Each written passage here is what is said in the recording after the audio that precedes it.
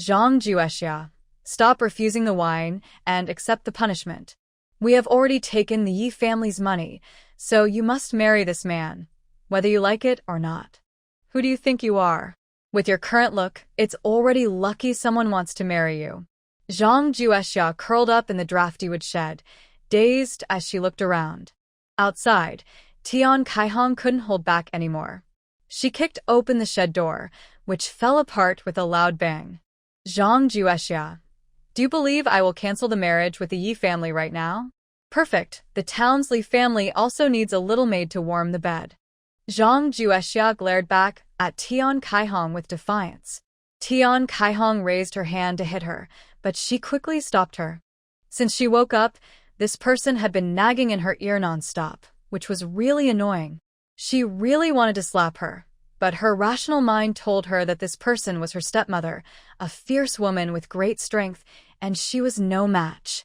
The original owner only wanted to refuse the marriage and run away, but she was knocked out with a stick by Wang Kaihong. Then she unexpectedly got a lucky break. She had a chance to travel through time. The original owner, who shared her name, was a poor girl. She lost her mother at age 10 and had been living under her stepmother's harsh hand. She was once lively and cheerful, but her stepmother had worn her down into a weak, obedient girl who only knew how to work hard. The reason she dared to refuse the marriage this time was because Tian Saihong's biological daughter, Zhang Chuyue, had stolen her original marriage proposal. Her mother, Li Linyang, was skilled at embroidery and had earned her family 4 small blue brick houses and 10 acres of good land by working hard for her father, Zhang Difu. When Zhang Juexia was 10, Li Linyang died from overwork. Not long after, Zhang Difu started seeing a widow from the same village, Tian Kaihong. Tian Kaihong, with her daughter Zhang Chuyue, struggled to get by. Zhang Difu became her savior. Soon after, she became pregnant and married Zhang Difu as a second wife. At first, Tian Kaihong was somewhat tolerable to Zhang Juexia. But after she had Zhang Difu's son, Zhang Dongsheng, she gained confidence. She left all the chores to Zhang Juexia and enjoyed a comfortable life with Zhang Chuyue. When she was upset, she would beat or scold Zhang Juexia. Her own daughter was being mistreated, yet Zhang Difu turned a blind eye and ignored her situation. This only emboldened Tian Kaihong, who even plotted against her marriage. Because of Li Linyang, Zhang Juexia early on arranged a marriage with Lu Sanyi, the third son of the wealthy Lu family in town. Both families agreed that once Zhang Juexia came of age, Lu family would come to marry her.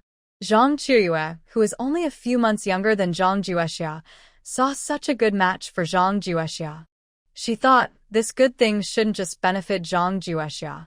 When Lu Hong came to propose marriage, she secretly arranged for Zhang Chuyue to meet the visitors. Over time, Lu's family also started to see Zhang Chuyue as Zhang Juexia. The wedding date was set for next month. Now, Tian Kaihong was busy. Before Zhang Chuyue got married, she also wanted to marry Zhang Juexia off. Once the marriage was arranged, even if Lu family married the wrong person, it wouldn't matter much. Tian Kaihong hurriedly asked the village matchmaker to find a husband for Zhang Juexia, no matter what. Coincidentally, the matchmaker had a family in Yejia village, Beixiu. He had injured his leg while hunting, and a normally able-bodied man had become A. The family that had originally arranged a marriage with Beixiu was unhappy and withdrew the proposal. Beixiu's background was also sad. At a young age, he lost his father, and his mother married his uncle, then had 2 more sons. Just as he was about to marry, he injured his leg. Because of the injury, the marriage was called off. To save face, the Yi family found a matchmaker from a nearby village to find a match for Beixiu. But when the woman heard that Beixiu was A and that the Yi family's village was surrounded by mountains, making a living difficult, she refused even if the bride price increased to 10 taels of silver. The matchmaker, hearing Tian Saihong's plea, mentioned Beixiu. She was somewhat conscientious. Thinking that everyone in the same village saw each other every day, she told Tian Kaihong about Beixiu's situation. Tian Kaihong didn't care about the details. Her mind was only on the 10 taels of silver, worried someone else might take it. Before the matchmaker finished speaking, she agreed immediately. The only thing keeping the original owner alive was this marriage with Lu family, hoping that after coming of age, Lu family would marry her, freeing her from suffering. When Tian Kaihong proudly told her that Lu family was going to marry Zhang Qiuyue and that she would marry into Yejia village in the mountains, the original owner seemed to go crazy. She wanted to rush out to town and argue with Lu family. Tian Kaihong wouldn't let her do that. In her panic, she took out a stick and knocked Zhang Juexia unconscious. Zhang Juexia's mind was filled with the original owner's memories, and she felt sorry for her. She tilted her head, looking at the 4 tiled houses outside, thinking that women like her, capable as they are of no use, better to cherish themselves. The main character's mother worked very hard to build the family business, but now it seems to benefit others. It reminds me of the saying, when you die, others sleep in your bed and play with your children. Zhang Juexia didn't realize that Zhang Jixia had changed her attitude. Seeing her calm and slow demeanor made her very angry. Bah! With your constant sour face, who would want to marry you? I went through great trouble to arrange this marriage for you. Don't be ungrateful. Who is the one being ungrateful here? You're rebellious, you. Zhang Jixia clenched her teeth and reached out to hit her, but Zhang Difu wasn't afraid. You've already taken the Yi family's money. If you hurt me, how can I explain to the Yi family? You. Tian Kaihong cursed and left angrily. Soon, her accomplice arrived. Zhang Difu sighed at Zhang Juexia. Xiar, the Yi family is good. Just marry into them. The Yi family is so good, you should marry into them. Nonsense. Your mother said that Lu's family chose Qiuyi that day. My mother? She's not really my mother. The Lu family marriage was arranged by my real mother when she was alive. When the Lu family came, she sent me away, and Zhang Qiuye pretended to be me to deceive the Lu family. Let's not talk about your marriage or your mother. When she arranged the Lu family marriage, I didn't agree. The Yi family marriage is really good. The young man from the Yi family is capable, and they agreed too. If you marry into them, you'll split from the family and live separately. Without a mother-in-law pressuring you, you'll be able to manage your own household. Dad, do you dare to swear to the heavens that what you're saying is the truth? Zhang Difu hesitated. Zhang Juexia sneered. In our Dahu village, how many girls marry into the mountains? There are no good fields there, only hunting to survive. Yi Beixiu is A. Do you think my life will get any better? As for splitting from the family, that's just an excuse the Yi family uses to dump their problems.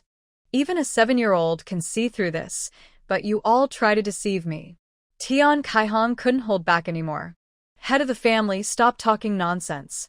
Tomorrow, we'll tie her up and marry her off. I don't believe it. She's just a girl with yellow hair. She can't possibly cause trouble. Zhang Difu clenched his teeth.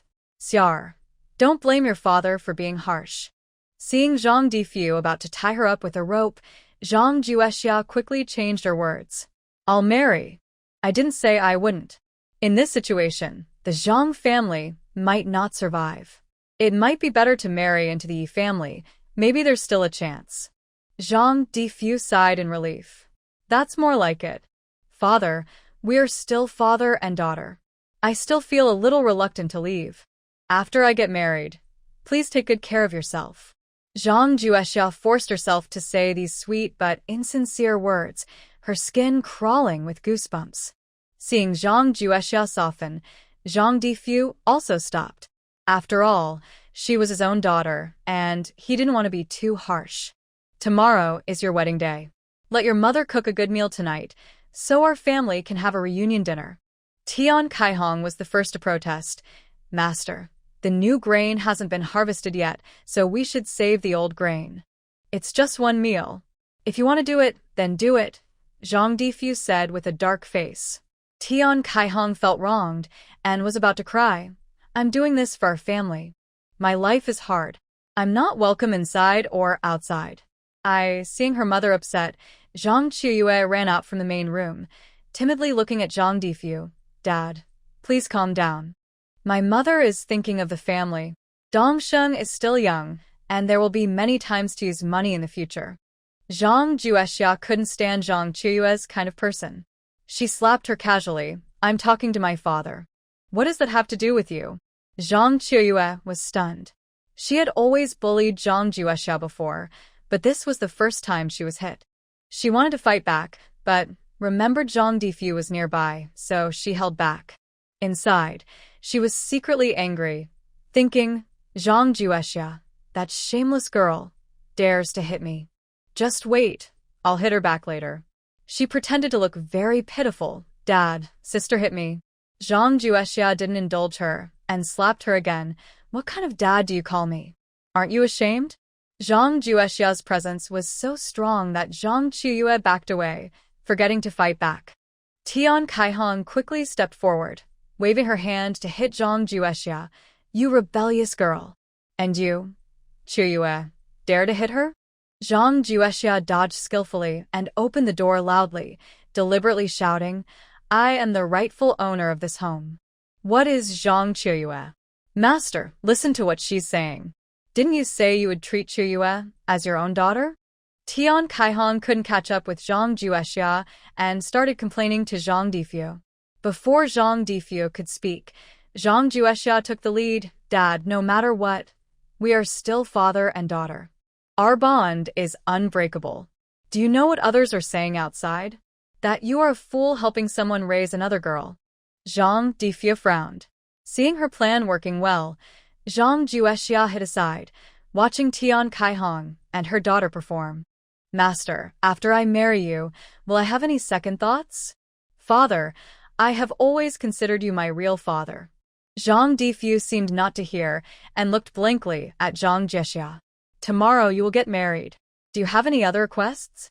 Father, I can't marry without a dowry, or people will laugh at me, and it will also confirm your foolish reputation.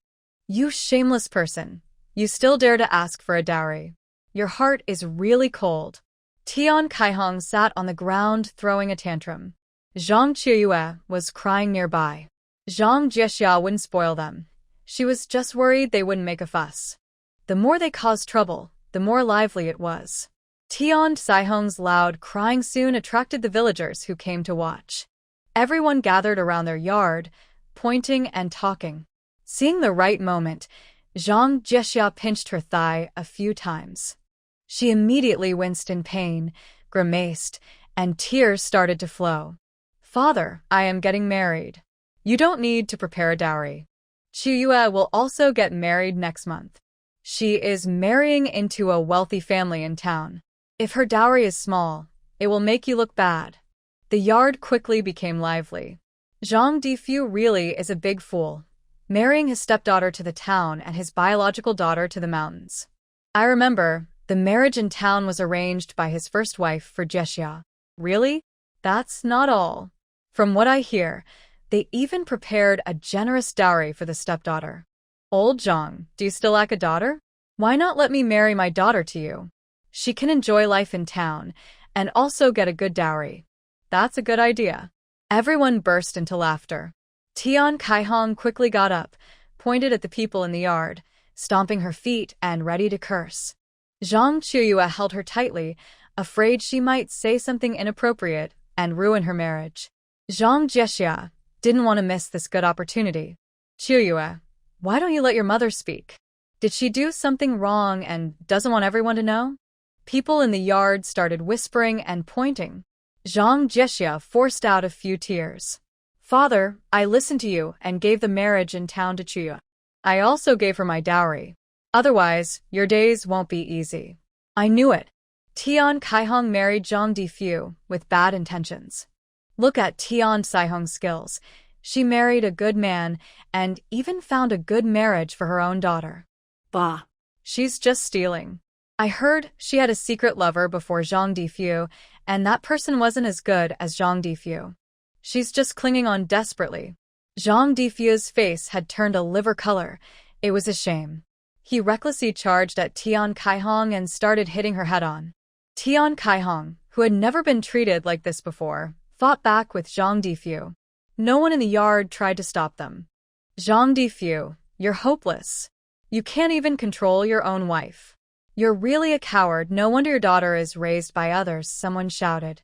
Zhang Difu's face was scratched by Tian Kaihong. He reached out to touch the blood on his face, spat a mouthful of bloody saliva on the ground, and then kicked Tian Kaihong away. Village Chief Zhang Dequan pushed through the crowd and loudly scolded Zhang Difu. You've really grown some nerve. Zhang Chuyue struggled hard to help Tian Kaihong up. Seeing the village chief, she thought she had found a savior and was about to shout. Zhang Dequan stopped her in time. Shut your mouth. You're not a good person either. The crowd saw the village chief arrive and didn't seem to want to leave. Zhang Juexia respectfully bowed to Zhang Dequan. After glancing at Zhang Juexia from head to toe, Zhang Dequan frowned and looked at Zhang Difu. Your daughter is getting married. What kind of arrangement is this? With so many people around and the village chief asking openly, Zhang Difu, despite his reluctance, had to consider his reputation. He brushed the hair pulled out by Tian Kaihong and straightened his back. My daughter is getting married, and the dowry can't be poor. The Yi family gave a bride price of 10 taels of silver. I will add 2 more taels, making 12 taels in total. Tian Kaihong shouted loudly. Are you still human?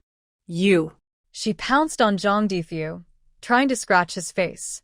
The wounds from earlier still made Zhang Difu gasp, but this time he kicked her away, causing her to fall flat on the ground. Someone in the crowd cheered, Zhang Difu, you're finally a real man. He's just a big man who lets a woman boss him around.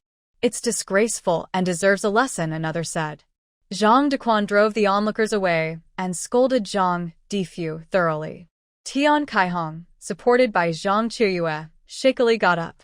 Her mouth and nose were bleeding, her hair was messy like a chicken coop, and she looked nothing like her usual self. Zhang Juexia understood Zhang Dequan's good intentions and deliberately moved closer. Thank you, Uncle Village Chief, for standing up for me. Zhang Dequan sighed. He had known about Zhang Difu's family situation for a long time. Honest officials find family matters hard to judge, and he usually turned a blind eye. Today, if he doesn't take action, it will ruin the reputation of their Dahu village. This is a shame they cannot afford. Zhang Dequan frowned and said to Zhang Difu, since I am here, I can be a witness. You go and take 12 taels of silver and give it to Xiar, along with a set of clothes your wife made for her daughter. Let her wear it when she gets married tomorrow. Tian Kaihong was afraid of being hit and didn't dare speak. However, the silver and clothes were in her care. If she didn't move, no one could take them. Seeing Tian Kaihong stay still, Zhang Difu raised his hand to hit her. Tian Kaihong suddenly stood her ground and said, Zhang Difu, if you want me to give the silver, I will. But today, we need to be clear. If she Zhang Juexia is here, I am not. If I am here, she is not. I only want you to cut ties with her as father and daughter. The silver and clothes are not more important than that. You. Zhang Difu, you can hit me if you want. Even if you kill me, I stand by this condition.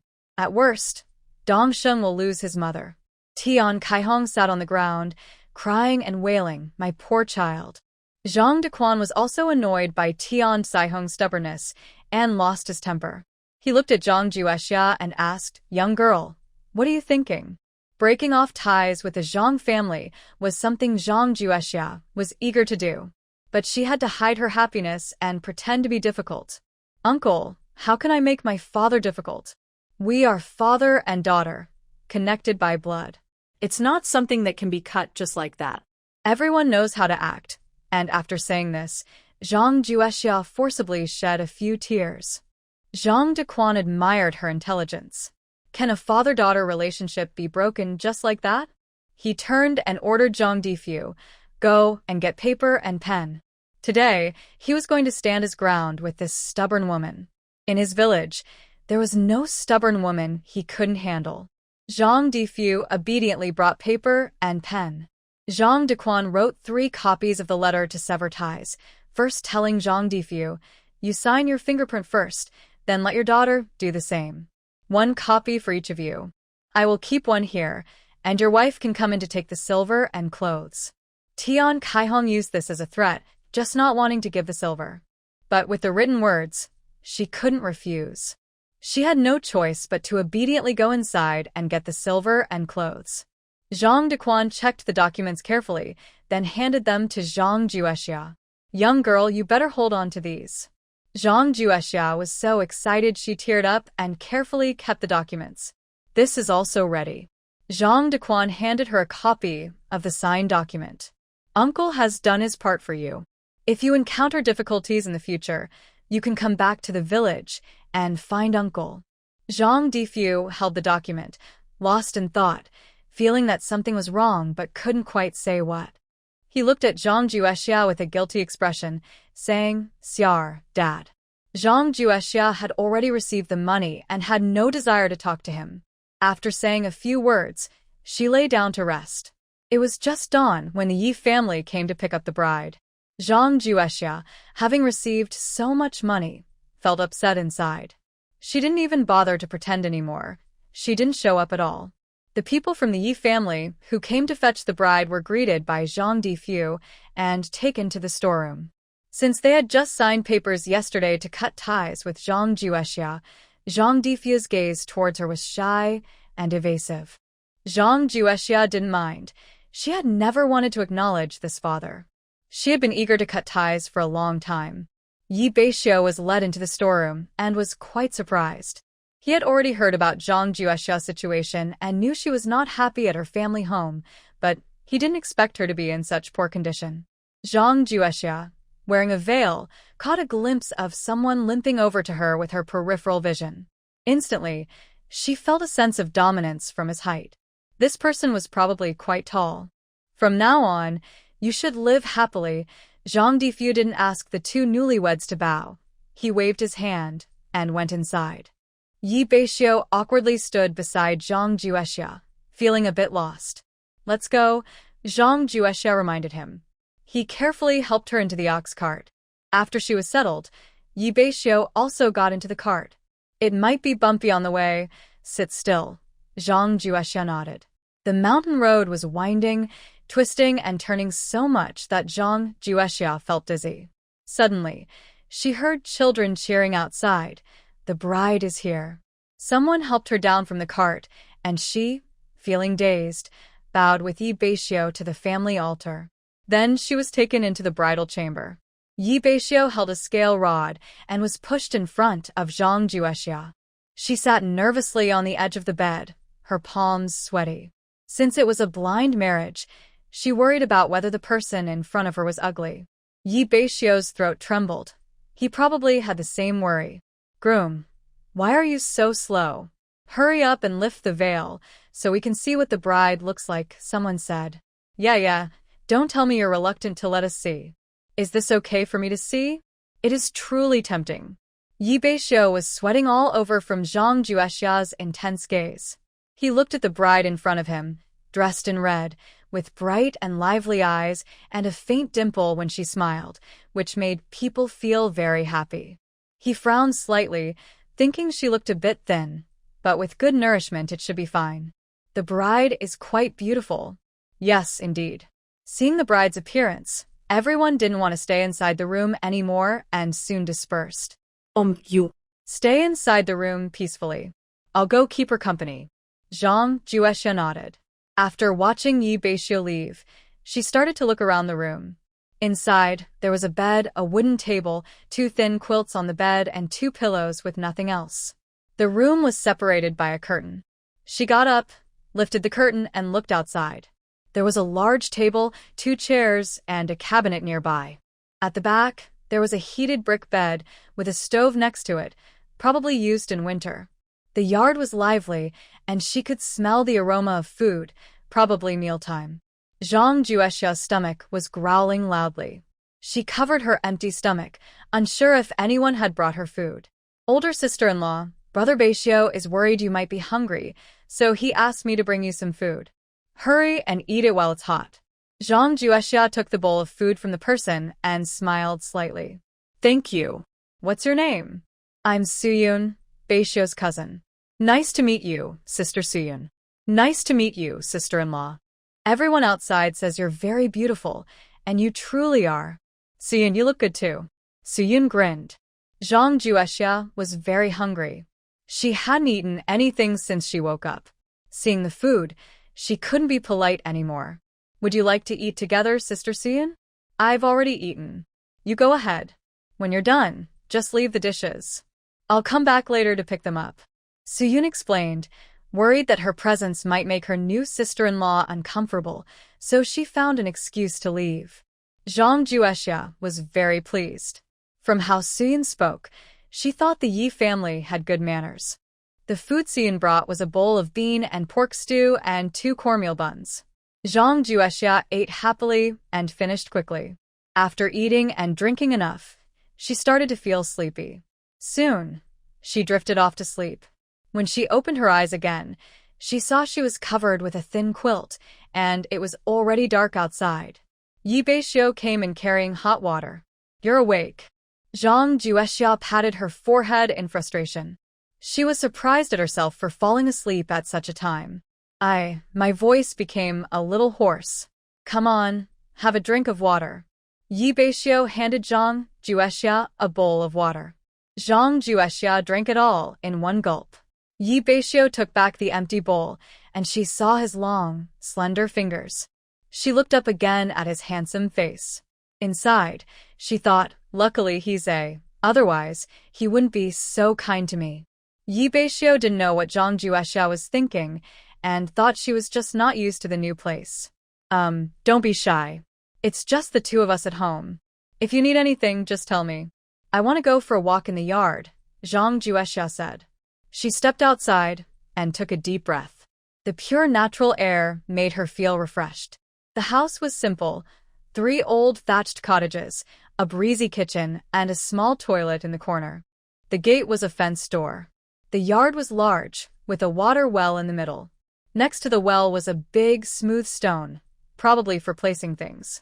Beixiu stood beside the door, watching Zhang Juexia walk around the yard. He felt nervous inside.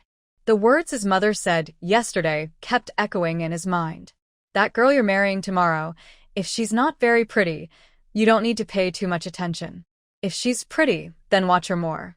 We spent 10 taels of silver on her. Sigh, it's a pity. With 10 taels here, we could marry a second wife. If she doesn't listen, she should be beaten. If she doesn't get hit for 3 days, she'll cause trouble. Once she carries your child, she'll settle down. Zhang Juexia also saw Beixiu. His tall figure stood by the door, giving her a lonely feeling. Can I go see the kitchen? Beixiu snapped out of his thoughts. Yes, she replied. In the kitchen, she looked around but couldn't find anything to eat. She glanced at Beixiu. Are you hungry? Yes, he answered. Beixiu went inside, took out some cornmeal buns, and brought out a bowl of vegetables. Let's eat this tonight, he said. Zhang Juexia sat with her feet up, watching Beixiu take things out of the cabinet. She understood that all the food was stored there. Beixiu didn't explain and, limping, carried the food to the kitchen to heat it up and prepare to eat. Let me do it. Beixiu hesitated for a moment, but stepped aside. Although Zhang Juexia had never done these chores, with her memory of the original owner, it was easy. She quickly heated the food. The 2 finished their dinner before it got dark. Beixiu wasn't very hungry, but saw Zhang Juexia eating happily, so he ate a little too. I didn't expect the braised pork with green beans to be so delicious. Yes. One asks a question, and the other answers. They enjoy their meal together. After eating, Zhang Juexia eagerly volunteers to wash the dishes, but Beixiu's big hand stops her. Let me do it. Zhang Juexia sits in the yard, watching Beixiu squat by the water well washing dishes, feeling a sense of peacefulness that comes with time. She daydreams for a moment, then her worries return. Night falls, and the 2 are about to go to their wedding chamber. What should she do? Zhang Juexia suddenly stands up and rushes into the house. She pretends to pack her belongings, but her heart is heavy. The only 2 pieces of clothing she has are patched and worn. Besides her wedding dress she managed to get yesterday, she has no decent clothes. She sighs deeply. One day, when she has free time, She must go out to buy fabric and make a new dress. She then picks up her heavy purse, thinks for a moment, and decides to put it back. Although she can see Beixiu's face clearly, she still doesn't know his personality well. What if he's someone who mistreats his wife? She needs to consider her next steps. Beixiu is in the yard, but he's been listening to the sounds inside the house. When he hears Zhang Juexia sigh, he thinks she's unhappy with him. He looks at his lame leg with self-mockery. Any normal girl would probably look down on him. Zhang Juexia carefully hides her money, takes a deep breath, and relaxes herself. I want to take a bath. Is that okay? I'll go heat some water, Beixiu says, lowering his head as he heads to the kitchen. Zhang Juexia follows behind him. After he sits down, she moves a small stool from the corner and sits beside him. Your leg? She didn't really want to ask, but after thinking, she decided to. She just wanted to know if it could be healed. Beixiu, under the firelight from the big pot, looks at Zhang Juexia's bright, blinking eyes and realizes she means no harm. I heard it while hunting in the mountains. What did the doctor say? I didn't see a doctor. I didn't want to waste money. Zhang Juexia is speechless. She married him with so much silver, and he doesn't want to treat his leg? What kind of thinking is that? The mountain is sparse, and there isn't much food. Every household goes into the mountains to hunt. Her father died after an injury from hunting. She considers herself lucky. Her leg was only injured. Beixiu swallows and says, "Don't worry about the future. Even though my leg is hurt and not as flexible as before, I can still shoot arrows accurately and hunt." Zhang Juexia simply responds with a soft "hmm." The water in the pot bubbles gently. She mumbles softly, "One of these days, we should find a doctor to take a look at your leg." Beixiu's eyes suddenly lit up with happiness as he gratefully looked at Zhang Juexia. The water is boiling. You can wash up first. I'll go inside. When Zhang Juexia finished her bath and entered the house, she saw Beixiu packing his hunting bow and arrows. Curious, she approached and asked questions. Her presence slowly seeped into Beixiu's heart, and he couldn't hold back any longer. His body responded, and he awkwardly stood up. Seeing that Zhang Juexia's hair was still dripping water, he found a thick towel and, without hesitation, helped her dry her hair. It's cool at night. Be careful not to catch a cold. Zhang Juexia was so still under his guidance that she dared not move and obediently let him dry her hair. When her hair was almost dry, Beixiu accidentally touched her soft spot. He quickly stood up and left the room. I'm going to take a shower. There's still hot water left for you in the pot, Beixiu said as if he hadn't heard her, and he drew a bucket of water from the well, splashing it over himself. Hearing the water, Zhang Juexia shook her head and muttered, "Such a rough man." After cleaning up, Beixiu, with short legs, entered the house. Using the candlelight, Zhang Juexia carefully observed him. His well-proportioned figure was stylish in clothes, and when he took off his shirt, his muscles were clearly visible. A strong man in front. No one could resist the temptation, especially since it was all proper. Her body involuntarily leaned closer. Beixiu, unable to resist any longer, lay down beside Zhang Juexia, without thinking. The four great joys of life, wedding night, truly made one linger. The next morning, when she woke up, the sun was already high. Zhang Juexia moved her sore body and muttered, "Clumsy man," truly unaware of cherishing beauty.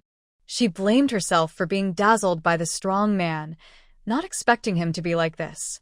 She moved her aching legs to the yard.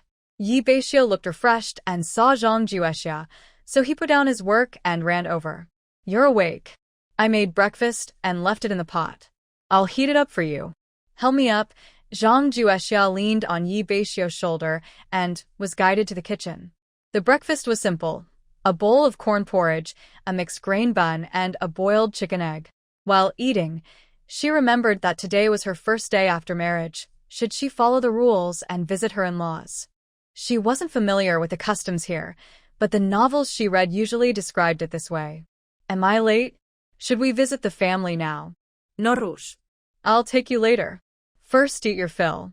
After finishing her meal, Yi Beixiu took her bowl and washed it at the water well. Soon I will meet my family. Listen carefully to what they say. My mother is a kind person. No matter what she does, you should be understanding. Is she strict? As soon as this was said, Zhang Juexia wanted to slap himself.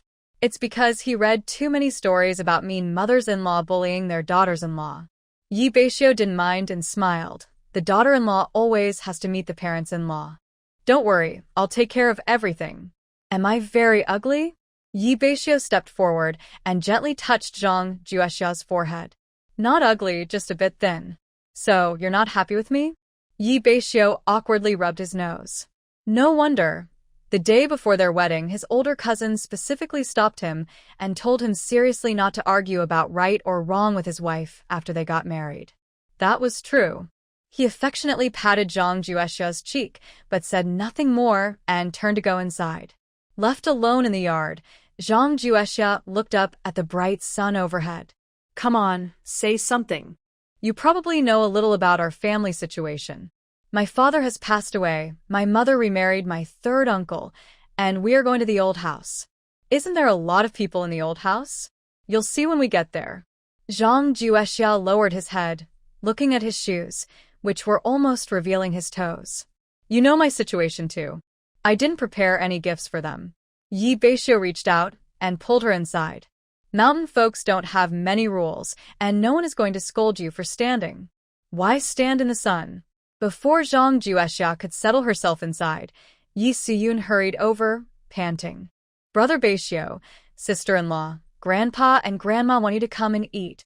Yesterday, Zhang Juexia had a very good impression of Yi Siyun.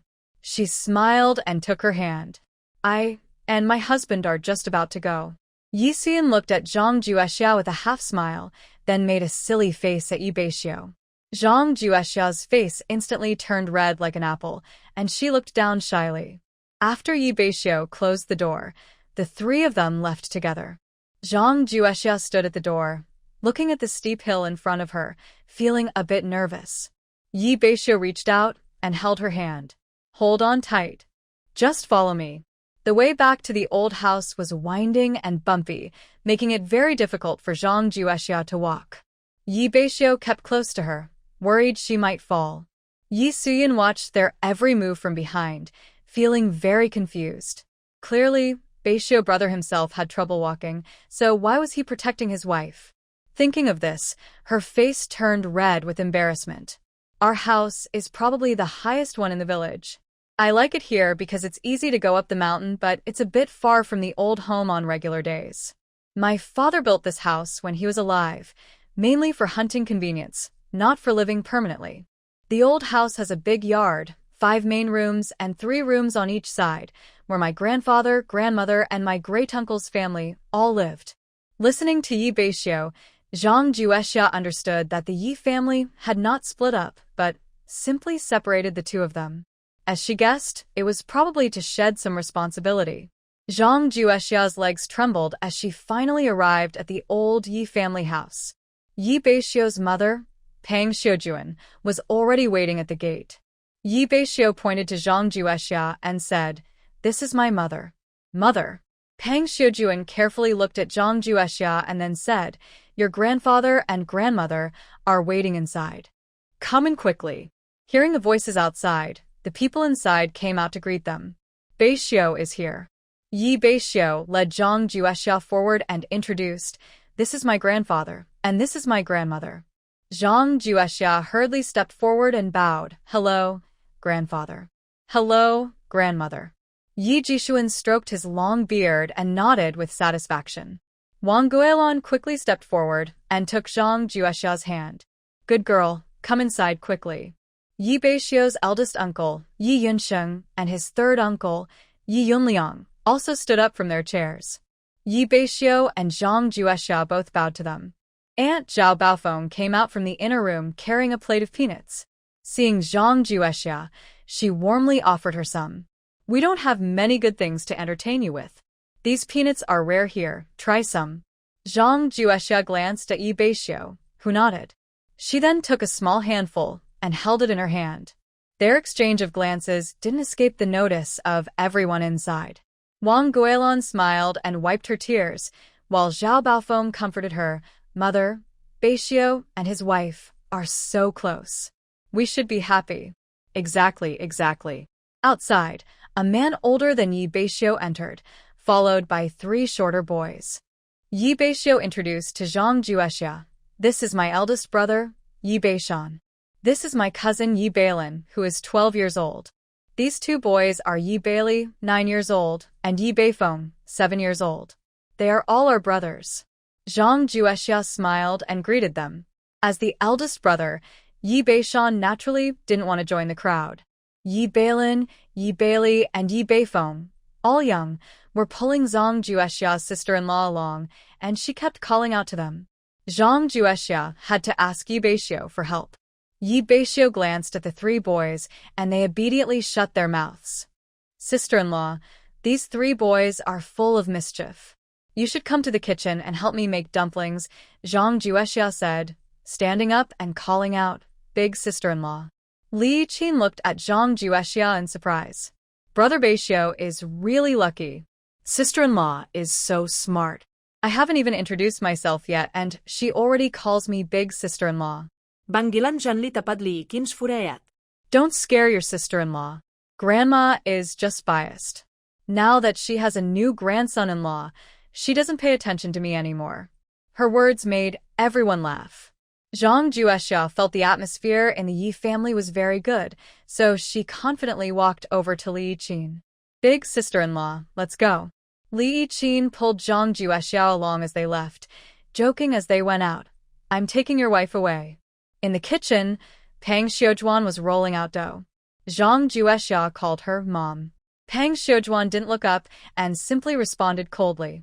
Li Qin pretended not to see the exchange between the mother-in-law and daughter-in-law. Sister-in-law, are you going to make the filling or roll the dough?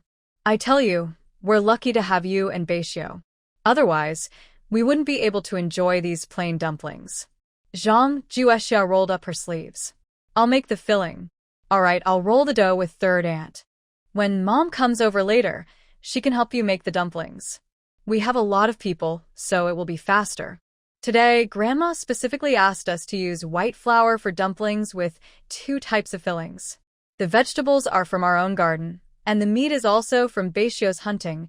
He shot a wild boar recently, and we kept the meat. Li Qin quickly rolled out the dough, while chatting with Zhang Juexia. Looking at the bowls of filling, one with green beans and meat, another with chives and meat, she picked up a rolled-out wrapper and started making dumplings. As a northerner, she had been making dumplings since she was young, so she was very skilled. She spread the wrapper in her palm, clenched her fists slightly, used chopsticks to place the filling into her palm, gently pressed, then pinched the edges of the wrapper, and a big dumpling was ready. Her movements were smooth and quick. Pang Xiujuan and Li Qin were rolling dough, but she handled everything easily, without any sign of panic. Watching Zhang Juexia work so fast, Li Qin couldn't help but praise. Wow. Sister-in-law, you're amazing. Zhang Juexia just smiled faintly. With this skill, Brother Beixiu is really lucky. Big sister-in-law is also great. When Zhao Baofeng brought Yixin in to help, she saw the water dumplings covered with a curtain in front of Zhang Juexia and praised, Beixiu's wife is really capable. Sister-in-law, you're lucky. Pang Xiujian, who had been keeping a cold face, slightly relaxed her expression. She only knows how to make dumplings, but I don't know how she handles other chores. Children will have their own happiness. As long as Beixiu is happy, that's enough. What can I do if he's not happy? His wife was bought with 10 taels of silver. Yixin only cost a few taels when she married in, and her family also gave a generous dowry. Pang Xiujian said this, while deliberately glancing at Zhang Juexia's feet. Zhao Baofeng gave Yixin a look, and Yixin understood. Third, Aunt Uncle just asked me to tell you to go to the main hall. He has something to discuss. Pang Xiujian put down the rolling pin, brushed off the flour on her clothes, and headed to the main hall. Yixin quietly comforted Zhang Juexia. Third, Aunt is just a bit cold. Don't take it to heart. Zhao Baofeng also advised Zhang Juexia nearby.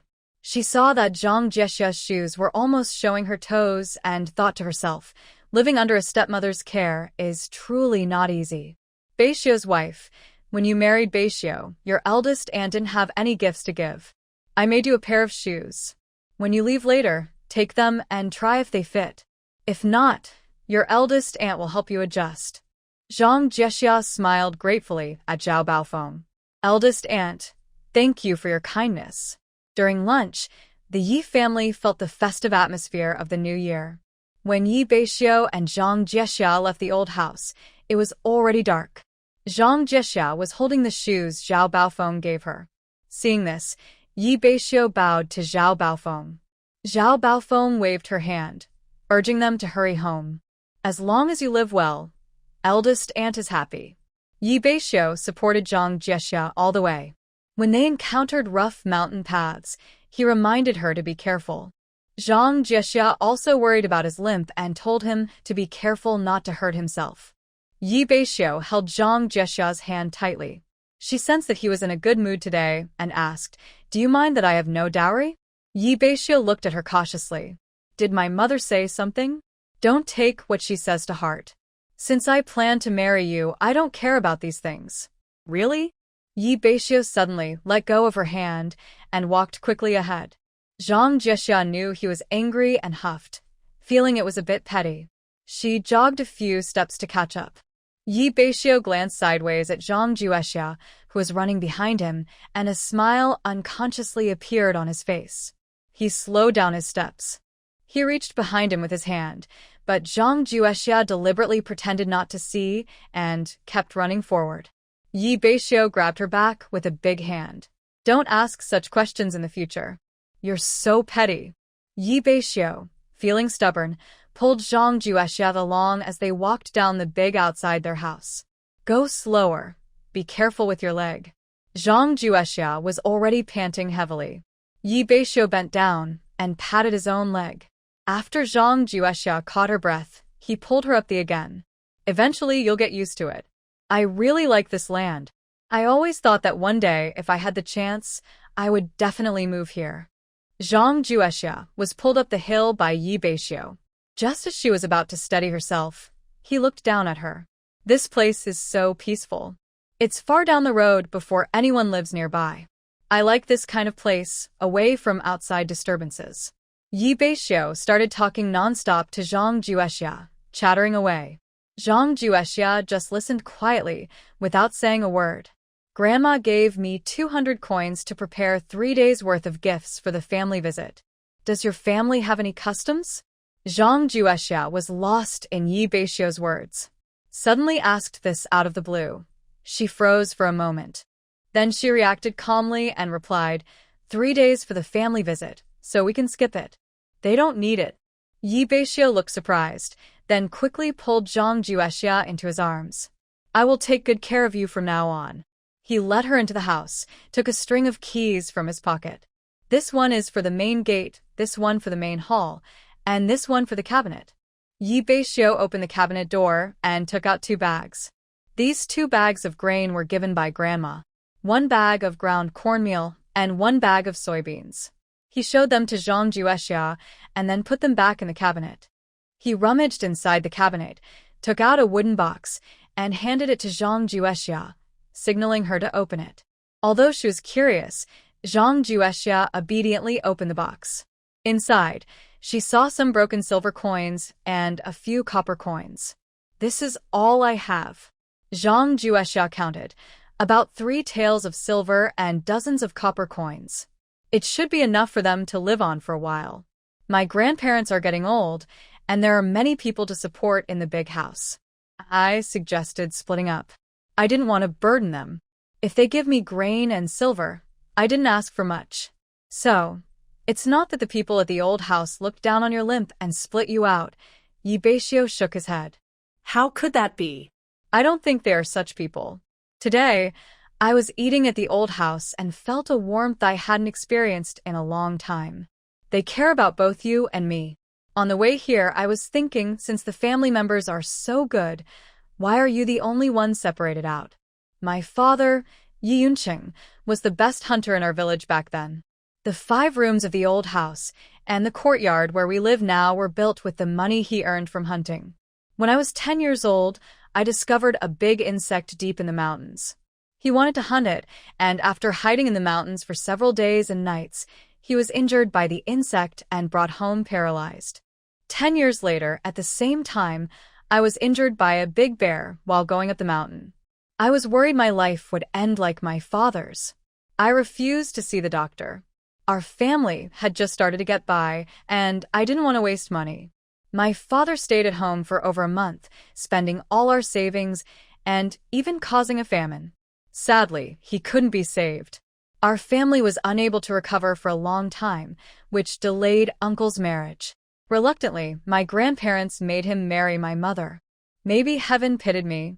My grandfather begged the town's old doctor, who prescribed some medicine. My older brother and uncle held me down and forced me to take it. Gradually, my body recovered, but I was left with a limp. As a hunter who depends on the mountains for a living, I became a burden to the family. Grandparents are getting old, and there are many people to support in the old house. I didn't want to be a burden, so I volunteered to take over my father's branch and start a new household. Zhang Juexia's eyes welled up with tears. She leaned closer to Beixiu. This man was loyal and caring, worth trusting. But she was still curious. How did your grandparents agree to this? She asked. At first, they refused no matter what. But I was determined to do it. To make them agree, I stayed alone in the mountains for a month. Later, they came up with a compromise. I could marry a wife. But someone with a limp, how easy is it to find a wife? Beixiu looked at Zhang Juexia's face and saw she wasn't upset, so he continued. Fortunately, I met you. Zhang Juexia agreed. If your family hadn't asked for 10 taels of bride price, my wicked stepmother wouldn't have married me to you. They looked at each other and smiled. I only have these belongings. I don't plan to rely on the old house anymore.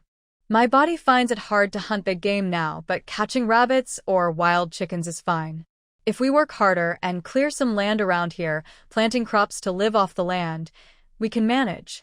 Then, will we have meat at every meal? That's natural. The hunter families always had plenty of meat to eat, Zhang Juexia said, reaching out and patting Beixiu's large hand. Deal. But who will be the head of our family? Beixiu laughed loud. It was the first time he had laughed happily since he was injured. Of course, the wife will be in charge. Don't change your mind, Zhang Juexia said, picking up a wooden box and hugging it to her chest like a greedy person. Zhang Juexia suddenly remembered the shoes her aunt had given her. She hadn't tried them on yet to see if they fit. She put on the shoes, and they fit perfectly. These shoes were probably meant for Su Yun by my aunt. You two look about the same height, but I didn't expect your feet to be the same size. Should we buy some gifts to thank my aunt? She asked. No need. We'll have plenty of time to do that later. Let's find another chance, Beixiu replied. Zhang Juexia changed into her old shoes and carefully stored the new ones away. Beixiu frowned slightly. Your aunt made you new shoes, so wear them. The town's market is coming soon. We'll buy some cloth to make you 2 more outfits and pick up some household items. Is the town crowded? Are there enough goods? Is it close to us? She asked many questions, but Beixiu didn't know how to answer. You'll see when you go. It's getting late, so let's go to bed early, he said. Lying in bed, Beixiu asked Zhang Juexia again about the 3-day return visit to her family. She firmly replied, I won't go back. I never want to return to that home. Before we got married, I went to your village to ask about you. I saw you from afar, carrying a bundle of firewood taller than you on your small back. It hurt my heart. I thought, since your family agreed to this marriage, I should marry you. Even if you can't live a wealthy life, it should be better than at your parents' home, she said. Zhang Juexia suddenly sat up. When was that? I didn't know. Beixiu pulled her back down. Go to sleep quickly. Tomorrow, I'll take you into the mountains. We'll check the traps we set a few days ago to see if any animals have been caught. Zhang Juexia was very curious about going into the mountains, but Beixiu was already snoring loudly. She could only turn over and fall asleep. She dreamed she was alone deep in the mountains. She saw a ginseng plant and wanted to dig it up, but suddenly thunder and lightning struck, and the ginseng disappeared instantly. An old man told her that life outside was hard and advised her to stay peacefully in the mountains. She was unwilling and looked for a way out, but kept circling in the same place. She spent the whole night trying to find her way home. At dawn, she was awakened by Beixiu. Zhang Juexia suddenly turned over and asked, "Where am I?" Beixiu reached out to feel her forehead, which was covered in sweat. He took a towel and gently wiped her face. Zhang Juexia let him do it. The scene in her dream made her very disappointed. How wonderful it would be if she could go back. In another world, she had just graduated from college, had a bright future and loving family. But unfortunately, then she became restless again. Others crossed over as princesses or wealthy young ladies, or at least with special powers or tools, but she had nothing.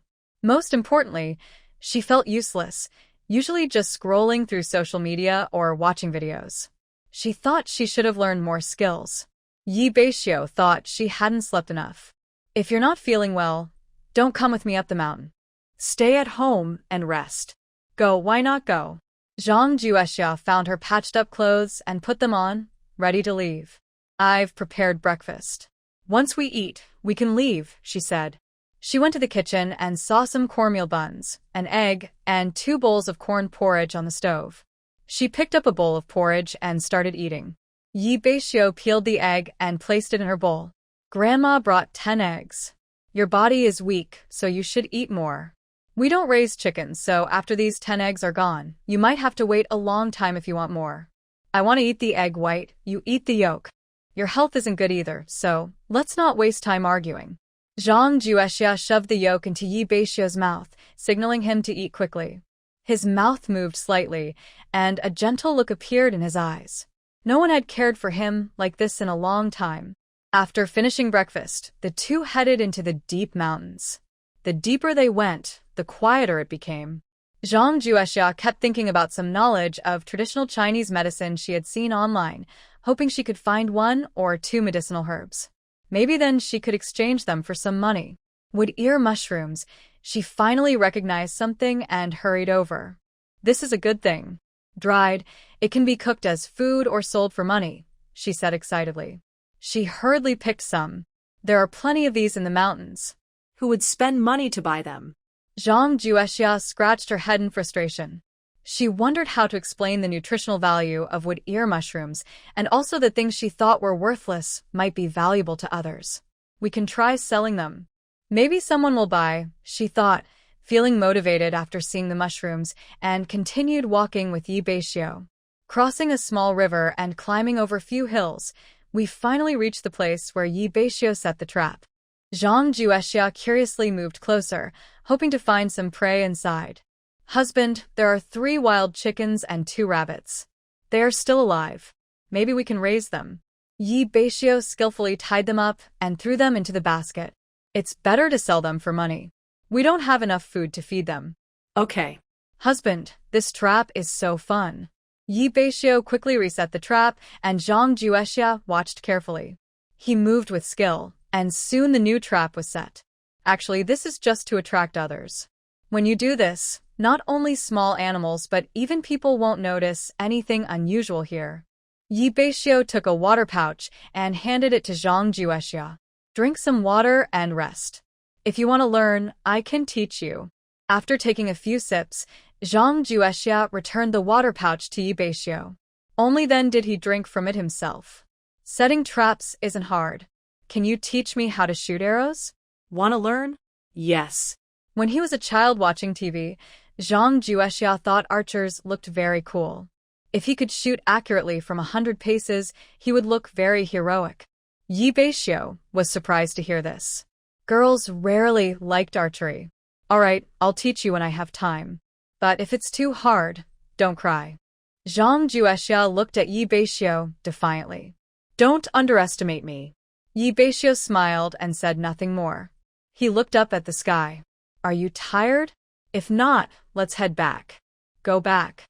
This trap is the furthest one I set." "I was just thinking about that." "If this is the first trap, carrying things and walking forward might be too tiring." "You're clever." Zhang Juexia hesitated and replied, She looked into the distance and saw a patch of plants with small yellow flowers, which looked like chai hu, buplurum, she saw on social media. She hurried over, squatted down, and pulled it out by the roots. After examining the roots, she was sure it was chai hu. Husband, these are chai hu. If the pharmacy buys them, we can exchange them for silver. Beixiu looked at Zhang Juexia in surprise. You know about medicinal herbs? She nodded shyly, but inside she was thinking it was mostly luck. Thanks to the promotion on social media, she could identify herbs deep in the mountains. Zhang Juexia dug out the chai hu and put it into the basket, then continued walking back with Beixiu. They climbed a steep hillside. Beixiu told her, "The traps ahead are quite dense. After we catch our prey, we'll go home from another path." "Aren't we returning the same way?" she asked. "That way has a better view and is shorter," he replied. "Oh, I didn't know there were multiple paths up the mountain. I must be ignorant." Beixiu signaled for her to stay quiet. He pointed to a spot where she saw a wild rabbit. The two hid quietly, drew their bows, and shot the rabbit, hitting it successfully. Zhang Juexia happily went forward to pick it up. "Husband, this rabbit is still alive. You wanted to eat meat, so we'll stew it when we get home," he said. Hearing about eating meat, Zhang Juexia smiled brightly. Her body had been malnourished for years, and she needed to recover. Beixiu pointed to a place ahead. "That's a trap. Let's check if there's anything good." Zhang Juexia loved this kind of work. She quickly ran over. "There really is something. Come quickly, husband." Seeing her face flushed from the sun and her lively personality, Beixiu suddenly found hunting much more interesting than before. "Husband, 2 wild rabbits and 2 wild chickens. How did these fools get caught in the traps?" "I see now, your trap-setting skills are excellent. They didn't realize it." Soon, they collected 3 more rabbits and 5 chickens from other traps. Zhang Juexia watched Beixiu's basket fill up, happily dancing with excitement. Soon she grew worried. "Husband, put some of the prey into my basket." Beixiu understood her purpose. "I'm not tired. I come to this mountain often and have trained myself well. But your leg? It's fine. We've gathered a lot today. Let's go down quickly. We need to get these animals home and settled. We can sell them for a good price tomorrow." While Beixiu reset the traps, Zhang Juexia found some common herbs and casually dug them up. After a simple rest, they prepared to go home. She leaned on him, acting spoiled, and asked for a small part of the prey to carry on her shoulder. Just as they crossed a hill, Zhang Juexia noticed Beixiu was struggling to keep going. Their pace was much slower than before. "I remember there's a small river ahead. Are we close?" she asked. "Almost there. When we get there, let's rest." Zhang Juexia wiped sweat from her forehead and looked to the left, where she saw a Sichuan pepper tree. She picked some peppers and put them in her basket. "Are there fish in the river?" she asked. "Of course there are fish," he replied. "Then let's catch some," she said eagerly. When they reached the small river, Zhang Juexia looked at the clear water and quickly squatted down to wash her face. She then took out the prepared herbs from her basket and washed them carefully. "Husband, fish, come quickly."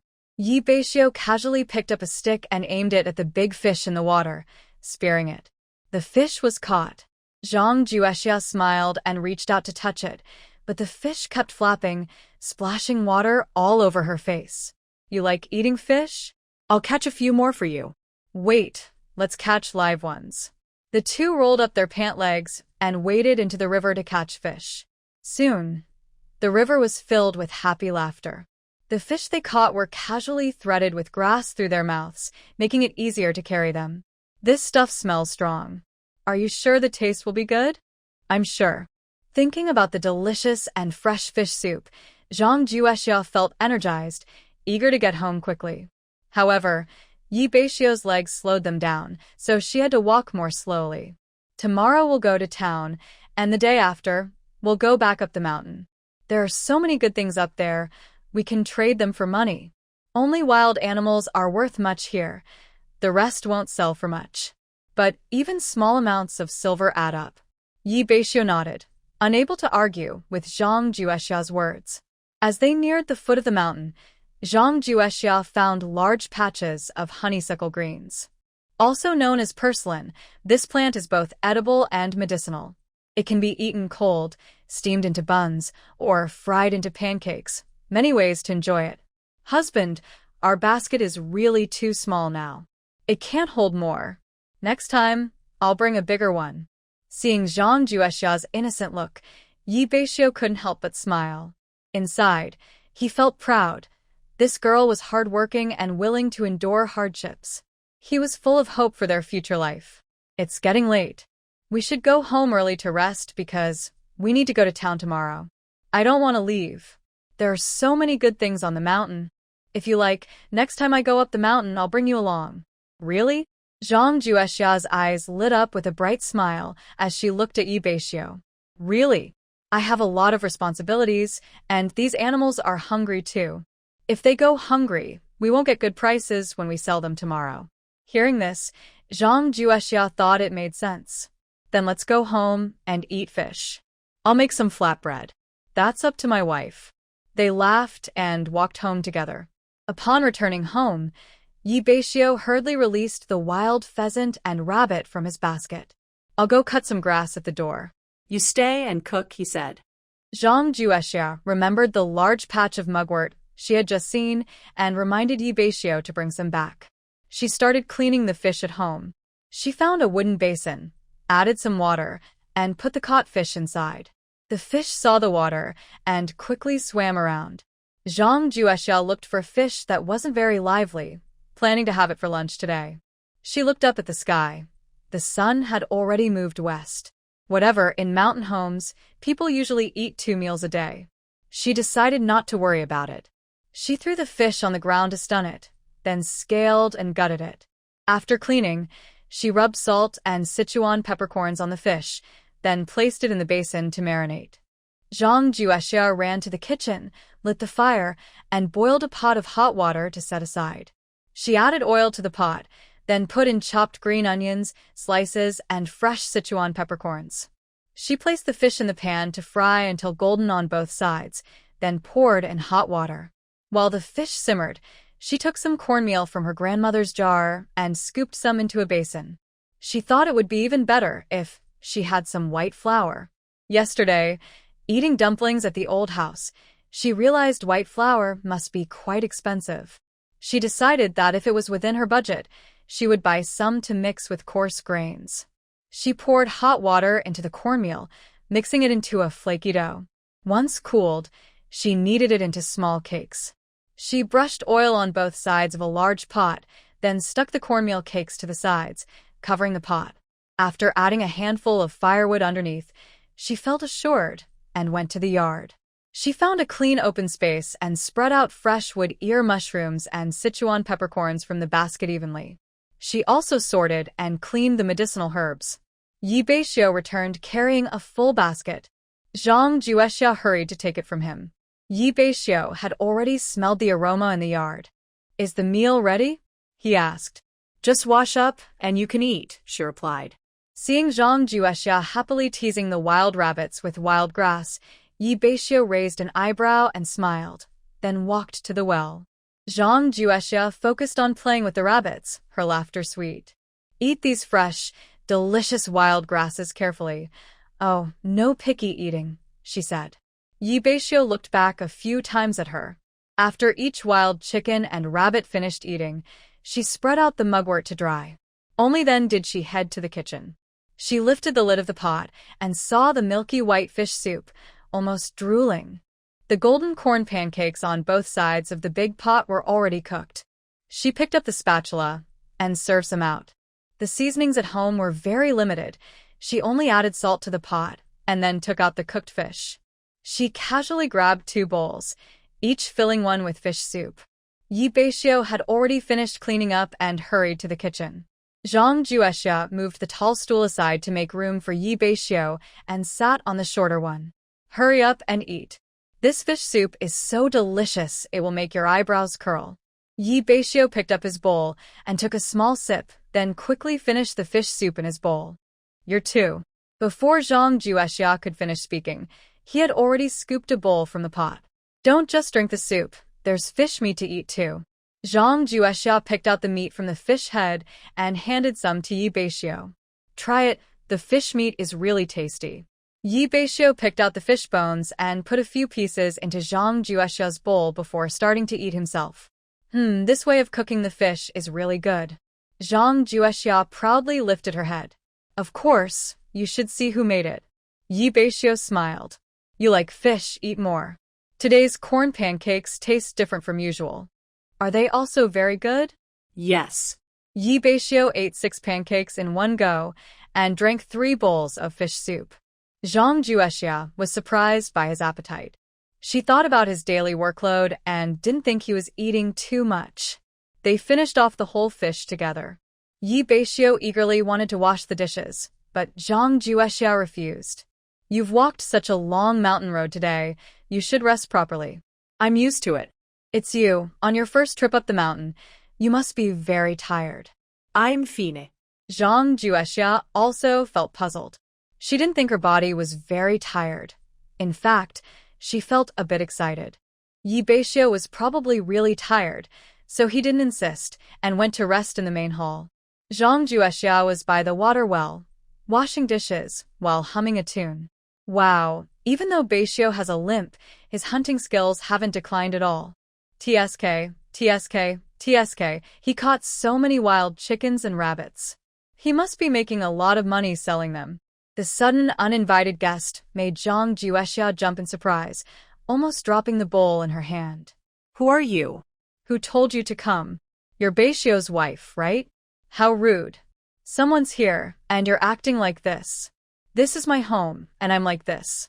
If you don't like it, you can leave. Oh, the young wife is quite fiery. Not only did this person not leave, but they also swaggered around the yard. Oh wow, you've caught so many fish. What's this? After saying that, she picked up a medicinal herb and sniffed it. This person's behavior really made Zhang Juexia angry. I don't care who you are. You need to leave my house right now. I'm not leaving. The person looked at Zhang Juexia sideways, acting as if she had no choice. Zhang Juexia saw a long, thick stick by the door and picked it up, holding it up to the person. Are you leaving or not? Oh, the wife of the lame man's family is about to cause trouble. The person opened his mouth wide and started talking nonsense. There was a loud noise outside, so Yi Beixiu came out of the house. Seeing Yi Beixiu come out, the person became even more arrogant. Yi Beixiu, you better control your wife. She dares to yell at your third grandma. Third grandma? Zhang Juexia tilted her head and looked at Yi Beixiu, never having heard of this person before. Yi Beixiu coldly said, What my wife just said is what I want to say. This is my home. You should leave now. You think I want to come to your house? You've hunted so many wild animals. Maybe you can give me one. We haven't had meat in a long time. The person bent down, picked up a wild chicken, and was about to leave. No, your family hasn't had meat, but what does that have to do with me? Zhang Juexia stepped forward and used all her strength to push the person out of the house. Such a shameless person. She hadn't seen one in a long time. After cursing outside for a while, the person stopped making noise. Zhang Juexia closed the door and was about to go inside. Before she took a step, loud arguing started outside. How dare you come to ask for game for my grandson? Before, Beixiu used to hunt game and bring it to us. Why not today? And I'm not allowed to come see what's going on? Bah, get lost as far as you can. Yi Beixiu's wife, go get the stick.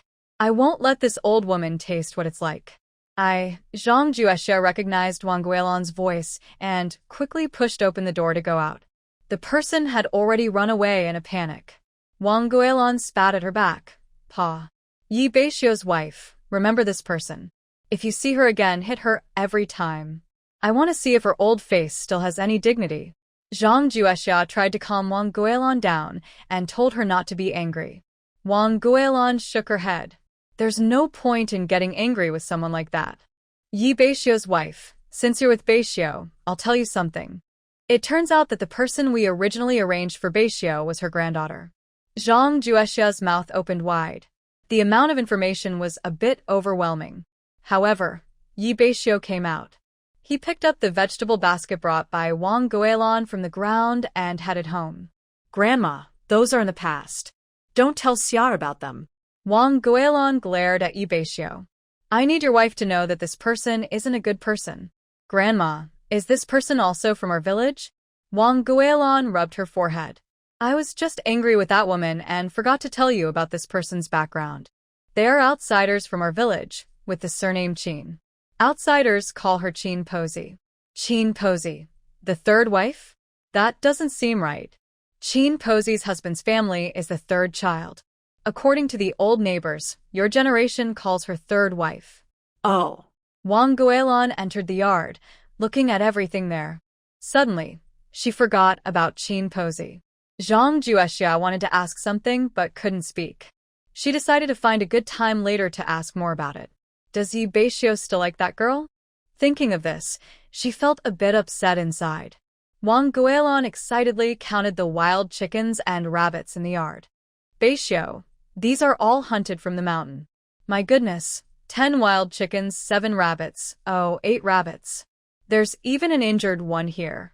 Since you hurt your leg, you haven't hunted so much game before. Good. Your wife is a good catch. She's good for you. Wang Guilan walked around the yard, looking at the full piles of things. Wood ear mushrooms, Sichuan pepper, and mugwort. Schwer, what is this? She picked up some herbs, looked at them, then sniffed them. Xiaer said they were medicinal herbs. I'll ask at the pharmacy tomorrow. Maybe I can exchange some for silver. Wang Guilan stepped forward and took Zhang Juexia's hand. Beixiu's wife, you really know about herbs? That's impressive. As she spoke, the old lady's eyes filled with tears. Zhang Juexia felt a bit helpless and looked to Yi Beixiu for help. Yi Beixiu helped Wang Guilan into the house. I'm happy to see our Xiaer's good days, Wang Guilan said. Only then did she remember what she needed to do. She carried the basket over to Zhang Juexia and started taking things out. You just got married and don't have your own vegetable garden. I picked some vegetables for you. If you run out at home, just pick some. Don't listen to Xiaer. They were all family, so there shouldn't be such strict divisions. Suddenly, the ground was filled with cucumbers, green beans, and eggplants. Thank you, Grandma. But this is too much. It's not too much. This year, with all the rain, the garden's vegetables are truly abundant. Tomorrow, I plan to ask Uncle San to sell some in town. Zhang Juexia looked at Yi Beixiu and asked for his opinion. Yi Beixiu nodded. Only then did Zhang Juexia take the dishes to the kitchen. Grandma, look, I can hunt and take good care of the family. Don't worry about me. You're still young, and it's you who makes us feel uneasy. That's why I have to carry such a heavy basket and walk so far. Yi Beixiu's wife, if there's no more vegetables at home, just pick some from the garden. If he dares to do anything to you, tell me, and I'll stand up for you. Zhang Juexia stuck out her tongue at Yi Beixiu and smiled. Okay, Grandma. Grandma, we caught fish in the mountains. I packed 2 for you, and that injured wild rabbit was shot by Yi Beixiu with his bow and arrow. Take it and make something for everyone to eat. Wang Guilan quickly waved her hands. I don't want it. You all worked hard to carry things down from the mountain. Your eldest uncle, third uncle, and cousin can all go up the mountain. How can I take your things? Grandma, just now, who said that the husband and you couldn't tell apart. Now you're like this again. I've already packed the things, just as a way to show respect to you and Grandpa. You're such a child. Wang Guilan no longer refused. It's getting late, I need to go home. Zhang Juexia saw Wang Guilan off down the big before returning to her own house. When she got home, she clearly felt that the atmosphere was a bit off. Yi Beixiu was avoiding her. Who was Zhang Juexia? If she didn't figure this out today, and didn't find out who the granddaughter of that Qin woman was, she wouldn't be able to sleep peacefully. Grandma has already returned home. Yi Beixiu was fiddling with his bow and arrow, looking distracted. Zhang Juexia snatched it from his hand. Don't you have anything to say? Yi Beixiu replied in a dull voice. What do you want me to say? Today, you did very well. Originally, I said that wild rabbit was for you to eat. Isn't that what I said? Then what did you say? Yi Beixiu's eyes flickered and avoided her gaze. Today, I was tired from climbing the mountain and my legs hurt. I want to rest. If it's not much trouble, let me remind you. What about the girl from the Qin family? Ye Beixiu coughed. Do you really want to hear? Zhang Juexia tilted her head. When I was 16, I was betrothed to her. Later, after my leg was crippled, her family withdrew the engagement. Really? Really? Zhang Juexia felt a bit unsatisfied. Is she pretty? I didn't pay attention. Aren't you from the same village? This marriage was arranged by the family. At that time, I was hunting, and I often went to her house, but I never saw her there. Zhang Juexia laughed loudly. Maybe she just wanted to eat the game you caught, and that's why she agreed to marry you. Yi Beixiu felt a bit embarrassed by Zhang Juexia's teasing and impatiently said he wanted to sleep. Everyone has a past. I just think her family isn't honest, but I should thank them for their dishonesty, or I wouldn't have the chance to marry you. That's really what you think. It is. Yi Beixiu suddenly picked up Zhang Juexia and put her on the bed. Before she could turn over, he pressed down on her. You rough man, strong and tough. Wife, if you speak louder, I like it. At this moment, Zhang Juexia had no energy to talk and was completely controlled by him. After some intimacy, she seemed to fall apart. Yi Beixiu acted as if nothing had happened. Wife, I will only be good to you in this life. Zhang Juexia just responded with and turned over to sleep again. Yi Beixiu looked at her sleeping and leaned in to kiss her. This wife, he truly liked her. Luckily, he insisted on marrying her at the time, or he might have missed out. The next morning, Zhang Juexia went to wash herself. She was annoyed that Yi Beixiu didn't wake her. Ye Beixiu pouted sadly. I called you, but you didn't wake up, and even scolded me. Breakfast was still the same old, but instead of cornmeal buns, they had the corn pancakes Zhang Juexia made yesterday. Zhang Juexia cut the eggs in half with a knife.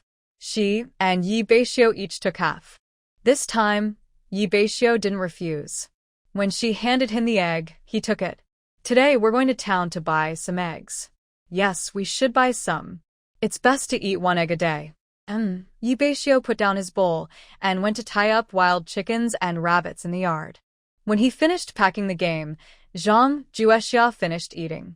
He then went to wash the dishes. While he was doing that, Zhang Juexia packed up the herbs she dug yesterday.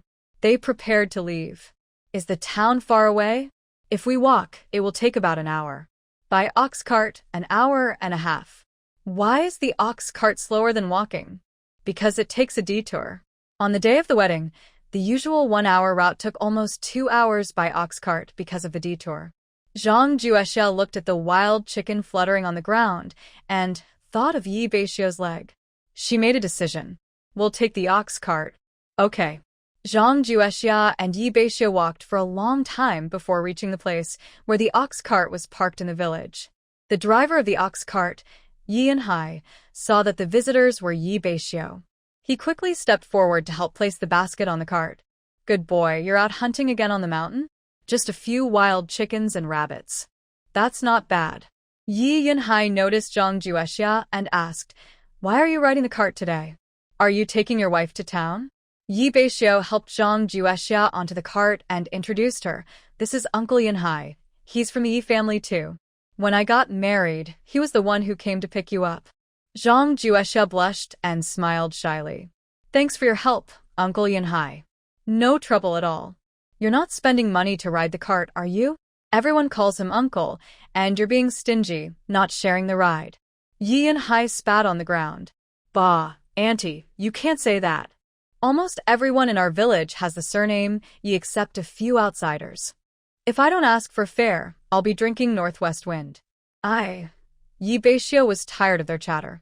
He took 6 coins from his pocket and handed them to Yi Yanhai.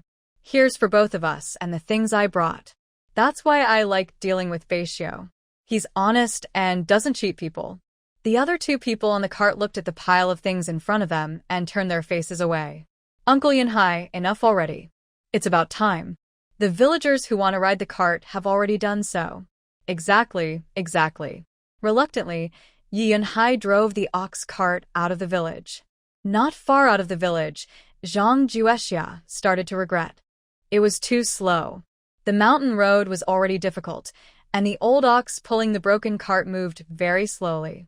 The most ridiculous part was that Yi Yunhai caught the ox's droppings, claiming it was to keep the good water for outsiders.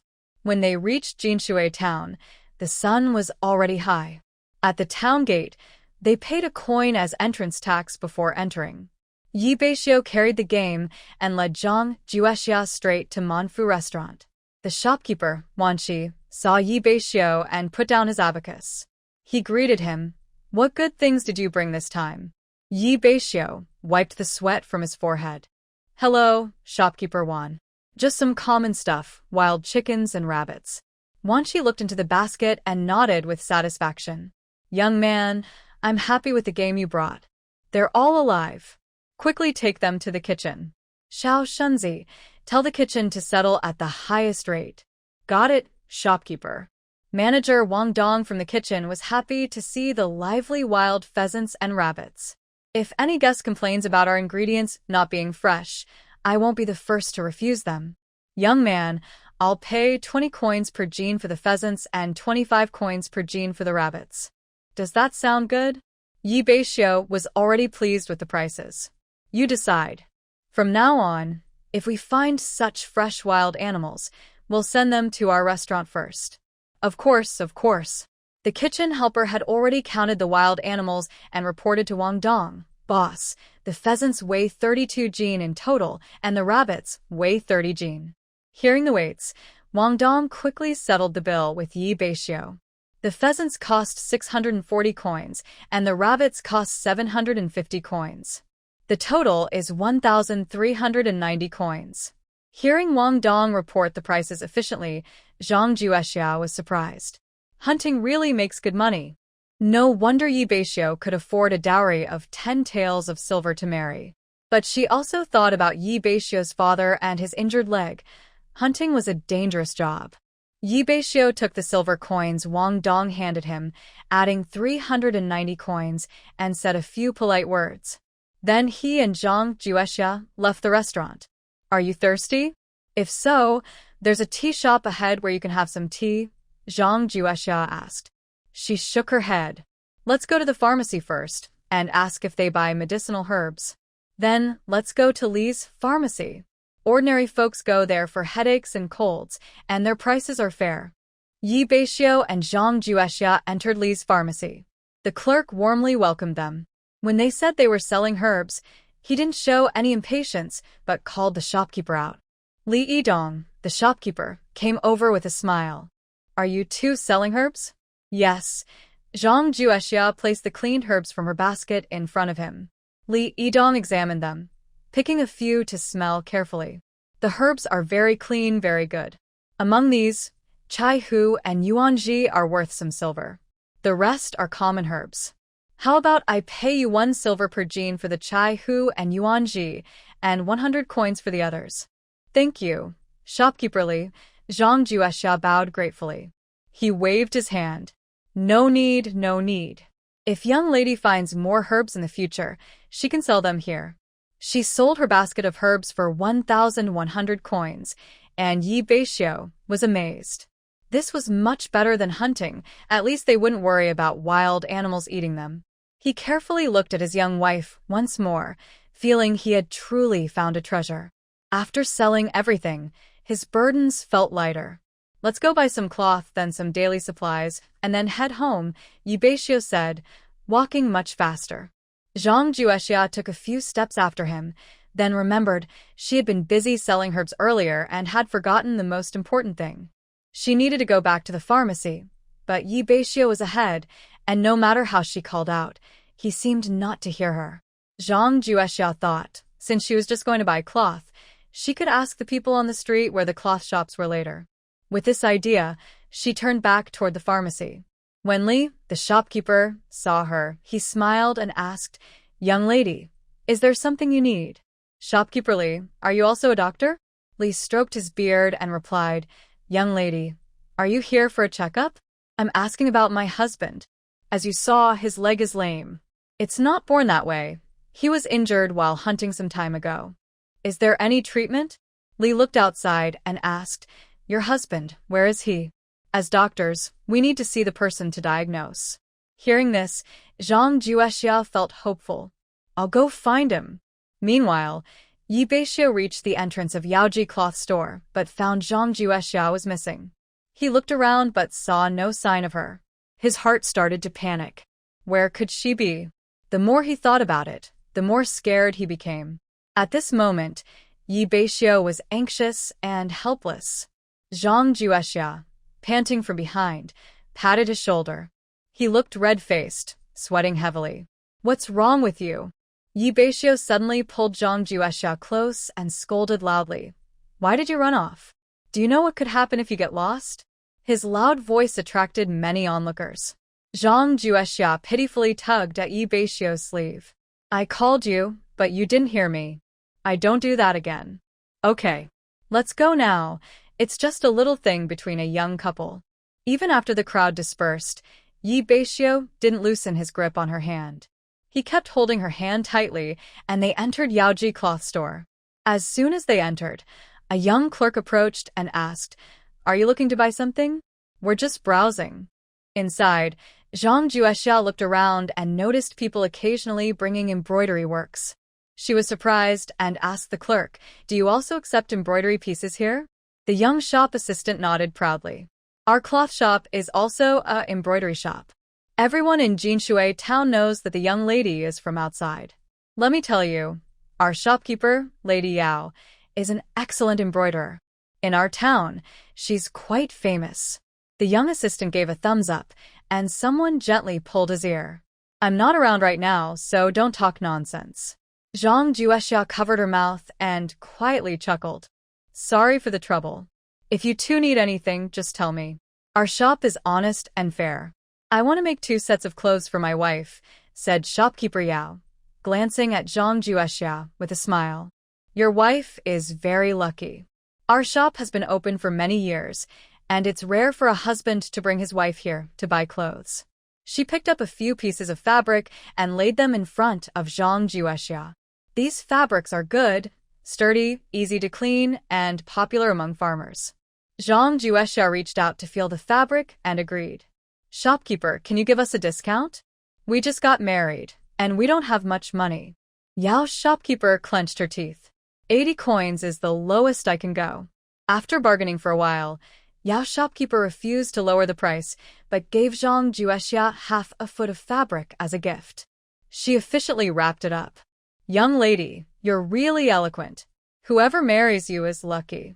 Zhang Juexia smiled and took the fabric, but her eyes kept drifting toward the embroidery pieces in the shop. She didn't know why, but ever since she entered the shop, she felt a strange surge of energy inside her. She couldn't embroider at all, yet seeing these embroidery works made her heart leap with joy. Suddenly, she remembered she still had the memories of the original owner. Her mother was also an embroiderer. Could the original owner also know how to embroider? She stepped forward and picked up an embroidery piece, feeling a sudden urge to try. Young lady, do you know how to embroider? Zhang Juexia shook her head. No, I just like to look at them. That's normal. All the embroidery in our shop is done by experienced embroidery women, and the styles are very good. Zhang Juexia nodded slightly, preparing to leave with Beixiu when she accidentally saw some finished threads hanging in the shop. Shopkeeper, do you also sell these finished threads? Yao's shopkeeper was surprised. Young lady, you also know how to make threads? Yes. How much do you sell these for? We price them based on how difficult they are and the craftsmanship. Zhang Juexia was still curious and pointed to the simplest thread in front of her. How much would you charge for this kind? Master Yao was not impatient. Young lady, that kind costs only 3 coins. Zhang Juexia took the yarn in her hand and examined it carefully. She found it wasn't so difficult. During her free time, she had learned to weave some patterns from short videos. She thought to herself that since there was no nightlife here at night, it would be better to buy some colorful threads to make yarn at home, which could also help with household expenses. Nearby, Yi Beixiu heard that his young lady could weave yarn and felt proud. But when he saw her hesitate, he thought she was worried about money. If you like, we can buy some colorful threads to try at home. Even if we mess up, it's okay. With Yi Beixiu's support, Zhang Juexia felt more confident. She chose some colorful threads according to her preference and secretly learned some patterns, planning to try them out at home later. Master Yao saw that Zhang Juexia bought a lot of colorful threads and smiled happily. Young lady, once you finish weaving the yarn, you must bring it to me. If you have free time, you can also embroider small pouches or other things. As long as they look nice, I'll buy them. Hearing this, Zhang Juexia became more interested. She pulled Master Yao aside and asked questions for a long time, gaining some understanding of these crafts.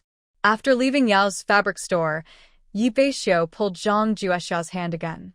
Watching their figures, Master Yao muttered to himself, "This young lady looks so familiar. I feel like I've seen her somewhere before." The young shop assistant stepped forward. "In our shop, people come and go all the time. Who doesn't look familiar?" "You little rascal," the assistant stuck out his tongue and ran off with an excuse. Zhang Juexia explained to Yi Beixiu why she had just disappeared. After hearing her, Yi Beixiu said nothing and kept walking forward. Seeing his uncooperative attitude, Zhang Juexia felt anxious. "Did you hear what I said? The doctor said we need to see the person in person to know if there's a cure. We just got married. I don't want to drag you down." Zhang Juexia saw Yi Beixiu acting this way and felt helpless. "What's there to worry about? When you're sick, you need treatment." "I'm not sick, just my leg is lame." "Lame is sick," Yi Beixiu said grimly.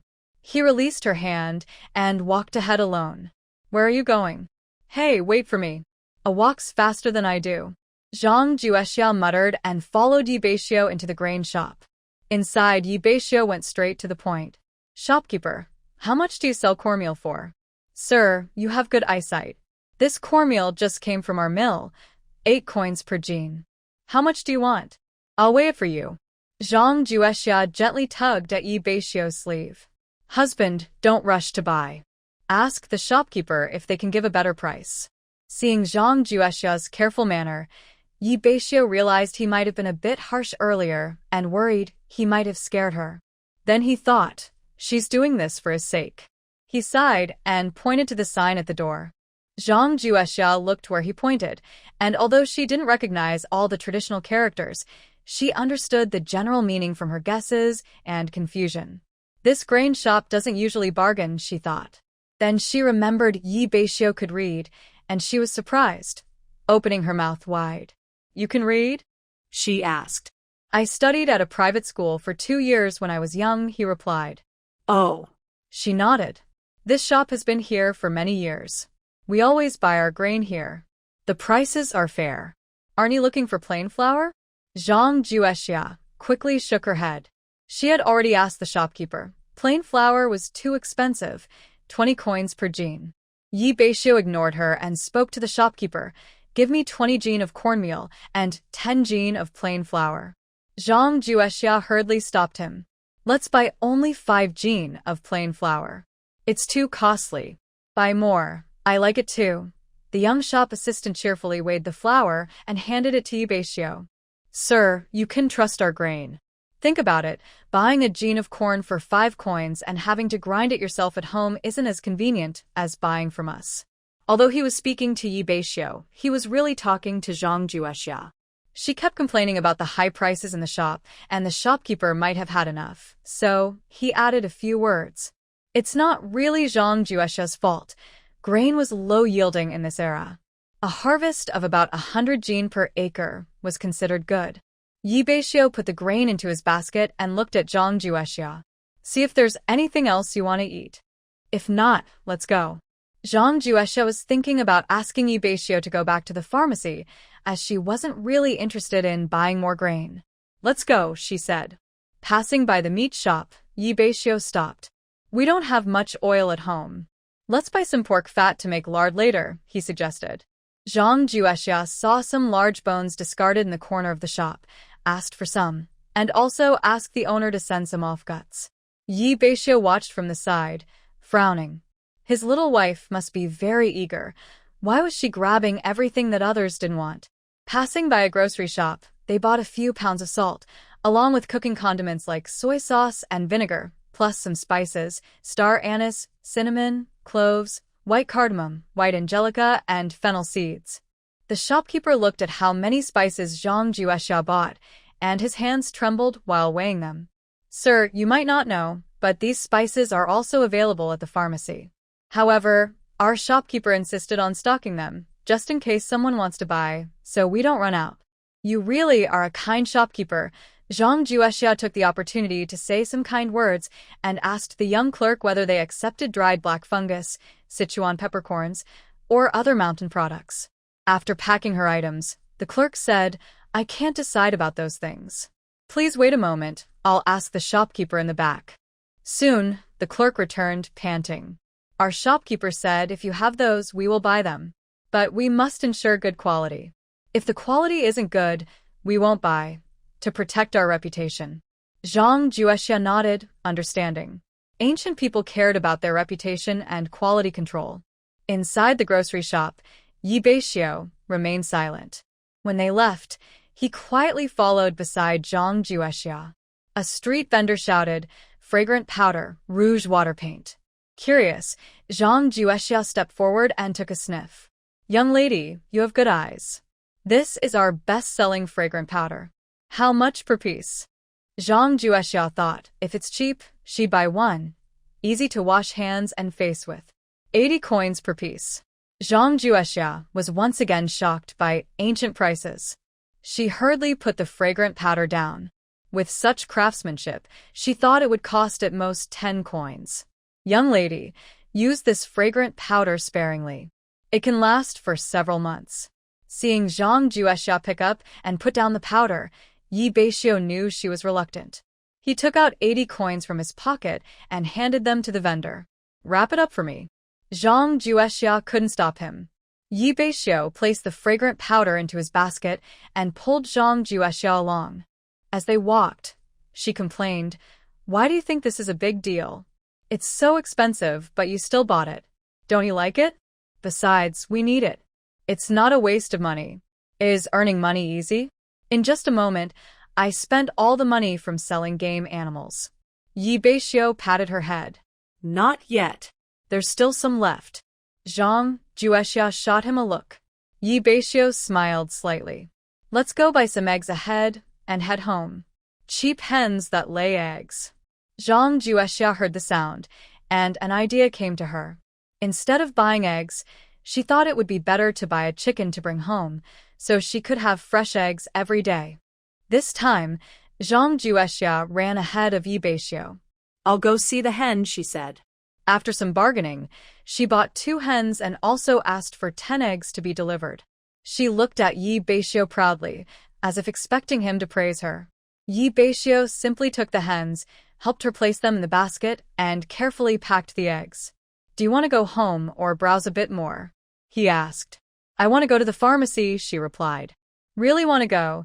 Beixiu's dark eyes looked at Zhang Juexia. She nodded firmly. "We must go." "All right then," he agreed. Zhang Juexia found Beixiu's sudden change in attitude strange. "Didn't you just say you didn't want to go?" she asked. "Didn't you want me to go?" he replied. "I don't want to disappoint you, but I also fear you might be disappointed." His words made Zhang Juexia feel a bit confused. When the two returned to Li Ji Pharmacy, Li Dong had just seen off a patient. Seeing Zhang Juexia pulling Beixiu inside, he greeted them with a smile. "Shopkeeper Li, I've brought the person. Please help us take a look," she said. Although Beixiu felt nervous inside, he cooperated and followed Shopkeeper Li inside. After a thorough examination, Shopkeeper Li sighed. "It's still too late." Zhang Juexia's palms were sweaty with worry. "Shopkeeper Li, is my husband's leg still salvageable?" she asked anxiously. "If he had been brought here right after the fall with my skills, I could have helped fix it. But now, it's crooked." "I'm afraid there's nothing I can do," he replied. Tears welled up in Zhang Juexia's eyes. Beixiu was also disappointed. If he hadn't met Zhang Juexia, he might have lived a dull, aimless life. But now, He felt he had let her down. Li Yidong comforted the young couple. Let me finish. I'm not good at setting bones, but my senior brother is. May I ask, where is your senior brother, shopkeeper Li? We want to find him. Li Yidong explained, my senior brother is usually wandering around, not staying in one place. He likes to travel and hike. However, he has a habit of returning around this time each year. Why don't you come back in 10 or 15 days? If he's back, I'll make sure he stays here for you. Thank you so much, shopkeeper Li. How long will it take to heal my husband's leg? And roughly, how much silver would it cost? Li Yidong thought for a moment and said, based on my years of experience, 10 taels of silver should be enough. However, healing muscles and bones takes about 100 days, and it's not something to rush. To recover well, you need proper rest afterward. Beixiu replied with a serious look and asked, shopkeeper Li, roughly how long will I be unable to work? If you want to recover fully, it will take at least half a year, maybe a whole year. Young man, life is long. For your health, you must rest when needed. Both of them thanked shopkeeper Li repeatedly before leaving the pharmacy, with heavy hearts. Husband, your leg must be treated. Don't worry about the money. I have a way, Beixiu said with a sad expression. I've ended up causing you trouble.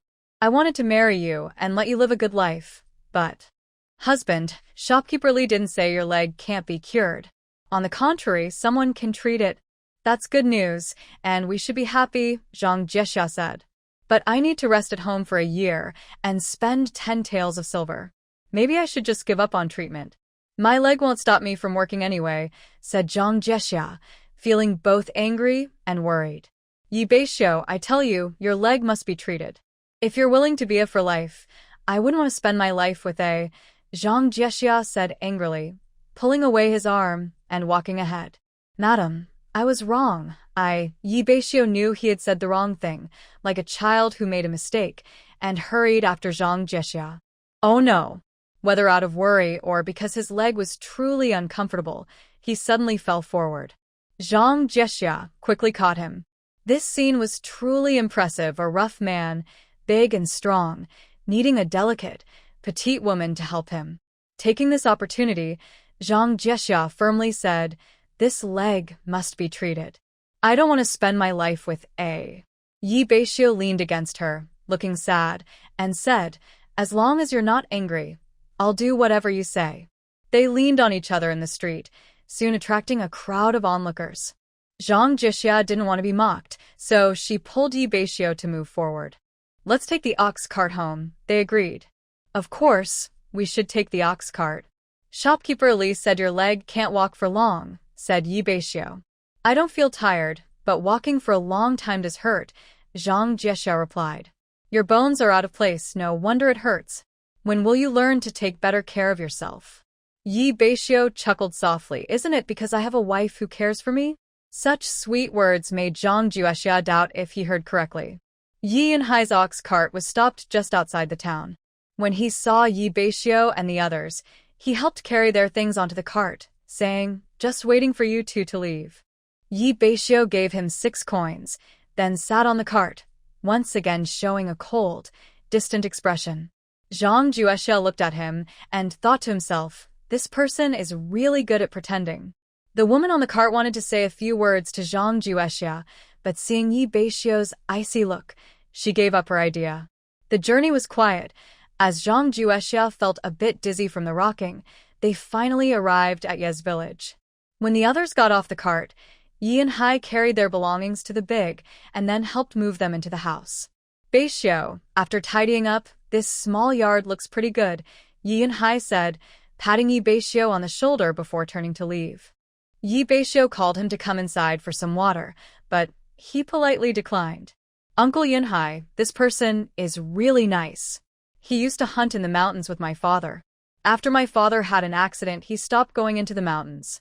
He used the money from hunting to buy a cart and started his current business. Oh. Zhang Jiexia didn't want to bring up Beixiu's sad past. We need to tidy up the things we bought.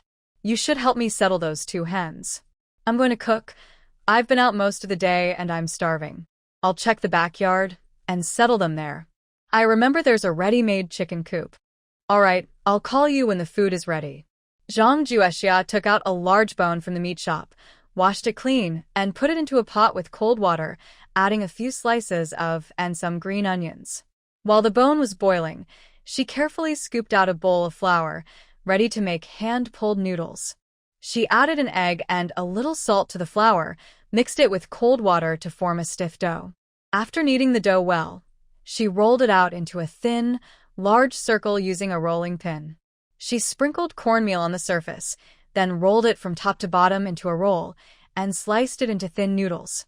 The aroma of the bone broth in the pot was tempting. Zhang Juexia took a deep breath, satisfied, and lifted the lid to fish out the big bones. After removing the bones, she added the prepared noodles into the broth. Watching the rich soup and delicate noodles, she felt something was missing. Perhaps some greens would be better. But there were no leafy vegetables in the kitchen. Suddenly, she remembered the wild amaranth at the door, so she ran to pick some tender tips, washed them, and put them into the pot.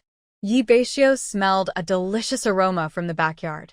After settling the hen, he didn't call Zhang Juexia but followed the scent. Wife, what tasty thing are you making? It smells so good. Hurry up and wash your hands. Dinner's ready. Beixiu looked at the hand-pulled noodles in front of him. He didn't bother to speak and started eating eagerly. Zhang Juexia did the same. After finishing a bowl of noodles, she satisfiedly licked her lips. Even though there's no meat on the bones, the soup tastes pretty good. In the past, we often ate meat at home, but this is the first time I've felt bone soup is so delicious. Then drink more if you like. Your leg is good for bone broth too. Beixiu looked at Zhang Juexia with gratitude in his eyes. Thank you, wife. Since Zhang Juexia took Beixiu to see the doctor, she felt like he had a new personality. Sometimes he would blurt out sweet words. His rough appearance didn't quite match this. Hurry up and eat. There's still a lot of work to do. Wife, I've settled the hen. After eating, I'll go cut some grass. Also, I want to visit Grandpa Li Zheng to ask about the land clearing. Beixiu's quick actions surprised Zhang Juexia. Isn't that too urgent? Land clearing takes time. The sooner we start, the better. We can also set aside a piece of land in the yard to grow vegetables for our own use. Next time, we should buy some seeds in town. No need. Grandma keeps some seeds every year. I'll just ask her for some. After tidying up the kitchen, Beixiu prepared to leave for Grandpa Li Zheng's house. Are you really going just like that? Zhang Juexia asked, making Beixiu pause. Grandpa Li Zheng is our relative. He's a cousin of our grandfather. What's wrong with that? But you shouldn't go empty-handed to visit elders, she said, helping him pack 10 eggs. Take these. Since we got married and moved out, we're separate now. You're representing our family when you go. Beixiu nodded repeatedly. You're right, wife. I didn't think it through. After Beixiu left, Zhang Juexia began tidying up the supplies. She looked at the pile of goods and felt a bit worried, but thinking about how delicious they would be once cooked, she started working. Thanks to the promotion on social media, she had traveled here and could still find a way to survive. She first washed the items with ash, then kneaded them with cornmeal. Finally, she added salt to the water to soak them. When she was cleaning the pig intestines, she almost vomited but forced herself to endure it, washing until she was satisfied. She cleaned the vegetables thoroughly, placed them in a large pot, and after finding the spices bought at noon, added them to the pot to prepare for braising. Once she lit the fire, she added some firewood, and then went to the backyard. In the backyard, Beixiu had already settled the old hen. She looked around and felt that raising only 2 hens was a bit wasteful. She planned to buy some chicks another day to raise. She casually picked up a handful of grass and threw it to the hens, then went to the front yard to check the dried Sichuan pepper and mugwort. As it was getting dark, Zhang Juexia sat in the yard, enjoying the cool breeze, waiting for Beixiu to return. Beixiu pushed open the yard gate and saw Zhang Juexia sitting there, feeling warm inside. When Zhang Juexia saw Beixiu come in, she quickly smiled and greeted him. You're back. Beixiu reached out and pulled her into the yard, asking, What have you been doing? The yard smells so good. Zhang Juesha intentionally teased. You'll find out soon. What did Grandpa Yijing say? Yi Beixiu recounted what he heard from Grandpa Yijing, Yi Jidong. Zhang Juesha sighed inwardly. No wonder everyone in Ye's village preferred hunting over farming. Now she understood the reason. Buying land was too expensive, and if they cleared the land to farm, they would have to pay most of the taxes. Seeing that Zhang Juesha was silent, Yi Beixiu guessed she might be scared, so he shared his plan with her. I think Grandpa Yijing is right. Let's try clearing some wasteland first. After we let the land rest for a while, we can plant some wheat. We can decide next year based on the harvest. Zhang Juesha also thought this was a good idea. After all, in the first year of clearing land, the government wouldn't collect taxes. If the harvest wasn't good, they could choose not to plant, and then they wouldn't have to pay taxes the next year. She nodded. That's a good idea. Let's start tomorrow and try to clear more land. That way, we can plant more wheat and avoid buying expensive flour. White flour is just too costly. The price of white flour was something she couldn't afford. Yi Beixiu agreed with her plan to grow more wheat. Can you make clothes? Zhang Juesha shook her head. Then tomorrow, let's go to the old house. My mother can help make you a new outfit, and we can also tell Grandpa and the others about the land clearing. Zhang Juesha's heart skipped a beat. Will they oppose it? Probably not, Yi Beixiu replied confidently. Seeing his certainty, she decided not to bring it up again. But inside, she was unsure. After all, the Yi family had lived here for generations. If they wanted to farm the land, they probably would have already done so. We have to wait until Yi Beixiu comes to do this. Yi Beixiu no longer wants to discuss other matters with Zhang Juesha. He is already tempted by the delicious aroma drifting from the yard. He walks into the kitchen, lifts the lid of the pot, and sees a pot of meat. He looks at Zhang Juesha in surprise. Zhang Juesha gestures to him. You try taking out a piece first and see if it's cooked. Yi Beixiu scoops out a piece of pork liver and happily eats it. Delicious, my wife. These things are usually thrown away, but I didn't expect your cooking to be so good. Zhang Juesha is attracted by his eating manner and steps forward to break off a small piece, puts it in her mouth, and tastes it slowly. The saltiness and flavor are just right. It's very tasty. She then scoops out a piece of large intestine, pinches a segment, and hands it to Yi Beixiu, saying, try this too. It tastes even better. Yi Beixiu hesitantly takes it. Seeing Zhang Juesha eating with such enjoyment, he bravely puts it in his mouth. Zhang Juesha smiles at his expression and asks on purpose, how is it? Yi Beixiu can't even speak properly, quickly nods, and scoops out another piece of large intestine to eat. Eating meat like this feels truly bold. The two of them finish their meal of meat, and Zhang Juesha then scoops out the remaining food and puts it in the well water to prevent spoilage. She then remembers that the pig fat bought today is still sitting nearby. Since there's nothing planned for the evening, she might as well melt the pig fat. She cleans the large pot thoroughly, washes the pig fat, adds cold water, and prepares to melt the pig fat. Yi Beixiu squats in front of the big pot, tending the fire for Zhang Juesha. When Pang Xiujian pushes open the door and enters, she sees this scene. Pang Xiujian suppresses her anger and looks at the two of them. Yi Beixiu stands up and asks, Mother, why are you here? Why? Can I come? Pang Xiujian replies, making Yi Beixiu awkwardly rub his hands, unsure how to answer next.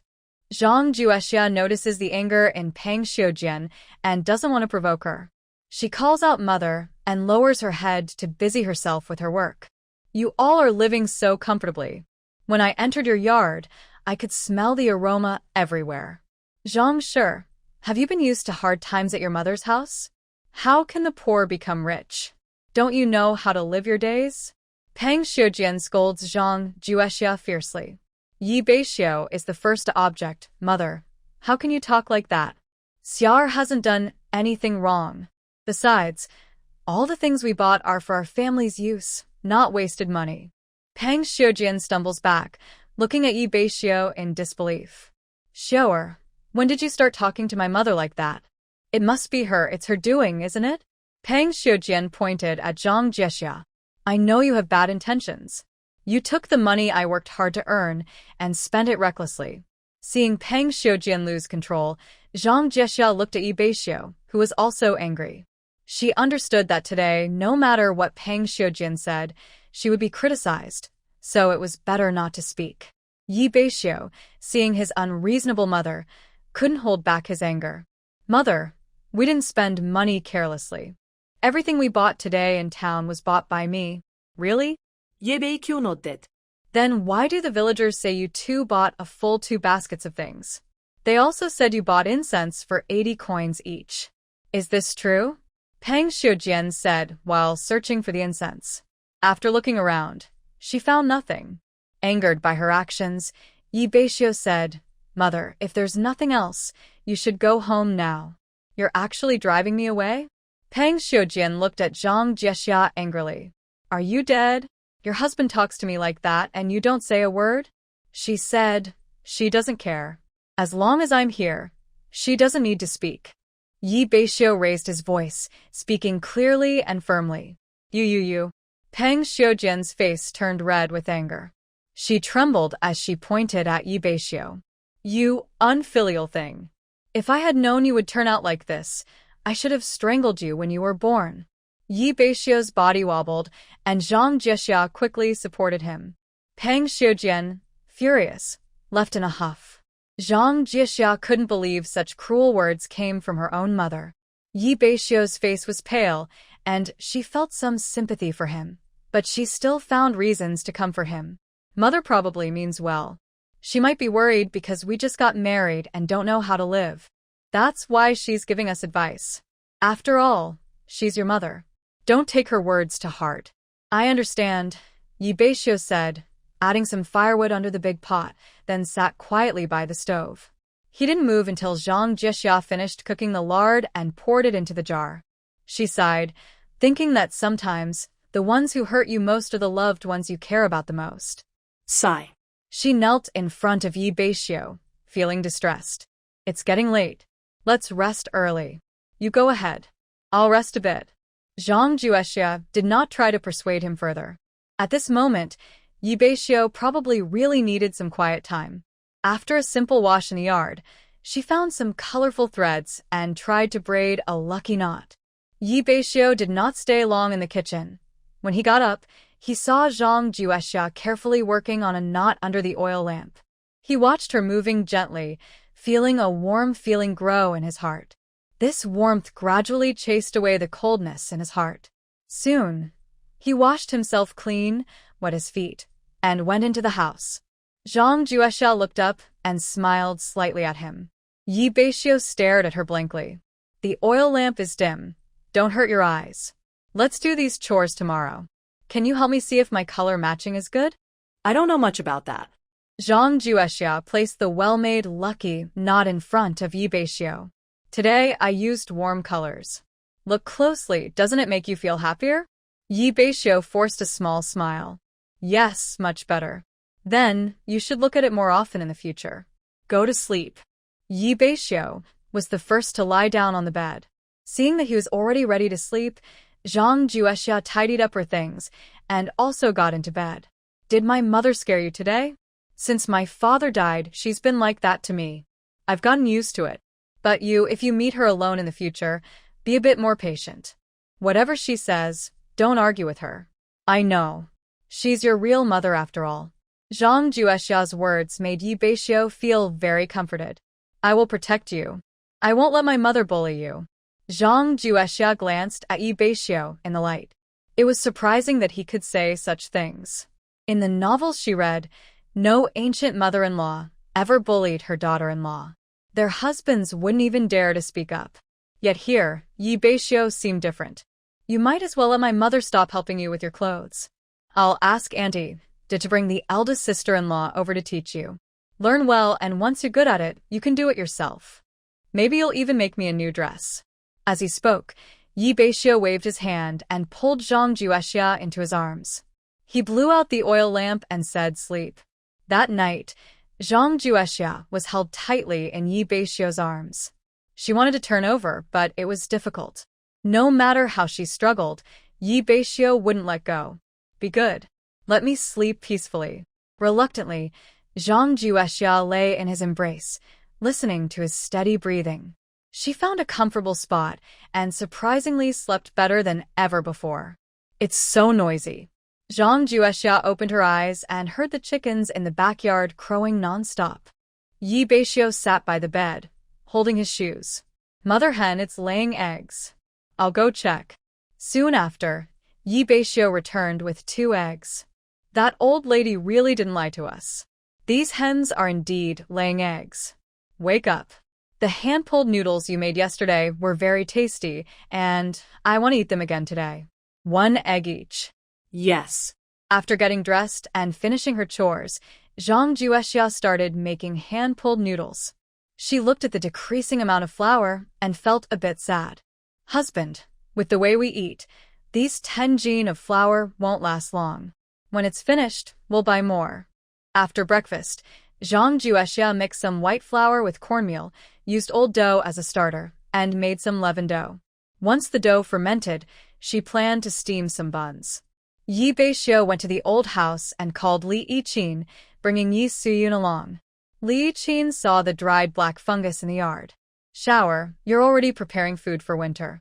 When I went up the mountain with my husband that day, I picked some. Li Yiqin looked around the yard. Having women in the yard really changes things. That saying is true. There's a taste of human life. Only sister-in-law can say that. Zhang Juexia invited Li Yiqin and Yi Suyun inside, pouring each a glass of water. Seeing only women in the house, Beixiu felt it was awkward and exchanged polite words with Li Yiqin before shouldering his to go out. Li Yiqin watched his back and praised, "If only brother had half as much diligence as Beixiu, our family's life would be even better."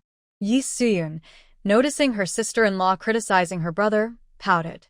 Sister-in-law, who said yesterday that brother is the best. Li Yiqin pointed at Yi Suyun and scolded her. This little girl loves her brother, no matter how much she cares. Zhang Juexia smiled and went inside to get the new fabric she bought yesterday, asking Li Yiqin to teach her how to make clothes. Li Yiqin looked at the fabric in Zhang Juexia's hands and praised, "Yi family men are very caring. Beixiu is the best. My husband and I have been married for nearly 2 years, and I've never seen him buy me anything special." Zhang Juexia signaled to Li Yiqin, knowing Yi Suyun was nearby, and she wouldn't want her brother to be praised too much. Li Yiqin didn't mind. Suyun is usually strict with her words and doesn't gossip. That's part of why she's so likable. Hearing this, Zhang Juexia's good impression of Yi Suyun grew even more. Li Yiqin spoke clearly and worked quickly. In just a few moments, she measured Zhang Juexia's size and cut out the clothes. I've added some extra fabric to the measurements, so if you gain weight or grow taller, you'll still be able to wear it. It's not easy for us folks in the countryside to earn money, so we should save where we can.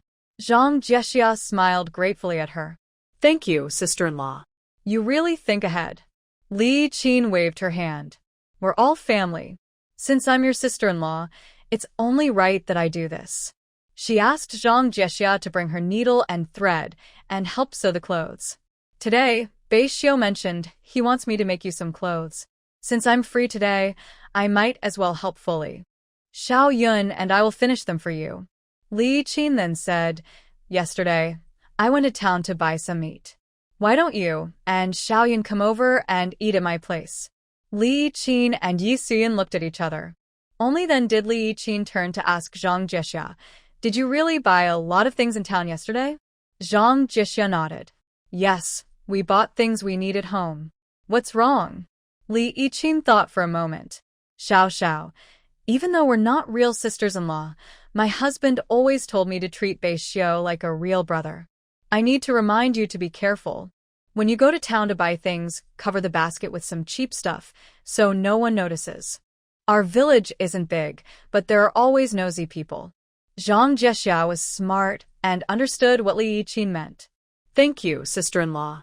I'll be more careful from now on. Third and is good at everything, but she's too soft-hearted and a bit stubborn. Yi Suyun nudged Li Yiqin and then chuckled at Zhang Juexia. Li Yiqin held her needle and measured Yi Suyun. You're a good girl, but too cautious. I'm just trying to reassure Beixiu's wife.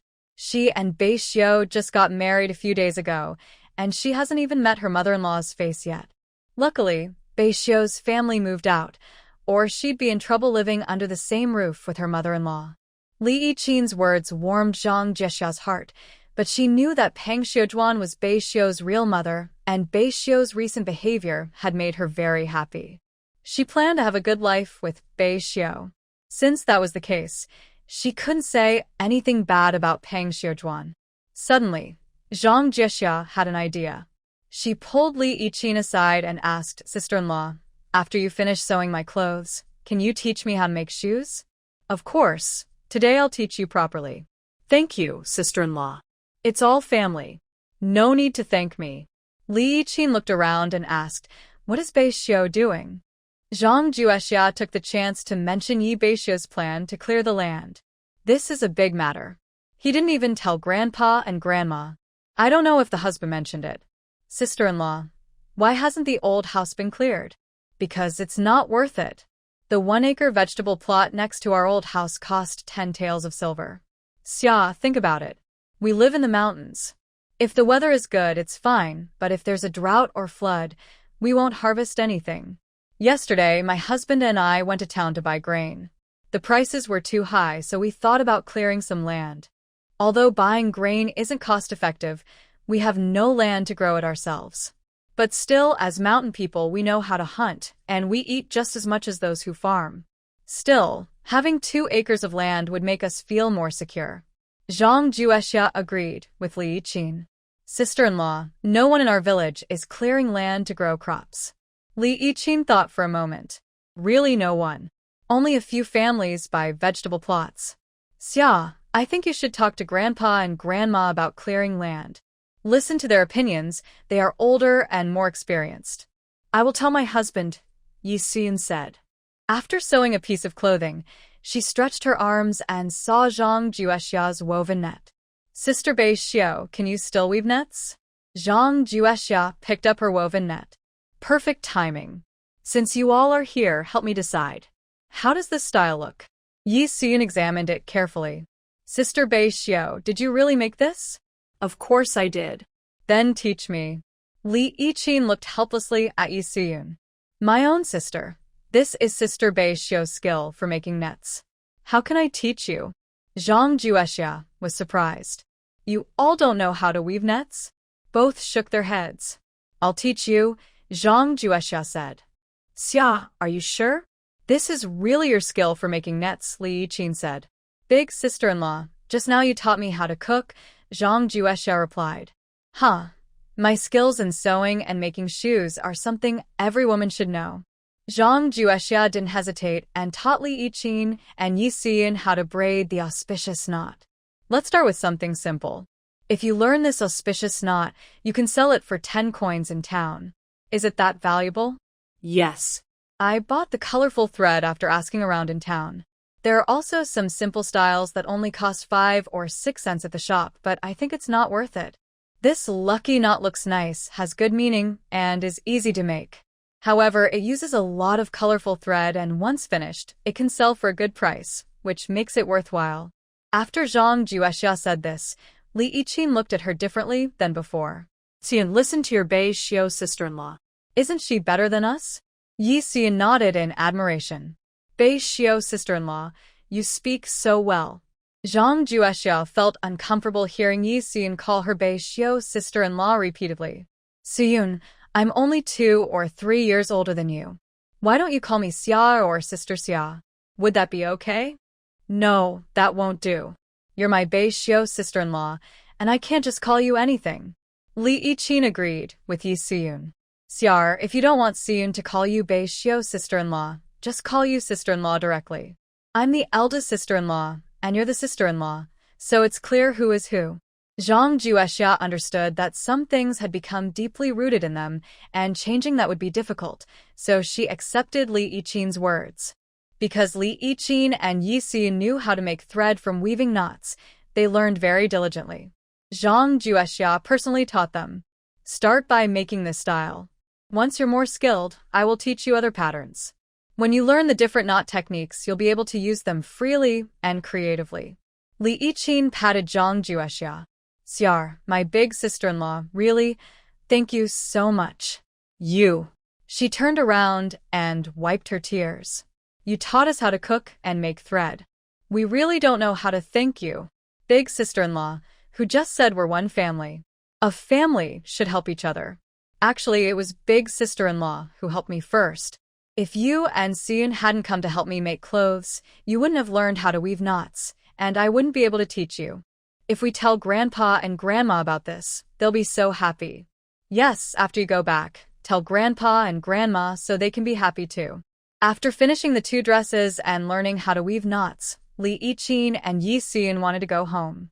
Zhang Juexia was unhappy. We agreed earlier that you would eat here. Li Yichin tried to refuse. We will have plenty of chances to eat here later. There are other things to do at home, and today we learned a new skill.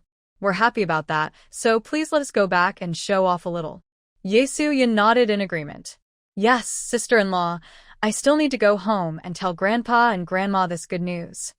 Zhang Juexia thought of Yi Beixiu hiding outside, so she didn't insist, just made plans to visit often when she had time. We won't trouble you too much in the future. After seeing off Li Yichin and Yesuyin, Zhang Juexia changed into her new clothes. She planned to use her old clothes to patch the soles of shoes, following Li Yichin's instructions, and make shoes to wear. Yi Beixiu carried A and also returned home, sitting down on a chair, panting from exhaustion. Zhang Juexia felt distressed. When will this work be finished? You never seem to rest. She complained as she handed Yi Beixiu a glass of water. Yi Beixiu, obviously very thirsty, took it and drank it all in one go. What do you want for lunch? I'll cook. We still have the meat from yesterday, just slice some for a dish. And the cucumber Grandma gave the other day, I can make a cold salad with it. I also needed some dough, and I'll steam some buns for you later.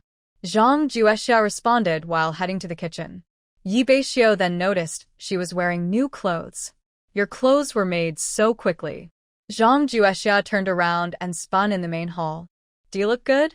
You look good in anything, my wife. At this moment, the man's words sounded sweet, full of compliments. Zhang Juexia went to the kitchen to knead the dough for the buns. Feeling rested, Yi Beixiu went to help her. I taught sister-in-law and Seon how to make the netting. If you want to teach, go ahead. I won't stop you. Are you really okay with that? It's your skill, of course I want you to teach. Sister-in-law reminded me that since we're clearing the land, we should tell Grandpa and Grandma. What's there to say?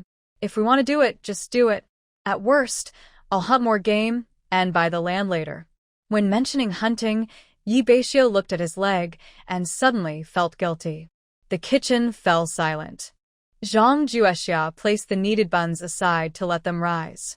During this time, she took out the meat cooked yesterday to prepare to cut it.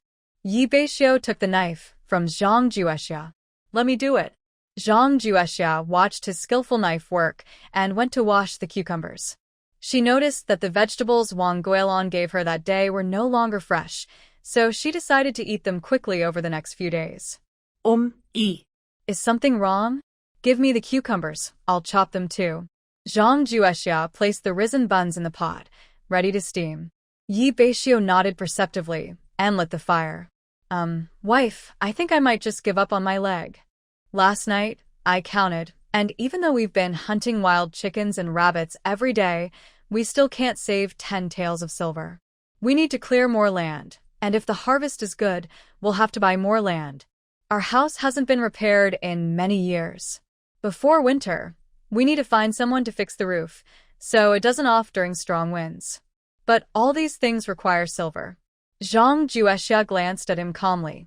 Are you done talking? Yes. Don't worry about the silver. I have it. I told you, I don't want to spend my life with A. Besides, is it easy for you to come and go? I saw that you've been holding back. Today, when you came back, you looked exhausted. Your lame leg can't carry you anymore. Do you think others are blind?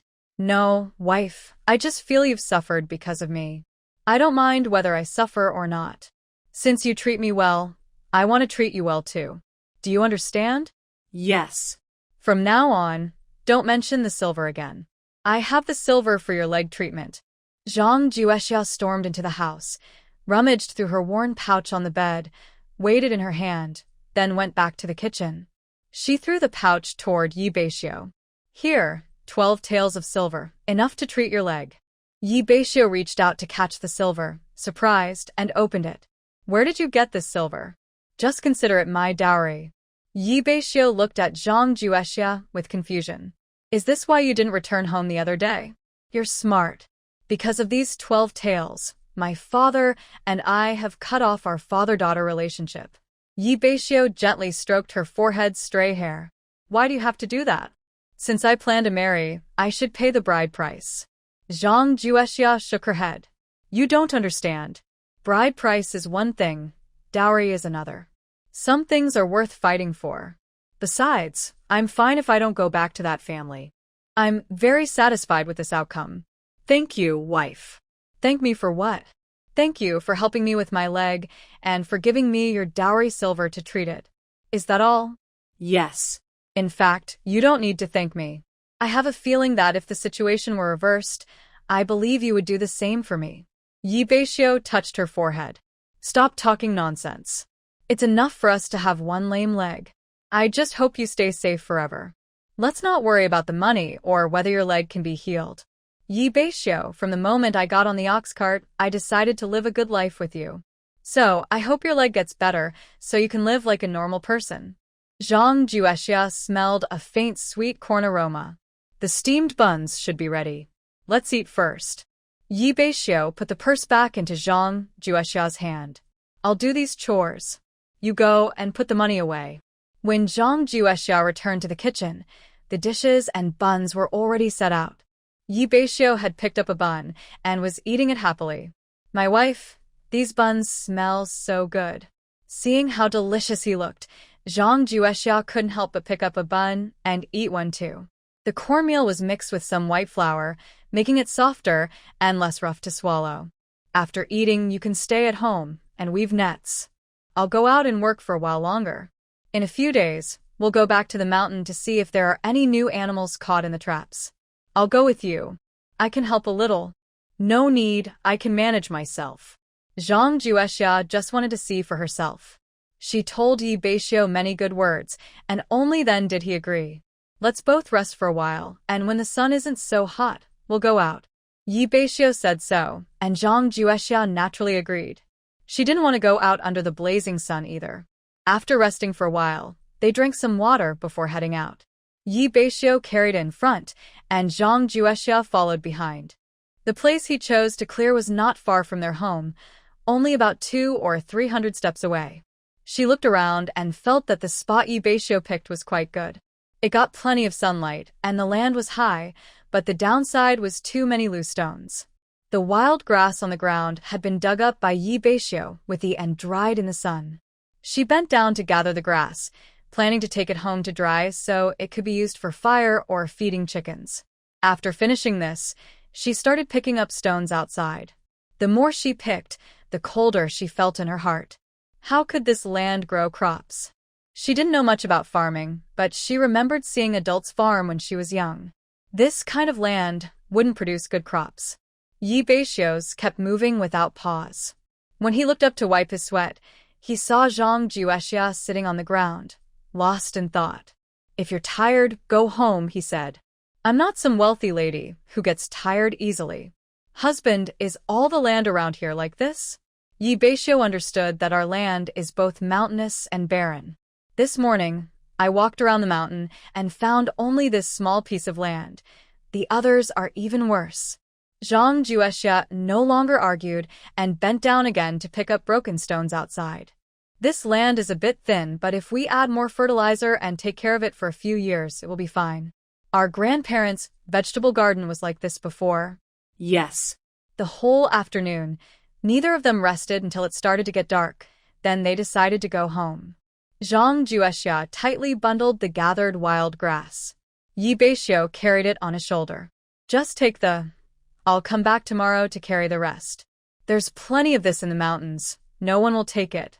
When they got home, both were too tired to feel hungry.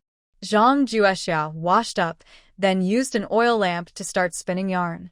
After tidying up the house, Beixiu finished cleaning himself and sat nearby, watching Zhang Juexia work.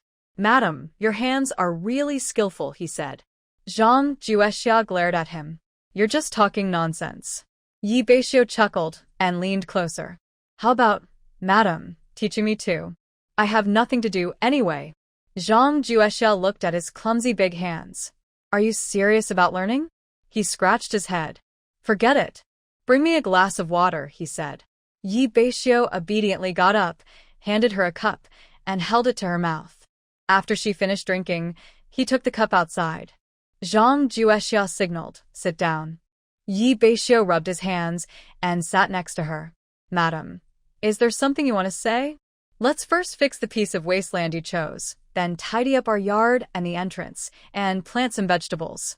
That's what I was thinking too. After working all morning today, I realized I was too simple-minded.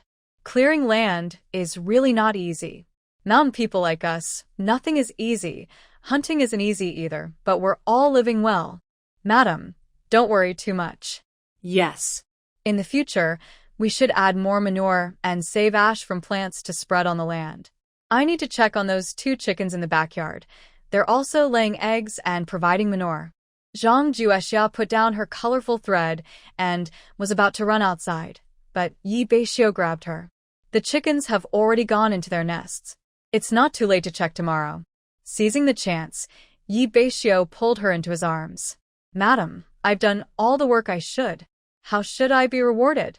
Before Zhang Juexia could respond, his lips pressed against hers. Zhang Juexia stammered. He pushed harder until he felt a sharp pain in his back. My wife. Zhang Juexia touched his own red lips, feeling the stubble around him cause a prickly sensation. Can't you be gentler? After a good night's sleep, Zhang Juexia woke up to bright daylight. She got up and looked outside, seeing Beixiu in the main hall packing his hunting tools. Didn't we say you'd go up the mountain tomorrow? Since there's some free time, I want to tidy up a bit. Get up, I want to eat hand-pulled noodles. Zhang Juexia glared at him, thinking that this person really shouldn't be spoiled.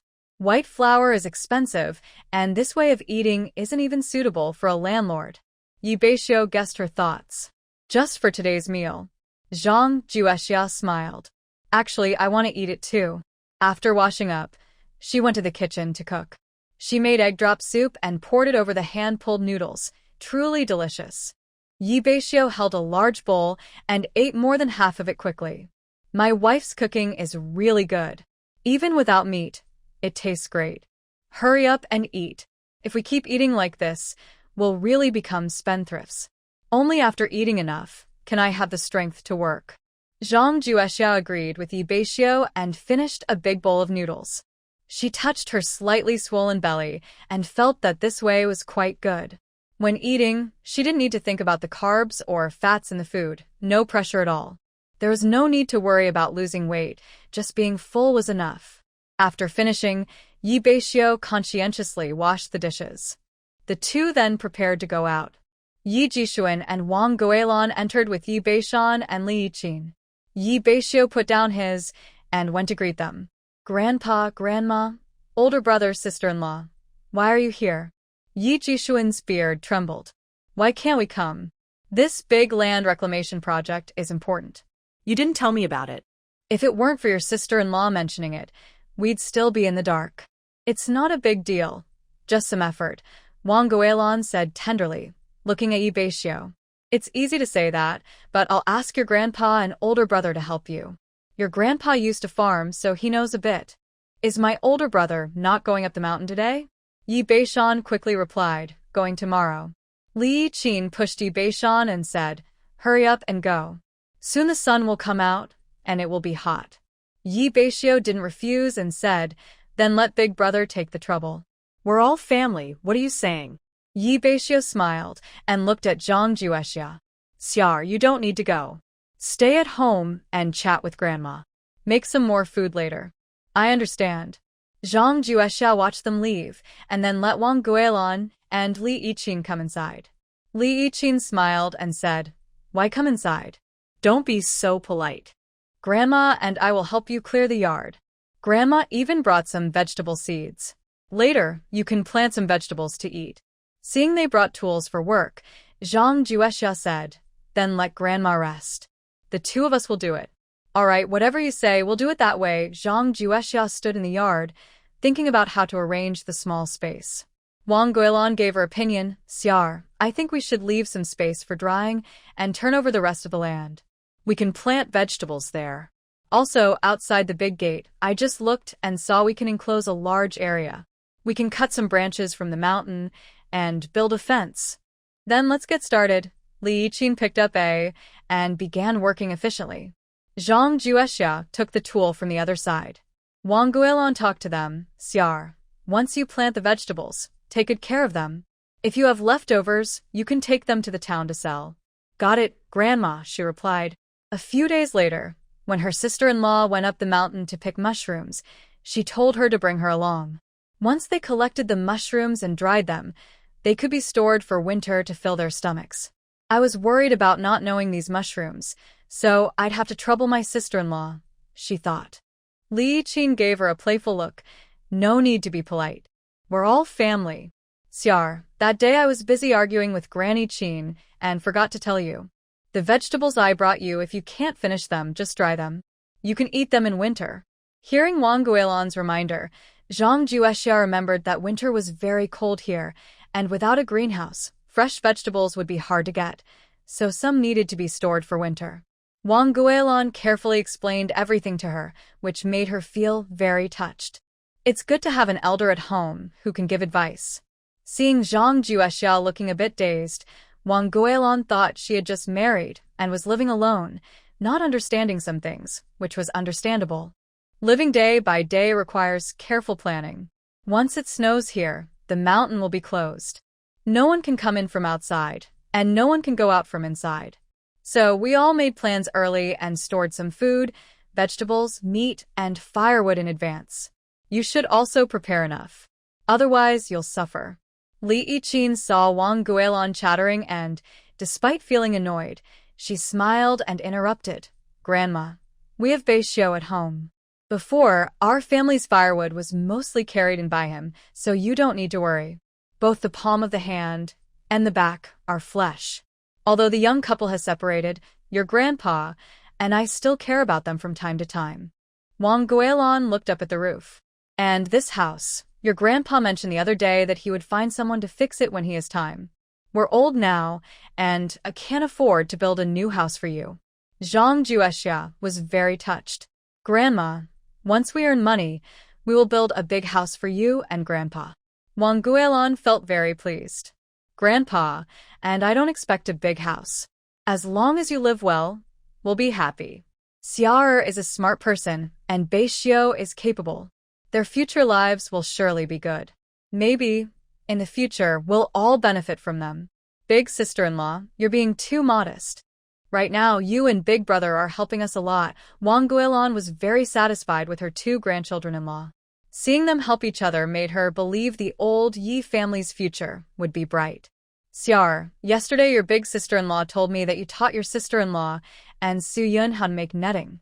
Your eldest aunt was so happy, she said she'd thank you properly someday. Grandma, we're family. Can't we be less formal? Li Yiqin was a bit unhappy. Xiar, do you really not understand how important this skill is? Zhang Juexia shook her head blankly. All right, let's put it this way. If Su Yun learns this skill, everyone in 10 miles around will want to marry her, she said. Wang Guilan kept signaling to Li Yiqin to speak less, but Li Yiqin didn't notice and blurted out what she was thinking. She felt a bit annoyed with Li Yiqin. Her straightforward nature was both good and bad. She just blurted everything out. If Beixiu's wife decided not to teach her, what would they do? Zhang Juexia was focused on repairing the earth and didn't see the interaction between Wang Guilan and Li Yiqin. When she heard Li Yiqin's words, she thought Su Yun was a good girl and should have a good future. That's great. I'll teach her more, so she'll have a useful skill to rely on. Wang Guilan was very happy after hearing Zhang Juexia's words. She thought her grandson's wife was a good match. Luckily, she was standing on the Beixiu side at the time. Otherwise, it might have been her loss. No, it was the whole Yi family's loss. As an elder, she naturally hoped everyone's life would be good. If they could help each other and stay united to live well, that would be the best. Li Yiqin worked quickly. Zhang Jiexia, with her original skills, was also fast. Soon, the two sisters-in-law started working together. Zhang Jiexia put down her and said, "Big sister-in-law, Grandma, let's go inside to drink some water and rest. I'll finish the rest of the work this afternoon." Li Yiqin looked at the sky and said, "It's still early. Go get the rake. We'll break the stones and then crush these big soil clumps." Zhang Jiexia thought the remaining work was easier, so she felt a little shy about asking Li Yiqin to do more. "Big sister-in-law, I can handle the rest. You girl." Li Yiqin carried her outside the gate and said, "We farmers are not lacking in strength. I've come here, and you're still being polite to me. Today, you must help clear out this vegetable field." Zhang Jiexia followed behind Li Yiqin to work. Wang Guilin also came out and said, "Yiqin, don't forget to leave space for drainage. I'll go inside and prepare hot and cold water for you. When you're done, come in and have a drink." Li Yiqin and Zhang Jiexia exchanged a smile. After Wang Guilin went inside, Li Yiqin said to Zhang Jiexia, "Your grandpa and grandma have always cared about Beixiu and you. They feel a bit reluctant to see Beixiu separated. I think it's actually good," Li Yiqin continued. "Like this piece of land we're digging today, I can decide what to plant and how to plant it." She looked at Zhang Jiexia with envy. "Xiar, big sister-in-law thinks you're special. Honestly, if you and your older brother moved out, I'd be worried we wouldn't have enough to eat." "No way. Maybe we'd work even harder," Zhang Jiexia replied. "Maybe," Li Yiqin said. "There are a few families in our village who are also arguing about splitting up. They just want to divide the family because the elders favor one child or because they've been nagged by their mother-in-law for years. But our family isn't like that. We don't have any of those issues, so I've never thought about splitting up." Zhang Jiexia smiled. She wasn't very good at household matters, so she changed the subject. "Big sister-in-law, tomorrow my older brother and the others are going into the mountains. Go ahead. The day after tomorrow is the big market in town, and you're sure to go see the mountains. Sai, ever since Beixiu had that problem, your older brother and the others haven't dared to go deep into the mountains. You need to be more careful," Zhang Jiexia said. "By the way, are you going to town the day after tomorrow?" "I think I'll go." "That's great. Grandpa and Grandma know we will weave the threads and gave us some silver to buy colorful threads. Later, Su Yun and I will need your help to extend our vision." Sure. Li Yiqin was pleased to hear Zhang Jiexia agree so easily, and her worries eased. The open space outside the door was quite large. Zhang Jiexia remembered Yi Beixiu's warning when he left. "Older sister-in-law, let's rest a bit. Can you help me cook? I'll help you a little longer. When I went out, my mother told me not to eat here, but to eat at home," Zhang Jiexia insisted, pulling Li Yiqin into the house. "Grandpa and Grandma are coming too. We're having a meal here." "What's wrong with that?" Wang Guilin saw the two sisters-in-law happily entering and handed them teacups, saying, "Drink some water quickly." After working all morning, Zhang Jiexia was indeed thirsty and drank the tea in one gulp. "Mom, Su Yun and I are going to cook. Everyone will eat at my place and cooking," Zhang Jiexia said confidently, showing her leadership. Wang Guilin and Li Yiqin looked at each other and smiled.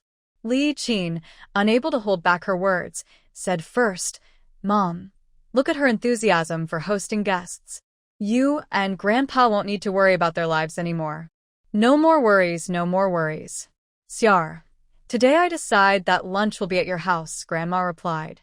"Then my older brother and I will also enjoy Grandpa and Grandma's kindness," Li Yiqin said, brushing off the dust on her clothes and washing her hands.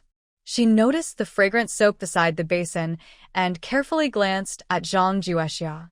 Feeling self-conscious, Zhang Jiexia asked sister-in-law, "Do I have something on my face?" Li Yiqin pulled her aside.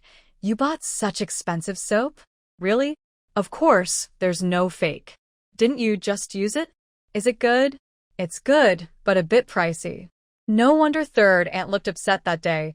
Zhang Juexia ignored Li Yiqin's words. How she spends her money is her own business. She looked into the wooden basin and saw there were still 2 fish left, planning to make braised fish. She took out marinated pork offal and placed it on the table. Older sister-in-law, can you help me cut these meats?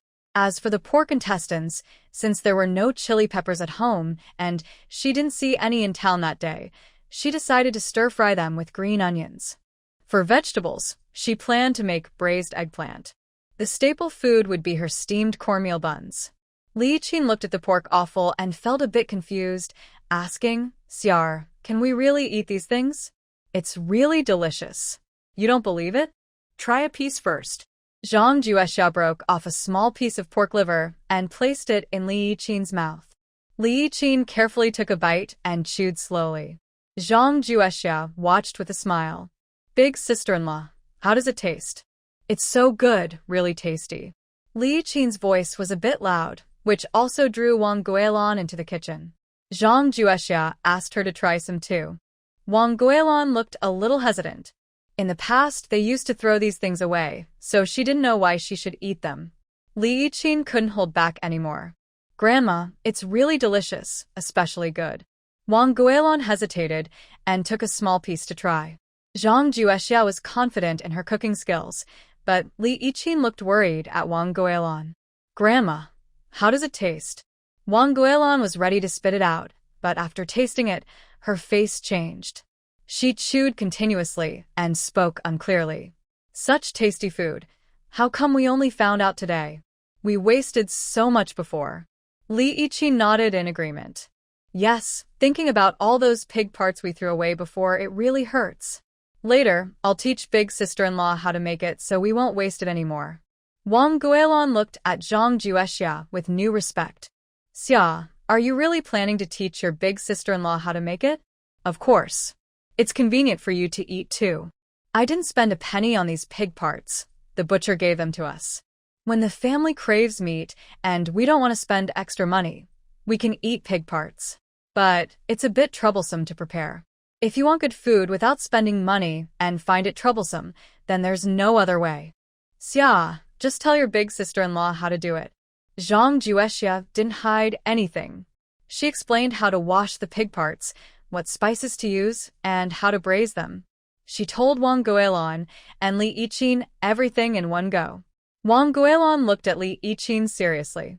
Qiner, you're the eldest daughter-in-law of our family. Don't tell others about this recipe. It's fine to enjoy it ourselves, but we shouldn't let others get hold of it. Li Yiqin patted her chest. Grandma, I understand. I only learned the technique from Xia, and I won't tell anyone. You all are good children. For the good of our old Yi family, we must stick together. Zhang Juexia didn't hide this matter either. She thought that preparing pig parts was troublesome, and she didn't plan to use it to make money. Regarding the novels she used to read, she thought that exchanging this recipe for silver at the restaurant probably wouldn't work. The people here are not fools. After trying it once or twice, they would likely figure out how you did it. As for cleaning, it's just a matter of skill. With a few more tries, you can clean the pig's parts thoroughly. As for Li Yiqin's confident words, she believed them about 70 to 80%. After all, the local people believe in going along with whatever comes their way, and this idea is deeply rooted in their minds. Zhang Juexia has good cooking skills. The original owner was also quick and nimble, so the meal was ready very fast. Beixiu and the others followed the smell into the house. Beishan chuckled and said, Sister-in-law has cooked something delicious. I could smell it from the fields. I was so hungry I couldn't hold just thinking about eating good food. Li Yiqin scolded him lightly. All you care about is good food. You should work harder. Beixiu watched their interaction and just smiled happily. He helped Zhang Juexia move the table and serve the dishes. When only the two of them were at home, they could manage in the kitchen. But today, with 4 more people, the kitchen was too crowded to fit everyone. The dishes were ready, and the cornmeal buns were brought to the table. Everyone sat down and started eating. Wang Guilan strongly encouraged trying the pig's parts, urging Yi Jishuan and Beishan to taste more. Yi Jishuan thought that Zhang Juexia's fish was good, No fishy smell and tasty. Yi Beishan agreed with Wang Guilin, saying the pig's parts were delicious. When he learned that Zhang Juexia had already taught the recipe to Li Yiqin, he put down his chopsticks and sincerely thanked Zhang Juexia. This gesture made Zhang Juexia feel a bit shy. Yi Beixiu, standing in front, blocked Zhang Juexia and said, "Brother, don't be so formal with my wife. My wife has already shared the recipe with the eldest sister-in-law. You should talk more with her, and maybe she can cook for you." "You're right. I should thank your wife. Without her, we wouldn't know how good this is," Yi Jishuan said. Wang Guilin pulled Yi Beishan to sit down and said, "Good food can't be stopped by your mouth." As the head of the family, Yi Jishuan nodded happily. Beishan's wife was someone he married after giving his approval. She was diligent and kind-hearted. The only regret was that after 2 years, she hadn't become pregnant. But he believed that having children was all about fate, so he wasn't in a hurry. However, Yi Beixiu's wife was married out of necessity, which surprised him because she was so clever and skilled. When he helped Yi Beixiu with farming outside, the things Yi Beixiu told him made him increasingly believe that Yi Beixiu's insistence at the time was right. Yi Jishuan usually speaks little, but today he took the initiative to talk. "North Repair's wife, North Repair is lucky to marry you. If this kid dares to bully you in the future, I and your grandmother will be the first to not forgive him." Yi Beixiu looked at Wang Guilin with a sad expression. "Grandma, I am your and Grandpa's real grandson." Wang Guilin's big hand slapped him without mercy, but she gently lowered it. "You brat, my words are my words." Yi Beixiu proudly winked at Zhang Juexia. He was very happy that his wife was accepted by the family. After eating and drinking enough, Yi Jishuan took his 2 grandsons to farm the land again. The old man was vigorous and shouted that they should also clear some land at the old house. They planned to explore planting some crops so their descendants wouldn't have to live a life of worry. Li Yiqin helped Zhang Juexia dig up the vegetable field outside and removed the broken stones. After smashing the soil into pieces, she and Wang Guilin went home. There wasn't much leftover braised pork, and Zhang Juexia didn't let them take it. It was dark when Yi Beixiu finally entered the house. Zhang Juexia looked behind him. "Where are Grandpa and the older brothers?" "They've gone home. Grandpa said he'll come back to help when he's free. That's too much trouble for him. He's happy to do it. He said he learned some experience here, and will soon take the eldest uncle and third uncle to farm the land." Grandpa was a bit regretful. He thought that if he had started farming earlier, his father wouldn't have died, and his leg wouldn't be lame. Did Grandpa really say that? Yes. Zhang Juexia used a cloth to help Yi Beixiu brush off the dust from his body. "It's because of your leg that we thought of this plan. Think about it. Our family are expert hunters. The money they earn in a year from hunting is enough to buy food, and there's always meat at every meal. Many people work hard, but can't reach that level. Plus, in these mountains, crops don't yield much, so hunting is a better way to live comfortably." Grandpa said when he was young, he thought hunting was a good life. He was eager to buy land and farm. "After my father was injured and passed away, he wanted to farm too. But our big family was waiting to eat and drink. He had no energy or money. Now that he's old, he just wants the family to be safe and sound, without fear.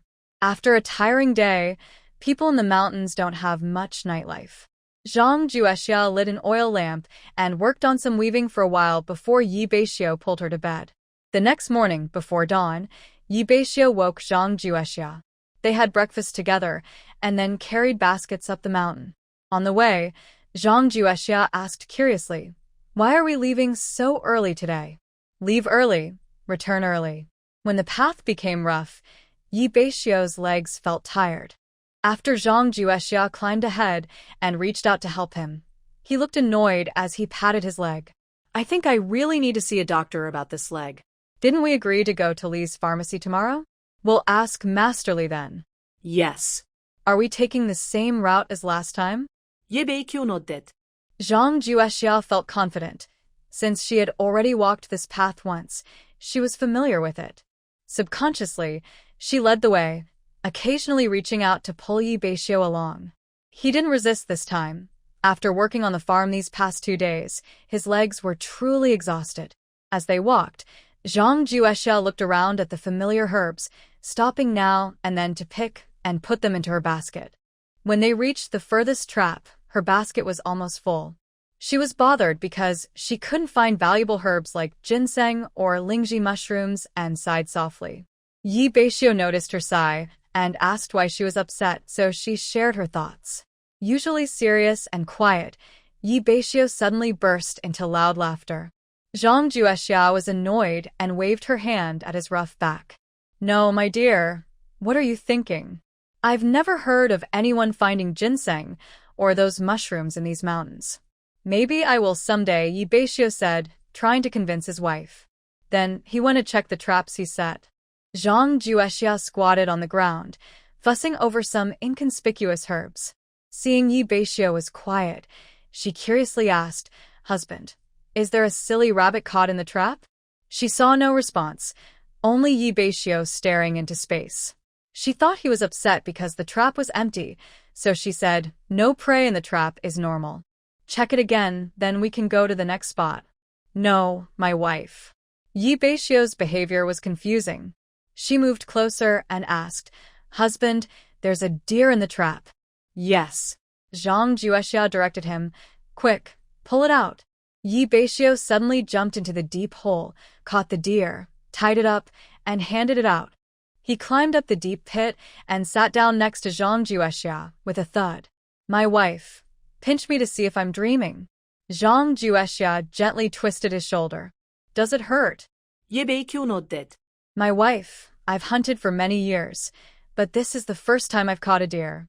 Look, it's a male deer. The antlers seem to be young, probably worth a lot of silver. Let's go then." Zhang Juexia looked around to make sure no one saw them, then tried to pull Beixiu back. "Let me rest a bit." Soon, Beixiu carefully placed the tied-up deer on his shoulder. "My wife, you lead the way." On the way back, Zhang Juexia had wanted to pick some Sichuan pepper, but now she had no mood. She walked in front, reminding Beixiu to watch his step now and then. They passed by some traps but didn't find much, just a cute mother rabbit with a big belly. Zhang Juexia pinched her ear. "Husband, her belly is so big. Maybe she's pregnant. Can we keep her at home instead of selling her?" Beixiu quickly tied her up. "If you want to keep her, then keep her." Zhang Juexia took her and put her in a basket on her back. "Later today, more people will come up the mountain. Let's go down quickly, and I'll bring you fishing another day." That day, Li Qin had also warned Zhang Juexia. She didn't want more trouble, so she carried the basket and headed ahead. They didn't meet anyone on the way, but just as they reached their house, they ran into some women from the village gathering wild grass. "Oh my, look at that! Beixiu caught a deer. TSK, TSK. Beixiu is so impressive. Even with a limp, he's still so capable. This deer is worth a lot of silver." To avoid these women, Zhang Juexia and Beixiu hurried into the house. Beixiu untied the little deer first, and Zhang Juexia quickly closed the door. "Husband, they won't come in, right?" "Don't worry about them. "Just don't open the door for them. They'll find out we caught a deer. Soon the whole village will know." "Probably." Zhang Juexia looked at Beixiu anxiously. Beixiu was feeding the little deer with some wild grass he had just gathered. "We didn't steal or rob anything. There's no need to worry. You said we should leave quickly to avoid the villagers. I just don't want unnecessary trouble. My wife, I'm hungry. Please go make some food." Maybe catching the deer gave them hope for a better life. Zhang Juexia no longer minded about eating plain noodles. "Husband, how about we make dumplings with the leftover oil residue from yesterday's oil making?" "Sure," Beixiu agreed happily. "I'm going to knead the dough. We'll make dumplings filled with green beans and oil residue. There are still plenty of green beans that Grandma gave us. I'll blanch some with hot water, and the rest I'll dry for later. Go quickly." Beixiu watched Zhang Juexia's back, recalling what Grandma had said that day. Could she really be favoring him? He found it strange. This was the first time he felt so relaxed about hunting deer. The little deer nudged Beixiu's arm, bringing him back to his senses. Zhang Juexia didn't know what Beixiu was thinking. She was happy because she knew the deer could sell for a good amount of money, and with that money, life would be better. She hummed a little tune as she mixed the dough and set it aside to rise. She picked some green beans, washed them thoroughly, then boiled water in a pot, adding a few drops of oil before putting in the beans. The beans turned bright green as they boiled, and after a few rolls, she took them out. She selected some tender beans to chop, then took the oil residue, chopped it up, and mixed it with oil, salt, and seasonings. Meanwhile, the dough had risen enough, so she rolled out the wrappers and started filling and sealing the dumplings. After feeding the little deer and making sure it was fine, Beixiu also fed the little female rabbit they brought home. He looked at the backyard, planning to build a nest for the rabbit after dinner. Before making the dumplings, Zhang Juexia changed the water in the big pot to cold water. She kept the fire under the pot low, waiting until she finished making the dumplings. When they were almost ready, the water in the big pot boiled. She lifted the lid, carefully pouring the dumplings into the boiling water, stirring gently in one direction with a spoon. Beixiu peeked into the kitchen. "It smells so good. Hurry up and wash your hands. The dumplings will be ready soon." Grandma was right. We really married the right wife. We get to eat hot meals every day. Just one meal? 2 meals. But, my wife, once we sell that deer tomorrow, if you want to eat 3 meals a day, it's not impossible. The dumplings, plump and boiling in the water, floated and rolled. Zhang Juexia knew from experience they were cooked. She scooped them out with a skimmer, drained the water, and placed them on a plate. Beixiu couldn't wait. He pinched a dumpling, took a few bites, and swallowed it quickly. "Wife, this is delicious. It really tastes great." He pinched another dumpling and offered it to Zhang Juexia. "Wife, you should try some too." Zhang Juexia was filled with water dumplings suddenly stuffed into her mouth. The dumplings were still hot, and her tongue burned, but she couldn't deny their delicious taste. She kindly reminded Beixiu, "Don't rush to eat. Wait until they cool down a bit." Ok, Beixiu nodded obediently. They finished all the dumplings from a large steaming tray, with nothing left. Even the soup from boiling the dumplings Beixiu didn't waste. Drinking this is much better than plain water. Zhang Juexia thought about how the original recipe was to enjoy the broth, but she was also worried he might eat too much. "Drink less of the soup. We can leave some in the pot, so if you're thirsty later, you can drink it." Only then did Beixiu put down his bowl. "This year, I really benefited from you. This is the 3rd time I've eaten dumplings."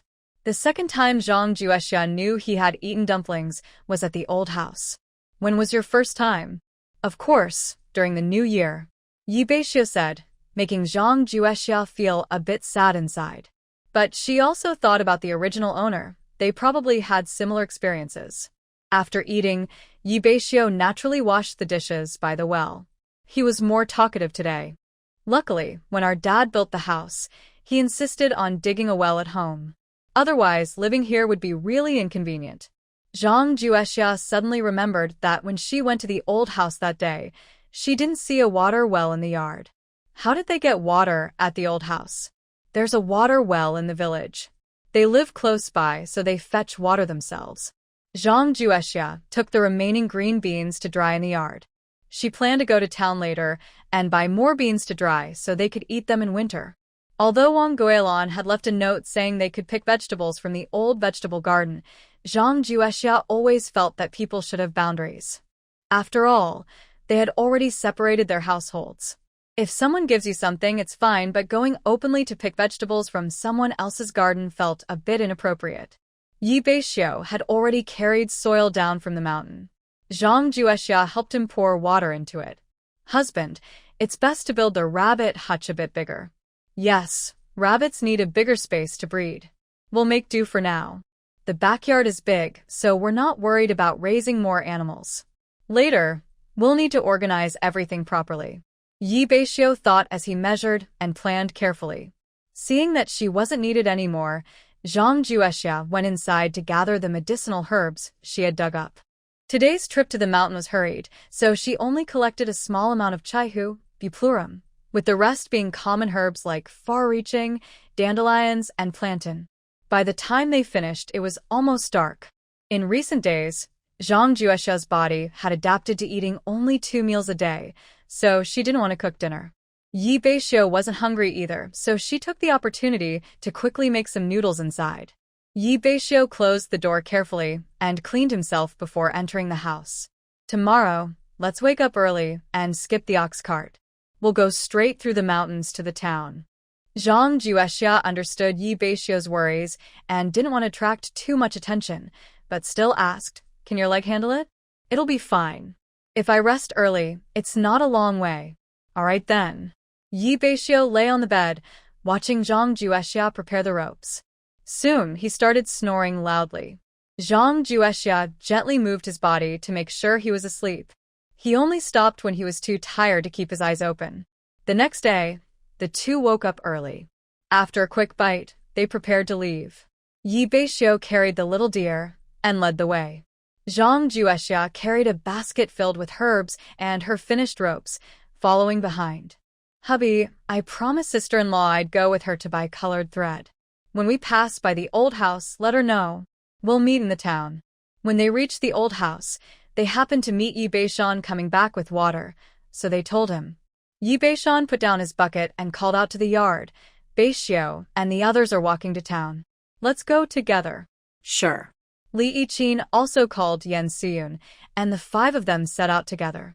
Yi Beixiu took the little deer from Yi Beixiu's shoulder. Wow, it looks pretty heavy for such a small one. With Yi Beixiu's help, Yi Beixiu felt much lighter and walked faster than before. Zhang Juexia found it strange because Yi Beixiu and the others went up the mountain yesterday too, so they must have found something. Li Yiqin, being lively and talkative, said, "Yesterday, Dad, Uncle San, and Beixiu also hunted some rabbits and pheasants. When Uncle San heard we were going to buy colored thread, he went to town alone. I was thinking of riding the ox cart with you guys. Ox carts are too slow." Exactly.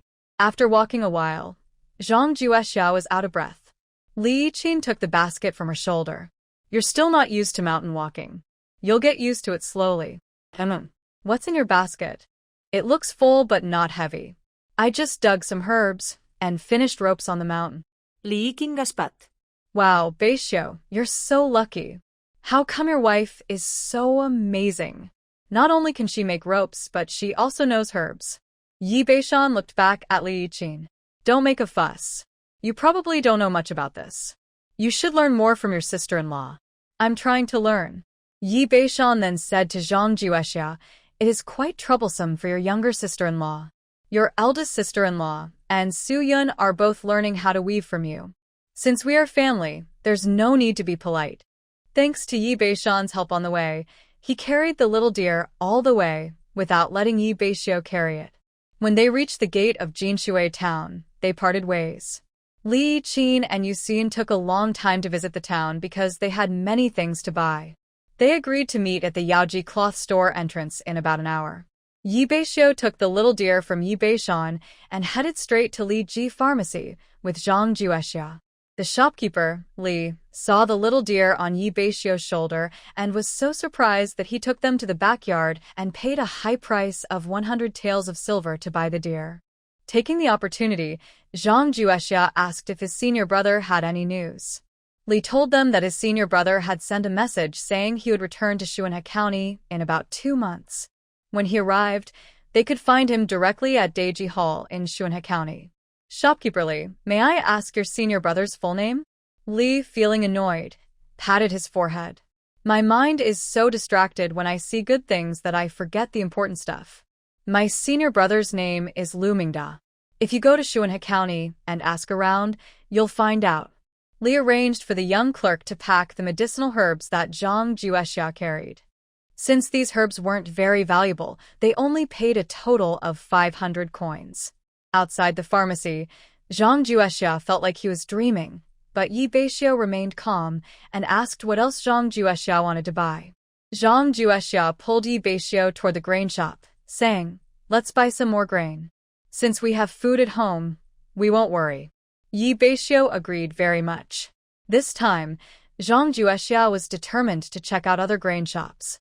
After comparing, she thought the last shop was honest, with fair prices and good quality. When they entered, the young clerk recognized them immediately and cheerfully ran over. "Customer, what would you like to buy?"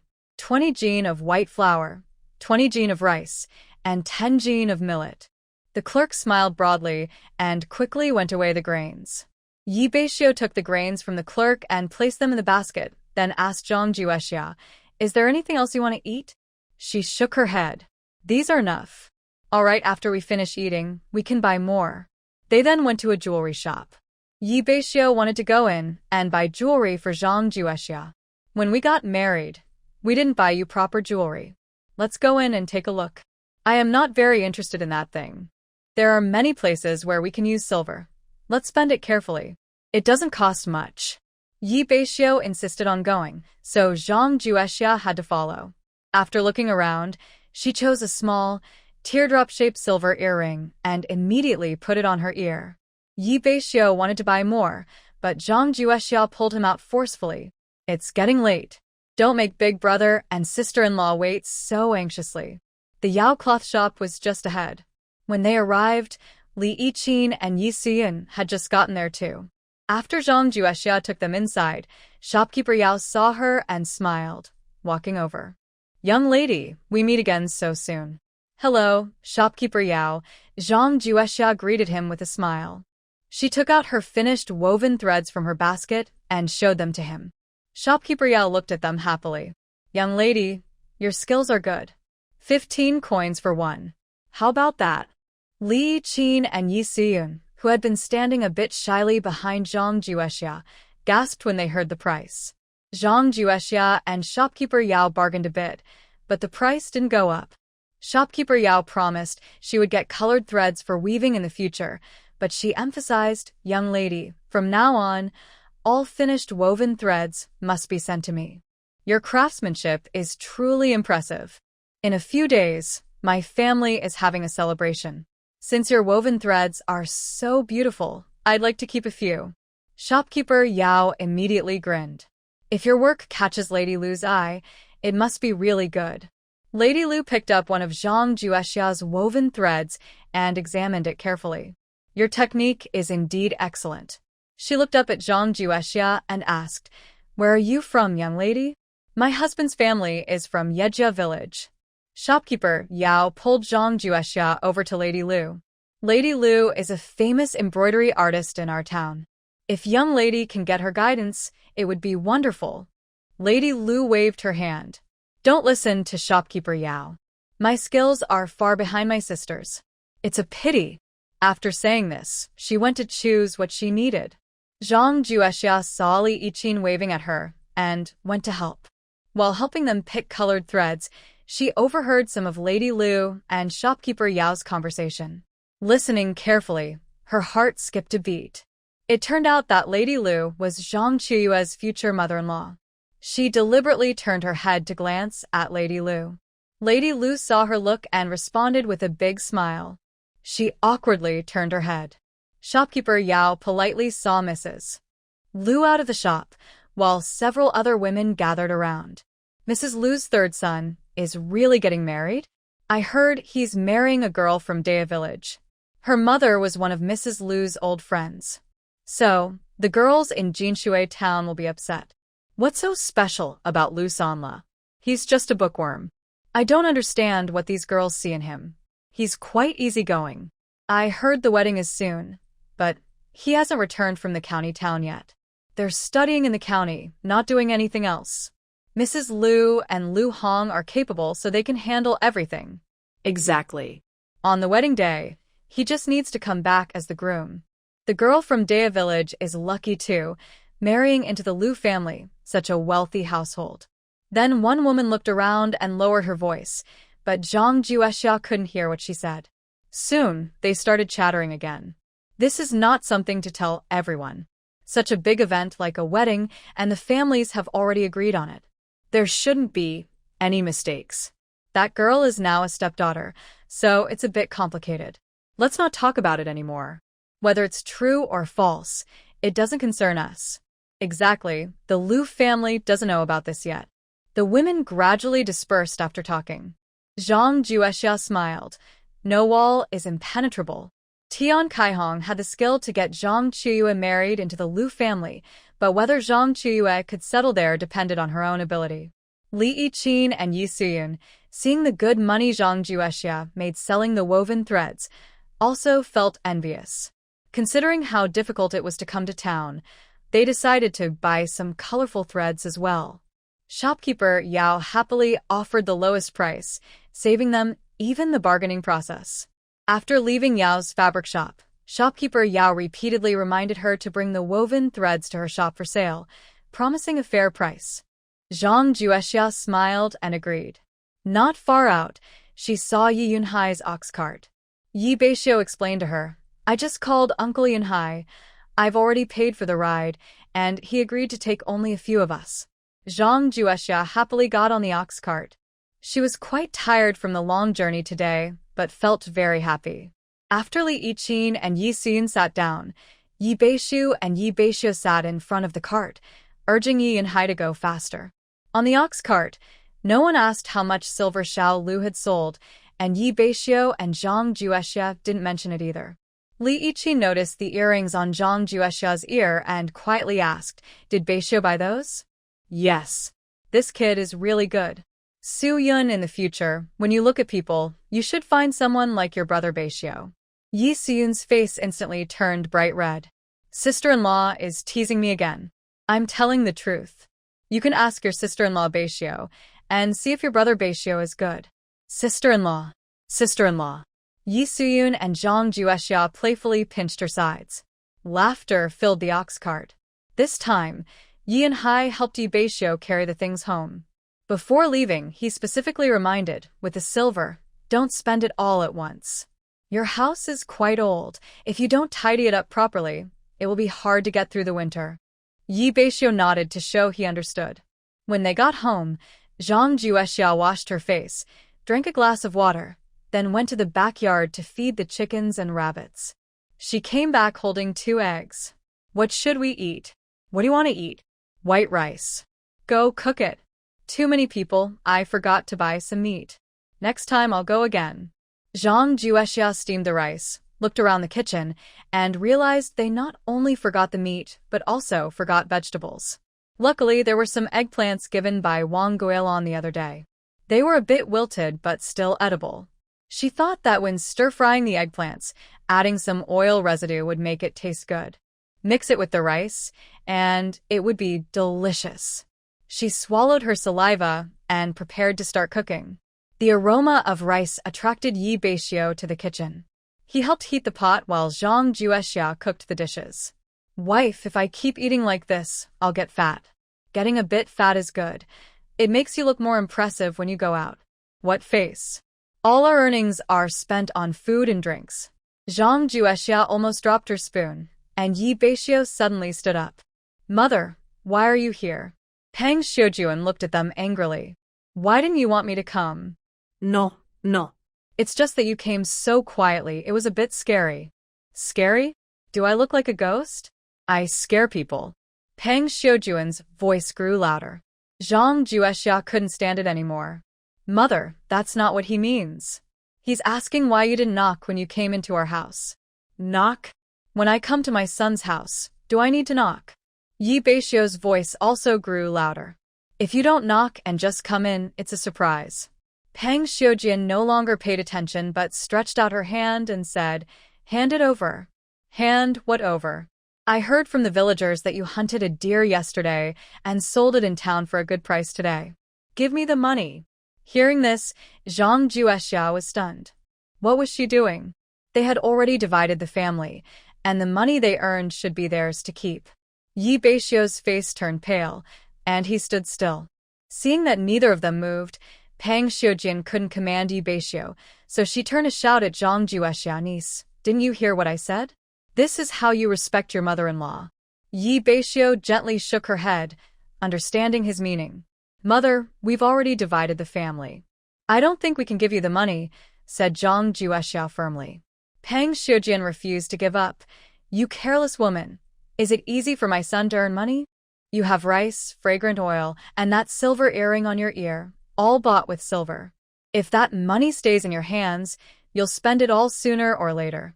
It's our own business whether the money is spent or not, so don't trouble yourself, said Zhang Juexia. You. Xiao, aren't you going to listen to your mother? I'm doing this for your own good. You just got married and you don't understand how life works. I keep the money for you. When you want to spend it, I'll give it to you.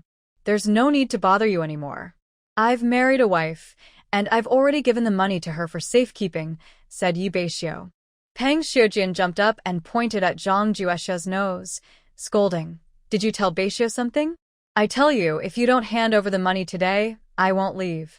Do as you like. Zhang Juexia's stomach was growling from hunger. She was too tired to argue with Pang Xiujin.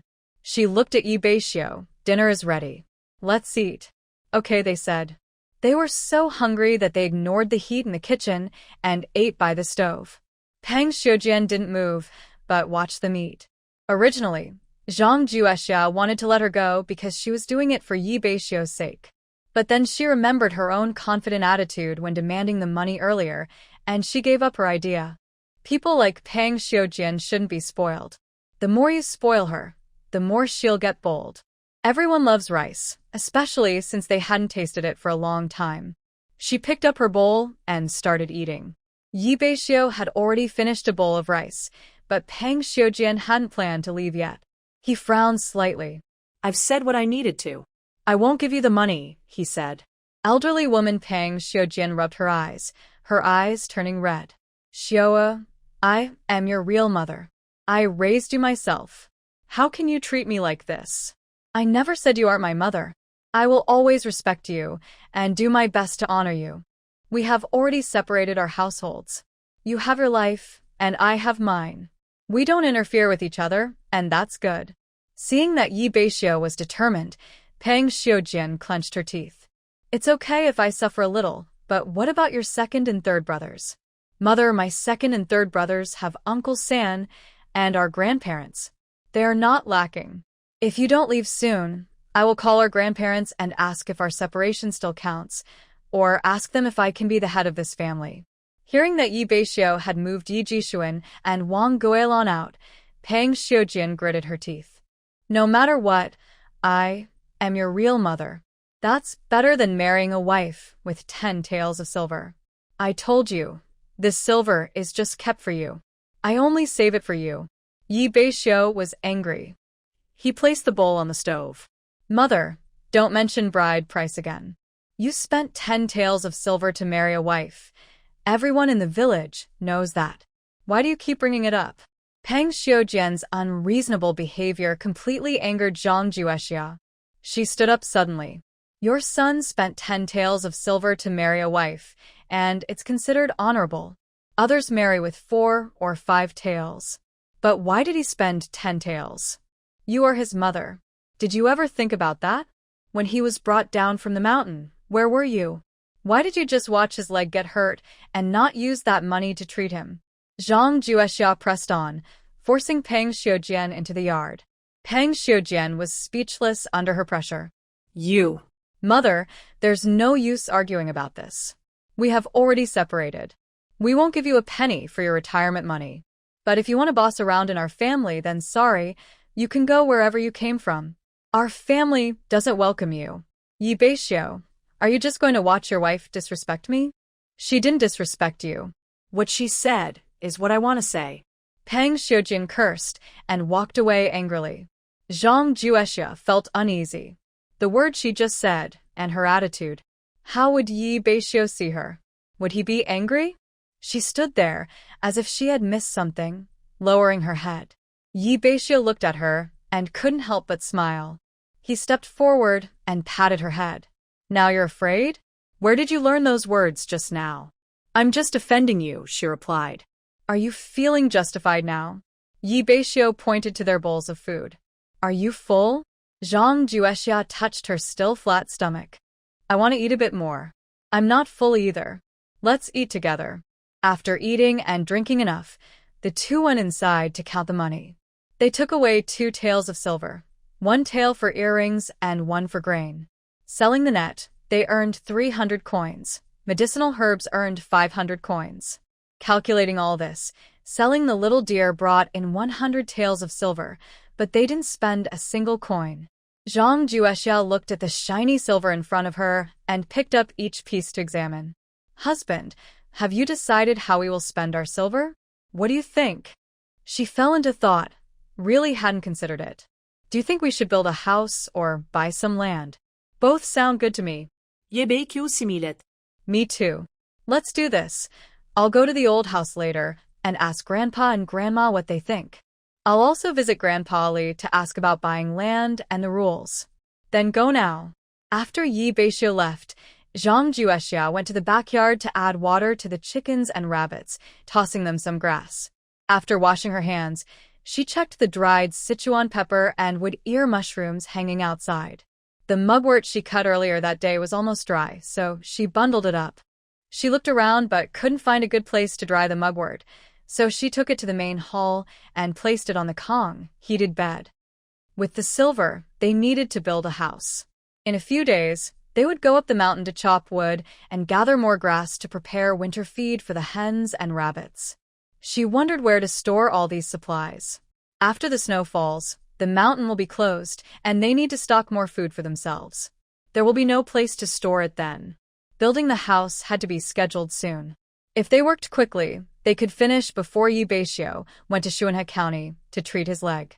When they returned, they could move into the new house. No matter how heavy the snow or how strong the wind, they wouldn't have to worry.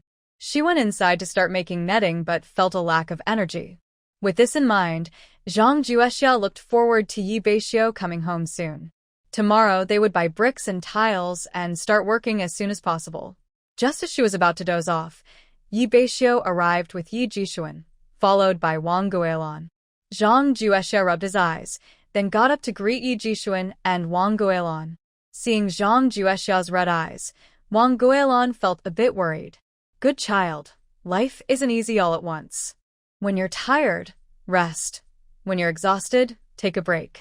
You're still young, so don't overwork your body. I understand, Yi Jixuan said, becoming more and more pleased with Zhang Juexiao. Just now, Yi Beixiu had talked to him about building a house and buying land. The more he listened, the happier he felt. In just a few days after their marriage, they were about to start a new house, something unique in their Yi family village. Your grandma is right. You can't rely on youth to push your body too hard, Yi Jixuan sighed. This morning, your mother caused trouble. You did the right thing. I've already told her about it. Wang Guilon quickly agreed. Your grandpa was really angry. If we hadn't stopped him, your third uncle might have gotten into a fight. Third brother didn't manage his wife well. He deserves a scolding, Yi Jixuan said seriously. Your mother was confused this time, but she won't be again. You're young. Live your life well.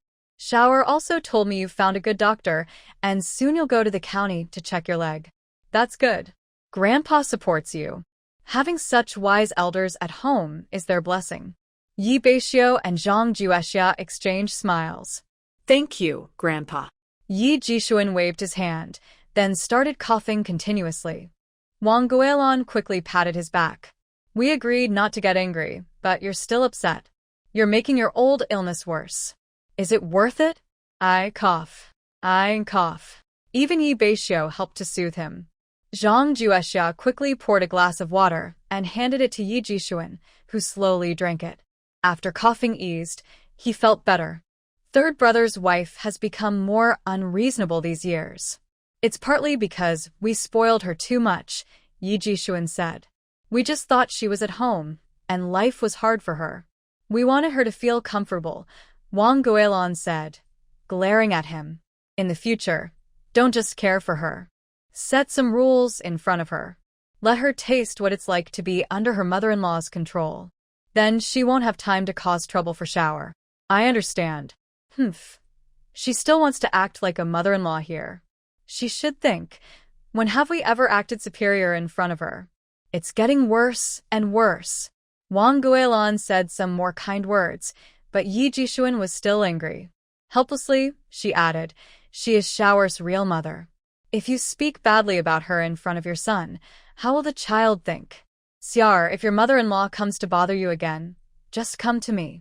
I'll stand up for you, Wang Guilin finally said, and only then did Yi Jishuan feel relieved. The others then started talking about other things. Zhang Juexia shared his ideas. Yi Beixiu spoke first. Xiar, what she said is also what I want to say. Tomorrow we will go to town to choose bricks and tiles. Yi Jishuan thought for a moment. I'll go with you. Since they decided to build a house, they needed to decide how many rooms and what plan to follow. The group wandered around the yard, eventually reaching the backyard. Wang Guilin saw that they still had chickens and rabbits, and she couldn't stop smiling. Everyone here keeps chickens, but we haven't raised rabbits before.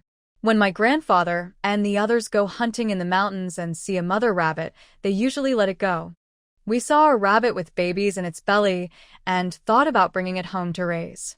Since rabbits can reproduce, we want to try raising some at home and see if it works. Yi Jishuan gestured to Wang Guilin. Listen to what your grandson's wife is saying. Doesn't it sound very nice? We've been hunting all our lives and never thought about this. If we can raise rabbits at home, the children won't have to go mountain hunting and suffer that hardship. That's why I say, Child Xiu is lucky. Luckily, he has his own ideas. If he had listened to the third wife and married her. Cough. Cough. Yi Jishuan coughed to stop Wang Guilin from continuing. Wang Guilin quickly stepped forward. Old man, what's wrong? Why are you coughing again? Inside, Yi Jishuan snorted to himself. If I had a wife who talked so much, my cough wouldn't get better either. Zhang Juexia watched the old couple pretend not to hear and looked over at Yi Beixiu. Yi Beixiu quickly looked away. Zhang Juexia thought to himself, avoiding something for a day doesn't mean avoiding it forever. If I want to know something, I will find out. Yi Beixiu just didn't want to talk about the past anymore, and he felt clear in his heart. He pointed to the backyard wall. Grandpa, Grandma, Xiar, I plan to expand the backyard further. When there are more livestock, it will be easier to raise them. Yi Jishuan, standing higher up, looked out carefully. That piece of land outside is usable. When the time comes, I'll buy it from Grandpa Li. Since we have some money now, we can build the wall with bricks, strong and durable.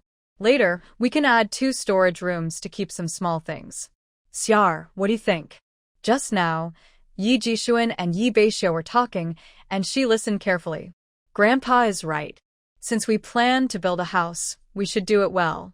My wife also agrees. I have some private savings, which I will use to help Xiu and the others build the house, Zhang Juexia and Yi Beixiu said together. Grandma, you don't need to worry. You're both such good children. This is really a sign of your grandparents' care. Yesterday, that little deer sold for 100 taels of silver. Even building 3 houses is enough. Grandma, you don't need to worry about us. Wang Guilin was surprised to hear so much silver, but she quickly smiled happily. Our Xiuer's life is getting better and better. All right, wife. Since Xiuer has money, you don't need to use your private savings anymore. When we build the house, you can lead the eldest and third wives to help with cooking. I'll have the men help Xiuer with the work. Zhang Juexia immediately agreed. We're just waiting for Grandpa's word. When the time comes, we'll make sure Grandma and Grandpa don't worry. The plans for the new house were quickly decided. 5 main rooms, 3 rooms on each side for wings, and a toilet and stable in the southwest corner of the yard. If they bought a horse later, there would be a place to keep it. In the backyard, they would build 3 storage rooms.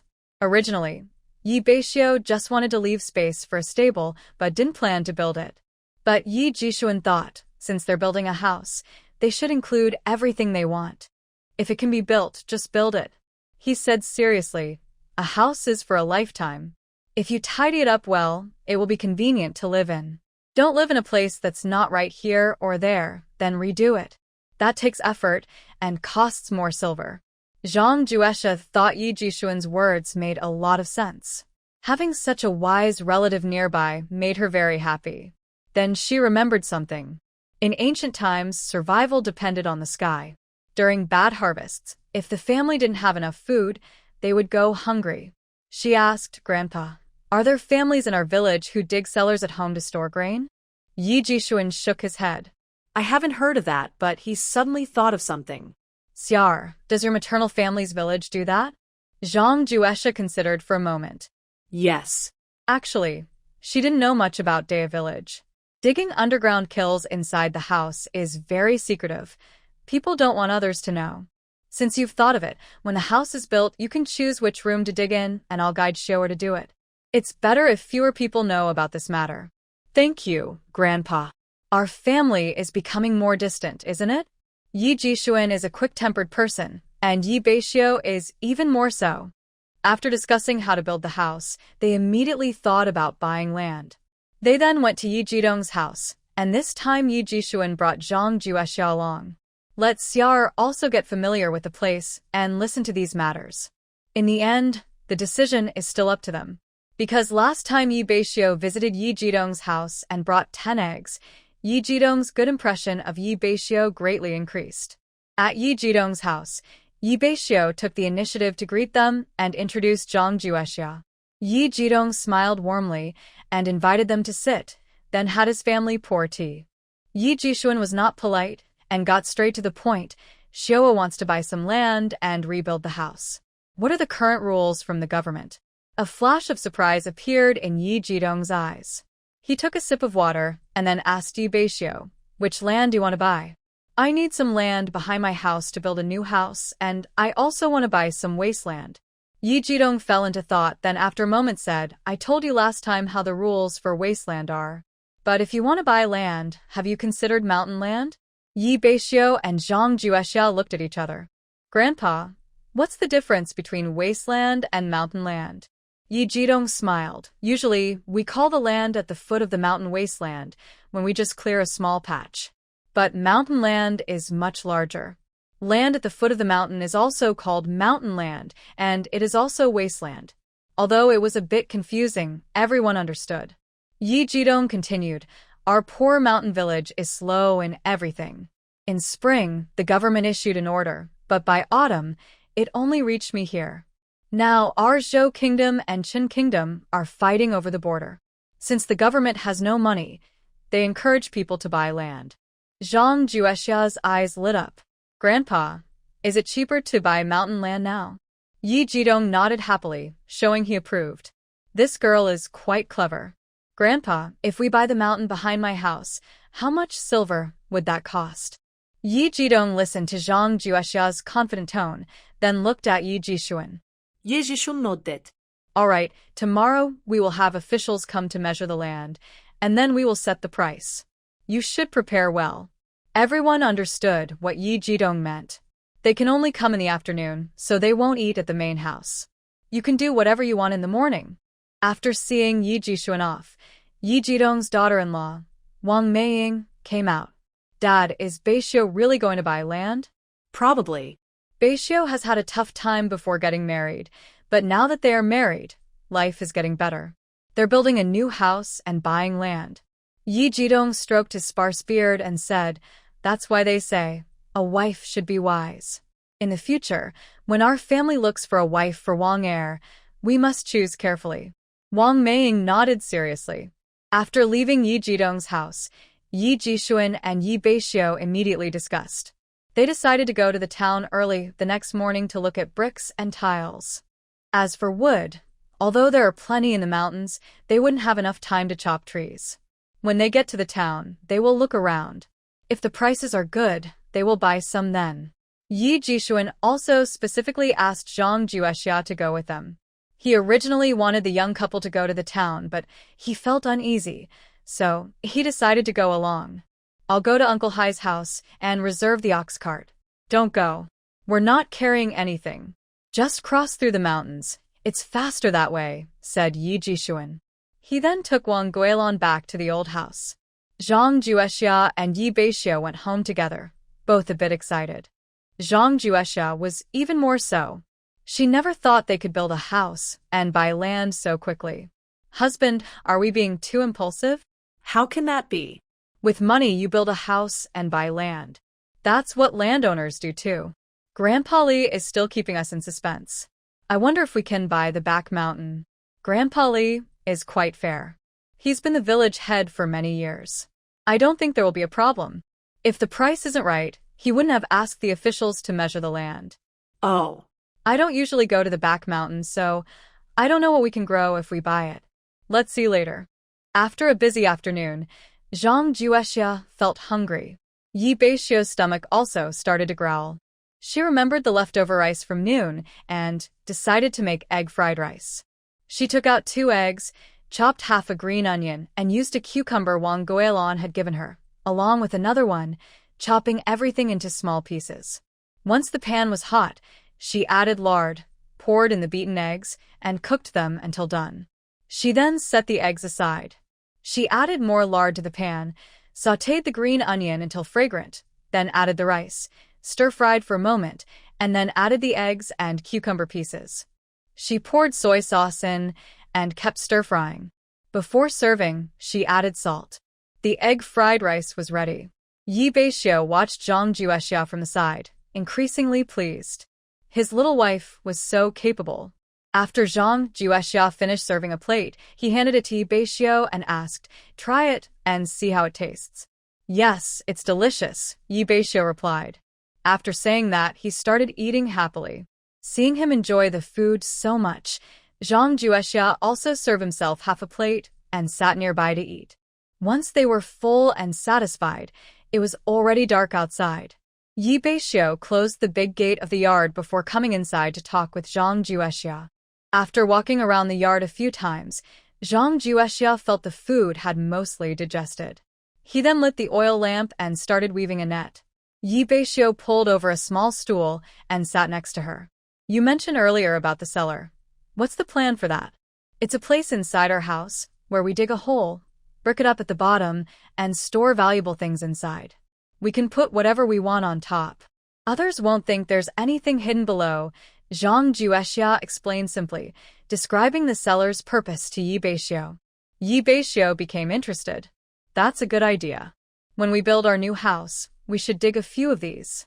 We can store more grain inside, so we won't worry during hard times." "I think so too," Zhang Juexia said.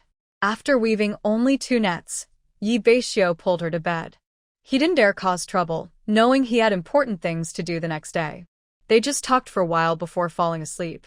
The 2 woke up early, ate a quick bite, then carried empty baskets and went to the old house to find Yi Jixuan. When they arrived, Yi Jixuan was already waiting for them. Without saying much, the 3 set off together. They didn't carry anything on their shoulders, so walking the mountain path was easy. When they encountered rougher terrain, they helped each other. Seeing that Yi Jixuan's legs weren't as strong as before, Yi Jixuan kept reminding them to hurry to the county town to see a doctor. "I regret how I relied on you back then. My heart aches when I think about it. Don't worry about spending money this time. Your grandpa will spend his savings to make sure your legs are treated properly," Zhang Juexia comforted Yi Jixuan. "Grandpa, we've prepared the money. As soon as the doctor is back in Xuanhe County, we'll go," they said. While chatting about family matters, they hurried along and reached the entrance of Jinshui town in about an hour. The brick kiln factory was outside the town. Yi Jixuan took them directly there without entering the town itself. The bricks at this time were mainly blue bricks and tiles. After checking several places, they found the prices were similar, so they focused on quality and service. They finalized their order for bricks and tiles from Lu's family. They told the supplier when they needed the materials, and the supplier sent the bricks and tiles to their door. The amount used could be adjusted later, paying less or more as needed. Zhang Juexia looked at Lu's manager and thought, "This is how business is done. No wonder they make money." They ordered 20,000 blue bricks and 10,000 blue tiles, costing a total of 13 taels of silver and 500 coins. Zhang Juexia argued hard to get the price down to 13 taels. They paid a deposit of 5 taels, and the rest would be paid when the bricks and tiles were delivered. After leaving the brick kiln, they went to the woodworking shop. The shop was recommended by Lu's brick kiln manager. Once they arrived in Jinshui town, they headed straight there. The shopkeeper, Zhao Xiang, was in the yard making furniture with his young apprentice. When he saw visitors, he put down his work and came to greet them. Yi Jixuan started talking with Zhao Xiang and Yi Beixiu. Zhang Juexia wandered around the yard, watching the young apprentice work. She felt uneasy being watched and made mistakes in her work. She then went inside. By that time, Yi Jixuan and Zhao Xiang had already become relatives. Since Jinshui town was small, it was easy to find connections if you looked for them. Zhao Xiang didn't want to lose this big customer, so he went along with Yi Jixuan and called him uncle. Uncle, my woodworking shop has been open in town for many years. Our reputation is excellent. Since we're relatives, the materials and prices are definitely better than others. The furniture in the yard was ordered by Lu's family from us. Their third son is about to get married, and we're delivering the furniture tomorrow. Yi Jixuan waved his hand. We don't need to look at furniture now. That's far away. We need wood to build our house. Then let's go see the wood, Zhao Xiang said, leading them to the backyard. Zhang Juesha wasn't interested and didn't follow. She overheard Zhao Xiang's words clearly. She looked at the furniture in the yard and asked the young apprentice curiously, "Is Lu's family the Lu Hong family?" "Yes," he replied. Just as she was about to ask more, Yi Jixuan and the others returned with smiles. "Xiar, your uncle's wood is really good, and the price is fair. Let's order from here." Yi Beixiu nodded at her. The total cost for all the materials, including the furniture for our new house, is 5 taels of silver. They will only charge us for labor when the work is done. Zhao Xiang added, "This pay is for making furniture, not for building the house." Yi Jixuan chuckled, "Kids don't understand, but I do. No need for you to explain." Yi Beixiu paid 2 taels of silver as a deposit. When they needed wood, it would be delivered to their home, and they could pay the rest later. Zhao Xiang wanted to invite them for a meal, but they were just being polite. They wouldn't be so clueless about that. After exchanging a few polite words, they prepared to leave. Zhang Juesha planned to eat in town before going home. Yi Jixuan insisted on returning, saying, "Why spend that unnecessary money? Let's go home quickly. In the afternoon, someone will come to measure the land, and we'll have to spend silver again. That won't do. Money spent can be earned back. We shouldn't suffer just because we're hungry," Zhang Juesha replied. Passing by a bun shop, Zhang bought 10 meat buns and each of them took a bowl of soup. After eating and drinking their fill, they continued on their way. On the way back, Zhang asked Yi Beixiu, "Can't we just use the furniture we have now? Why do we need Zhao Xiang and the others to make new furniture? I saw you looking at the new furniture in the yard. I thought you liked it, so I decided to go ahead," Yi Jixuan explained. Zhang was a bit surprised. She had only heard it was Lu's furniture and looked at it a little longer. She was just curious about Lu's, nothing more. Yi Jixuan laughed. "My grandson is finally waking up.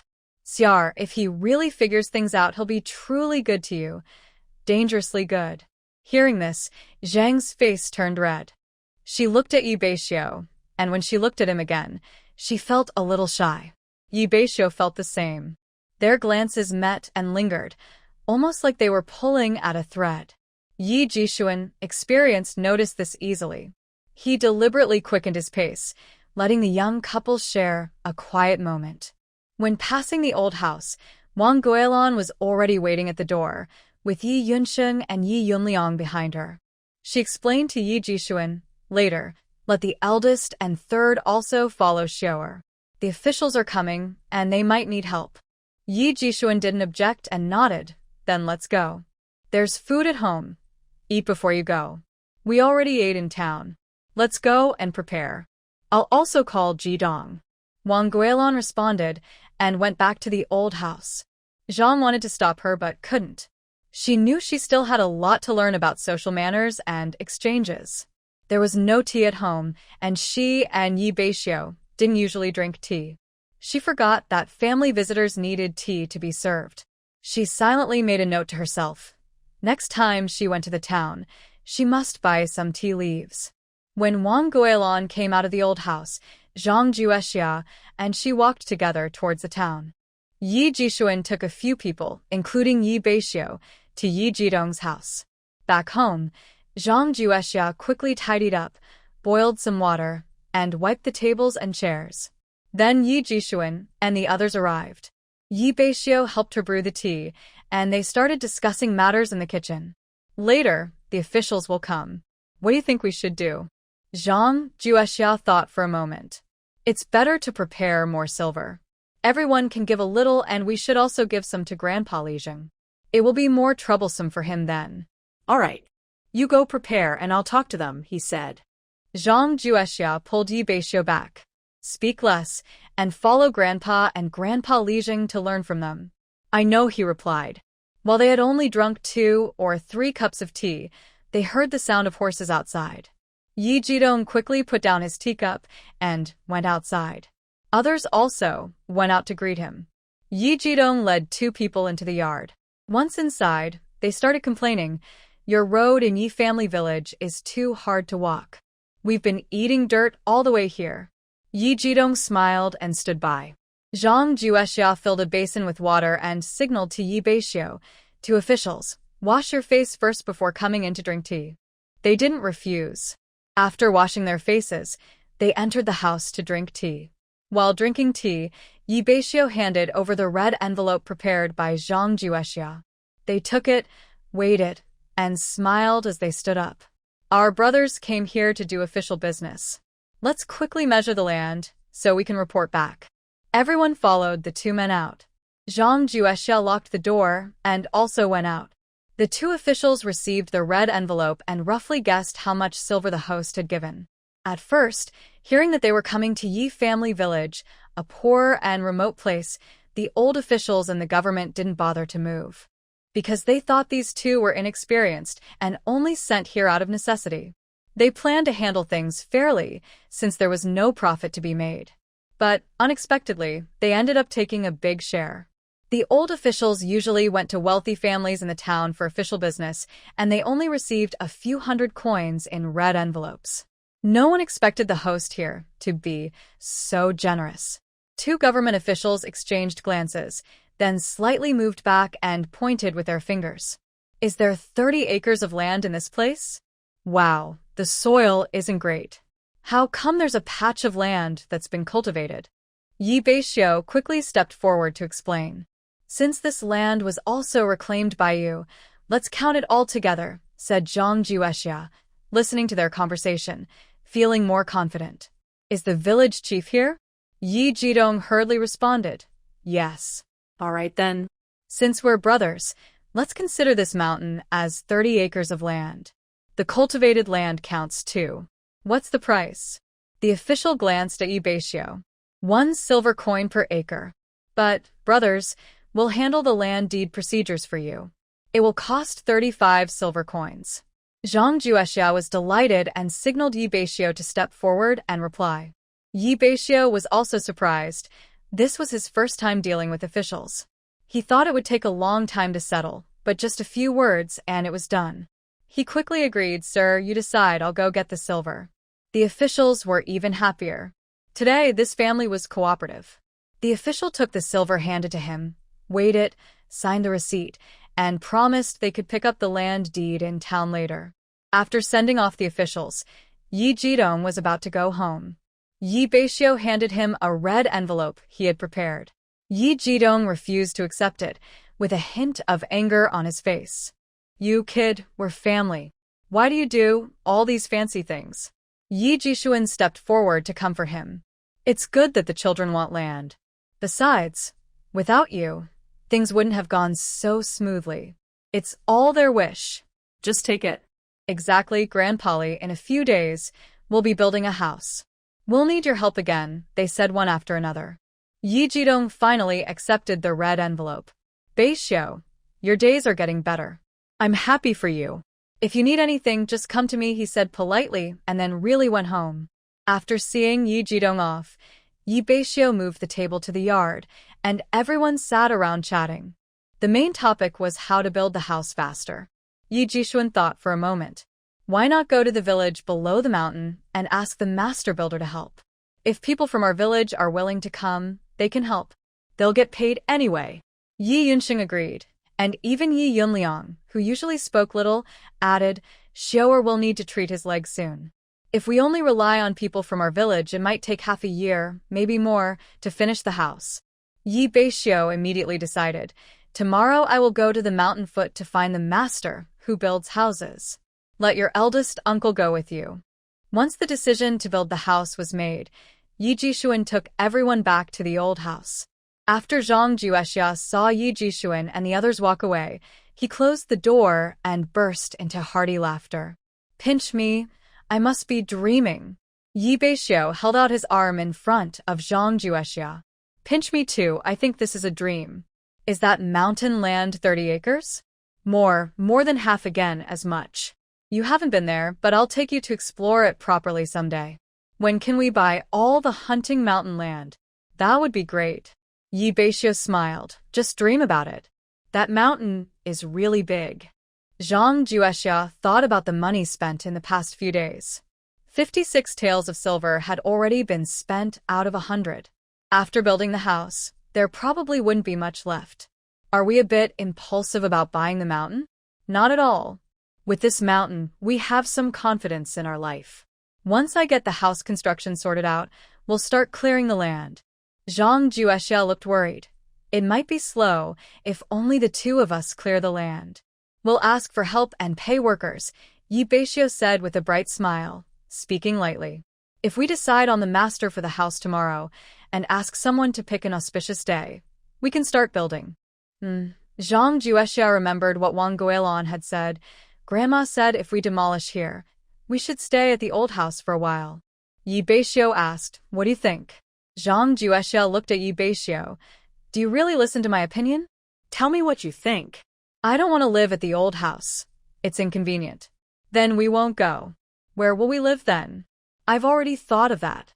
Since it's not too cold yet, we can set up a shed in the yard. Just cover our things with oilcloth. If we hire someone to fix the house, it won't take long, about a month. Hearing this, Zhang Juexia immediately agreed. Yi Beixiu saw how easygoing his wife was. Really willing to live in a shed? Yes. What's the problem? When you went to propose marriage, I was living in the woodshed, wasn't I? Yi Beixiu lovingly embraced Zhang Juexia. It might be a month or two of inconvenience, but it will be better after that. Zhang Juexia looked up into Yi Beixiu's dark eyes, full of sincerity. As long as the days get better, I won't feel any hardship.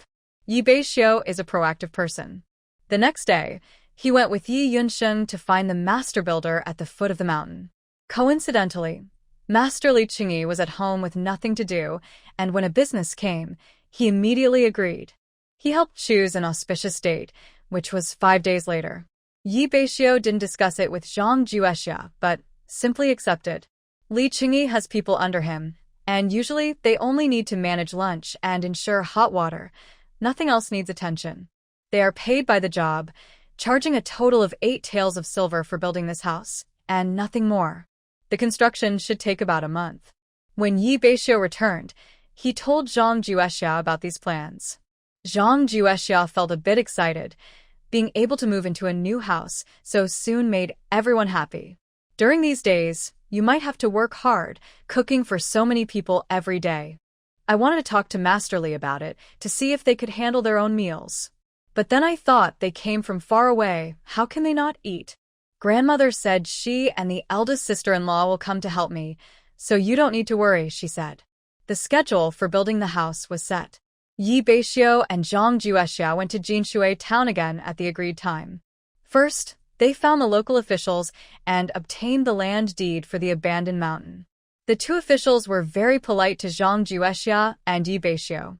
Zhang Juexia took the opportunity to get close to them and invited them to visit their mountain when they had time. The officials immediately agreed. People in your area mainly survive by hunting. If you catch some game one day, you can call us to come try it, they said. By the way, what are your names, big brothers? I'm Zhang Wei, and he's Lu Chong. If you encounter any trouble in town, you can come to the yamen to find us, Zhang Juexia replied with a smile. Since you're building a house soon, once it's finished and my husband's leg is healed, we'll invite you both over for drinks, she added. Lu Chong, who was a bit older than Zhang Wei, pointed at Yi Beixiu and said to Zhang Juexia, your wife's words are remembered by us. We probably won't miss this drink. Yi Beixiu nodded and bowed. As long as you two officials don't mind, we'll definitely invite you to our home for drinks. Lu Chong patted his shoulder and said, don't call us officials, just call us big brothers. Yes, big brothers, Yi Beixiu replied. Even Zhang Juexia smiled at this. It was the first time dealing with officials, and managing it so smoothly was not easy. They would take it step by step. She said a few polite words, and then took Beixiu to buy other things. Since they were building a house, they needed enough food for daily meals. Before coming to town, she specifically asked Wang Guilin for advice. Wang Guilin suggested buying more cornmeal to steam cornmeal buns and cooking a vegetable dish each day. When cooking, add more meat so that visitors working at their home wouldn't go hungry and stay strong. Zhang Juexia and Beixiu went to the grain shop. The young clerk saw them and smiled brightly.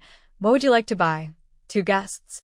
100 jin of cornmeal and 30 jin of white flour. All right. This time, Beixiu didn't put anything into the basket. Instead, he asked the clerk to help carry the goods onto Yunhai's ox cart. They then visited the brick kiln and the carpentry shop, informing them of the start date, so they could deliver materials to their home later. After finishing these errands, they strolled around, bought some household items, and finally reached Yunhai's ox cart. Seeing them, Yunhai waved his whip. Get in the cart and go home. We've been waiting for you too. Beixiu asked as he chased after him. Has the grain been delivered? Yes, it's been delivered long ago. Looks like the house building preparations are almost done. When do you plan to start? Do you need my help? No need. We've hired a master builder who has workers under him. Good. Just let me know if you need anything. Back home, Zhang Juexia put away the grain and then went up the mountain with Beixiu to chop firewood. They cut some small trees about as thick as their arms and carried them back to build a shelter. Zhang Juexia watched Beixiu work skillfully and asked, Have you built this kind of shelter many times? When I used to go into the mountains, if I couldn't find a decent cave, I'd build a shelter myself. It's good for sleeping and keeping warm. When it rains, covering it with oilcloth keeps the rain out. You'd better build it well. We'll be staying here for over a month. Just watch. I know my craft well. After the shelter was built, Zhang Juexia gradually packed their belongings inside. But she was worried about where to hide the money. Seeing her worried, Beixiu chuckled and said, Just put the money inside the shelter. When I finish fixing the door, we can lock it up. Zhang Juexia still hesitated. Will that work? He whispered in her ear, I'll dig a hole inside the shelter. You put the money in the hole, then we lock it. Nothing will happen. Hearing this, Zhang Juexia finally relaxed. After finishing these tasks, they still had a day or two before starting to build the house. Beixiu decided to go back into the mountain because he had traps he set up himself. Regarding the good thing of hunting small deer, they didn't dare to hope for it. If there were wild pheasants or rabbits, they could be cooked and shared with everyone when building the house. Zhang Juexia went up the mountain with Beixiu. She wanted to pick some Sichuan pepper and wood ear mushrooms and see if she could find anything else. If she found something good, she would move it to her own mountain. Beixiu's personality is to act early rather than late. He always prefers to start early, and Zhang Juexia shared this idea. Before dawn, the two of them ate a simple breakfast, packed their baskets, and headed up the mountain. Before leaving, Zhang Juexia asked Beixiu, Is there no wild game on this mountain we bought? Not much. It's too close to the foot of the mountain. The small animals here are very clever and won't risk their lives. Then there should be other things, right? Beixiu didn't understand what she meant. What other things? Like Sichuan pepper trees or medicinal herbs. There should be. I never paid attention before, but there are plenty of wild fruits, jujube trees and hawthorn trees. We can check again later. You'll see. When we return, we can catch some fish for eating while building the house. Yes. They reached the furthest trap, full of hope, but it was empty. Beixiu comforted Zhang Juexia. Good luck isn't always on our side. Let's go see below. Maybe we'll find a surprise. Zhang Juexia wasn't too disappointed. Let's check the next spot. I hope we find 2 wild pheasants so we can have fried chicken for our first meal. Beixiu picked up the basket. All right, let's go to the next place. At the dense trap area, Zhang Juexia led the way. She ran over, tiptoed to look inside, and said, Husband, there's really a wild pheasant in this trap, not just one. Beixiu prepared to jump down and catch the pheasant. He looked around and asked my wife, "Did you move when you came here?" Zhang Juexia shook her head. "I saw it from afar. I didn't move." Beixiu checked around and said, "Someone has tampered with our trap." "How is that possible? Aren't they afraid?" "Look here, it seems someone got hurt. They deserve it for messing with others' traps." Beixiu didn't say anything. He used a net to catch the 3 pheasants in the trap, tied them up, and threw them into his basket. Let's go down the mountain. "Are you not resetting the traps? Until we find out who tampered with them, I won't set new ones. Doing so would only help others." "How do we know who did it?" "I have a way," Zhang Juexia said. Seeing Beixiu look confident, she asked husband, "Do you already know who moved our trap?" "The village of Yez is small. The people who know I set the trap are probably just a few. My family knows my leg is not well, so they wouldn't dare to move it. If they saw something wrong, they would help me instead." Beixiu stopped speaking, and Zhang Juexia couldn't get any more information from him. To save time, they didn't dig for herbs. When passing by a small river, Beixiu caught a few fish to take home for dinner. After resting enough, as they prepared to go down the mountain, they saw Beixiu coming from another direction. He was carrying a few wild rabbits on his shoulders. When he saw Beixiu and the others, he came down the mountain to join them. Beixiu told Beixiu about someone moving the trap. Beixiu's face showed anger. After a moment of hesitation, he said, "This morning, I met Qin Eryong on the mountain. He was carrying a few rabbits and pheasants, but his arm was hurt." Beixiu asked quickly, "Brother, is his injured arm his right arm? Did he bleed a lot?" Beixiu thought for a moment and replied, "It should be." "That's right," Beixiu said fiercely. "Our family was blind back then, so we married a girl from the Qin family. When we go down the mountain later, I will break his other arm to stop him from stealing again." Beixiu looked at Zhang Juexia and then at Beixiu. "Brother, I understand. This time I won't let him go." Hearing this, Beixiu didn't say more.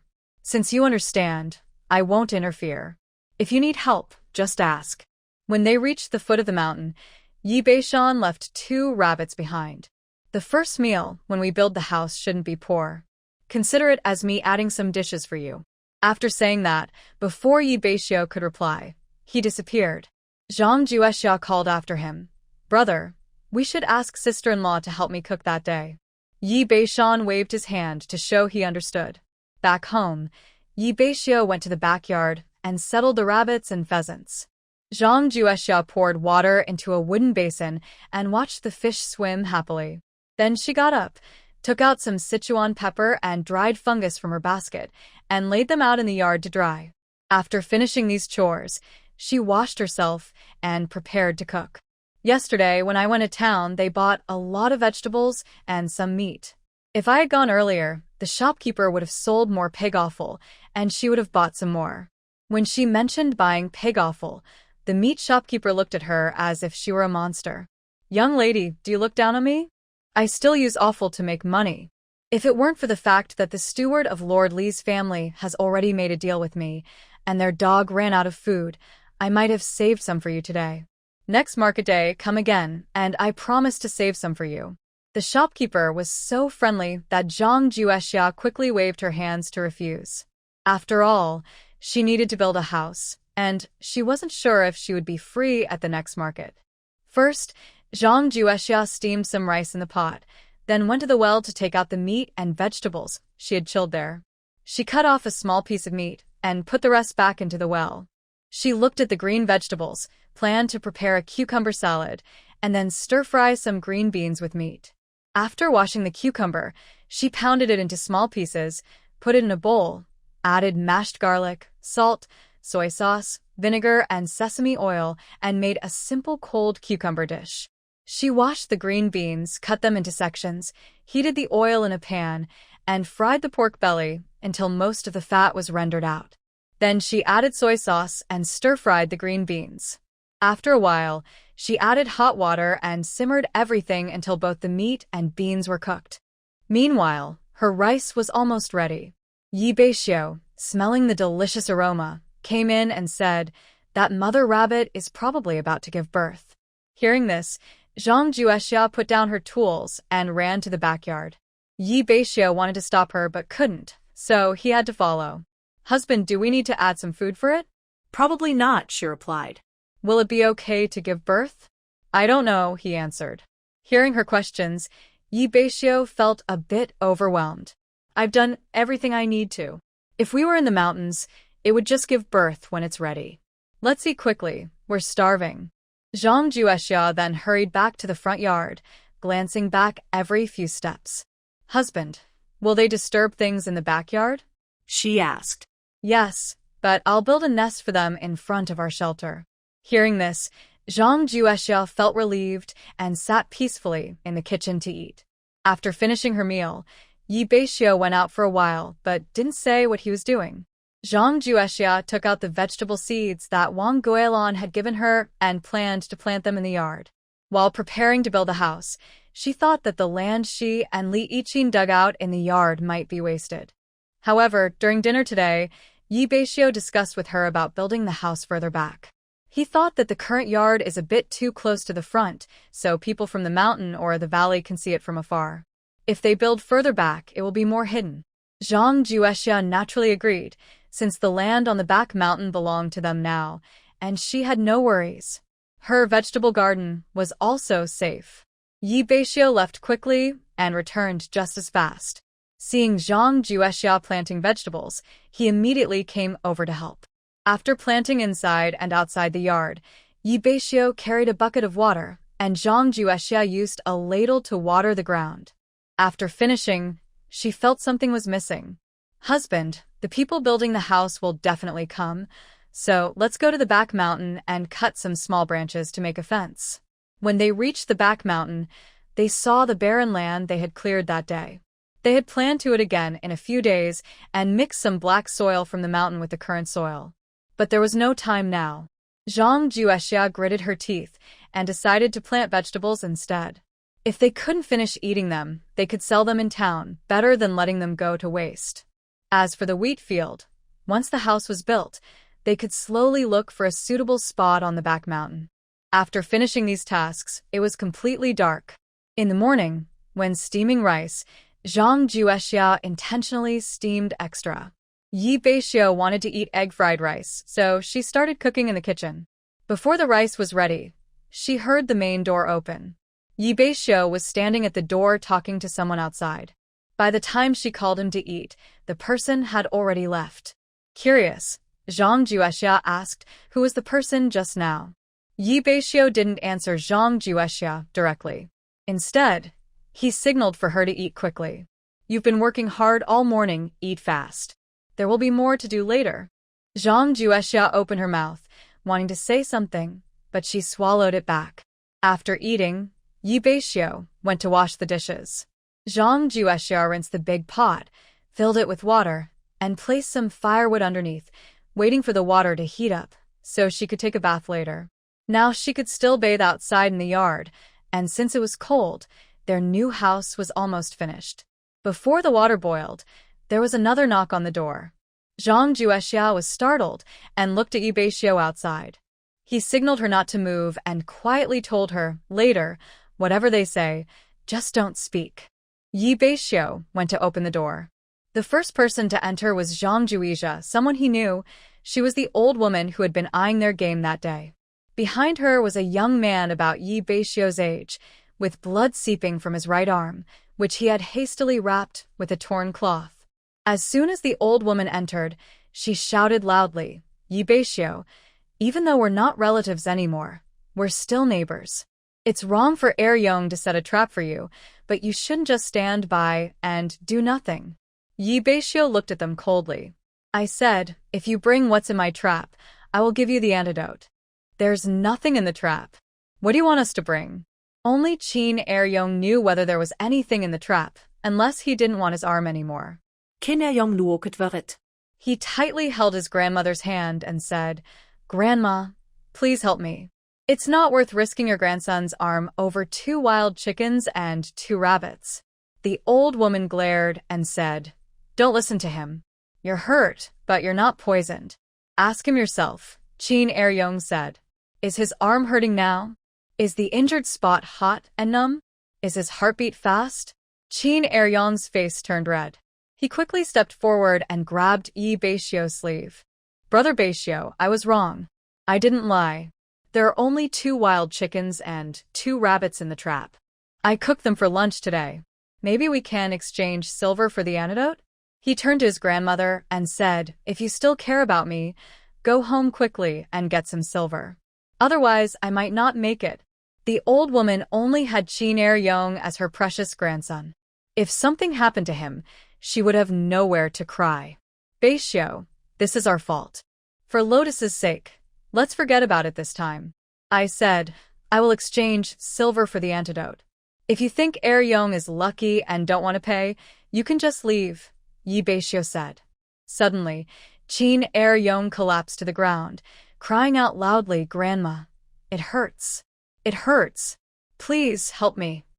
The old woman hurriedly said, Beixiu, whatever amount of silver you want, I'll pay. Please, bring the antidote quickly. Beixiu extended his hand.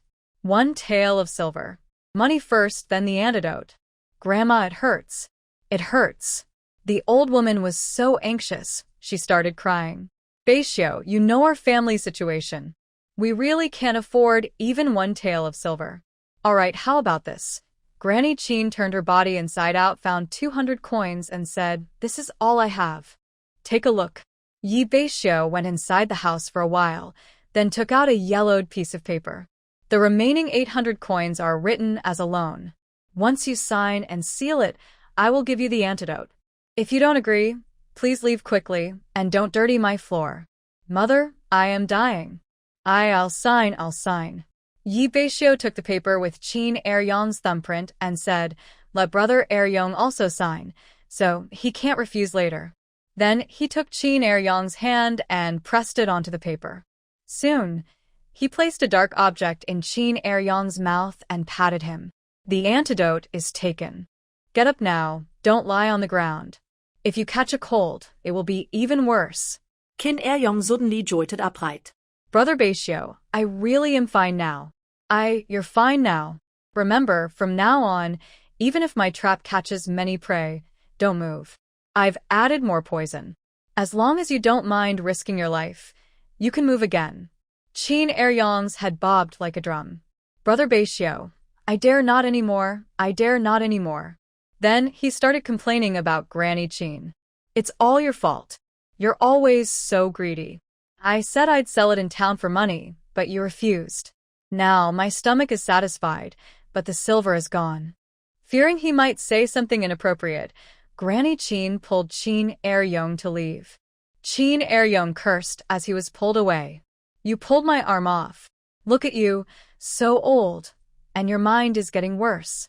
If Brother Beixiu married Lotus' sister, we wouldn't be in this mess. I think Lotus is just an unlucky girl. Who did you find for her? Not much better than Brother Beixiu. Zhang Juexia stood at the door, watching them walk away, then stepped beside Beixiu. Who is Lotus? Beixiu awkwardly coughed. Someone else's wife. I don't know her. Zhang Juexia chuckled. She really got poisoned? Lying to them. I knew it. Why didn't you tell me about this before? I used a branch from a Sichuan pepper tree for the trap. Just scraping it hurts and makes your skin numb. And what medicine did you give him? From the doctor when he had a cold. You're really cruel. It's because he's guilty. Otherwise, how could he fall for it? Was it you spreading rumors when you went out this morning? Yes, my older brother and I deliberately said we were setting a trap at Qin's door and added poison. No, how could the Qin family be so foolish? They actually believed it. Our Yi family has been hunters for generations. They might think hunting is a family skill, and setting traps with some poison isn't surprising. Oh. It's a pity about that Lotus girl, though. Beixiu looked a bit uncomfortable. Hot water is ready. We've worked hard all day, and I'm tired. I need to wash up and go to bed. Zhang Juexia suddenly remembered. What if the Qin family figures out tomorrow that you tricked them? What will we do then? Don't worry, Beixiu said confidently. They don't have that kind of mind. He was pouring hot water into the big basin for a bath. Zhang Juexia quietly muttered, They're not clever, and you like their girl? You're almost about to marry her. Whether Yi Beixiu heard Zhang Jiexia's words or not, that night he put in all his effort, making Zhang Jiexia beg for mercy. The next day, they would start building the new house, and both of them felt a little excited. Zhang Jiexia packed up everything from the old house, leaving only the bed to sleep on. After one more night, they would move into the shelter. The little rabbit successfully gave birth to 6 baby rabbits. Yi Beixiu made a nest for them at the front. He also fenced around the 2 hens so they could move freely. Zhang Jiexia thought about tomorrow's meal and prepared some steamed buns with cornmeal and white flour, adding some yeast. Yi Beixiu wanted her to add more white flour when kneading the dough, so everyone would eat well and be strong enough to work. Husband, when we cook, we mustn't hold back. We need to add more meat. If we save too much here, others might find it elsewhere. If we feed them well, they'll work harder, and our house will be built faster. Zhang Jiexia agreed with Yi Beixiu and nodded repeatedly, knowing what to do. Yi Beixiu pre-killed the wild chicken he caught yesterday and the rabbit given by Yi Beishan, cleaned them, and placed them in the water well. He wanted to throw away the rabbit skins, but Zhang Jiexia quickly grabbed them. These are good stuff. How can you throw them away? I know they're good, but we don't know how to use them. Keeping them won't help, and we can't sell them for much. Then find a place to store them. When you have time, I'll deal with it. Yi Beixiu spread out the rabbit skins in the yard. Let's just hang them to dry first. Almost dry, then pack it away. When I have free time someday, I'll think about how to do it. If I get this right, it will keep us warm in winter when laid under the bed. Wang Guilan carried a basket of vegetables, panting as she climbed up. Beixiu, quick, give me a hand. Yi Beixiu put down his work and hurried to help. Wang Guilan patted her chest, muttering some complaints about them not helping to pick vegetables, then started walking around their yard. Our Beixiu skills are really good. The shelter he built must have been taught by your grandpa.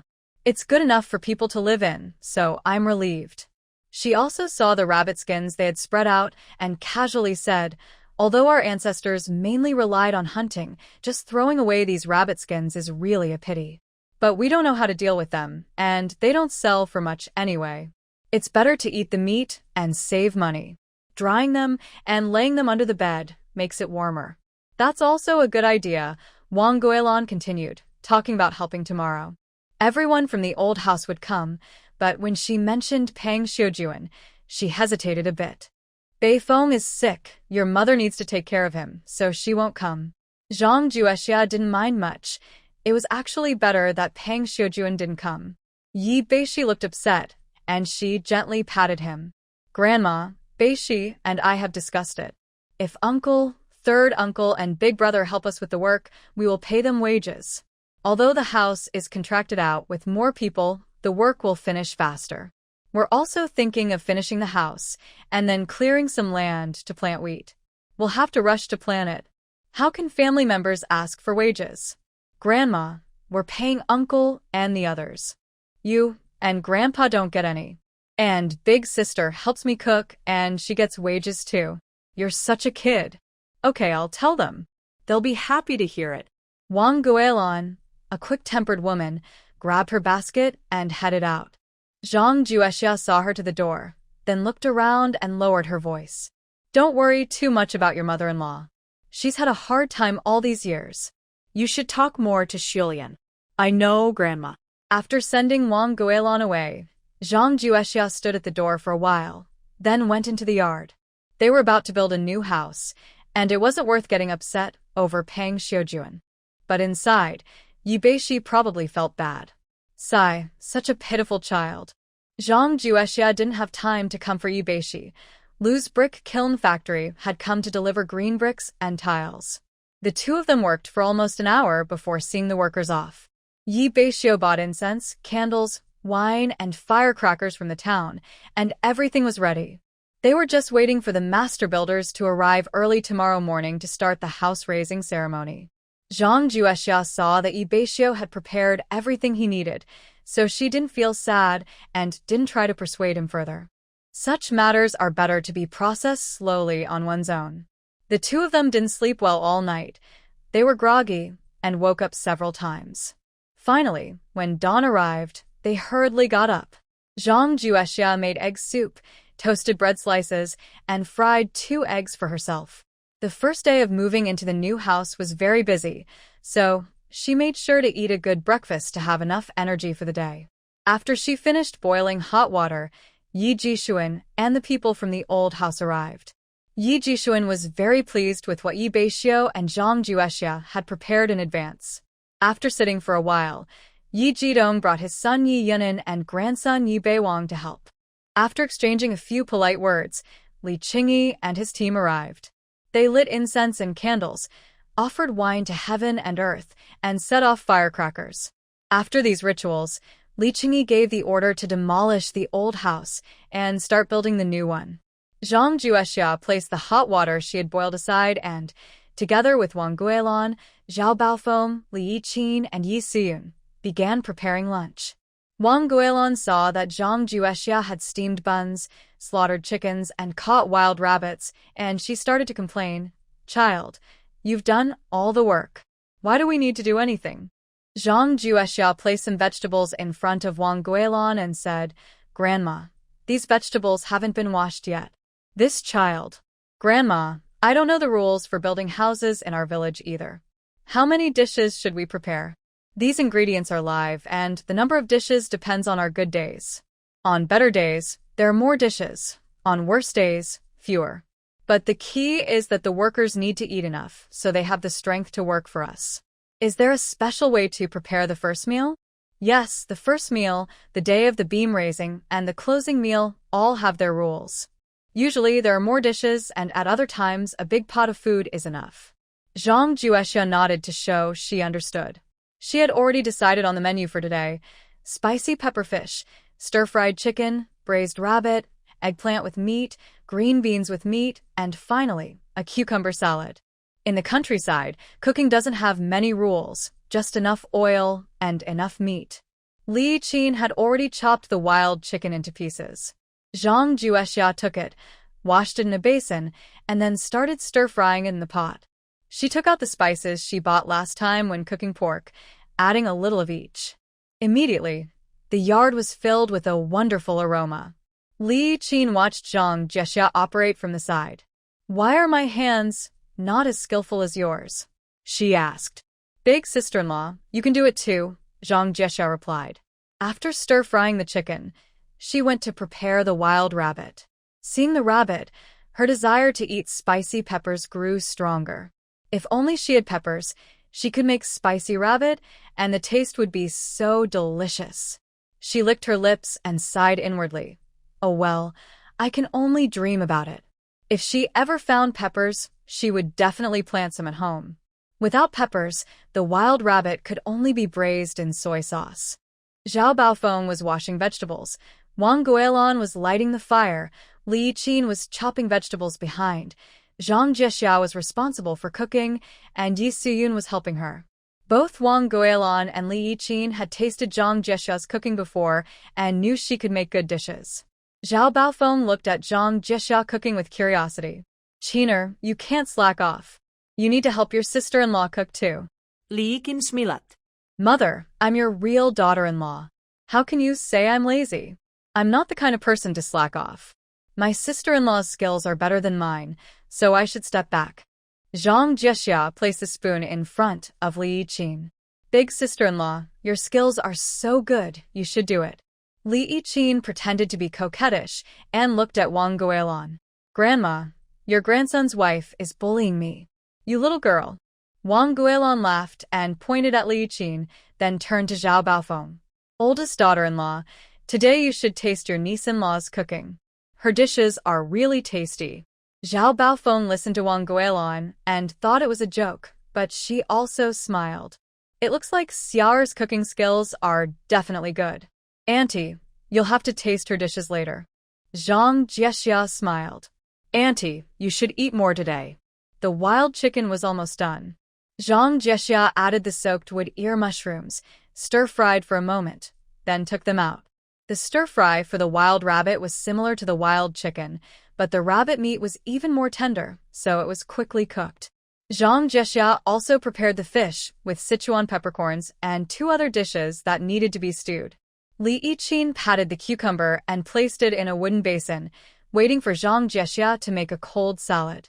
After finishing these, Zhang Jiexia took out the steamed buns from yesterday and reheated them in the steamer. While the rice was ready, Li Qingyi, the overall supervisor, looked up at the sky and sniffed deeply. Everyone take a break. We'll eat after lunch and then continue working. Li Qingyi brought about 30 people, plus their Yi family members, so there were quite a few to feed. Zhang Jiexia carefully arranged everything to ensure everyone had a seat. Seeing how much the host valued this, Li Qingyi stood up and said a few words, then told everyone to relax and eat, and they got back to work properly. After finishing the meal, Li Qingyi specifically called Zhang Jiexia aside. "Little lady, tomorrow you don't need to prepare so much food. Our rule is just to have enough bread to eat." After a few polite words, Zhang Jiexia nodded. "That little lady, I have one more thing. This work is a contract job. Did your head of the household tell you about it?" "Yes, he did." "Then this will be easy to handle. The people I brought are experienced. In our line of work, reputation is important. The people helping from your family, first, they have no experience, and second, they work slowly." Li Qingyi said a lot, and Zhang Jiexia understood. It seemed he was unhappy with Beixiu and others helping out. "Our family doesn't need to pay you for their work." Li Qingyi got a bit anxious. "Little lady, you still don't understand what I mean. My people think your family's helpers are in the way and slow down progress. Also, I have enough workers, so you don't need to help." Zhang Jiexia looked at Li Qingyi in disbelief. "Isn't it better if we have more people working? You little lady, I am particular about quality. The work I do is not only good-looking, but also high quality. The people I brought have worked with me for many years and are skilled. The ones from your family, I don't want to pay them, and I find them a nuisance. You, as the head of the household, I can't say this openly, but in the afternoon, tell him what to do. If I need anything, I'll ask him. Just make sure they don't cause trouble. And you must tell him, if the work is delayed, it's not my fault." Li Qingyi muttered and left. After dinner, Beixiu licked the oil from the corner of his mouth and looked around for his wife. She was searching back and forth. Today's lunch really made him proud. The workers kept praising the food and the steamed buns. Zhang Jiexia looked up just as her eyes met Beixiu's. Seeing her, Beixiu understood and went over to her. Zhang Jiexia saw him coming and smiled, pointing at him. Beixiu was puzzled by her smile and touched his face. "Wife, why are you laughing? Is there something on my face?" Zhang Jiexia held back her laughter. "Don't touch your face randomly. There's nothing there. We're being looked down on." "Who's looking down on us?" Zhang Jiexia repeated Li Qingyi's words from earlier. Beixiu shyly scratched his head. "I didn't expect him to be so particular about building a house. When we built houses in the village before, everyone helped out. Wife, how should I tell them? Just tell the truth." "Oh, but this morning I told everyone that we're paying wages." Zhang Jiexia suddenly thought of something. "How much do people in our village usually earn per day for building a house?" "Most are not skilled workers, just doing some odd jobs. They usually earn 20 coins a day and get 1 meal at noon. Later, you just tell the truth and repeat what Master Li said. Then ask if they're willing to help us clear the land. The pay is 20 coins a day and 1 meal. It's just working in a different place." Beixiu's eyes lit up. "Wife, you're so clever. This way, nothing is delayed. When the house is built here, our land will be cleared too. Don't get too happy yet. Whether they agree or not is another matter. I'll talk to them properly. Besides hunting, they have nothing else to do. And since we're paying wages, they're just idle anyway." Zhang Jiexia didn't know what method Beixiu used, but in the afternoon, the Yi family went to the back mountain to help clear the land. This was exactly what Zhang Jiexia and Beixiu wanted, building the house and clearing the land at the same time. Wang Guilan, Li Yiqin, and Yi Siyun came every day to help Zhang Jiexia cook. Zhao Baofeng also came. She couldn't sit still and sometimes ran to the back mountain to help with simple tasks. However, Pang Xiujian never appeared during the house construction from the start. Yi Yunliang was a bit embarrassed. He explained to Zhang Juexia, "Your mother isn't feeling well." She. Perhaps he hadn't told a lie before, but when he said this, his face was as red as a cloth. Zhang Juexia smiled. "Third uncle, if mom isn't feeling well, just let her rest and take care of herself." As for Pang Xiujian not showing up, Zhang Juexia didn't care at all. Why did she come? She was just acting like a mother-in-law, pointing fingers and giving orders. That's not good either. Isn't she just inviting trouble? She felt very good about her current life. Yi Beixiu didn't need to help build a house. There were helpers for the land clearing. Sometimes he would go into the mountains, set traps, and catch game. If there were no small, tricky animals caught, he would fish. Zhang Juexia and the others also liked to wander around the mountains. They pick mushrooms and dig wild vegetables. After it rains, they go mushroom hunting. Zhang Juexia uses these natural gifts to cook different meals every day. Any leftover food is dried in the sun to be stored for winter. A month quickly passed, and Li Qingyi was very pleased with his work.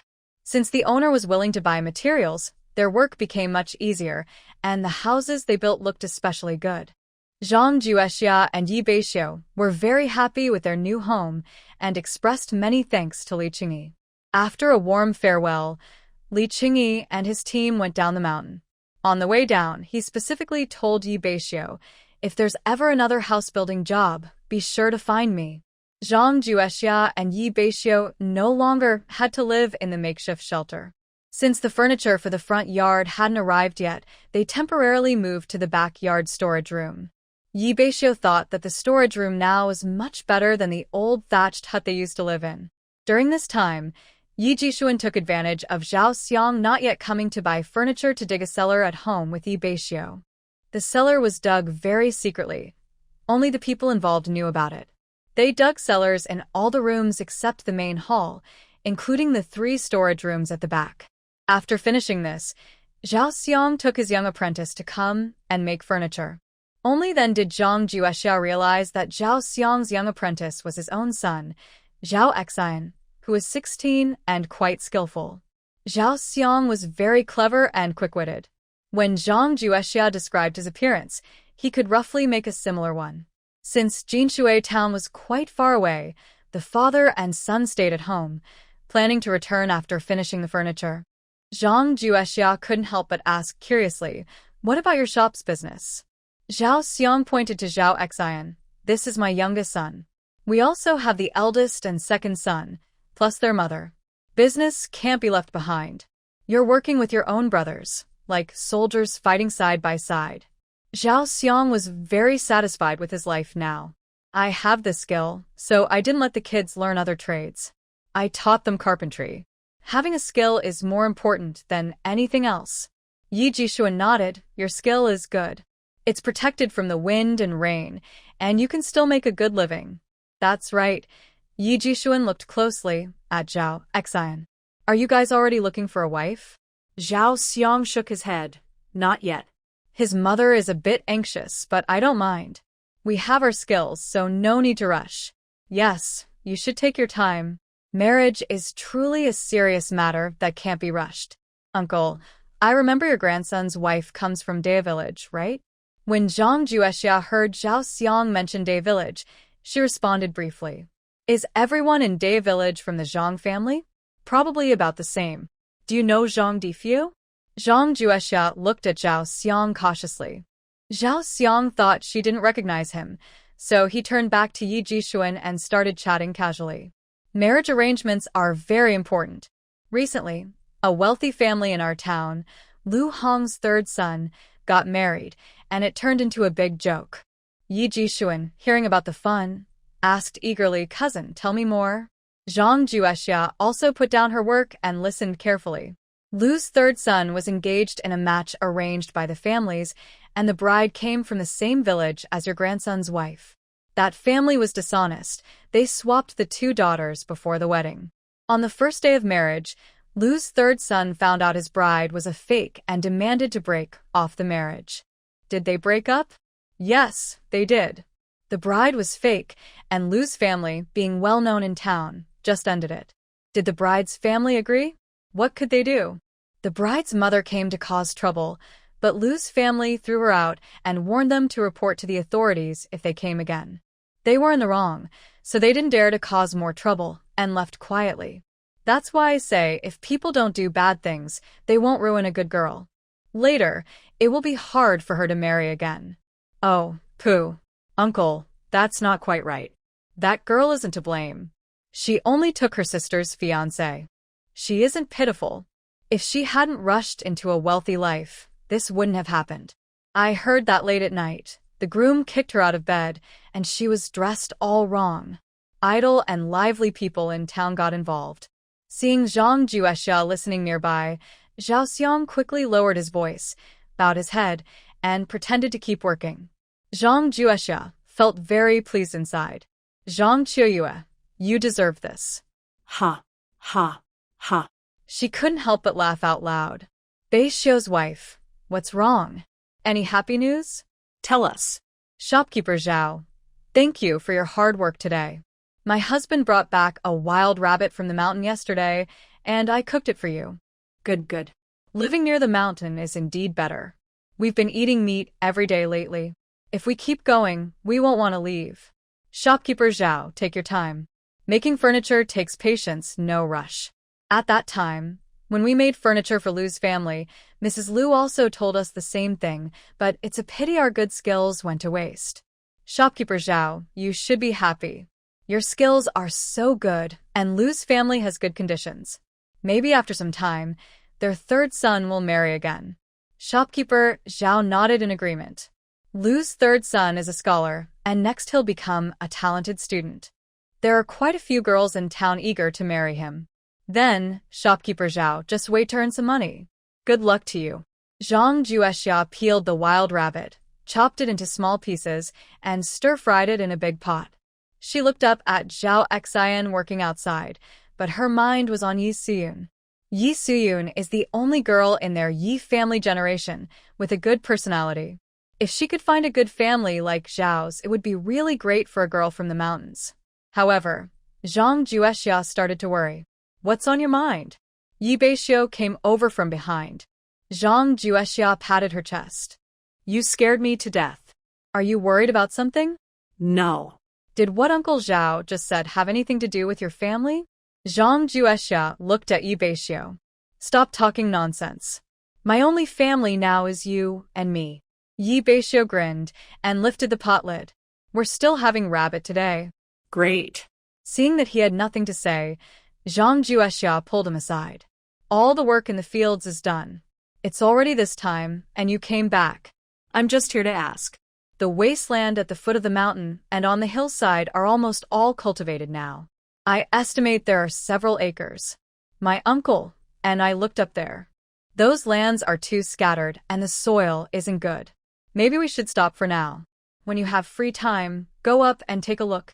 Zhang Juexia thought about it and agreed that Yi Beixiu's words made sense. She had been to the back mountain many times. As Yi Beixiu said, there are some fruit trees, Sichuan pepper trees, and some herbs. She had also taught him to recognize some herbs.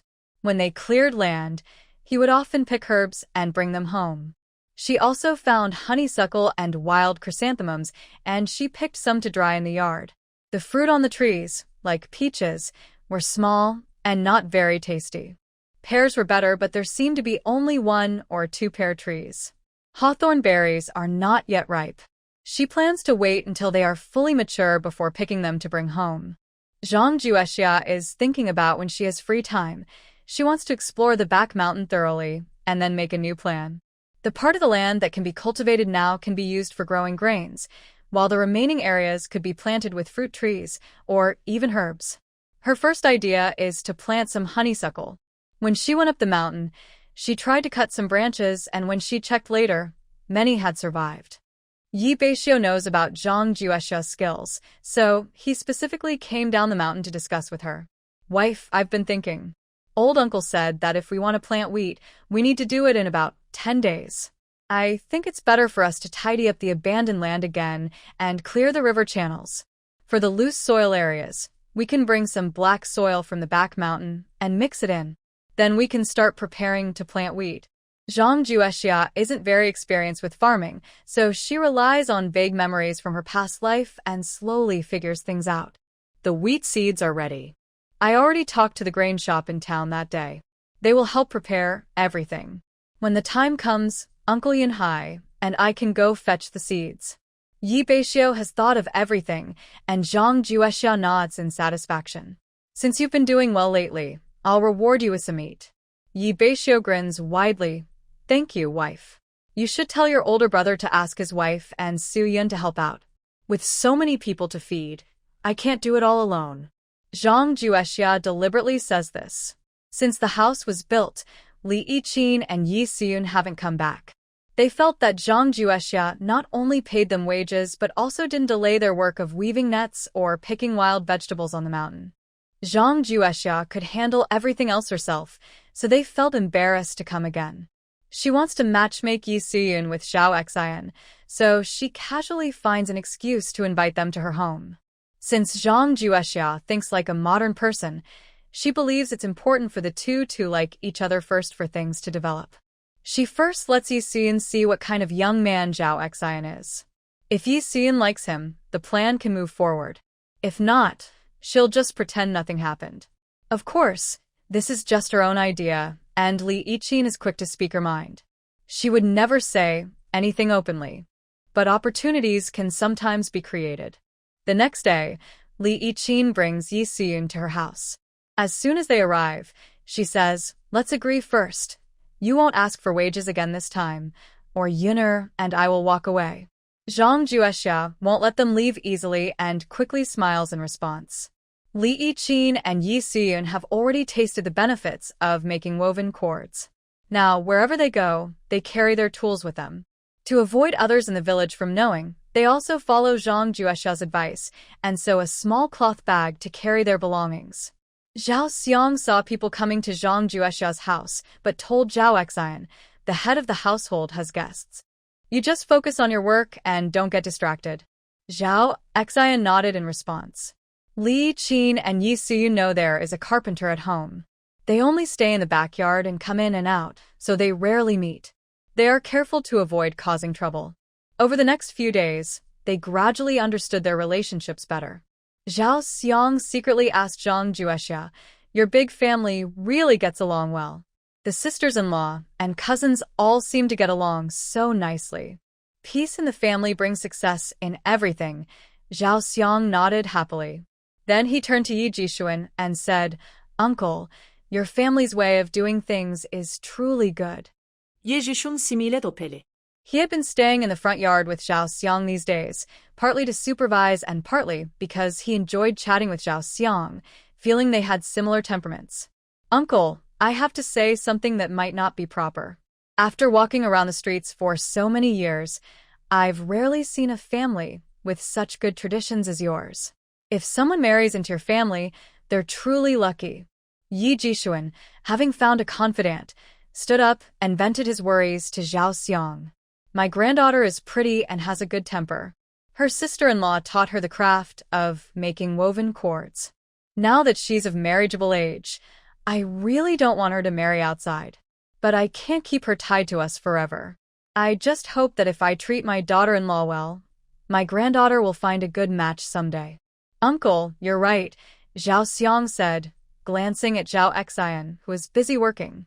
He then casually asked, "Uncle, has your granddaughter's marriage already been arranged?" Yi Jishuan shook his head. "I only have this one granddaughter. It's not easy to decide her marriage so quickly." Zhao Xiang agreed and said a few more words. But while talking, he didn't slow down his work. Carpentry is delicate work. To make beautiful and durable furniture, you need to focus and carefully polish. When they left, Zhao Xiang had become close friends with relatives he once didn't know well. Zhao Xiang and Zhao Xian stayed at Zhang Juexia's and Yi Beixiu's new house for more than 20 days before finishing the furniture. Yi Jishuan made an appointment with him to find time to go into the mountains for drinking and eating meat. In the end, Yi Jishuan also gave Zhao Xiang a wild rabbit that Yi Beixian had brought back from the mountain. Zhao Xiang quickly asked Zhao Xian to accept it, adding, "Uncle, In a few days, I will have Xian come to deliver wine to you. Good, good, good. Zhang Juexia, listening to their chat, couldn't help but smile widely. Zhao Xiang was definitely interested in Yi Xiyun. Since the day he heard Yi Jishuan's complaints, he would occasionally glance at Yi Xiyun during work, and that look was like looking at his own child, making him more satisfied. When Zhang Juexia and Zhao Xiang settled their wages, she deliberately mentioned, Zhao shopkeeper, good things should be done early. Our Yi family only has Xiyun, a girl, and we all love her dearly. You little lady, you see through everything. The Yi family is lucky to have such a clever daughter-in-law. I mentioned this to Uncle the other day. Your family will prosper sooner or later. Here's hoping. Little lady, in a few days, we will meet again. Zhang Juexia smiled. It depends on Zhao shopkeeper's sincerity to see if he can move my grandfather and the others. Zhao Xiang patted his chest confidently. The children I teach are honest and trustworthy. After sending away the carpenter, Yi Beixiu led everyone to plant wheat on all the arable land on the back mountain. Zhang Juexia calculated the time and planned to go to Deijitang in Xuanhe County in a few days to see Lu Mingda, the doctor, to treat his leg. Before leaving, she planned to go to the town to buy some cloth, so she could make their cotton clothes in advance, avoiding the cold weather when they would have no time. She also needed to cut some firewood early. Some fruits on the mountain were ripe and needed to be picked. In short, there was so much to do, and she was busy every day. Yi Jishuan and Wang Guolan had already sent over 2 taels of silver in advance. Zhang Juexia and Yi Beixiu refused to accept it. Yi Jishuan was so angry that his beard almost stood up, and only then did Yi Beixiu reluctantly accept it. That's right. We didn't take silver when you built the house because we knew you had money. This time, when you go to treat your leg, this silver is a little token from me and your grandma. If you don't accept it, we will feel uneasy. Wang Guolan was already wiping tears on the side. Zhang Juexia comforted them. Grandpa, Grandma, after some time when you see Beixiu again, he might look completely different. Wang Guolan finally wiped her tears. Zhang Juexia was having a meal with his elderly parents. They didn't refuse. When she pushed open the door and was about to go to the kitchen to cook, she heard voices at the front door. Boss, are you sure this is Yi Beixiu's house? That's right. The cart we saw entering the village belongs to that person. He also said this is his new house. Boss, when we arranged the marriage, wasn't the matchmaker from our village lying to us? She told me that Yi Beixiu's conditions were terrible. How could he build such a big house in such a short time? It can't be. When we went to pick up the bride, it was just a broken ox cart. So, they must have made a fortune. Listen, boss, our whole family is counting on you this time. You must make us look good. Ask Zhang Juexia for more silver. Qiuya is also pitiful. If I had known, I would have let her marry Yi Beixiu instead of Zhang Juexia marrying Lu's family. Dongxing's mother, just hold on. Later, I will ask Zhang Juexia for some silver. We will give enough dowry to find a good family for Qiuya. Boss, you're so kind. Yi Kaihong and Zhang Difu almost hugged at Zhang Juexia's door. With a loud splash, Zhang Juexia swung her hand and poured a basin of water outside.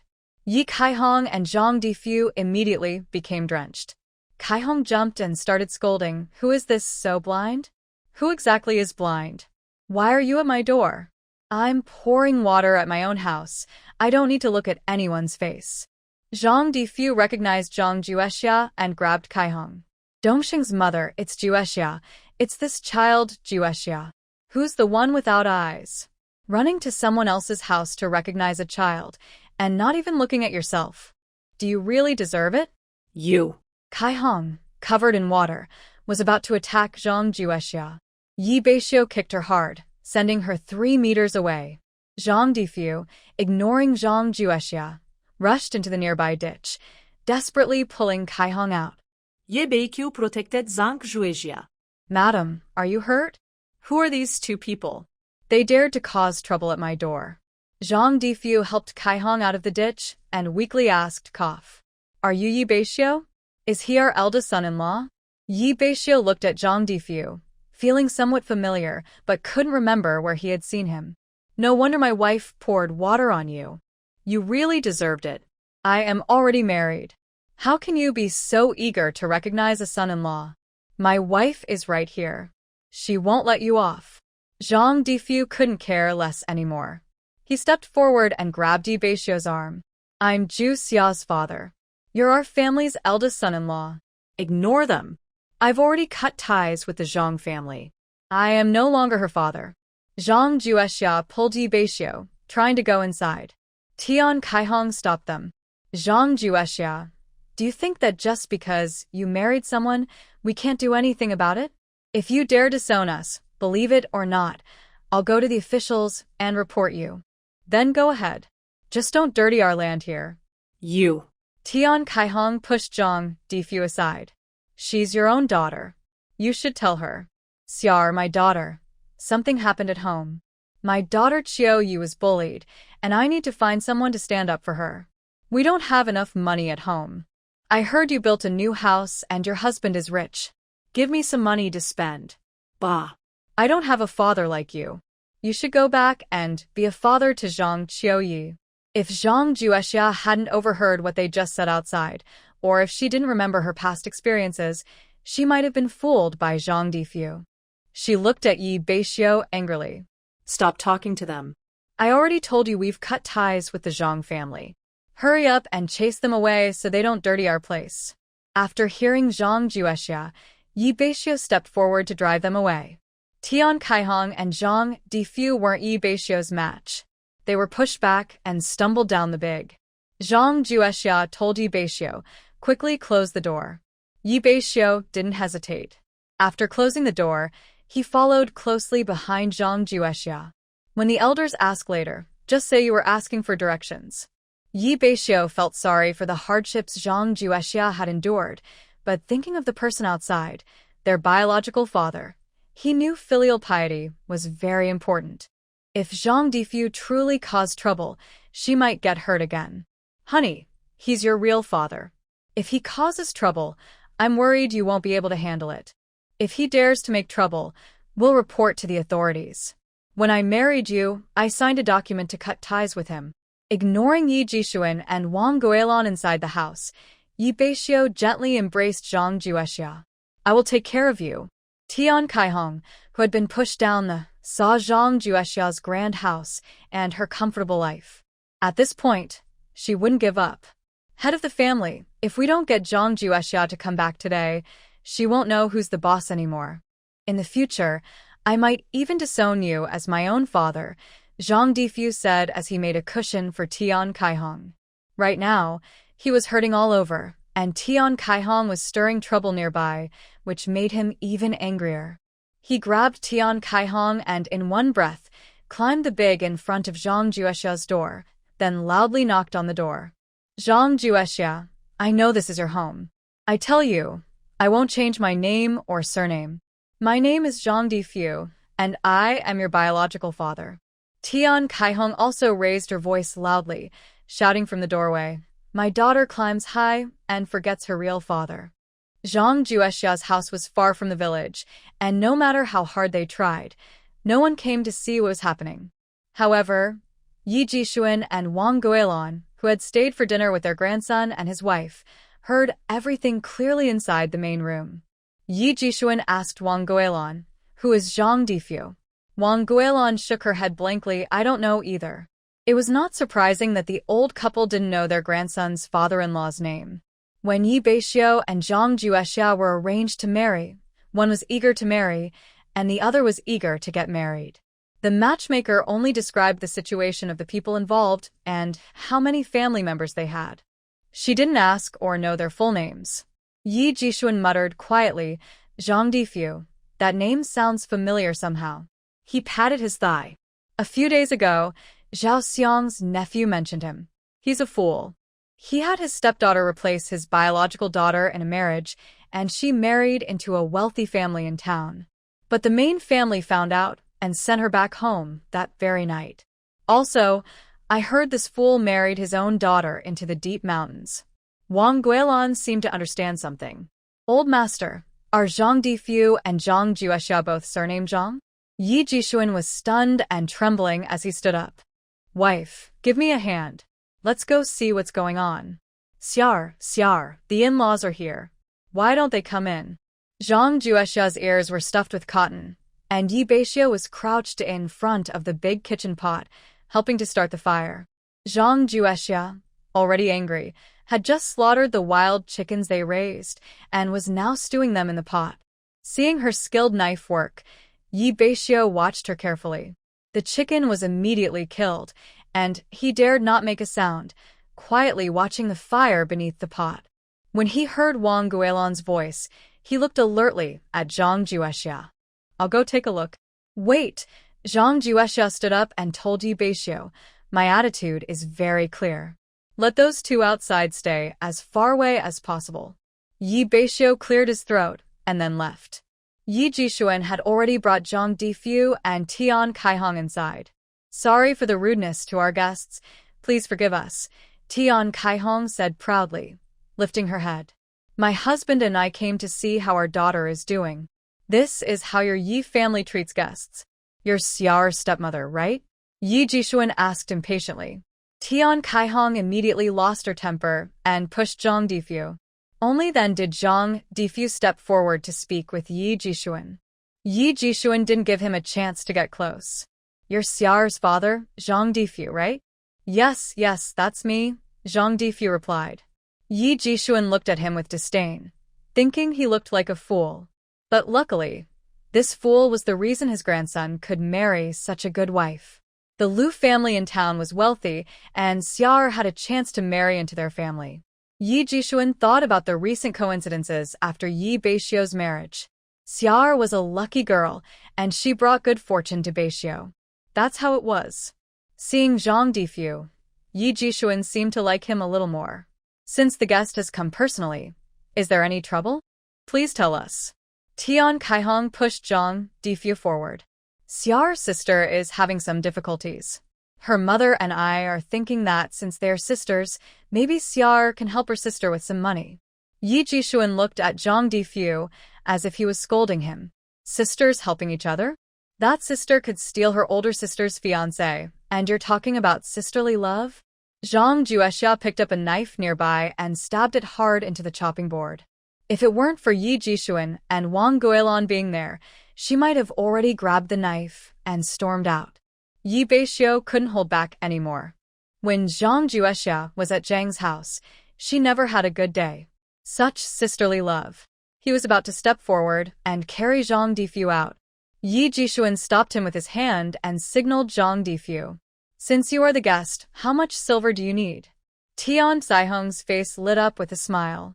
Still, the guest is reasonable. Oh, I forgot to introduce myself. I am Beixiu's grandfather, and she is Beixiu's grandmother. When discussing matters, we must respect the proper family hierarchy, Tian Kaihong said awkwardly.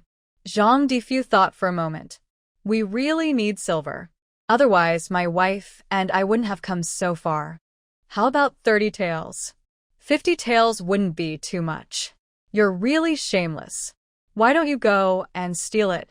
Zhang Juexia stormed out angrily, holding a knife. Tian Kaihong hurriedly hid behind Zhang Difu, muttering disdainfully, when did she become so fierce? Autumn Leaf is much better, gentle and kind.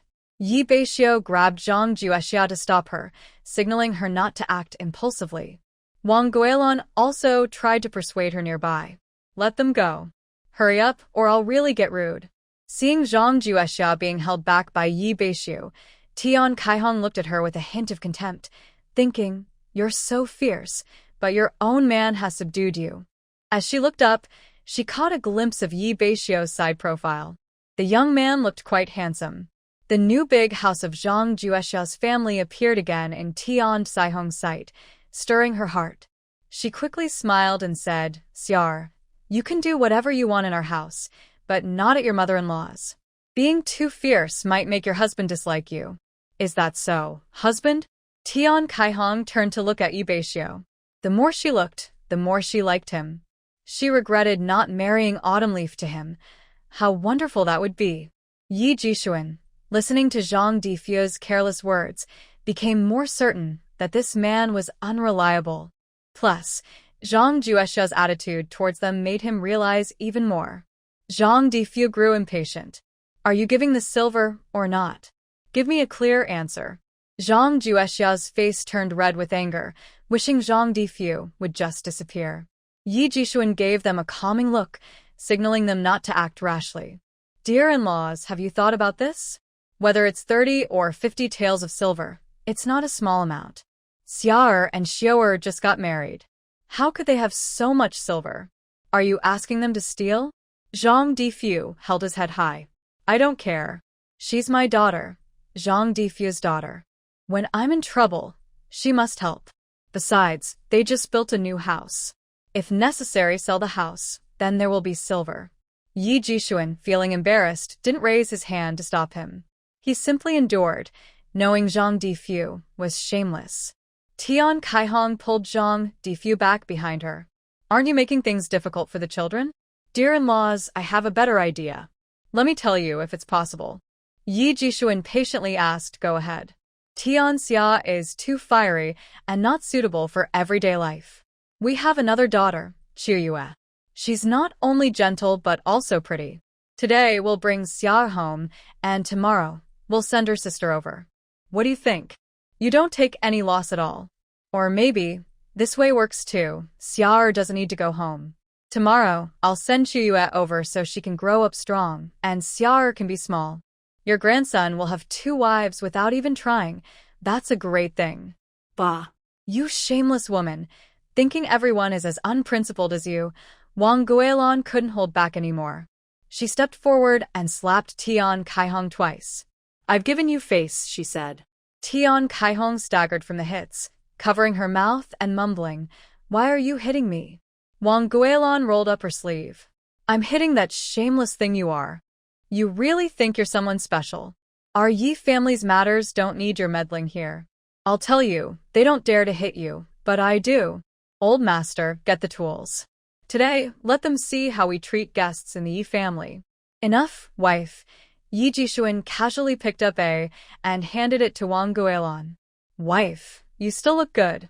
Tell them that Zhang Juexia is my grandson Yi Beixiu's wife, married properly. Let them go somewhere cooler and stop embarrassing themselves here. Just watch and see. Wang Guilin grabbed and swung it wildly at the yard. I'll see which shameless person is talking nonsense here. I think she's tired of living. Xiao'er, I'll vent for you. When you were at your mother's house, didn't this troublemaker bully you often? Today, I'll get her back for you. They rely on being elders to act so shameless. I don't need these anymore. Today I'll deal with this evil person myself. Wang Guilin swung the wildly, completely out of control. Yi Jixuan quickly stepped behind Zhang Jiexia and Yi Beixiu to protect them. Zhang Difu and Tian Kaihong ran away, clutching their heads as the rain down on them mercilessly. Please let us go, they begged. I won't bother you again. I just want to ask, will you still dare to come to my house in the future? No more, they replied. Are you still planning to bother my grandson and his wife? No, no more, they said hurriedly. Now, get out of here. My grandson's wife is such a good person, and you're the kind of parents who would cause trouble. Bah. What parents? Oh, I forgot. This isn't even her real mother. And that father isn't a good person either. With a stepmother, you get a stepfather. What kind of trash are you? Zhang Difu and Tian Kaihong staggered out, running away. If you ever dare step into our Yi village again, I'll let the dogs bite you, Wang Guilin said, hands on her hips, gasping for breath. Grandson's wife, come help me. Zhang Juexia hurried forward to support Wang Guilin. Grandma, thank you. Good child, my poor little one, from now on, your grandparents will take good care of you. Everything was understood, without words. Wang Guilin hugged Zhang Juexia carefully and tenderly. Such a good child. They don't appreciate it, but we do. Old master, remember my words. If these two come again, hit them once for each visit. I initially thought since they came from far away, we should treat them well, but they are so shameless. Yi Jixuan advised Wang Guilin, they are shameless. Otherwise, how could they do such things? What things? Old master, are you hiding something from me? Yi Jishuan looked at Zhang Juexia and then at Yi Beixiu. There's nothing I'm hiding from you. That's not true. You're hiding something from me, Wang Guolan insisted. Zhang Juexia and Yi Beixiu exchanged a smile. My chicken is still simmering in the pot. Zhang Juexia quickly ran to the kitchen, with Yi Beixiu following closely behind. Yi Jishuan pointed at the two and looked at Wang Guolan. The kid's relationship is so good. Still young and full of energy. Wife, don't bring this up again. Although Wang Guolan didn't understand what he meant, she nodded. After so many years of marriage, they still shared some understanding. Things not to ask will be said when the time comes. Zhang Difu, this son-in-law, can't be dealt with. It's a pity for Xiar. Wife, we can't neglect the child just because he has no family backing him. You're underestimating people. I will treat Xia even better. Yi Jishuan ate the tender, stewed wild chicken, feeling satisfied. Wife, we are blessed by our grandson and his wife. Grandpa, Grandma, in a few days, we will go to the county town. Why don't you come live with us? You can help us take care of the house. Zhang Juexia took the opportunity to say what she wanted. Hearing this, Yi Beixiu's hand paused in midair as he looked at her in surprise. She smiled slightly at him. Unexpectedly, Wang Guolan interrupted, waving her hands. Your grandpa and I know your good intentions, but we have a lot of things to take care of at our old house. We can't move in with you. You go to the county town and don't worry about us. The land, vegetables, and the chickens and rabbits in your yard, your grandpa and I have arranged everything clearly. You're right. We have our own things to do. Don't worry about us. You move into your new house and your grandma and I will be happy. Just settle in and be at ease. My husband and I had already agreed that we would reserve a room for you. If you ever get tired of staying at the old house, you are welcome to stay with us for a few days. Wang Guolan was increasingly pleased with Zhang Juexia's gaze, and Yi Beixiu also looked at Zhang Juexia with gratitude. That's great. When I come with your grandma, you must not mind the trouble. We're happy to have you. Everyone said happily during the meal, forgetting the unpleasantness caused earlier by Zhang Difu and Tian Kaihong. After eating, Zhang Juexia handed the house keys to Wang Guolan and gave her some advice. They exchanged a few words before returning to the old house. After seeing them off, Yi Beixiu happily took Zhang Juexia's hand.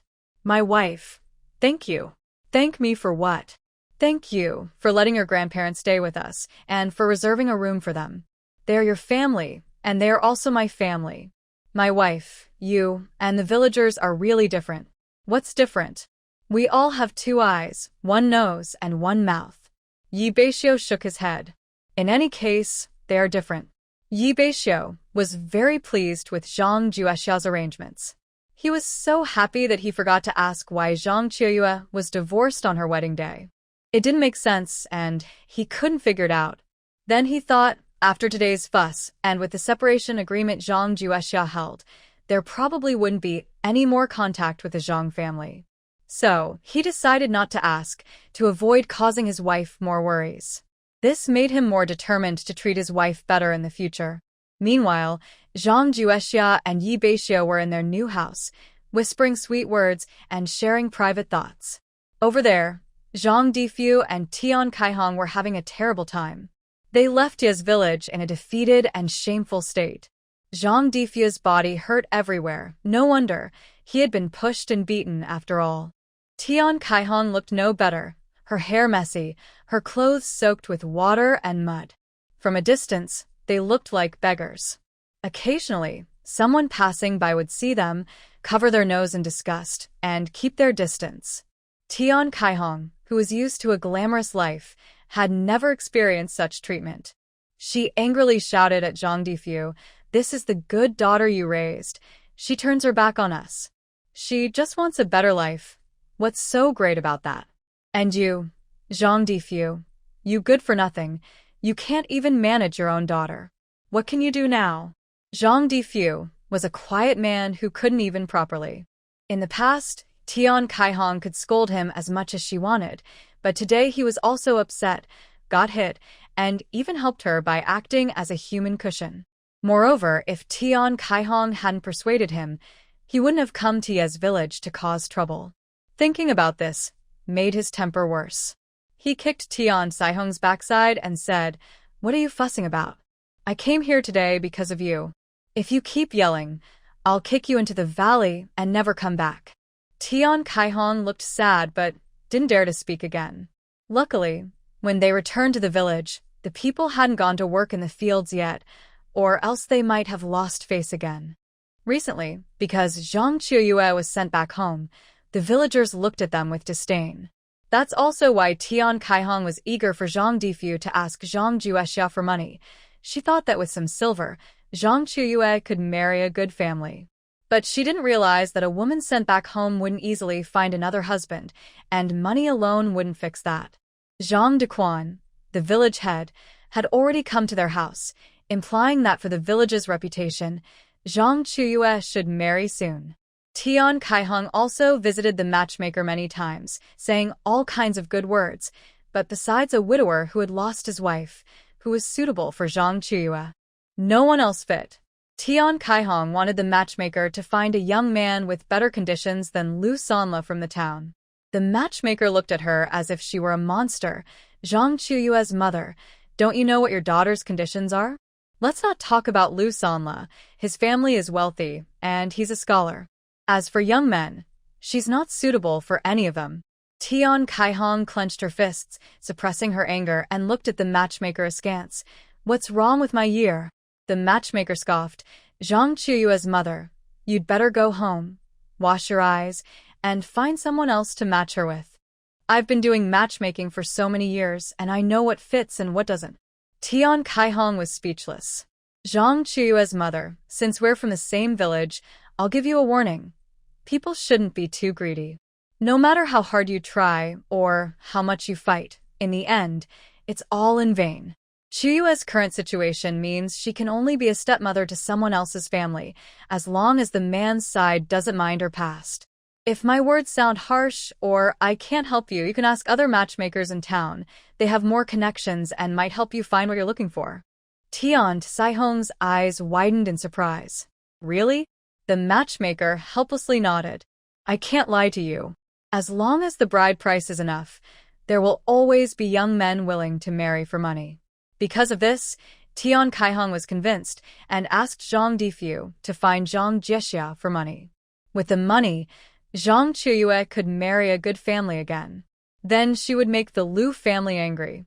Speaking of the Lu family, Tian Kaihong felt very angry, but she could do nothing about it. The more Tian Kaihong thought about it, the more she felt wronged inside. She shouted at Zhang Difyu. He was no longer in the mood to argue and responded with a punch and kick. Tian Kaihong didn't back down either, and they wrestled together.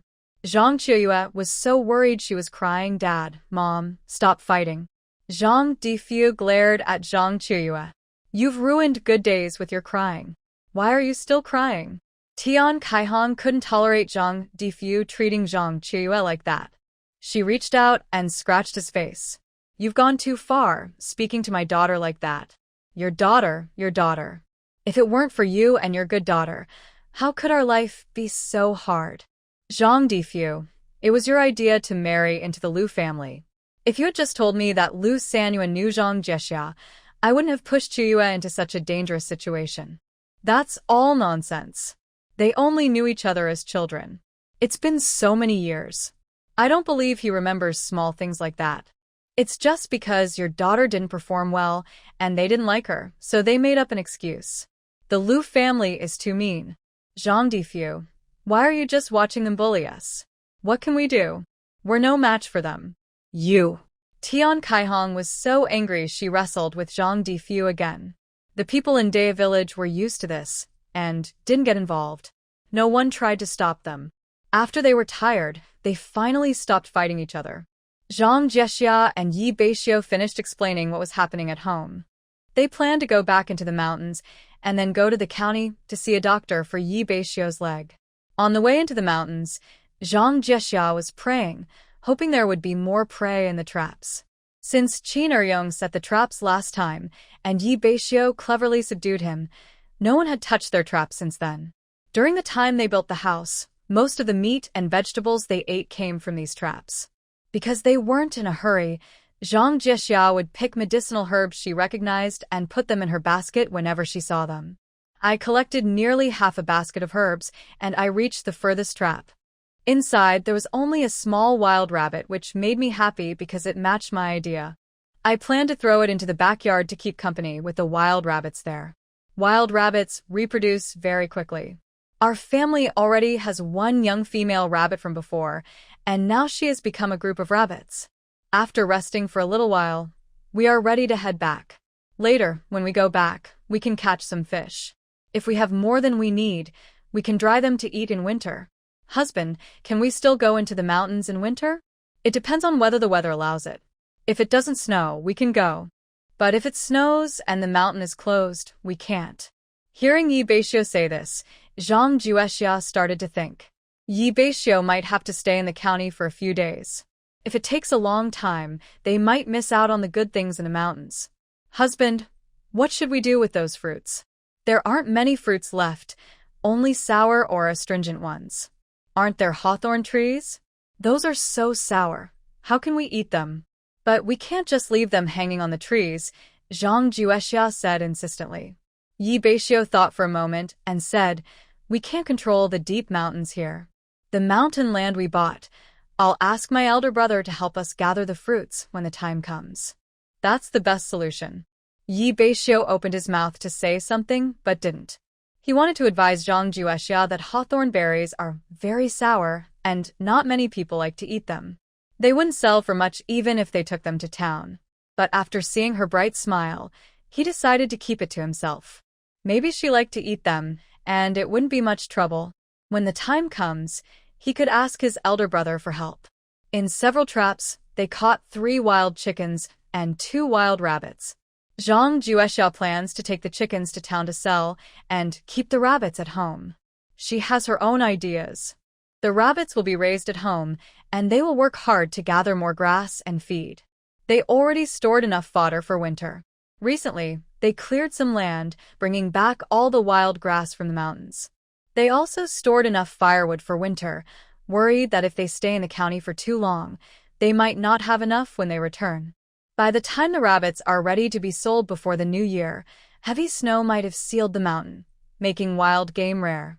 At that time, selling them in town could fetch a higher price. She shared her ideas with Yi Beixiu. His eyes widened in surprise. Dear, what's in your mind? Why can't I think of these ideas? If I had met you earlier, how wonderful that would be. Zhang Jixia rolled her eyes at him and said, it's not too late to meet me now. Yi Beixiu threw the wild chicken he had in front of her. What are you thinking about? You're so absorbed. Thinking of you. Thinking of me?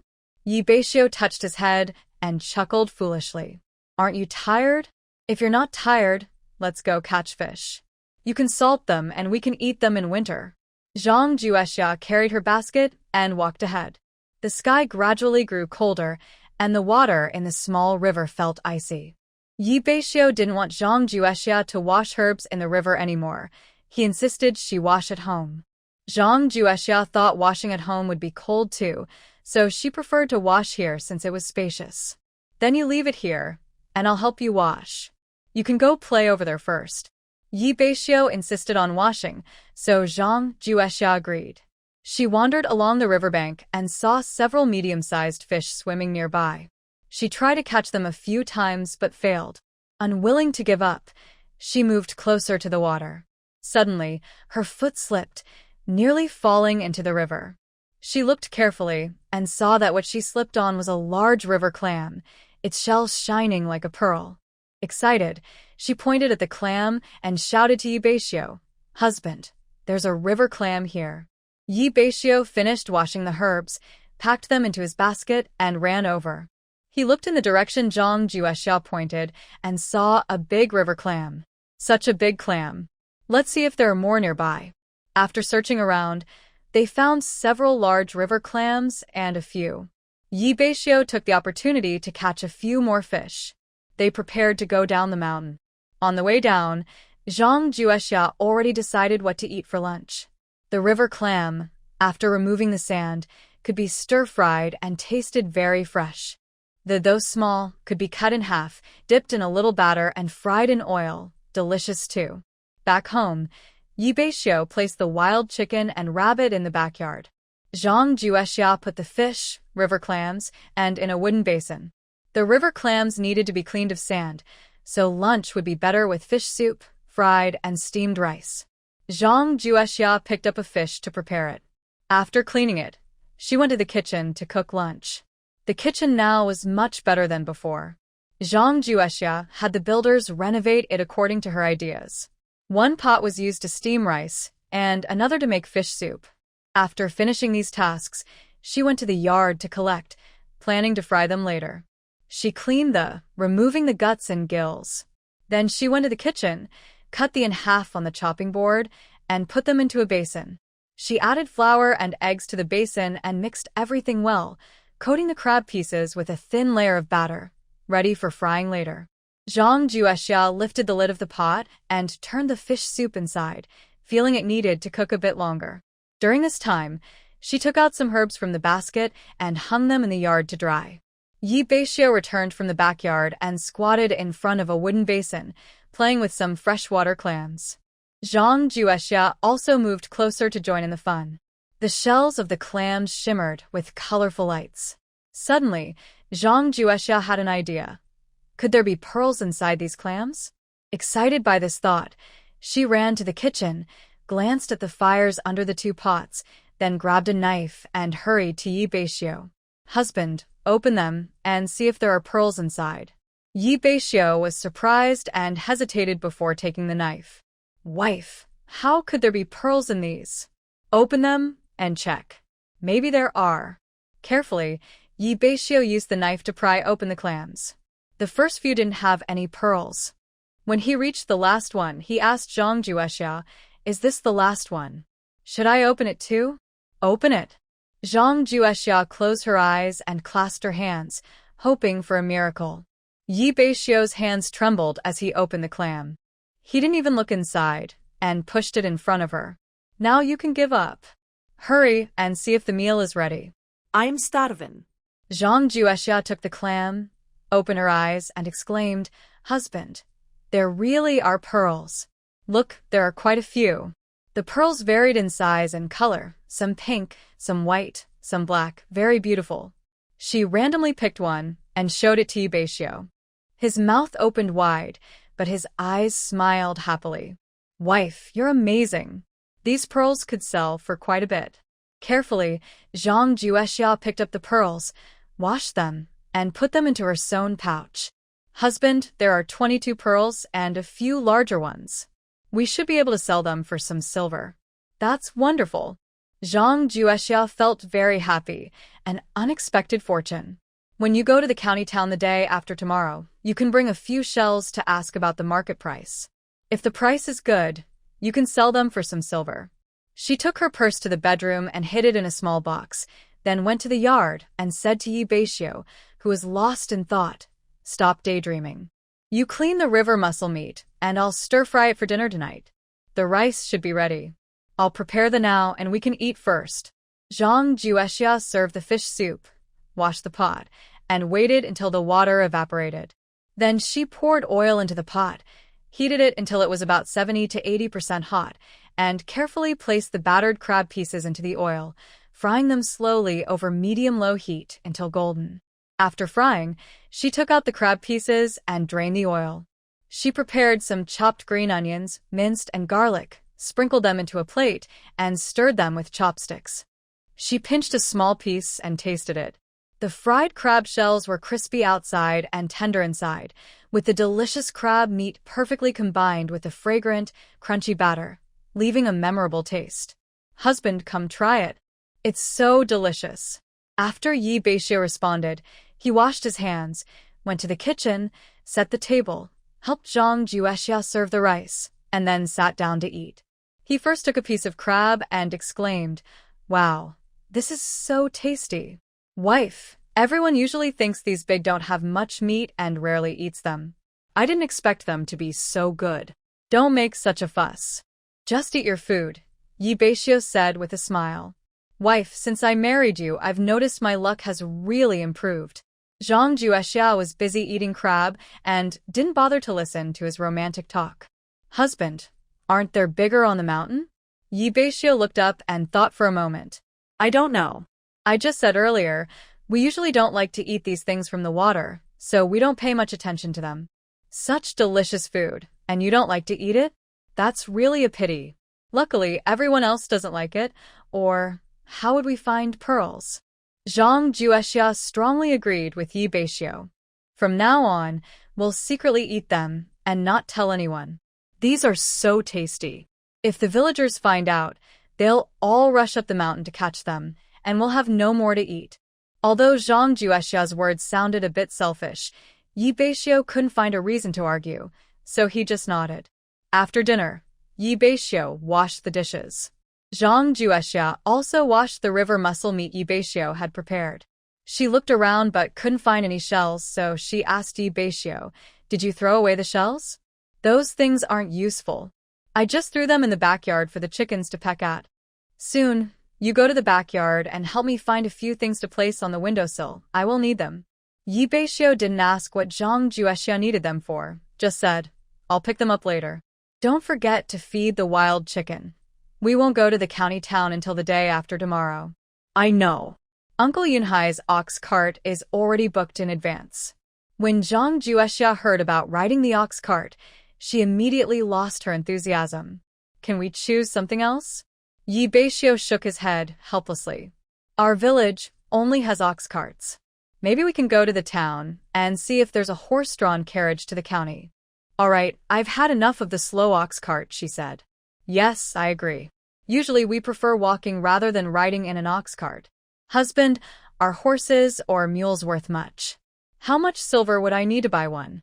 In the past, a good horse would cost about 30 or 40 taels of silver.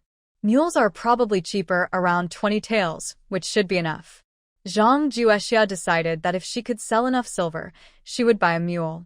The day before heading to the town, everyone from the old house came to visit Zhang Juexia's family. Yi Beixiu's third uncle, Yi Yunliang, surprisingly offered to go with them to the county town. Without waiting for Zhang Juexia to speak, Yi Beixiu refused. "Uncle, if it's really necessary, I can send a message to the family. I discussed with your mother. She's worried about you, so I want to go and help take care of things. It's really not necessary. There's plenty of work at home." Seeing how decisively Yi Beixiu refused, Yi Yunliang didn't insist further. Pang Xiujian, with a dark face, looked at Zhang Juexia. "Xiu'er, you must take good care of him. Don't just focus on yourself." Yi Beixiu was the first to object. "Mother, Xia'er is going to the county with me to look after me. Why are you saying this?" Pang Xiujian stood up. What? "Now that I've married, I can't speak? I'm just worried about you." Li Qin, hearing the commotion, said a few kind words and took Yi Beixiu and Zhang Juexia outside to the yard. "Xia'er, the vegetables you planted are a bit dry. Help Yi Beixiu and your older brother water them." Zhang Juexia understood her good intentions and nodded for Yi Beixiu to go work. She then took Li Qin into the kitchen. Since everyone from the old house had come, she also prepared food. Li Qin looked outside and saw no one entering the kitchen. She took a small purse from her body and handed it to Zhang Juexia. "This is 1 or 2 silver coins. Bring it with you when you go to the town. It's a little token of my and your older brother's kindness." Li Qin and Yi Beixiu, the married couple, did not divide their household. Usually, the money they earned had to be handed over, and these 1 or 2 silver coins were probably their savings from a long time. After Zhang Juexia took the money, she felt warm inside. "We have some saved silver. Thank you, sister-in-law." She pushed her purse into Li Qin's hand. Li Qin immediately looked upset. "We know you and Beixiu are capable and can earn silver, but this is also our big brother's and my intention." Seeing that Zhang Juexia couldn't refuse, she accepted it. Li Qin smiled happily. "That's right. I tell you, ever since you taught me how to make braids, I've sold quite a bit of money. You can leave a little later this afternoon, and I'll teach you some new styles." "That's too much trouble." No problem. Sister-in-law, You need to help us make warm clothes first.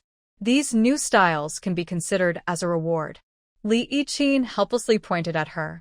You're really clever. Li Yiqin also asked about their harvest from climbing the mountain yesterday. Zhang Juexia honestly told her everything, including catching some fish, river mussels, and on the way down. She didn't mention finding pearls inside the river mussels. The fish are better.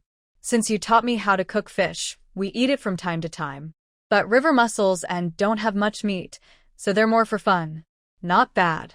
Yesterday at noon, we fried, and in the evening, we stir-fried river mussels. They tasted very fresh. Beixiu really depends on you. Don't waste too much oil frying. He also likes to eat. It's better to live comfortably by ourselves, she said. Then, you should also consider dividing the household. Li Yiqin quickly looked outside. I wouldn't dare say that. Beixiu's situation is special. Otherwise, if you got married, you'd be living under the same roof as us. There are pros and cons. When guests were at home, the little chicken suffered. Zhang Juexia killed a wild chicken, skinned 2 wild rabbits, stewed 2 fish, and stir-fried some greens. The family sat around the table and had a meal. Everyone talked about good luck, hoping Yi Beixiu's leg would heal. Yi Jishuan, as the head of the family, specially reminded them to notify the family if anything happened. Uncle Yunhai goes to town every day. Just tell him the news, and he'll bring it back. Yi Beixiu nodded to show he understood. In the afternoon, Li Yiqin also stayed behind to help Zhang Juexia make warm clothes. Zhang Juexia taught them some new braid styles. By the time they learned, it was already dark.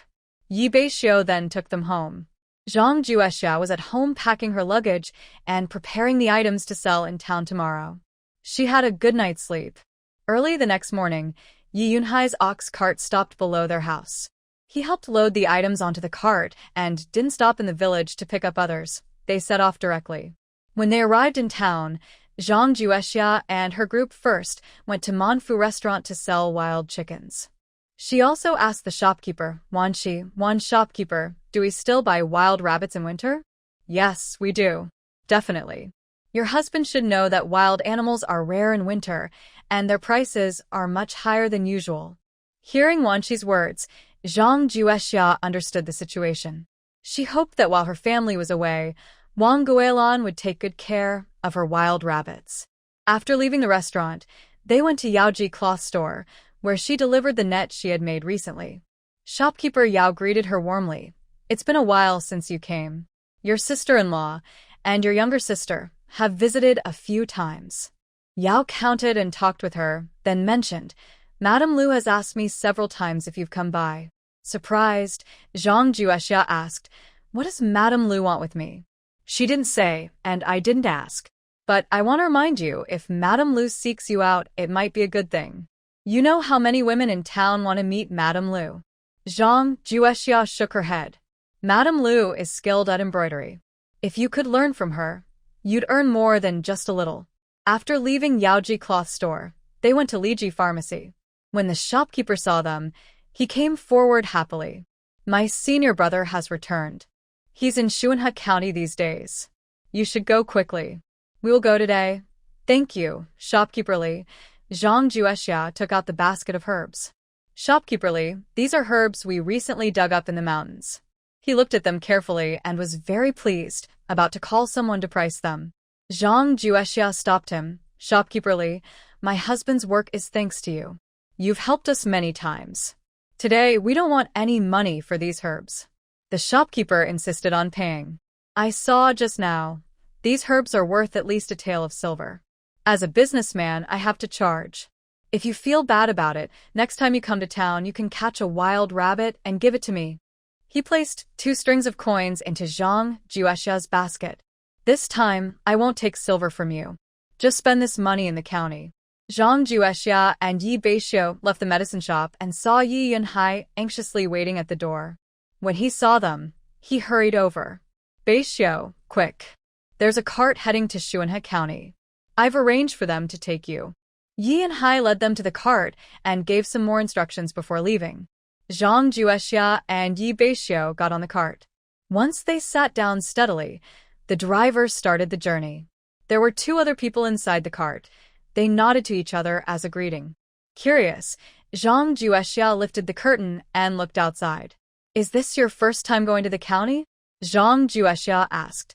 Embarrassed, he quickly lowered the curtain again. Don't misunderstand, Zhang Juexia said. My name is Li Dong, and I am a merchant who transports goods. He pointed to the person sitting next to him. His name is Zhao Long. We are traveling together.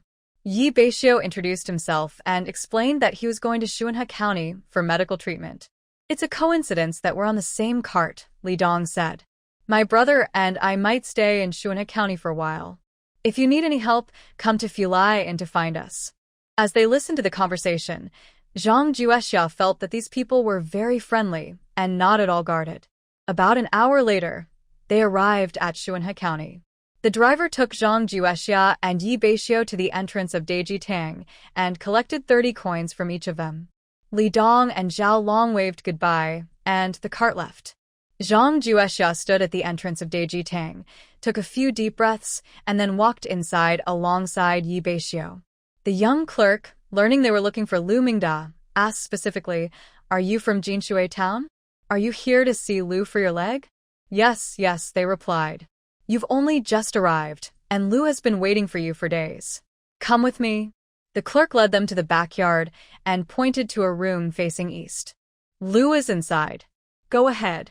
Zhang Juexia felt a little nervous, and Beixiu's hands were trembling. Just as they hesitated, someone inside the room spoke. Why are you not coming in? Don't you trust my medical skills? Zhang Juexia and Beixiu looked at each other, encouraged each other silently, and then headed toward Lu Mingda's room. When they pushed open the door, the strong smell of medicine filled the air. Lu Mingda said to Beixiu, Walk around me twice. Beixiu did as instructed. Lu Mingda kept his eyes on Beixiu's leg until he called a stop. Only then did Beixiu halt. Zhang Juexia asked concernedly, Doctor, can my husband's leg be cured? Lu Mingda looked at her and pointed at Beixiu, asking, Is he your husband? Yes. This young man is quite lucky to have married such a good wife. Lu Mingda's vague answer made Zhang Juexia anxious. Doctor, can my husband's leg really be cured? Why are you so worried, little lady? My junior brother told me about your situation a long time ago. I've been waiting here for days, but I'm not in a hurry. Why are you? Besides, his leg has been lame for so long. It's just a few more days. Doctor, does that mean you can cure my husband's leg? I never said I couldn't. But your husband might have to endure some pain. When Beixiu heard that his leg could be cured, he sounded much happier. As long as my leg is no longer lame, I'm willing to endure any pain. Young man, I think you're suffering unfairly. If you had been injured earlier, you should have come to the doctor for treatment. You wouldn't have been lame for so long, and you wouldn't have to suffer again.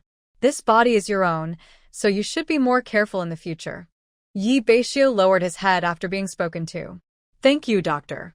I won't do that again. Where are you staying? We came from Yejia village. I mean, have you settled somewhere in the county town?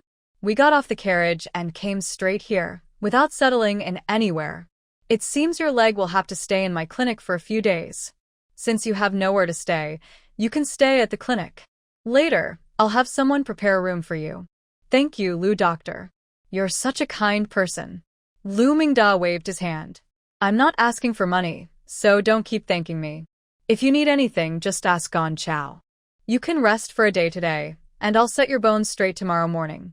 Gon Chao was the young man who had led them in earlier. He took them to a side room with 2 beds. He also told them, Our clinic has a separate kitchen. If you want to eat, just tell the cook and she'll prepare your meals. But it will cost silver. Zhang Juexia nodded, understanding. Gon Chao saw that these 2 people were very calm and thought he had finally met people who understood them. Our shopkeeper is kind-hearted. Many visitors come from outside to see him. That's why he came up with this idea, to solve everyone's lodging and eating problems. But some people don't appreciate it and think our shopkeeper is just trying to earn their silver. They also don't realize that you don't have to live in the medical clinic. You can rent a room outside like ours, which costs about 30 coins a day, but we only charge 15 coins daily. As for food, you can choose not to eat. We never forced you to eat here.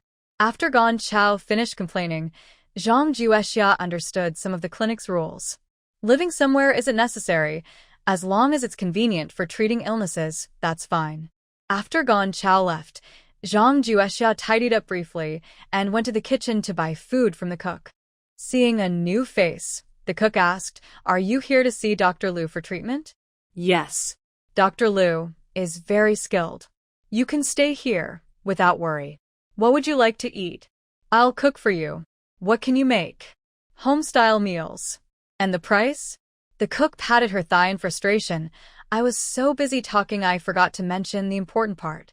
Just eat and pay what's fair. If I charge you an extra coin, Dr. Liu would be angry and might fire me. Then make me 2 bowls of noodles, one with an egg. How much? Are you using mixed flour or plain flour? Mixed flour. Then it's 10 coins per bowl. I'll add some vegetables and more oil while cooking. Zhang Juexia estimated that the price was acceptable, so she asked the cook to prepare 2 bowls of noodles. I'll bring them to you soon. Do you know where we live? I'll ask Gong Chao and I'll find out. Seeing how cooperative the cook was, Zhang Juexia returned to her room.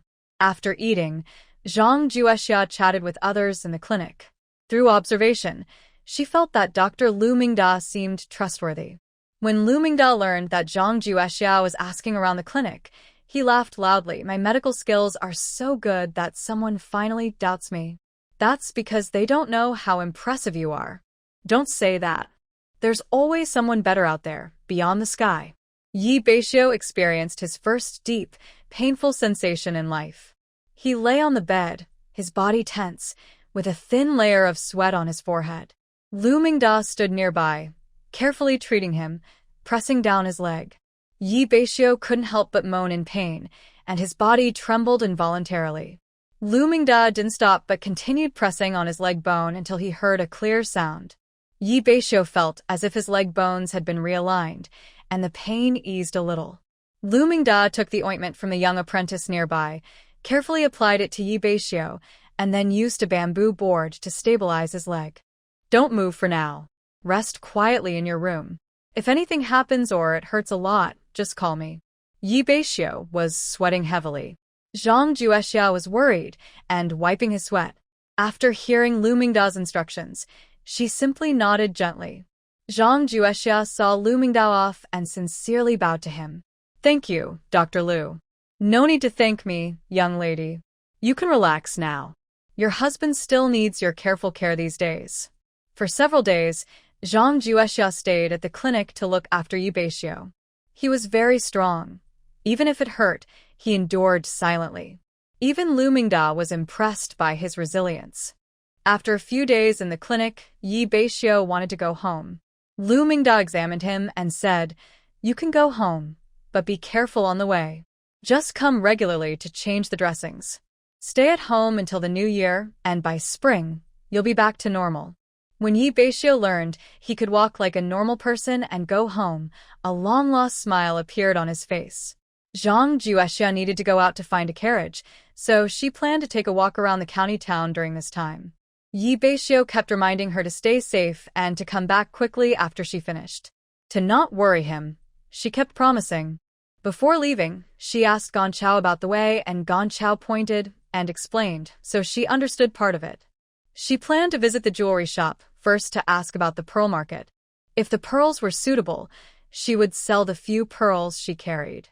Compared to Jingshui town, Shuanhe County was more lively, with more pedestrians on the street. After some inquiries, Zhang Juexia finally arrived at Mingjufang. The locals said it was the largest jewelry shop in Shuanhe County.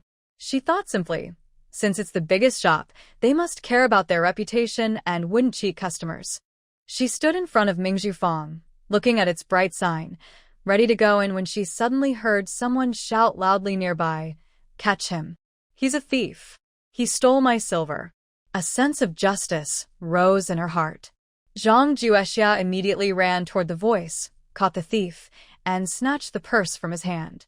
Behind her, someone hurried over, panting heavily, and kicked the thief fiercely. "My things, how dare you steal? Xinger has my note. Tell someone to take him to the county office." "Please spare me, miss. Please spare me. The thief begged on the ground, but it was no use. The patrol officer arrived and, upon seeing the person's notice, respectfully saluted and took the thief away. Only then did the man look at Zhang Juexia. Thank you for your help. I thought the person who would help me would be a big man, but it turns out she's just like me, a pretty girl. Zhang Juexia smiled. Miss, you are too kind. My name is Li Yingyue. What's yours? Zhang Juexia. Are you also here in Mingzhu Lane to buy jewelry? I'm here to sell things. Li Yingyue stepped forward and took Zhang Juexia's hand. Coincidentally, I'm also going to Mingzhu Lane. Let's go together. Zhang Juexia didn't refuse and followed her into Mingzhu Lane. As soon as they entered, Li Yingyue loudly called out, Bring the shopkeeper here.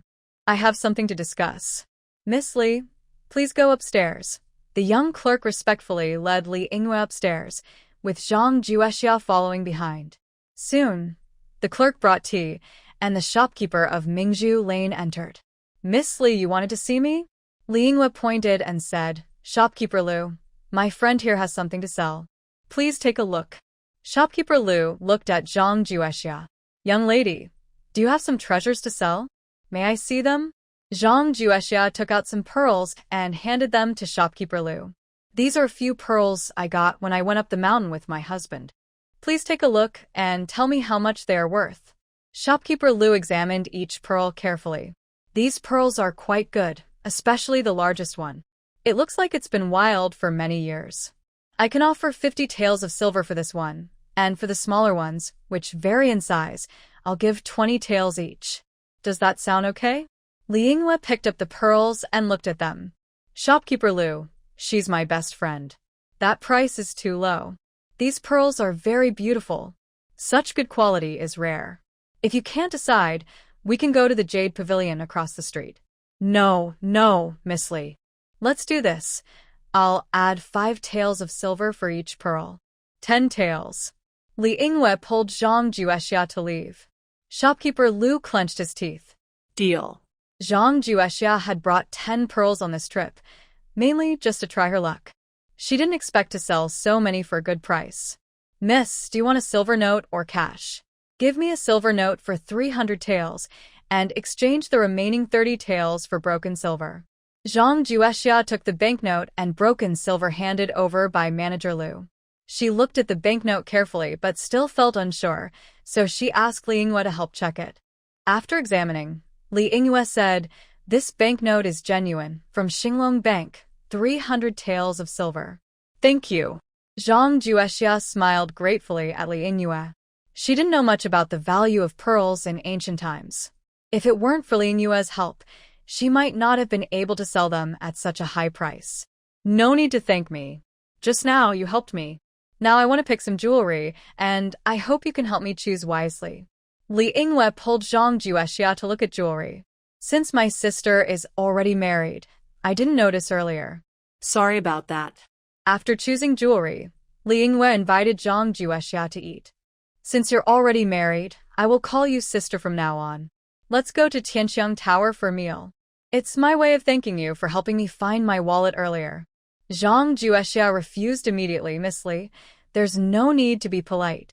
With your influence in Xuanhe County, even if your wallet was stolen, I believe it would be found quickly. I was just lucky and quick to run away. Besides, you also helped me earlier, so we are even. Li Yingyue looked unhappy. Sister, everyone already treats you as a sister. Just accept me as your younger sister, okay? That might not be appropriate. Zhang Juexia hesitated. There's nothing wrong with it. I rarely meet a sister who gets along well with me. Of course I want to acknowledge you. Well, let me say this, Miss Li, no, Sister Li. If it weren't for that thief just now, we probably wouldn't have met at all.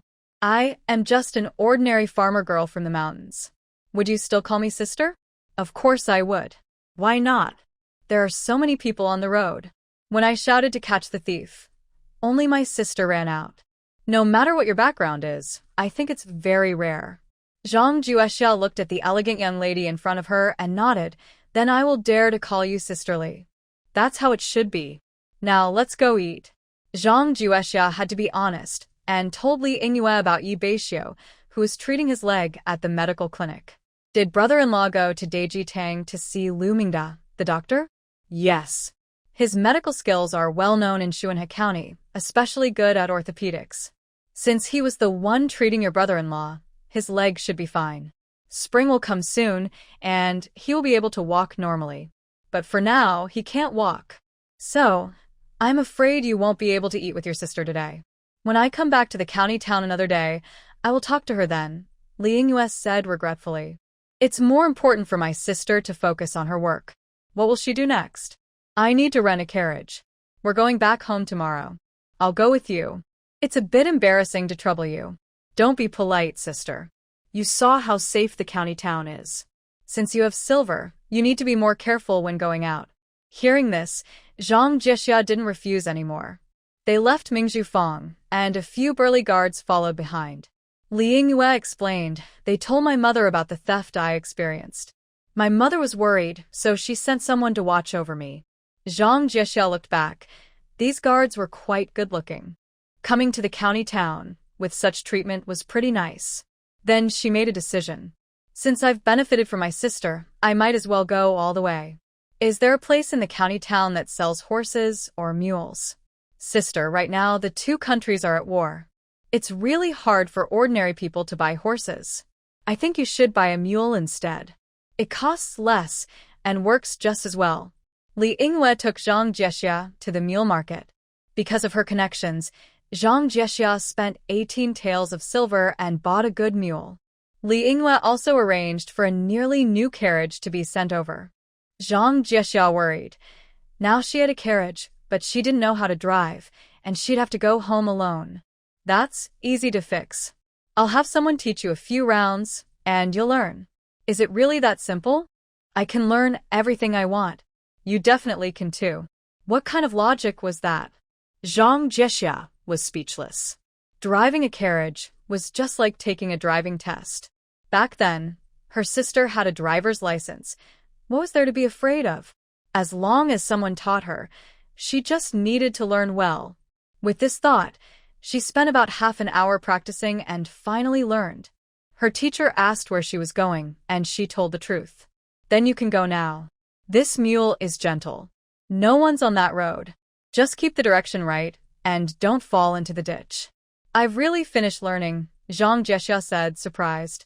In such a short time, she had made such a big decision, and even learned to drive a carriage. Miss Zhang, you can do it. Li Yingyue confidently got into Zhang Jixia's carriage. Today, I'll give my sister a chance. Let me send her home. So, Zhang Jixia drove the carriage and sent Li Yingyue back to her house. Li Yingyue pointed to the signboard at the door. Sister, look at this. This is my home. Next time you come to the county town, come visit me. Zhang Jixia watched Li Yingyue enter the Li family estate before turning around to head back to Daiji Hall. Passing by Fulian, she happened to see Li Dong, whom she met when she first arrived in the county, and waved hello to him. Young lady Yi, how's your husband doing? Zhang Jixia honestly told him. Li Dong congratulated her. So, you are returning to Jinshui town tomorrow? Yes, shopkeeper Li. Are you also going to Jinshui town? If so, I can take you there tomorrow. Coincidentally, brother Zhao Long and I are planning to take a carriage soon, and I just ran into you. Shopkeeper Li, I just bought a new carriage. I can take you tomorrow. It will also be helpful if you can watch over my husband on the way. Thank you very much, young lady Yi. You are truly a remarkable woman. I admire you. Li Dong's words made Zhang Jixia feel a bit shy. She smiled and said goodbye to him. Passing by a pastry shop, Zhang Jixia stopped her carriage and bought some pastries. Since they had come to the county town, she thought they should bring some treats back home. After shopping, she headed straight to Daiji Hall. She parked her carriage in the backyard of Daiji Hall and heard Gan Chao ask, Young lady, why did you go out for so long? Your husband has asked about you many times. If it weren't for us persuading him, he might have gone out looking for you. How can his leg be moving around like that? Exactly, we also advised him to rest. You should go inside and check on him. Zhang Jixia took a package of pastries from her carriage and handed it to Gan Chao. Thank you for taking care of my husband these days. Please share these with your friends. Gong Chao declined politely, but Zhang Juexia pretended to be annoyed. Only then did Gong Chao accept them. Thank you, young lady Yi. Wow, you came back so quickly on that carriage. You're amazing. Zhang Juexia smiled. I need to go see my husband now. Beixiu heard the noise outside and finally felt at ease. Zhang Juexia pushed open the door. Husband, are you hungry? I bought some pastries. Eat a little first. I'll go find the cook and see what we can eat. Beixiu tore open the wrapper of the pastry and took a piece, placing it in Zhang Juexia's mouth. I've been lying in bed and not moving, so I'm not hungry. But you've been running around for hours. You must be hungry. Zhang Juexia happily took the pastry. This pastry tastes really good. There is water brought by Gong Chao over there. You should take a sip first, then continue eating. Zhang Juexia picked up the cup and took a few sips of water. Running made me quite thirsty. Husband, I did something big today. What big thing? Guess. Beixiu shook his head. Hard to guess. I bought a carriage. Beixiu was truly surprised. Where did you get the money? Zhang Juexia explained about selling pearls, and knowing Li Yingyue, she also took out a banknote for him to see. Husband, this is a banknote worth 300 taels of silver. I only brought 10 pearls, and we still have 12 more. I didn't bring the larger ones. Beixiu looked at it briefly, then returned it to Zhang Juexia. Just keep the banknote safe. When we go out, I told you to be careful. But you ignored my words, and even helped catch a thief. Aren't you too brave?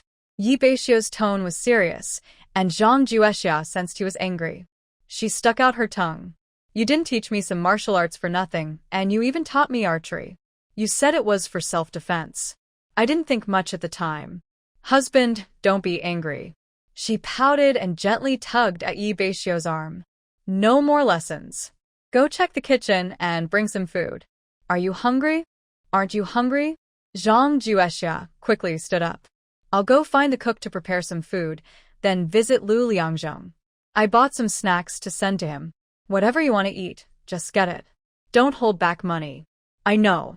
Zhang Juexia ordered 2 bowls of chicken noodle soup from the cook, then took 2 boxes of snacks from the carriage, and went to see Lu Mingda. She first exchanged polite words, then asked when Beixiu would come to change the dressing. Lu Mingda thought for a moment. Where do you live? In Yejia village, Jinshui town? In the deep mountain village of Yejia? Yes. Well, since your husband's visits aren't convenient, I'll be going to Jinshui town for some errands soon. I might visit your mountain village then. I'll come to your house. That's a bit troublesome for you. It's no trouble. Just provide food and lodging. Stay as long as you want. Seeing that Zhang Juexia didn't seem to be lying, Lu Mingda took a snack and ate. I haven't settled the bill yet, and you already brought snacks. Are you trying to make me charge less? One thing at a time. If your husband's leg wasn't injured because of you, he might have been crippled for life. We are truly very grateful to you. We have already prepared the money for the treatment, so don't worry. I promise not to ask for a single coin more. Lu Mingda smiled. Since you're so sincere, I won't ask for extra medical fees. However, when I stay at your house, I won't pay you any money.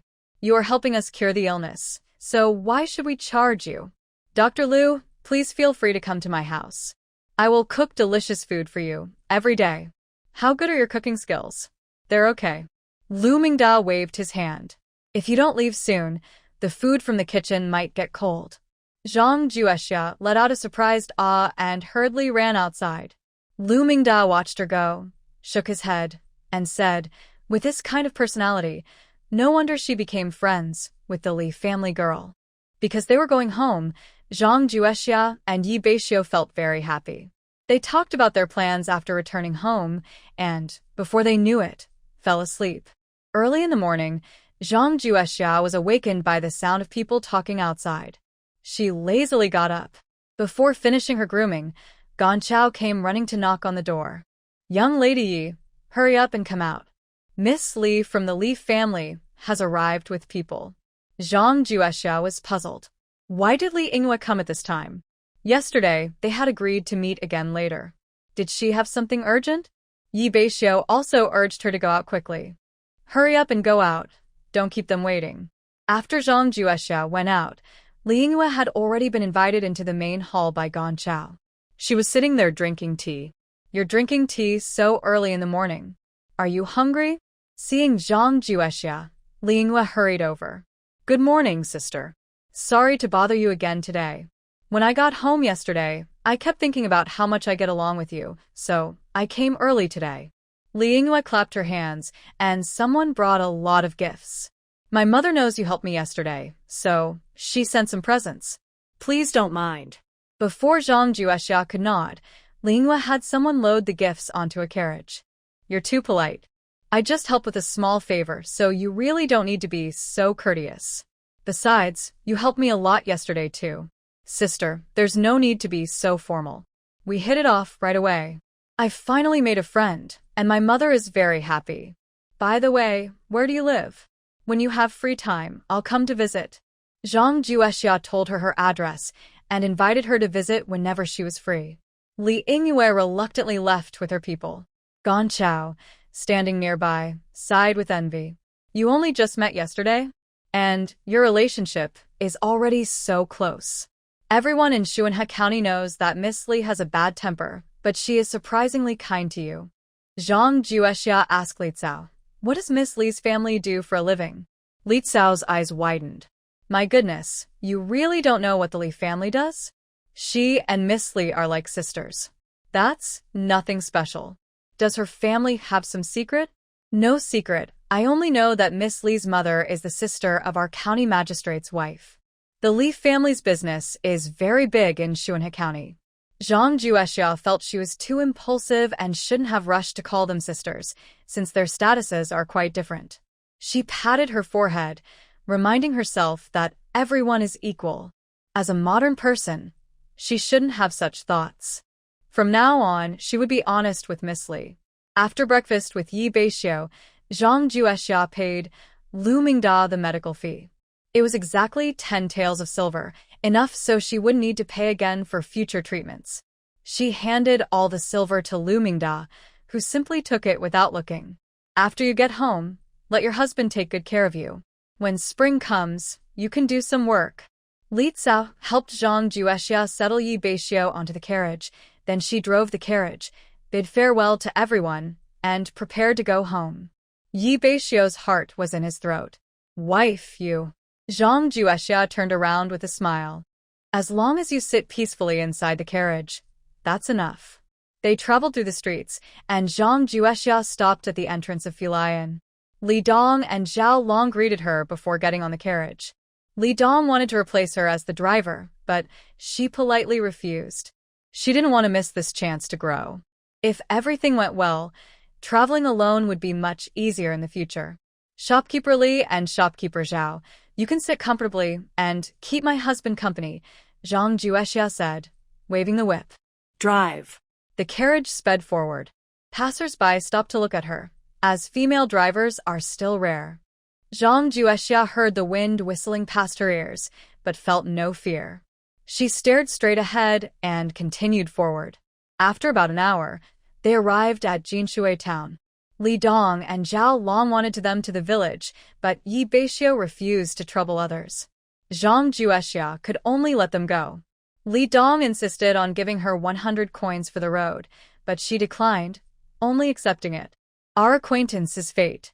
I wonder what kind of business the two shopkeepers are in? Our brothers only do the businesses they can make money from. If Brother Yi needs any help in the future, just come to us. Usually, we stay at Fulai and in the county town. If we're not there, just ask the staff to leave a message for us. After seeing Li Dong and Zhao Long off, Zhang Juexia suggested, we don't have much grain left at home. I'll go buy some, and then we'll head back. Buy a bit more. My leg still needs time to heal, so I can't go out often. All right. With some money in her pocket, Zhang Juexia felt more confident buying supplies. She bought 100 jin of flour, 50 jin of rice, 30 jin of millet, 50 jin of cornmeal, and also 50 jin of soybeans.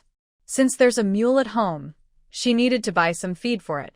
Passing by Yao's cloth shop, Zhang Juexia took some colorful threads and selected some fine silk threads from shopkeeper Yao. Curious, shopkeeper Yao asked, "What are you planning to embroider?" "I haven't decided yet. I'll buy some now so I won't run out of supplies when I need them." Mrs. Liu asked about you again and inquired where you live. "Please don't tell her where I live. My husband isn't very healthy and he's also quite temperamental. I don't want any trouble." "All right, that's a pity." Zhang Juexia didn't think much of it.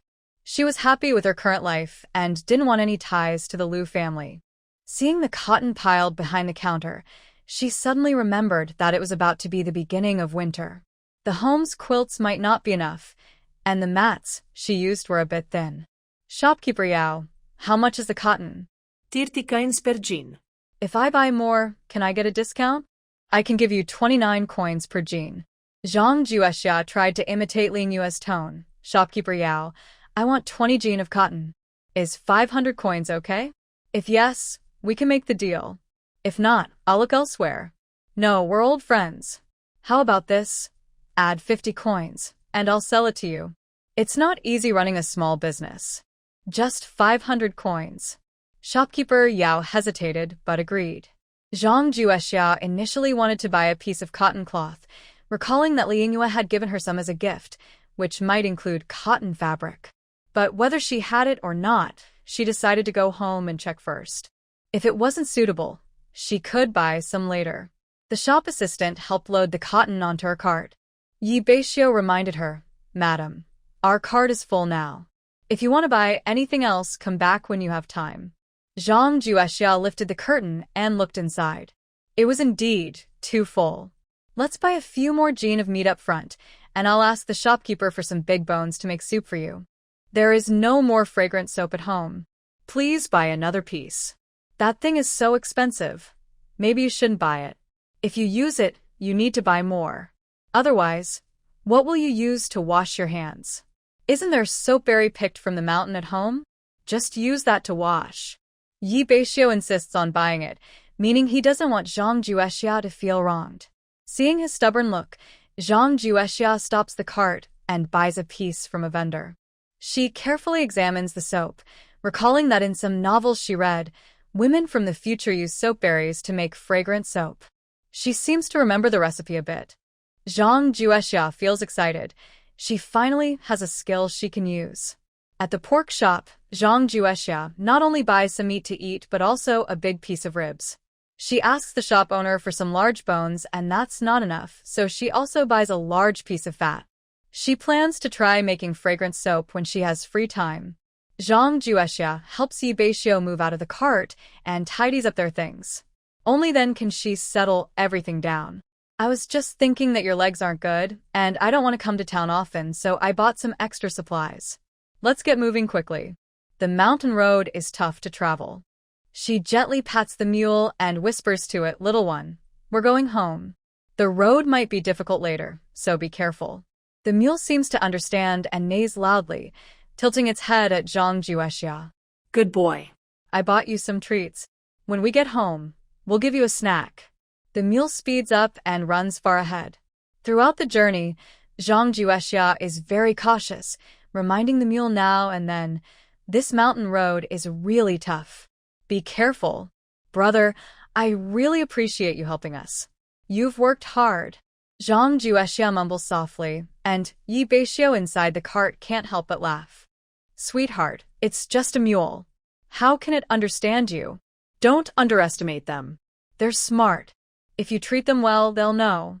Seeing Zhang Juexia speaking confidently, Beixiu keeps quiet. They arrive smoothly at the big in front of their house. Zhang Juexia gets out of the cart, holding the mule's reins. "Little one, we're home. Don't be scared. I'll lead you up slowly. There's someone sick inside the cart, so we need to be careful." The mule carefully climbs the. Zhang Juexia happily pats its head. "I really bought you some treats. Soon you'll be full." The big gate of the house opens and Wang Guilon comes out. "Xiar, you're really back. Great news. The old man is coming out. Beixiu and Xiar are back." Wang Guilon's loud voice made Yi Jishuan come out quickly. "Xiu'er and Xiar are back. Grandpa, Grandma, Husband can't move yet. Please help me carry him into the house. Yi Jishuan lifted the curtain of the carriage and bent down. Your grandpa is still strong. I can carry you into the house. Yi Beixiu declined. Grandpa, just support me. I can go in by myself. Yi Jishuan's face darkened. Are you looking down on your grandpa? I carried you many times when you were little. This short distance won't tire me out. Come on. Yi Jishuan carried Yi Beixiu into the house, looking calm and breathing normally. After settling Yi Beixiu, Zhang Juexia reached out to get a blanket, but noticed there was an extra thick blanket on their bed. Yi Jishuan explained, your grandma saw you didn't have a winter blanket, so she took some cotton from home and made one for you when she had time. Zhang Juexia gratefully looked at Wang Guolan. Grandma, we bought cotton, and we're about to make one ourselves. Then make another one. After the snow, it will be even colder at home. Yi Beixiu reminded Zhang Juexia. Our carriage is still outside. Zhang Juexia hurried outside. She led the mule inside, and the barn was useful for storing things. Little one, this is your home now, she said as she took some hay from the backyard storage and a handful of soybeans from the carriage, placing them in the feeding trough. Eat well, little one. After finishing, Zhang Juexia called the elderly couple inside. Grandpa, Grandma, please help me bring down the things. Wang Guolan was the first to come to the carriage. Wow, so many things. Some were sent by a new friend. Xiar, be careful when making friends. Don't just take things from others. Grandma, I understand. I helped her with a small favor, so she probably felt grateful and gave us some things. Wang Guolan then helped her carry things from the carriage. Zhang Juexia noticed that besides a piece of silk, the other items sent by Li Yingyue were very practical. 3 sturdy bolts of cotton fabric, some dark and some bright, and a box of beautiful hair accessories. She opened it and saw colorful fabric flowers, well-made and bright. Since no one was living in the temporary West Wing, she arranged a room as a storeroom for easy access to items in daily life. After putting things away, Wang Guolan muttered, your friend is quite generous, giving so much grain. You and Xiu'er probably won't need to buy any this winter. Zhang Juexia didn't explain, just smiled. She picked up 2 boxes of snacks and said, Mom, I bought these treats for you and Grandpa in the county town. Try them and see if you like them. Wang Guolan happily took them, still complaining, why spend that money? These are tasty, but they're expensive. Zhang Juexia just smiled and said nothing. Yi Jishuan helped speak up, it's the kids' kindness, just accept it. I'm just worried they might waste their money. Xiu'er just said he spent 10 taels of silver to treat his leg. It's not easy for the kids to earn money. If Xiu'er's leg heals, that's a big good thing. When spring comes, he'll be able to move freely, and he won't have trouble earning money. If you keep complaining, the kids might stop buying things for you. Wang Guolan tightly hugged the snacks to her chest. Who said that? My grandson and his wife are good children. Yi Jishuan looked at the carriage outside and asked Zhang Juexia, is this new cart and mule too? Yes, we asked a friend for help. The mule costs money, but the cart was a gift. Living in the mountains, having a carriage is quite convenient. Xiar, did you drive the cart back? Yes, it's not hard to drive. A friend taught me a few times and I got the hang of it. Great. When Beixiu married you, it was truly a blessing for our old Yi family. Hearing this praise, Zhang Juexia felt a little shy. Grandpa, Grandma, I'm going to cook. I bought some meat in town. Let's have lunch together. Wang Guolan didn't refuse. Let me help you, so your grandpa can stay inside and chat with Beixiu. Zhang Juexia took out rice, washed it, and set it to steam. Meanwhile, Wang Guolan lit the fire and prepared to cut meat. Mom, let's do the meat with cabbage. The cabbages in the yard are so big now. Your grandpa waters the garden every other day, and the mountain vegetable patch is doing well. It's really kind of you and Grandpa to do all this. That's nothing. Beixiu is my grandson, and you're my granddaughter-in-law. Although she only cooked 1 dish, Zhang Juexia added plenty of meat because the elderly have poor teeth. She used more fatty meat, making the cabbage stew especially fragrant. Yi Jishuan was very pleased, Thanks to my grandson, I get to eat plain rice too. The children hunted big game, but they also occasionally ate plain rice. Yi Jishuan raised his eyebrows and said, "That was many years ago. Ever since the northern repair incident, no one dares to go deep into the mountains, so we haven't had plain rice in a long time. I still enjoy eating it." Exactly. Who doesn't love plain rice?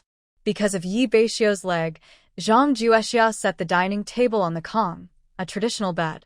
Everyone ate on the Kong, and she and Yi Beixiu exchanged smiles.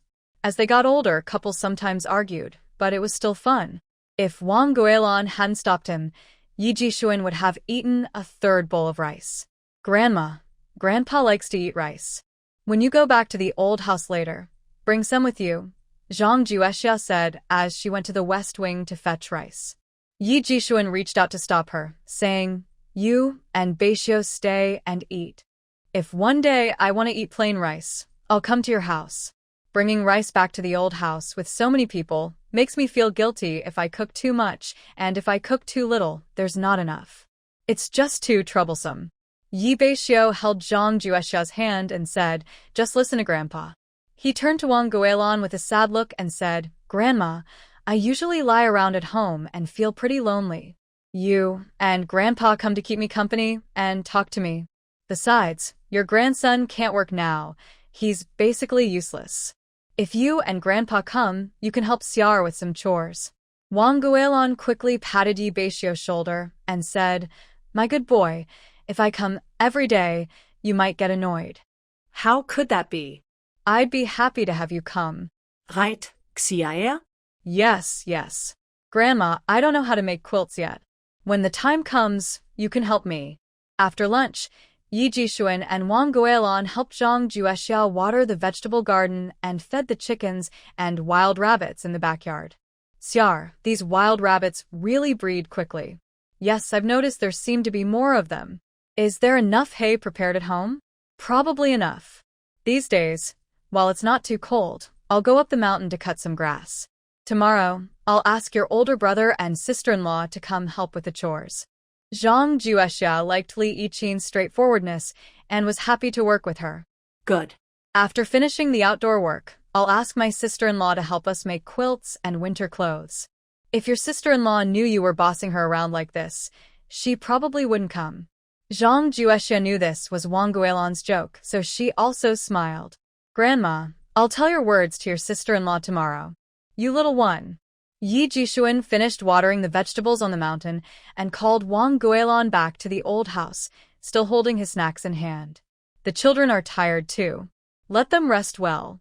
Zhang Juexia stopped Wang Guilan. "Mom, I also prepared some snacks for Uncle Da and Uncle San's families. You and Grandpa can help me carry them. Look at you, we only need to take 2 boxes home. We're not keeping everything for ourselves. Mom, I bought 2 boxes for each family. After you and Grandpa take your boxes home, just put them in your room. When you're hungry, you can eat a piece.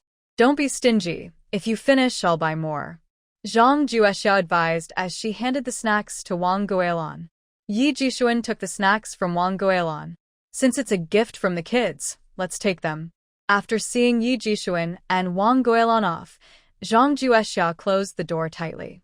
She tidied up the yard a little, then checked on the mule before going inside, lying on the Kong bed beside Yi Beixiu. "Oh, finally home. Mother, you worked hard. Don't be so polite. I just want to keep you healthy and strong, so you can recover quickly." Ye Beixiu similet. "Then I'll cooperate and take good care of myself so I can be useful to you." Zhang Juexia blushed and glanced at Yi Beixiu, thinking how serious he looked when he said that. "Mother, I mean it sincerely. When spring comes, I'll do all the work around the house. Just treat me like that new mule you bought. You're my husband. How can I treat you like a mule? But if you want to be as capable as one, I won't stop you." Zhang Juexia patted her forehead, realizing she was overthinking, and then she drifted into a drowsy sleep. She was awakened by Yi Beixiu. When she opened her eyes, it was very bright outside. "Husband, what time is it?" "Morning." What? Zhang Juexia sat up quickly, complaining, "Why didn't you call me? Why should I call you? You've been exhausted these days." "Really? Seeing Yi Beixiu had already moved off the Kong, she hurried to help him. The doctor told you not to move around carelessly. I need to go to the toilet. Zhang Juexia helped Yi Beixiu to the toilet and then back inside. Both of them broke out in sweat from the effort. What do you want to eat? I'll make it. Whatever you make, I'll eat. We have a big bone. I'll make soup with it and hand-pulled noodles to drink. Okay. Zhang Juexia entered the kitchen and realized there were quite a few eggs already gathered. It seemed that after Wang Guilin came, she saw the new eggs and collected them here. She didn't eat any herself or take them back to the old house. Wang Guilin's way of doing things made Zhang Juexia admire her. The large bones had already been broken into pieces by the pork shop owner. She washed them by the well and then put them into a big pot to cook. Meanwhile, she started making dough and letting it rest. She went to the vegetable garden to pick some small bok choy, washed it, and prepared it for later when she would make noodles. When the dough had rested enough, she rolled it out. Yi Beixiu called from inside the house, "Wife, cut the noodles thinner." I like them fine. Got it, Zhang Juexia replied quickly. In no time, she finished making the hand-pulled noodles with bone broth. Each bowl had a poached egg floating on top, with a layer of oil and a few pieces of green bok choy. Yi Beixiu took his bowl and started eating eagerly. Your cooking is still the best, he said. Eat more if you like it. After finishing her meal, Zhang Juexia washed her bowl, told Yi Beixiu, and then went to the back mountain. She first checked the vegetable garden, and as Wang Guilin had said, the plants were thriving. The wheat she had planted also sprouted, looking lush from afar. Because she had urgent matters to attend to, she only took a quick look and then headed uphill. She carefully chose a branch close to her walking stick, brought a machete, and started chopping with force. After cutting the branch, she quickly processed it. The more she looked at it, the more satisfied she was, so she left the mountain. She wanted Yi Beixiu to try it soon, and if it wasn't suitable, she would make some adjustments. At least, he wouldn't need help when going to the toilet anymore. Zhang Juexia's pace quickened as she pushed open the door. Inside, she heard Yi Beixiu loudly arguing, "I told you, this matter is simply impossible. You rebellious son. Before you got married, you listened to everything I said. What kind of spell did she cast on you? That's why you're treating me like this. You're old now, and I plan to support you in old age. But now you want to move into my house? I absolutely won't agree. Your third uncle treats you well, and Bailey and Beifeng also see you as a brother. Now that you've bought a big house and a carriage, you no longer recognize me as your mother. Don't you understand yet? One thing is one thing. When you're old, I will support you just like Bailey and Beifeng. But if you move into our house now, I won't be happy." You. Zhang Juexia's footsteps never quite entered the house, and the conversation between mother and son kept reaching her ears. She wondered what Peng Xiujian was really thinking. She wanted to move in and live with them. Zhang Juexia patted her chest to steady herself. Is it because of her? When Qin Lianhua refused to marry, I asked you to marry my niece from my family, Peng Xiaoqing, but you refused immediately. Your eldest uncle already agreed to skip the bride price, but you insisted on paying 10 taels of silver to marry Zhang Juexia. Clarify this. Xiaoqing is a simple girl. How can I live with her? What's wrong with a simple girl? She can work and have children. Isn't that enough? Sometimes I really wonder, are you truly my mother? Yi Beixiu's words made Peng Xiujian angry and ashamed. I really regret giving birth to you. You. Yes, you already have 2 sons, Bailey and Beifeng. Of course, you regret having me. Seeing me makes you think of my father. You never liked my father. You've always liked Uncle San. People outside think you married Uncle San because I was mistreated. Your words are just to fool others.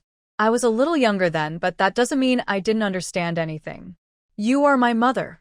That can't be changed. I also know you just spoke your true feelings now. From the start, you never liked me. Otherwise, which mother would want her son to marry a simple girl? You. Peng Xiujian was so angry she couldn't speak. I know what you're thinking. You're eyeing my new house, just trying to use your status as an elder to keep us down. When Bailey and Beishan grow up, They can marry and have children in this house too, right? Pang Xiujian's face turned red, and she panted heavily. So what if I do? I am your mother, and this will never change. And your wife, she's supposed to serve me as a daughter-in-law. I tell you, your thoughts are just that, thoughts. My wife will never work like a beast for your family. And I remind you again, this house I live in now was left by my father. I rebuilt the new house myself. You unfilial child. Filial piety and lack of it are judged by others. Have you ever considered whether you're a good mother? I advise you, stop thinking about all these things. The more you give, the more you'll get. It's getting late. My wife is coming back. If there's nothing else, you should leave now. You this rebellious child, you. Please stop repeating the same few words. Whether you're unfilial or rebellious, it doesn't matter. I've been lying in bed talking to you, and you know I went to the county to treat my leg. Did you ever ask me about it? Before I went to the county, my older brother and sister-in-law gave me money. Where are you now? Don't tell me you haven't split the family, and you have no money. That's just childish nonsense. I'm not made of mud. I don't like being pushed around. You're my mother, so you should understand. If there's nothing urgent, don't come to my house often. And don't act tough in front of my wife. I really dislike that. Bailey and Beifeng are still young. I'm their big brother, and I have the right to discipline them.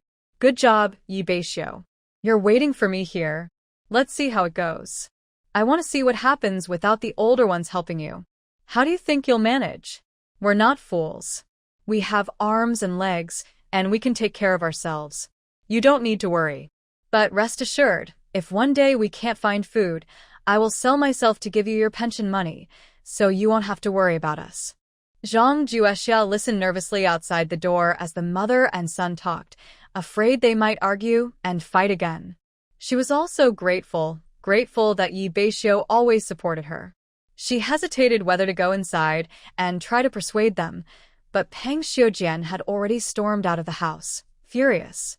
Seeing her, she immediately started scolding her.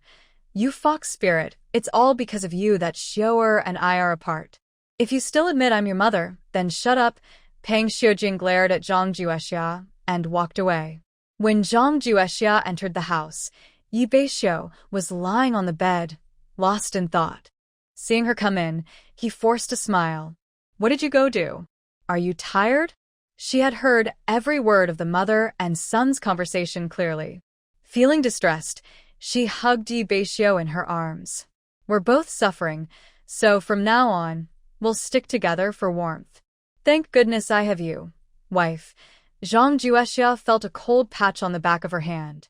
Yi Beixiu had shed a few tears, showing he was truly sad. She's never liked me since I was little. I know. When I was young, to make her happy, I learned archery and hunting very early. My grandparents and everyone praised me. Only she was indifferent toward me. All right, from now on, let's live well. Sister, do you love me? Ye Beiqiu suddenly chuckled. I'm older than you, okay? Zhang Juexia helped him up and sat him down. I found something good on the mountain. Try it and see if it works well. She handed over a stick that looked like a walking cane, as if offering a treasure. How about this? For you now, it might be useful. Yi Beixiu examined it carefully. If I hold this, can I walk better? Try it and see. If it feels comfortable, I'll wrap it with some torn cloth later to make it even better. Yi Beixiu carefully got off the bed and took a few steps with the stick. Wife, I didn't expect this stick to be so useful. Now I can go to the outhouse by myself. Zhang Juexia was a bit unhappy. Later, I'll cut another one exactly the same. Using both sides with force will be better than just one side. She was quick to act. In the time it takes for a cup of tea, she cut another stick and fixed it. She tore some old clothes into strips and wrapped them around the stick. This way, it should be easier for you to use. Yi Beixiu tried walking a few more steps. Wife, using force on both sides works much better than just one. From now on, you can be more independent. But let's agree, except for going to the outhouse, you should walk less. For a better life in the future, I will listen to my wife. Zhang Juexia settled Yi Beixiu down, and Wang Guilan, Li Yiqin, and Yi Xin arrived. After they entered, Zhang Juexia looked outside. Is the old man not here today? He's busy. He said he's helping the boy go into the mountain to check his traps for prey. If he catches anything, he'll bring it back for you. No need to trouble him. North Xiao and I have already discussed. It's almost winter now, and the small animals will hibernate. We don't plan to go into the mountain anymore. Your grandfather is worried about the good weather lately. He thinks there might still be some small animals caught. If we don't go, it's a waste, Li Yiqin advised Zhang Juexia. You're filial to your grandpa and grandma, and we all know that. But you should also think, older folks want to do things for us within their ability. Otherwise, they worry we might dislike them. Just wait and see, Zhang Juexia said as she found the silk flowers Li Yingyue sent from the west wing and placed them in front of them. You and Siyun each choose one. Yi Siyun picked up a silk flower and examined it carefully. Sister-in-law, this silk flower is so finely made. It must be worth a lot of money. Li Yiqin heard that the silk flowers were valuable and hesitated, then put it down. Xiar, let's forget it. I'm already married, so I don't need it. Zhang Juexia gently held her hand. Big sister-in-law, who said once you're married, you can't enjoy beautiful things. This one suits you very well. All right, I'll keep it for the new year. Then each of you pick 2 flowers. Wear one now and save the other for the new year. No, Xiar, I noticed you went to the county town. Why do you seem so confident now? I've always been like this, big sister-in-law. Please take it away so it doesn't distract me from work. Li Yiqin smiled at Yi Siyun.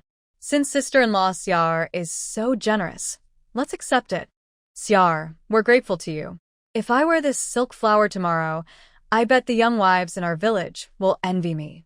Let them envy, Zhang Juexia said as she carried out 2 bundles of cotton cloth and cotton. Big sister-in-law, today we'll make quilts, and tomorrow you can help us make thick cotton coats. All right. My eldest brother doesn't mind. Does he? He doesn't mind. When he heard I was coming here, he wanted to come too, but I didn't let him because it would only cause trouble. Oh, and your mountain's hawthorn berries, he helped pick them. Later, the master helped him store them in your backyard shed. When you have time, take a look so they don't spoil. Got it. First, let's solve the heating problem. The rest can wait. Li Yiqin, holding scissors and staring at the cotton fabric, fell into thought. Xiar, which color do you want? The bright one looks nice, but isn't easy to keep clean. The dark one is too dark. Wang Guilin offered her opinion. Yiqin, you cut the fabric. Use the dark one for the mattress and the light one for the quilt. You're young, so why worry about this? Zhang Juexia agreed. Big sister-in-law, hand me the scissors. I'll leave this to you. The 4 of them worked together. By noon, they finished a quilt and a mattress. Zhang Juexia packed them away. Later, big sister-in-law, please help me and Beixiu cut out clothes and make us thick cotton coats. I'll go cook. Remember, today no one is allowed to go back to the old house. I'll handle the meals. Wang Guilin patted the cotton on her body and cheerfully pulled Zhang Juexia along. Summer, let's go cook. Li Yiqin held large scissors and cut quickly, while Yi Siyun helped her hold the cloth. Zhang Juexia and Wang Guilin went into the kitchen. She still planned to steam rice for lunch. She cut more meat, using the bone broth cooked in the morning to stew cabbage. It's not that she was stingy. In the mountains, people eat what they grow. Even after leaving the mountain, they still eat radishes and cabbage at this time of year.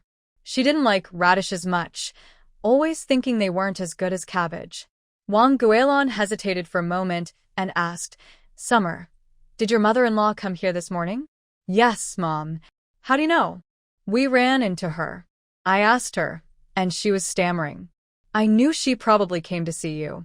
Did she have something important? Zhang Juexia wanted to keep quiet, but ended up telling her. She thought what Peng Xiujun did was a bit too much, and she didn't want to let her get away with it. Mom wants to come stay with us. Wang Guilin was cutting meat and put the knife down on the chopping board. She's really overstepping. Summer, don't be afraid. As long as I and your father are alive, she won't get her way. When I go back, I'll tell your father. I don't believe she can do anything to us. Zhang Juexia still had some worries. Mom. Wang Guilin waved her hand. I understand your worries. Your father and I will handle it properly. At lunch, everyone ate happily. Li Yiqin held her bowl. Summer, if there's any work at home later, just ask me. Wang Guilin pointed at her. Your sister-in-law, just met a kind person in the city who gave us some rice. We mountain folks, how can we eat plain white rice? That's true. If you like it, eat more. There's still some in the pot. After eating, Wang Guilin found an excuse and hurriedly left. Li Yiqin and Yi Siyun helped Zhang Juexia finish making thick clothes. Summer, I saw you bought quite a bit of cotton. I'll add some more for you. If it snows this winter, it'll be very cold. Thanks, sister-in-law. Tomorrow, you and Siyun should come help me with something. What's the task? I have another quilt made by Grandma. I still have some leftover cotton and fabric. I want to make new clothes for my grandpa and dad to show our kindness. All right, then I won't let Mom come with us tomorrow. We'll keep it a secret and surprise them. After seeing Li Yiqin and Yi Siyun off, Zhang Juexia laid the new quilt on the Kong bed. Isn't it much warmer now? With such a thick cotton quilt, it's definitely warm. Soon, try on your cotton coat. If it doesn't fit, tomorrow when your older sister-in-law comes, she can make some adjustments. I'll try it again when I go to bed. You sit down and rest first. I'm not tired. Before either of them could say more, the door suddenly opened loudly. Yi Jishuan carried 2 wild chickens and a rabbit into the house. I've already fixed the traps on the mountain. When spring comes, Beixiu can reset the traps. Grandpa, why don't you take one home to eat? Yi Jishuan walked away, without replying. Don't sell them either. Leave some for Beixiu to recover. Zhang Juexia looked at his back, feeling grateful that Yi Beixiu still had caring grandparents. Without them, life would be much harder. Yi Beixiu knew Yi Jishuan had carried the trapped animals back for him. He muttered, "It's just that Grandpa and Grandma care about me. Today, I overheard your talk with Mom. When I was cooking, I mentioned it to Grandma. She said she would tell Grandpa and ask him to help manage Mom. She really needs someone to watch over her. Otherwise, it's too much for us. What if Mom doesn't listen to Grandpa and Grandma? Or if she insists on living with us? With me here, that won't happen. Don't worry, Grandpa and Grandma will support us." Zhang Juexia felt proud that Yi Beixiu shared the same mind as him, but he didn't show it. Instead, he worried and muttered, "I really don't want others to interfere with our life. We want to be together. I have plenty of ways to talk to Mom. Don't worry. But she's your real mother. Then she's still my wife." Yi Beixiu looked at Zhang Juexia seriously. "I married you to give you a good life. You've already had a tough time. Once my leg heals, I'll make sure you enjoy life. Don't worry about the family matters. I'll handle everything." "I'm not really worried, just want to ask something." "Who looked so worried just now?" "Who looked worried?" "I was just thinking about some complicated things, and it gave me a headache." Yi Beixiu struggled to sit up and reached out his hand. "Give me your head. I'll massage it for you." Zhang Juexia lay on Yi Beixiu and happily enjoyed his massage. Early the next morning, after finishing breakfast and washing the dishes, Li Yiqin and Yi Siyun came to see Zhang Juexia. "You came quite early.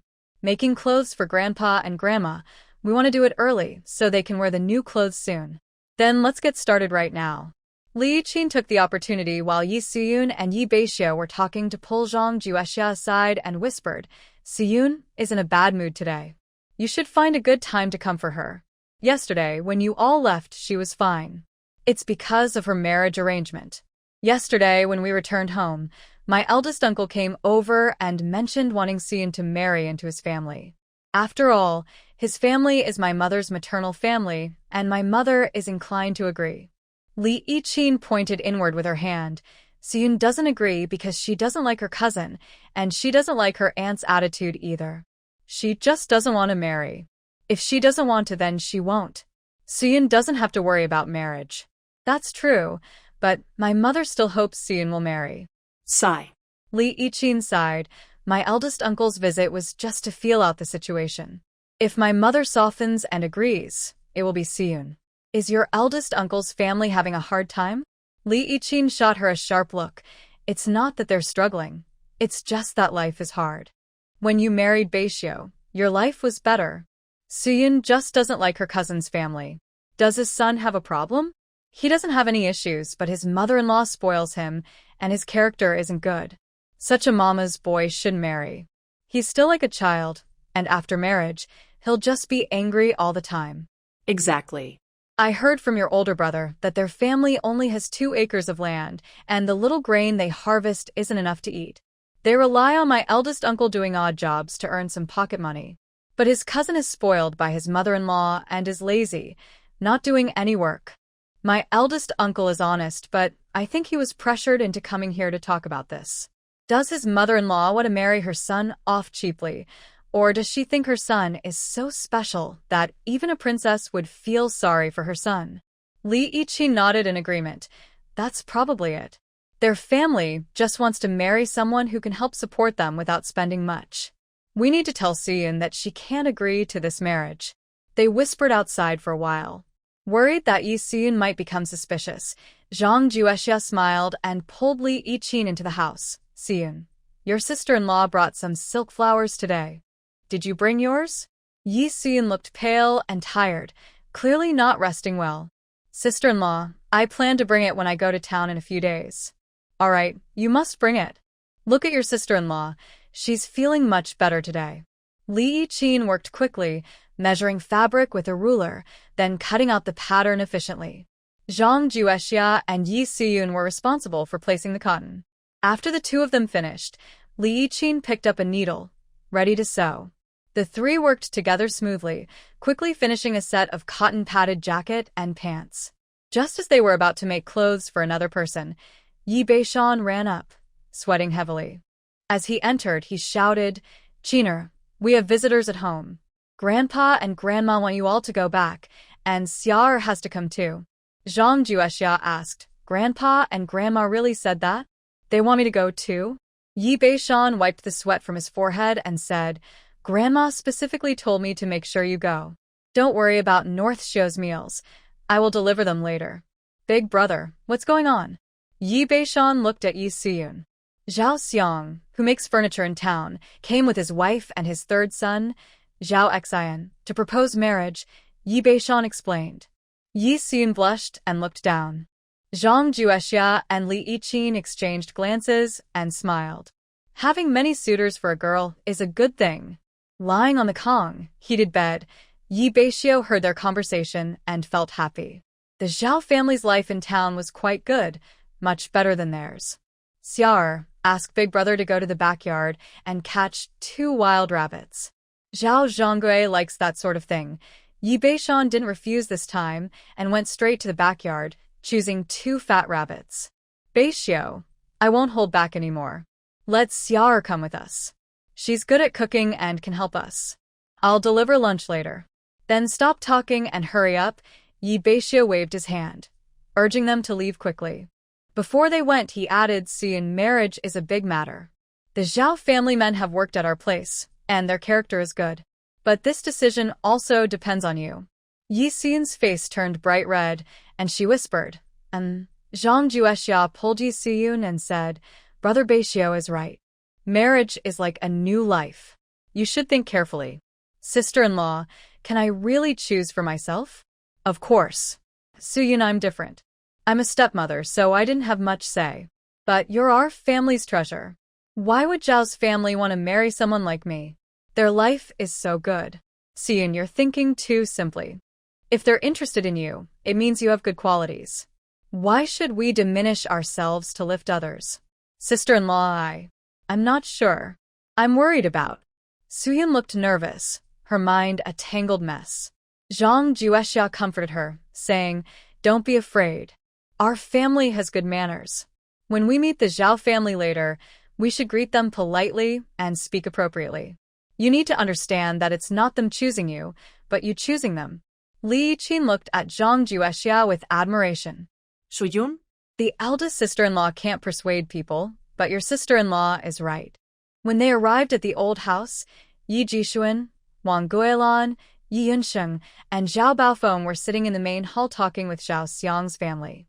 Wang Guilan heard the noise and hurried out, holding Yi Siyun's hand. Soon, later you and Grandma go inside to say a few words, then you can stay in your room. Ye Suyun sehereye noddet. Zhang Juexia and Li Yiqin signaled her to not be afraid.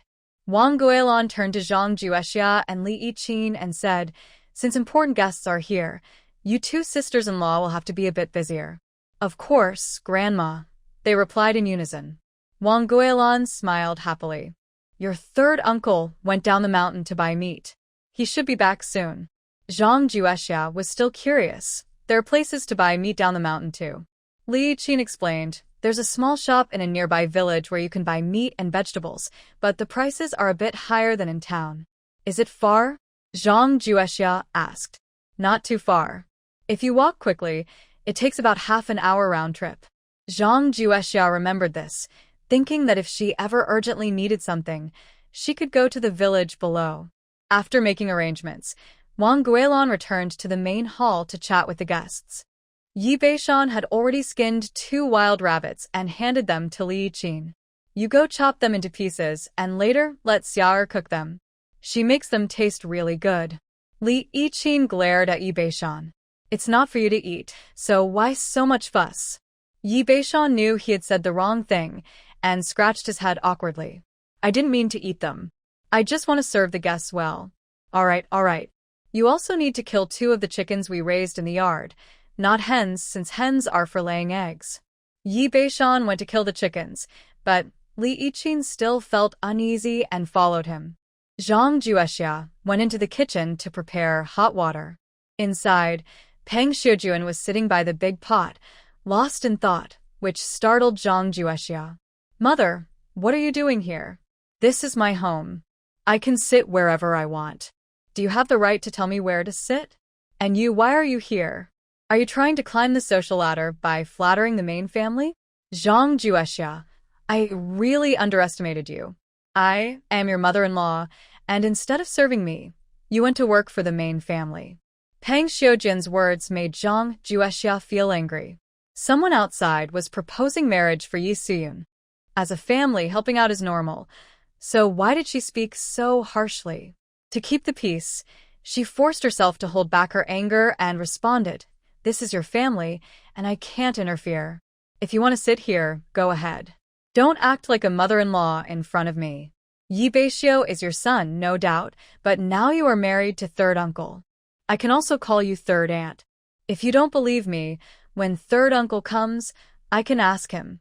I think he will be happy to confirm." You wicked woman. "It doesn't matter if I'm wicked or not, as long as your son likes me." Zhang Juexia pressed her further, pushing Peng Xiujian to the stove. "I am talking to you because you brought it on yourself. Also, today is a special day. You know that. If something goes wrong, you'll regret it." You Don't act like you don't understand. If you can't speak properly, just shut up. There's a chicken being slaughtered outside. Since you're sitting here, you should work. Hurry up and boil some hot water." Peng Xiujian sat still without moving. Zhang Juexia raised her voice.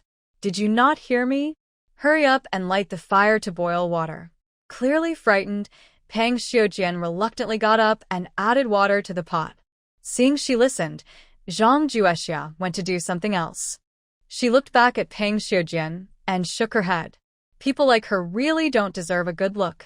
She wondered why she was doing this. Since Zhang Juexia had become close with the main family, she felt that they treated Yi Beixiu better than Peng Xiujian and Yi Yunliang. Peng Xiujian is Yi Beixiu's biological mother and is now married to Yi Yunliang. Yi Yunliang is Yi Beixiu's third uncle. With this relationship, he should treat Yi Beixiu more kindly. But the opposite happened. Usually, Yi Yunliang rarely saw Yi Beixiu unless necessary. Peng Xiujian wanted to show herself off, but Yi Beixiu never gave her a chance. The more Zhang Juexia thought about it, the more complicated the relationship seemed. She shook her head, trying not to think about these things. Yi Yunliang came back with meat. Seeing Zhang Juexia, he paused briefly and then greeted her. Zhang Juexia politely responded and took the vegetables from him.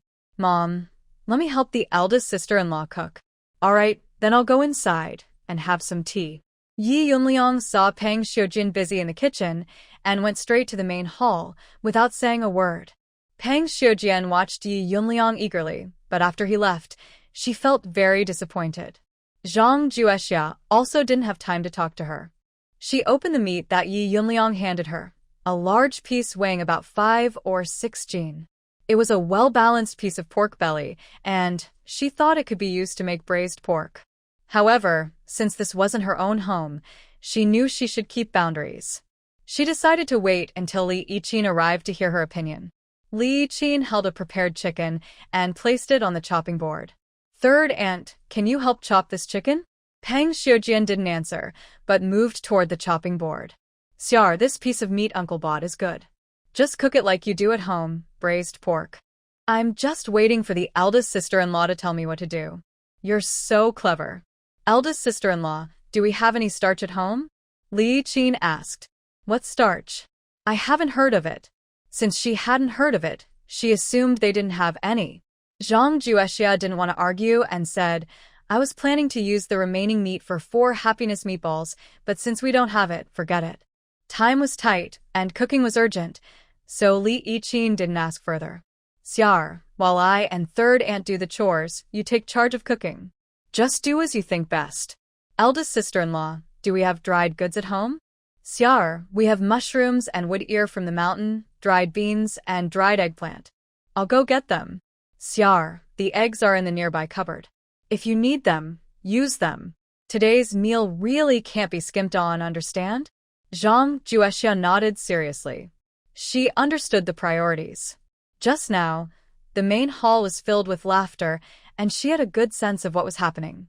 The marriage of Yu Shuyun and Zhao Xian was likely satisfactory for both families. At this moment, she couldn't afford to make any mistakes. Li Yiqin carried a large bag of dried goods and placed it in front of Zhang Juexia. Everything is here. You can use it as you see fit. Zhang Juexia looked through the items, and her mind quickly reviewed the recipes. Braised wild rabbit, mushroom chicken stew, braised pork, dried bean curd stew, stir-fried pork with wood ear, dried eggplant with meat, cabbage stew, and finally, scrambled eggs with scallions. Li Yiqin sighed. I think from now on, you should be the one cooking in our house. I just can't think of these dishes. In this resource-scarce ancient time, coming up with such recipes was truly impressive. Zhang Juexia didn't explain, but focused on preparing the dishes. Li Yiqin washed vegetables nearby. It's a bit disappointing today. If only we had a fish, it would be perfect. The Zhao family came in such a hurry. If we had prepared earlier, your eldest brother would have gone to the mountain to catch some fish. Pang Xiujian saw how much Li Yiqin cared about this matter and couldn't help but feel emotional. Today's dishes are enough to entertain guests in the county town. Third aunt, have you ever been to the county town? Or been a guest there? Li Yiqin had long noticed Pang Xiujian's bad mood and had been patient for the sake of family harmony. Pang Xiujian was caught off guard by Li Yiqin's sharp words and felt uncomfortable inside. It's just people from the town coming to propose marriage. What's so special about that? Those who don't know might think you married into the town. I don't have that luck. My family in Beixiu is quite good, and I have no such thoughts. Does third aunt also have such intentions? You. Pang Xiujian's face turned red, and she had nothing to say. Seeing Pang Xiujian's embarrassment, Zhang Juexia was delighted and felt like watching a lively show. Third aunt, don't take it personally. I am the eldest sister-in-law of this family. Today is Suyun's special day. We should pay attention and do our best to give her the best. In the future, for Bailin, Bailey, and Beifeng's good days, I will do the same. You are lucky to have married third uncle. Perhaps you don't need to worry about these things. But you are still an elder, and elders should act like elders. Zhang Juexia reached out to pull Li Yiqin, signaling her not to get angry. Li Yiqin winked at her, showing she understood her limits. Third aunt, there are some things I don't say, but I might feel uncomfortable inside. Our grandparents pay more attention to Brother Beixiu's marriage. Our family has been busy with everything, and you haven't been involved much. We don't blame you. But if today or tomorrow someone from the family comes to propose marriage to Bailey or Beifeng, what would you do? Would you also bring out the best things at home, worried that this might ruin everything and affect your children? Pang Xiujian lowered her head in shame. I didn't mean it that way. I just think that today's food and dishes, not only us villagers, but even shopkeeper Zhao, would be satisfied. Hopefully, they will be satisfied, and Siyun will find a good match. Third, Aunt, you need to understand that marriage isn't something that happens just because someone rushes into it. Zhao's family has a shop in town, but our Suyun is also good. If they didn't value Siyun, grandparents wouldn't agree to this marriage. Besides, if Siyun didn't like Zhao Xian, no matter how good Zhao's family is, grandparents wouldn't approve. Li Yiqin talked rapidly, and Zhang Juexia understood that she had overheard her conversation with Pang Xiujuan earlier. She secretly gave Li Yiqin a thumbs up. Li Yiqin signaled her not to be proud. Pang Xiujuan became completely honest and sat quietly by the stove, tending the fire. Li Yiqin rubbed her forehead and said, "Xia, we've only been thinking about dishes, but we forgot to decide what to eat." She hurriedly opened the cupboard and looked inside. There isn't much white flour at home, and the steamed buns are mixed flour buns. It might be too late to steam plain white buns. What should we do? Big sister-in-law, don't worry. Let the older brother go to my house to get some rice. We can still cook plain rice. Is that appropriate? There's nothing wrong with that. We're all just trying to help Siyun. Zhang Juexia turned and called Yi Beishan, giving him some instructions. Li Yiqi nodded, and he left the house. So, even the older brother listens to his wife. Li Yiqin raised her hand as if she was about to hit, joking, "If you keep talking nonsense, do you believe I'll hit you?" Zhang Juexia quickly dodged. Lunch was served on 2 separate tables for men and women. Yi Jishuan asked Yi Yinsheng to bring out some of his treasured wine and poured some for Zhao Xiang. Zhang Juexia and Li Yiqin sat with Yi Siyun at the women's table. Wang Guilon was given the seat of honor. Zhao Xiang's wife, Li Ju, sat at the lower seat, and Yi Siyun arranged herself next to Li Ju. Zhao Baofeng and Pang Xiujuan sat down afterward. Li Yiqin and Zhang Juexia were responsible for pouring drinks and serving dishes. Wang Guilon looked at the dishes on the table, which looked, smelled, and tasted wonderful. She was very pleased and modestly said, "The mountain folks don't have much to offer, just make do with it." Li Ju smiled and said, "Auntie, you're joking. Even if these dishes were served at the Manfu restaurant in town, they'd still be praised." Everyone at the table laughed. Wang Guilon picked up her chopsticks and said, "Let's start eating." "Niece-in-law, don't be polite." Li Ju, who often ran a shop in town and was used to socializing, was more open and cheerful. She relaxed, and everyone else at the table also loosened up. Li Ju found all the dishes delicious and kept praising, "Since your family's head came back, he often mentions how good your cooking is. After trying these, I can really taste the difference. If it's good, eat more." Halfway through the meal, everyone became more familiar with each other, and the conversation gradually grew livelier. Li Ju took a silver bracelet from her hand and put it on Yi Siyun's wrist. "This is the first time I met my niece, and I already like her. Consider this bracelet as a gift for our first meeting." Yi Siyun blushed and looked at Zhao Baofeng, then at Wang Guilon. Zhao Baofeng nodded gently. Wang Guilon then said to Yi Siyun, "Good girl. This is my sincere wish. If you like it, please accept it." Yi Siyun blushed and stood up, respectfully bowing to Li Ju. "Thank you, Auntie." Li Ju smiled and placed the silver bracelet on Yi Siyun's wrist. "Our Suyun is pure and beautiful. She looks good in anything." At the men's table, Zhao Xiang was distracted and not interested in the delicious food in front of him. When he saw Yi Siyun accept the gift, he felt relieved. Zhao Xiang smiled, stood up, and raised a toast to everyone at the table. Zhao Xian kept glancing at Yi Siyun. Yi Jishuan was not the kind of strict parent. He said, "Old lady, Zhao Xian probably drank too much. Let's Ian take him to the kitchen and make some honey water for him." Hearing his grandfather's words, Yi Siyun shyly took Zhao Xian to the kitchen. Zhao Xian remembered Yi Siyun. He had seen her from afar when he was working at Yi Beixiu's house with his father. He thought she was gentle and soft-spoken. If he could marry her, it would be wonderful. Their family had a carpentry business and a shop in town. A few years ago, Zhao Xiang used the money he earned to buy 30 acres of land, which he rented to nearby farmers. They only waited for the rent each year.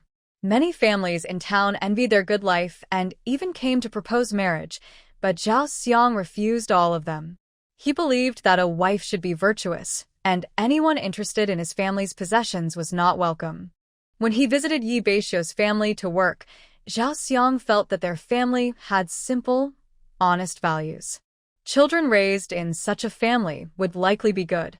After returning home, he discussed with Li Ju, who was also worried about Zhao Xian's marriage. They had 3 sons, and the wives of the first and second sons were chosen by them. They were honest and straightforward, spoke little, and just wanted to live a good life. When it came to the third son, their opinions were very similar. It didn't matter where the bride came from or if the family was poor. What mattered was good family values, and that the children were sensible. They also knew that if the third son married, they would probably split the family. When a big family is all together, it can become boring. But splitting up doesn't mean brothers stop caring for each other. The 3 brothers all have skills, and their shop is still open. They need to work together to make their business bigger and stronger. So, finding a good wife for the family is very important. Zhao Xiang and Li Ju talked a few times about how nice the Yi family is, and they also think the young girl from the Yi family is very good. Li Ju paid attention and thought, since the girl is nice, they should visit her family to propose marriage. Many families want a daughter, and if they really get engaged, it would be a great thing for their family. When the right person comes along, you can't stop it. Zhao Xiang took Li Ju and Zhao Xian with gifts and went to the Yi family to propose. Yi Yinsheng and Zhao Baofeng were also worried about Yi Xiyun's marriage. Yi Xiyun's older uncle came to ask for her to marry into their family. Yi Yinsheng was very unhappy about this. Zhao Baofeng also felt uncomfortable, but since Yi Xiyun is her own cousin and part of her family, she didn't want to refuse outright. She asked Yi Xiyun what she thought. Usually, Yi Xiyun would be shy when talking about her marriage, but this time she was very firm and said she wouldn't marry anyone. If they forced her, she would. Before she finished speaking, Zhao Baofeng covered her mouth. She loved her daughter very much and couldn't bear to see her upset. They were worried about how to refuse her older brother when Zhao Xiang and his family came to visit with gifts. It was perfect timing. Zhao Xian, the little boy, was especially liked by Zhao Baofeng. Zhao Xiang and Li Ju spoke kindly and politely, not proud or haughty. Li Ju promised that once they got married, they would split up and let the young couple live happily. They had their own house, land, and business, and Zhao Xian was good at cooking and well-behaved. He seemed like an honest and decent boy. She couldn't find a reason to refuse.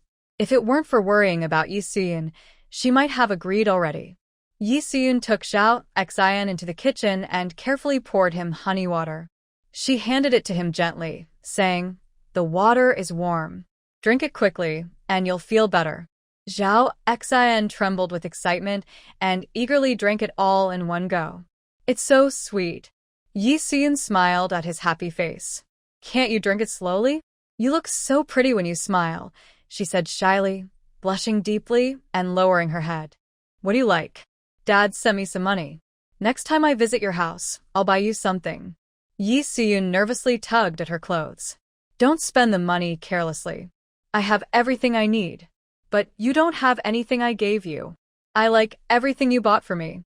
Wang Guilon gave Zhang Juexiao a look, signaling her to go to the kitchen and call Yi Xiyun out, so the Zhao family wouldn't think she was unsteady. Zhang Juexiao didn't move. Before they got married, they should talk more, or it would be awkward after they are together. Li Yiqin pushed her gently, and only then did she reluctantly go to the kitchen.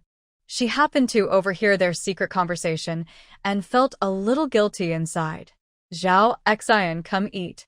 Yi Xiyun shyly looked at Zhang Juexiao, blushing as she ran out of the kitchen. She didn't dare show herself until Zhao Xiang's family left. The Zhao family understood. Yi Xiyun was just shy. Zhao Xiang and Yi Jishuan had already agreed to invite the matchmaker when they got home, choose a good nearby date, and set their marriage first. When they officially marry would depend on the Yi family's wishes. They had no objections. Yi Jixuan was pleased with Zhao Xiang's words and felt even more confident that this marriage was a good match. After seeing Zhao Xiang's family off, Zhang Juexiao wanted to go home because he was worried about Yi Beixiu. Yi Jixuan stopped him, saying, Beixiu's lunch has already been sent over by Beishan, so don't worry. Suyun and Zhao Xian's marriage. Thank you, Grandpa. Beixiu's wife. You really are thoughtful. You're a considerate person. The Yi family is lucky to have a wife like you. Seeing Yi Jixuan's face turn red and him staggering as he walked, probably from drinking too much, Zhang Juexiao was worried he might fall and reached out to help him. But Yi Jixuan pushed her aside, saying, I know my own drinking capacity. A little alcohol won't hurt me. I'm happy today, very happy.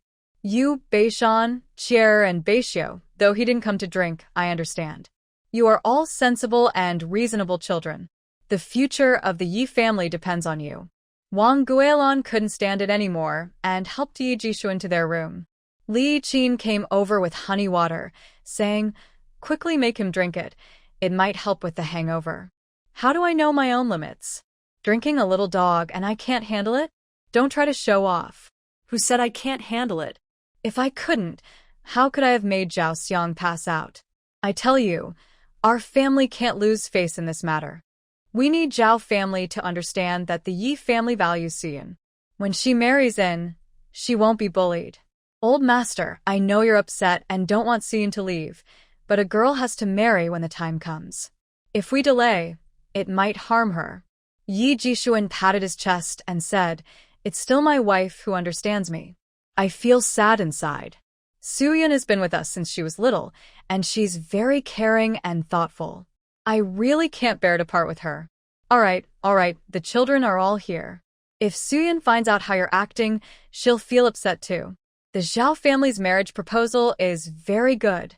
If Zhao Xiang and his son hadn't worked at the Beixiu family, we wouldn't know much about their character. Such a family coming to propose marriage suddenly.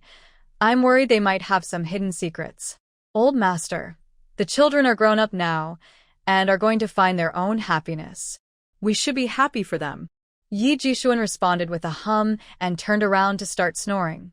Wang Guilin shook her head helplessly. With your stubbornness, you're still pretending to be strong. Zhang Juexiao returned to her own home from the old house. Yi Beixiu was walking in the yard with a wooden cane. Isn't the doctor's advice not to move? Madam, I'm in pain all over, and these 2 sticks really help. Don't worry, I'm not using any strength on this injured leg. Zhang Juexiao knew it wasn't easy for him either. Just walk around a bit for fun, then you'll lie down on the bed later. I'll listen to my wife. Yi Beixiu pulled Zhang Juexiao aside to ask if everything with Yi Suyun was going smoothly. Zhang Juexiao teased him, making him guess. No need to guess, it's definitely going to happen. Why are you so clever? Isn't it because I'm your wife, working hard behind the scenes? Back then, you made an excuse for Big Sister to bring Suyun to help out at home. Your little scheme, I see right through it. The work was fake, but the matchmaking was real. I also thought Zhao Xian was a good kid, and Suyun was also considering marriage. It was a perfect match for what both needed. Uncle and Auntie's worries are finally settled. Suyun's in-laws are good, and she's living well. The family doesn't have to worry anymore. Maybe Grandpa was drunk? He's probably the one who misses Suyun the most. Zhang Juexiao was puzzled. How do you know so much? It's like you were drinking at the dinner table today. Amazing. That's nothing. Grandpa and Grandma love us the most. Since Suyun got married and left, they must feel uncomfortable. Zhang Juexiao thought of her own family and sighed. Yi Beixiu held her hand and said, Sorry if I made you sad. I'll take better care of you from now on. After they shared a tender moment, Zhang Juexiao was tired and lay down on the bed, falling into a deep sleep. Yi Beixiu looked at the sleeping Zhang Juexiao and couldn't help but lean forward to kiss her lips. This movement pulled at his injured leg, causing him to gasp in pain. Despite the discomfort, Zhang Juexiao remained asleep. Yi Beixiu muttered softly, It seems he's really exhausted. The next day, Li Yiqin came alone to help Zhang Juexiao finish, making clothes for the elderly. In the next couple of days, I'll persuade your grandpa and grandma to come to your house. Then you can give them the clothes. Okay. Thank you, sister-in-law. No need to thank me. Shero, what did you do to Siyun yesterday? Today I called her over, but she was shy and refused to come no matter what. Zhang Juexia then told Li Yiqin about overhearing Yi Siyun and Zhao Xian talking yesterday. Li Yiqin burst into laughter. You're quite sharp. Who asked her to be so shy? Whispering between lovers is natural. Not many people are as bold as you. Sister-in-law. Li Yiqin waved her hand. Forget it, I won't talk to you anymore. I need to go home. But did something happen? Yesterday, Grandpa was drunk, and this morning he woke up early. He mentioned Siyun's dowry to Grandma. Grandpa thinks Zhao's family is doing well, so our dowry shouldn't be too stingy. He wants to give Siyun 10 taels of silver as a savings gift, and when Zhao's family brings the bride price, she can take it all back. We can't let Zhao's family look down on us. Zhang Juexia thought Yi Jishuan's grandson and granddaughter were fair, so she saw no problem with this. Li Yijin linklet her noe. Everyone agrees, except for Auntie San. She feels she's been wronged. She doesn't have a daughter, so she's upset that our main family benefited from the 10 taels of silver. Early in the morning, she made Grandpa and Grandma angry. Uncle San was also furious. If Grandma hadn't stopped him, he might have lost his temper. That's because Yi Beixiu's mother is unpredictable. She's so unreasonable. She should remember she didn't have a daughter, but she did have 3 sons. Li Yiqin looked around and lowered her voice. You're really naive. Haven't you realized? Auntie San doesn't see Beixiu as her own child. The bride price you two paid was actually paid by Beixiu himself. Then she still dares to come to us asking to keep our money? When did this happen? A while ago, when we sold that deer, she came to ask to take over our family. We refused her. Grandpa and Grandma found out and scolded her. Luckily, Grandpa and Grandma are there to keep her in check. Otherwise, who knows what she might do? Did she used to act like this before? Anyway, she is quite petty. Everyone knows her personality, so they don't argue with her.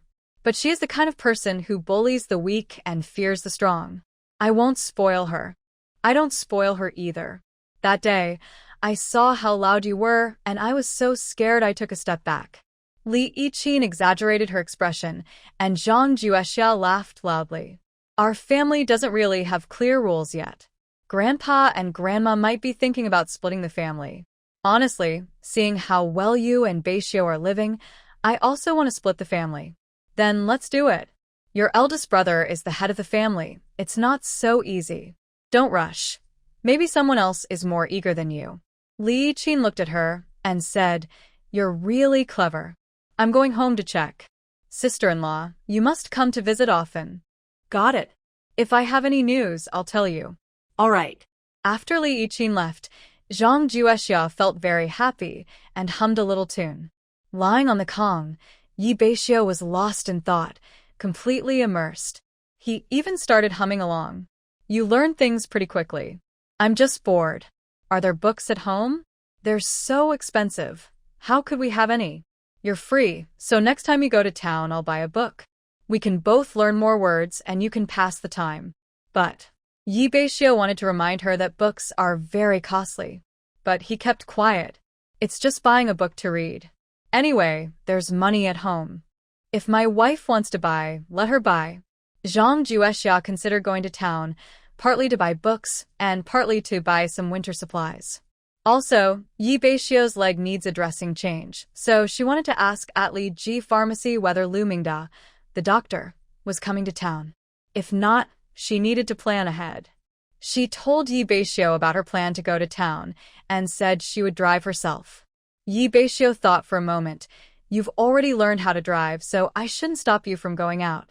But since you're new to driving, I worry something might happen on the road. I won't be with you, and can't help if needed. His words were very careful, and Zhang Juexia felt quite reassured. But she really didn't want to take the ox cart, it was too slow. Maybe I'll ask sister-in-law to come with me. Then also invite big brother.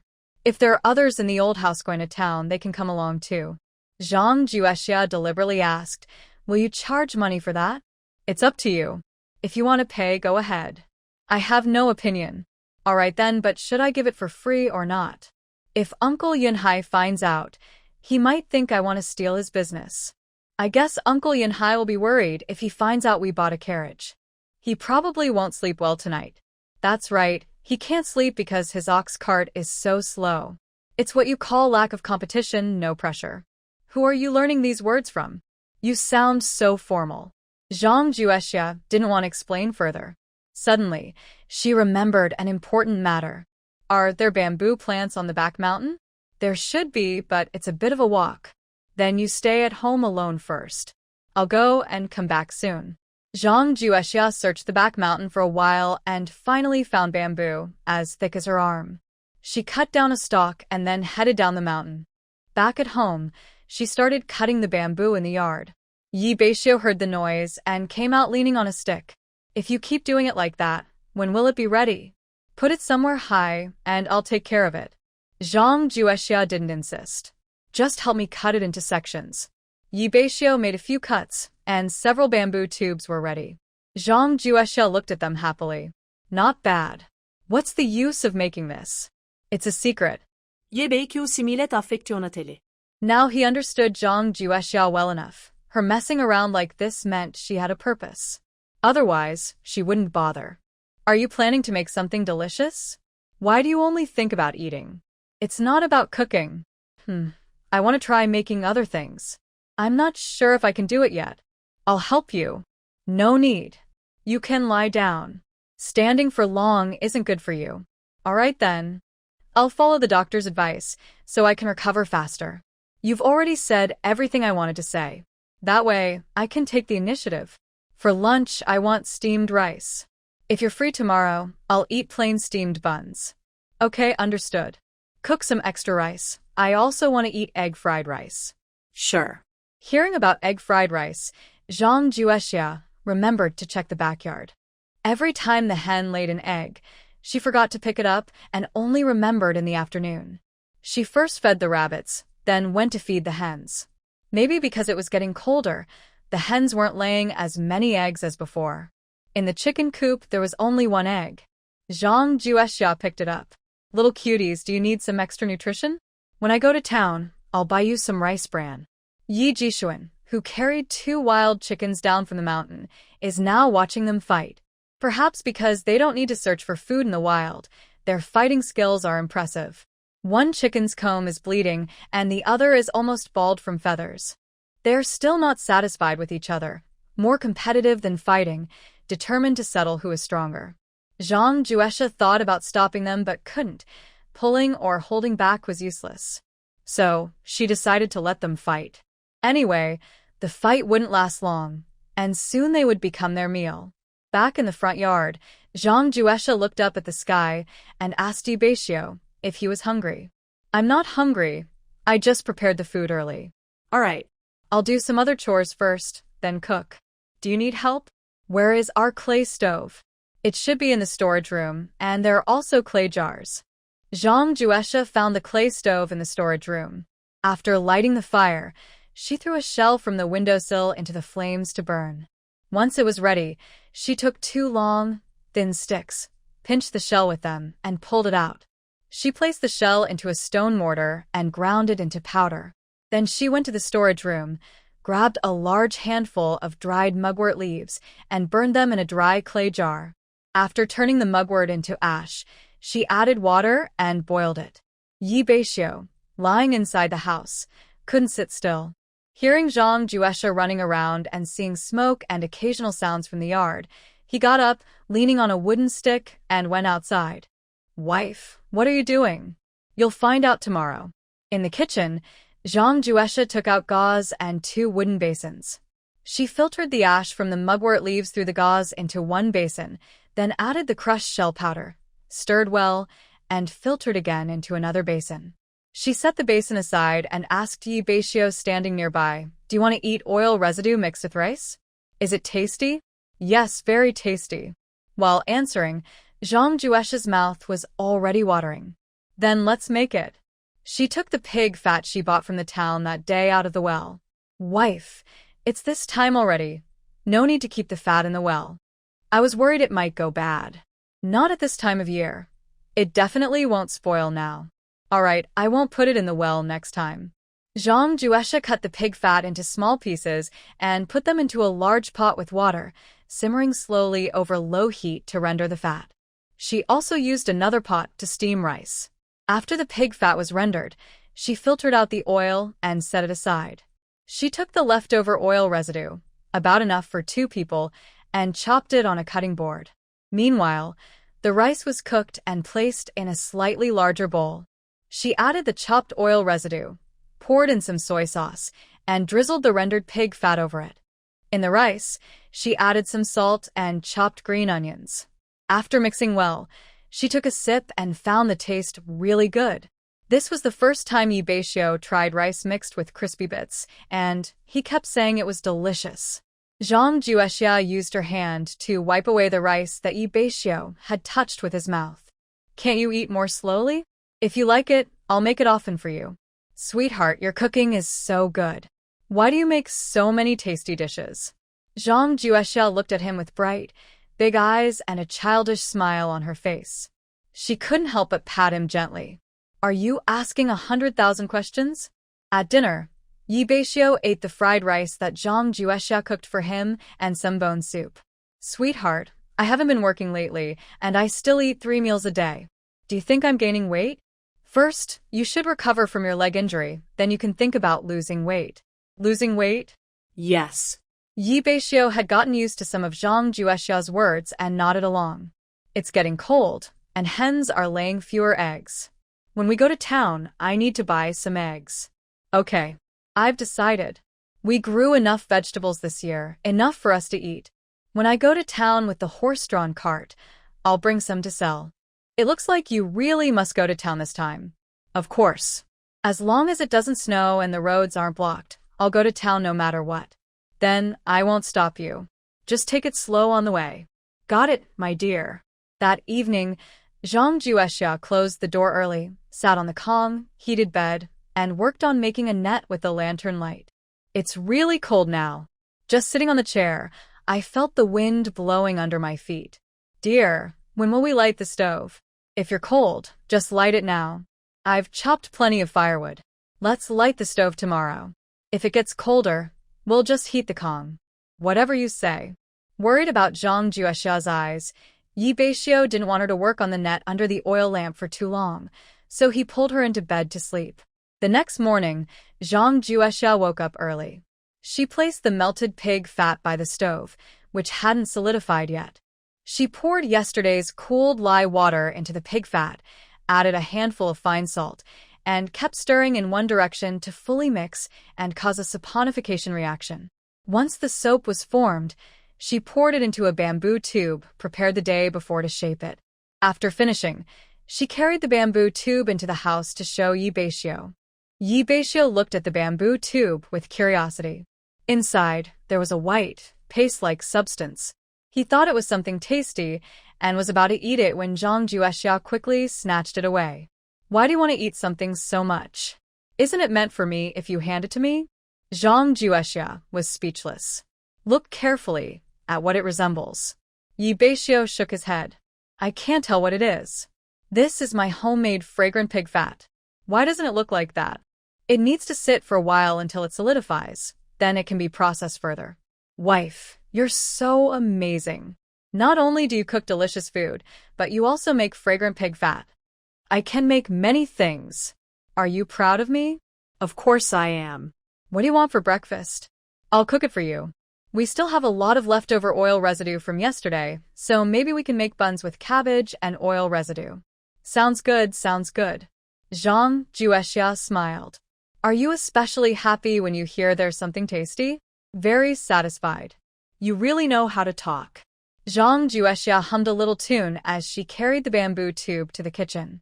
She first found a place to put the tubes in the west wing. Then she washed the bowls and jars she used at the well.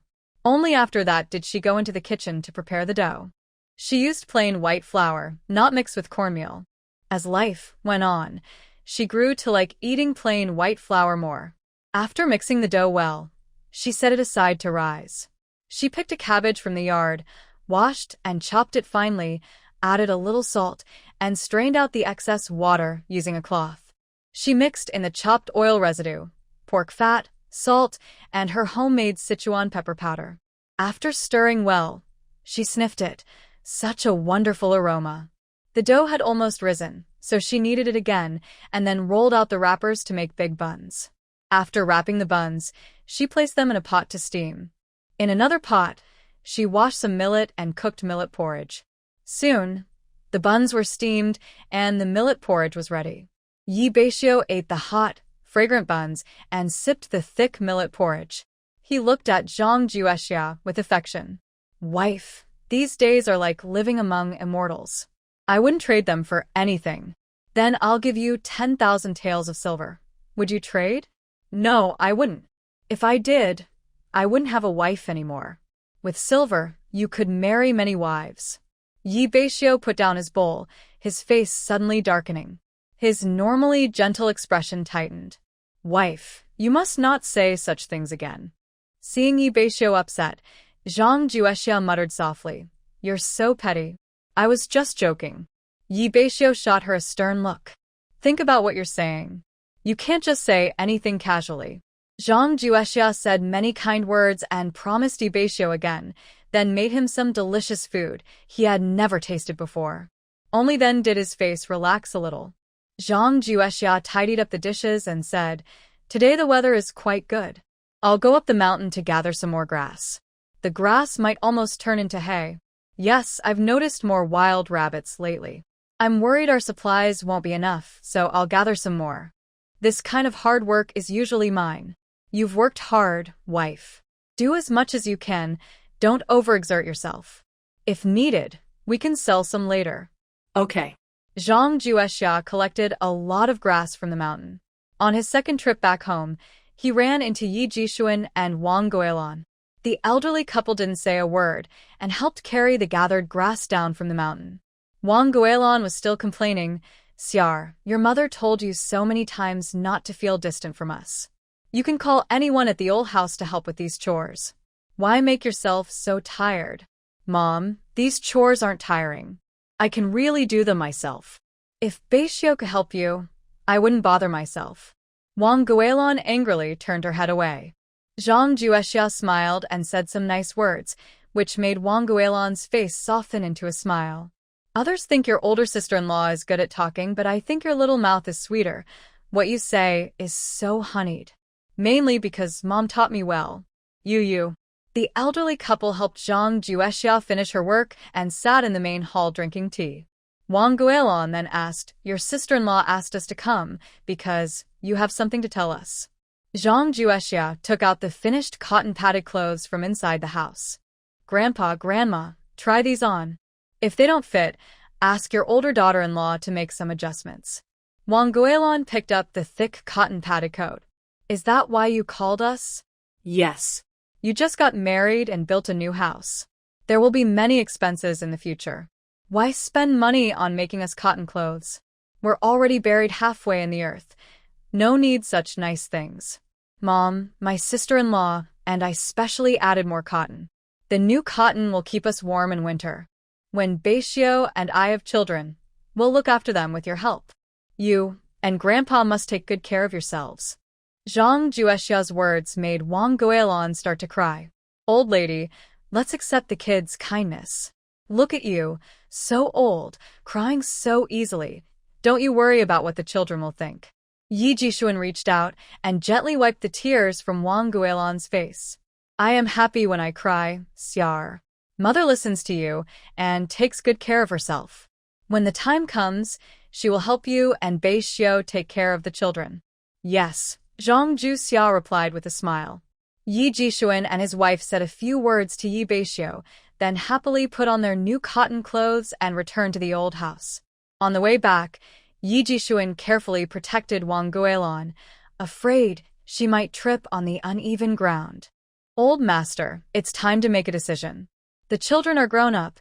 They can't stay with us forever, Zhao Xiang said seriously. After returning home, he found a matchmaker to visit the Yi family and propose marriage. Yi Jishuan immediately agreed to this marriage.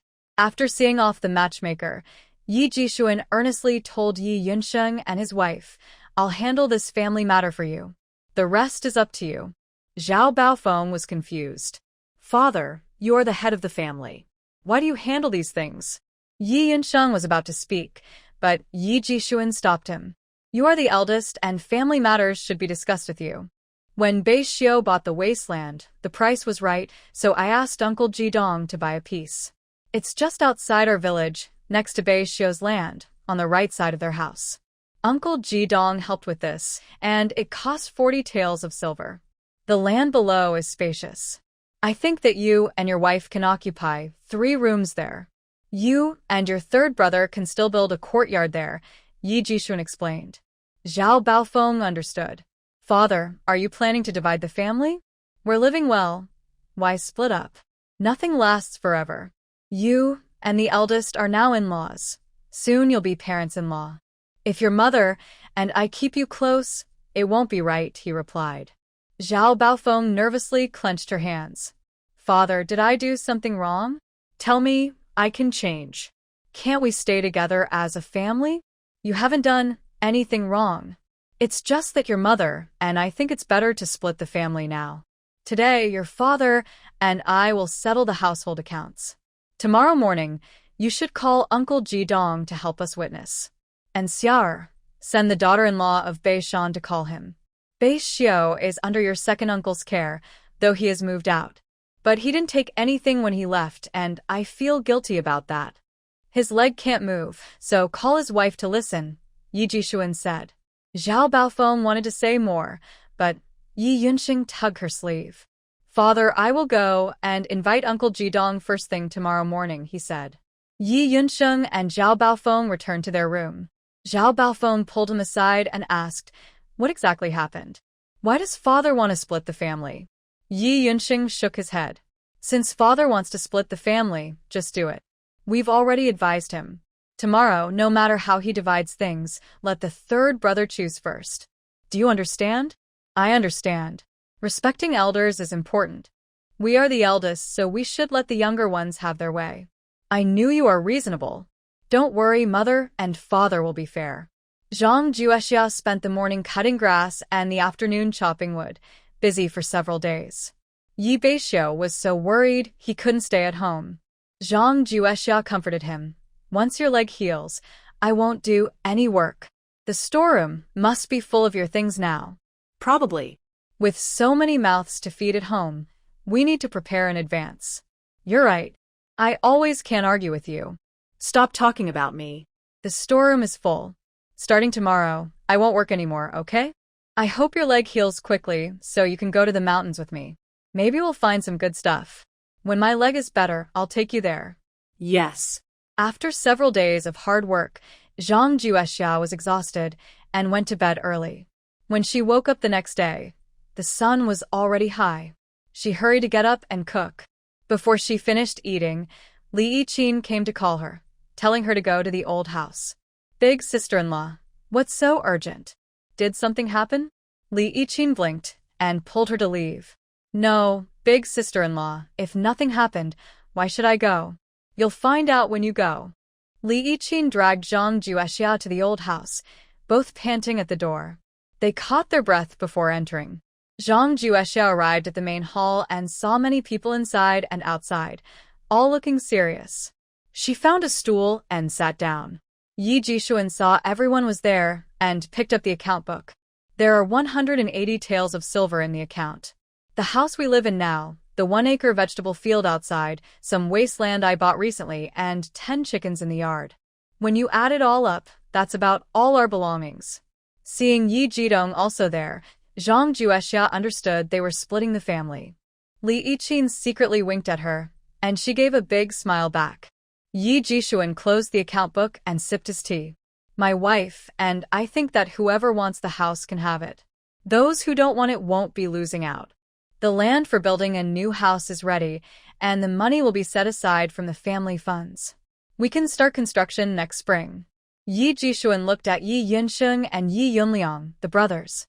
"Brothers should settle accounts honestly. That's how we can have a long future." Your brothers can discuss how to choose. My wife and I will try to be fair and neutral. Yi Yunxing stood up and said, I am the oldest brother, so I should let the third brother choose. Yi Jishuan nodded happily. I'm glad you can do that. Here's what I and your mother think. I'll tell you all at once, then you brothers can discuss. We spent 40 silver coins to buy the wasteland. The flat land underneath is for building a house. If all brothers want the land, then after removing the area for the house, divide the rest equally. If not, you can choose not to take it and get 40 silver coins from the common fund. Yi Jishuan took a sip of water to soothe his throat. As for the 180 silver coins in the account, your mother and I will keep 10 for building a house. Whatever brother builds a house, he should set aside 20. For Zuyun's dowry, 10. Your father and I are old, so we will keep 10 for our retirement. If the land is divided equally, the 40 silver coins will not be deducted, and the remaining money will be split among the 3 brothers. If any brother doesn't want the land, then after deducting 40 silver coins, the rest will be divided among the 3 brothers. Pang Xiujuan stood up. Father, the division of the family clearly involves me and the eldest brother's families. How did it become 3 families? Wang Guilin glared at Pang Xiujuan. The third family's turn. Wait until your father finishes speaking before you say anything. No, mother. Wasn't my question right? Now it's me and the eldest brother's family dividing, so why does it turn into 3 families sharing the money? You should give us an explanation. Yi Yunliang pulled her down. Sit down. Don't be stubborn. Yi Jishuan angrily slammed the account book on the table. Why are 3 families sharing the money? Today I tell you I have 3 sons. That's enough reason, isn't it? Seeing Yi Jishuan angry, Pang Xiujuan had to sit down unhappily. Brothers, discuss quickly. Let's finish dividing the family, so we don't delay Uncle Jidong too much. Yi Yunsheng and Yi Yunliang were about to get up and discuss outside. Pang Xiujuan stood up again. Father, mother, if that's the case, maybe we shouldn't divide the family at all. Wang Guilin couldn't hold back her anger. She suddenly stood up, pointed at Pang Xiujuan, and said, Third families, what are you saying? I mean, maybe we shouldn't divide the family at all. Good for you, Pang Xiujuan. Your father and I really trusted you too much. Do you not understand why we divided the family? Mother, don't blame everything on me. When did I say we should divide the family? Family secrets should not be shared outside. Today, I am not afraid of Uncle Jidong laughing at me. Some things need to be talked about. Since the day Su Lan's family came to propose marriage, you've been acting strange. Your nose isn't your nose. Your eyes aren't your eyes. Your father offered 10 taels of silver as dowry for Su Lan, and you threw a fit. Do you think we are all blind? Can't we see what you're doing? In the end, you're not even as sensible as the children. You're the first in our family to want to split the household. I am sure of that. Peng Xiujuan no longer pretended. She said, I just want to split the household. What's wrong with that? You think after all these years, we haven't thought about splitting? It's only because your children are young. Your mother and I delayed because we wanted to take care of you and the third child. Since you brought up Su Yun's dowry, let's settle accounts. How much benefit have you and the third child gained over the years? Don't you have a sense of it? Your family has only the third child working hard. Your older brother's family, Beixiu, and even Beilin can all be relied on. Your older sister-in-law, Yiqin and Su Yun, they all work hard at home. You always use your 2 children as an excuse to slack off. Mother, that's not right. Isn't Beixiu also working at home? Wang Guilin sneered. Luckily, I delivered Beixiu when you were born, or everyone would think you are a stepmother. Just now, someone asked why the money should be divided, and now he's your son again. Peng Xiujuan, I think you've had it hard all these years. Your father and I have spoiled you because of that. You caused the biggest fuss over Beixiu's marriage. To save 10 taels of silver, you can do anything without conscience. Do you think all the family's money belongs to you, and that makes you comfortable? Peng Xiujuan's face turned red and white from Wang Guilin's words. She pouted and stormed into the yard. It's just splitting the household. who can't live without each other. Ye Jishuan was so angry, he was gasping for air. Wang Guilin patted his back to help him calm down. Sir, there's no need to be angry about her. Next year, we can enjoy our peaceful life. Just thinking about it makes me happy. Ye Yunshin called out to Ye Yunliang, let's go discuss this outside. Bao Feng, come along too. Everyone inside the house sat quietly, holding their breath.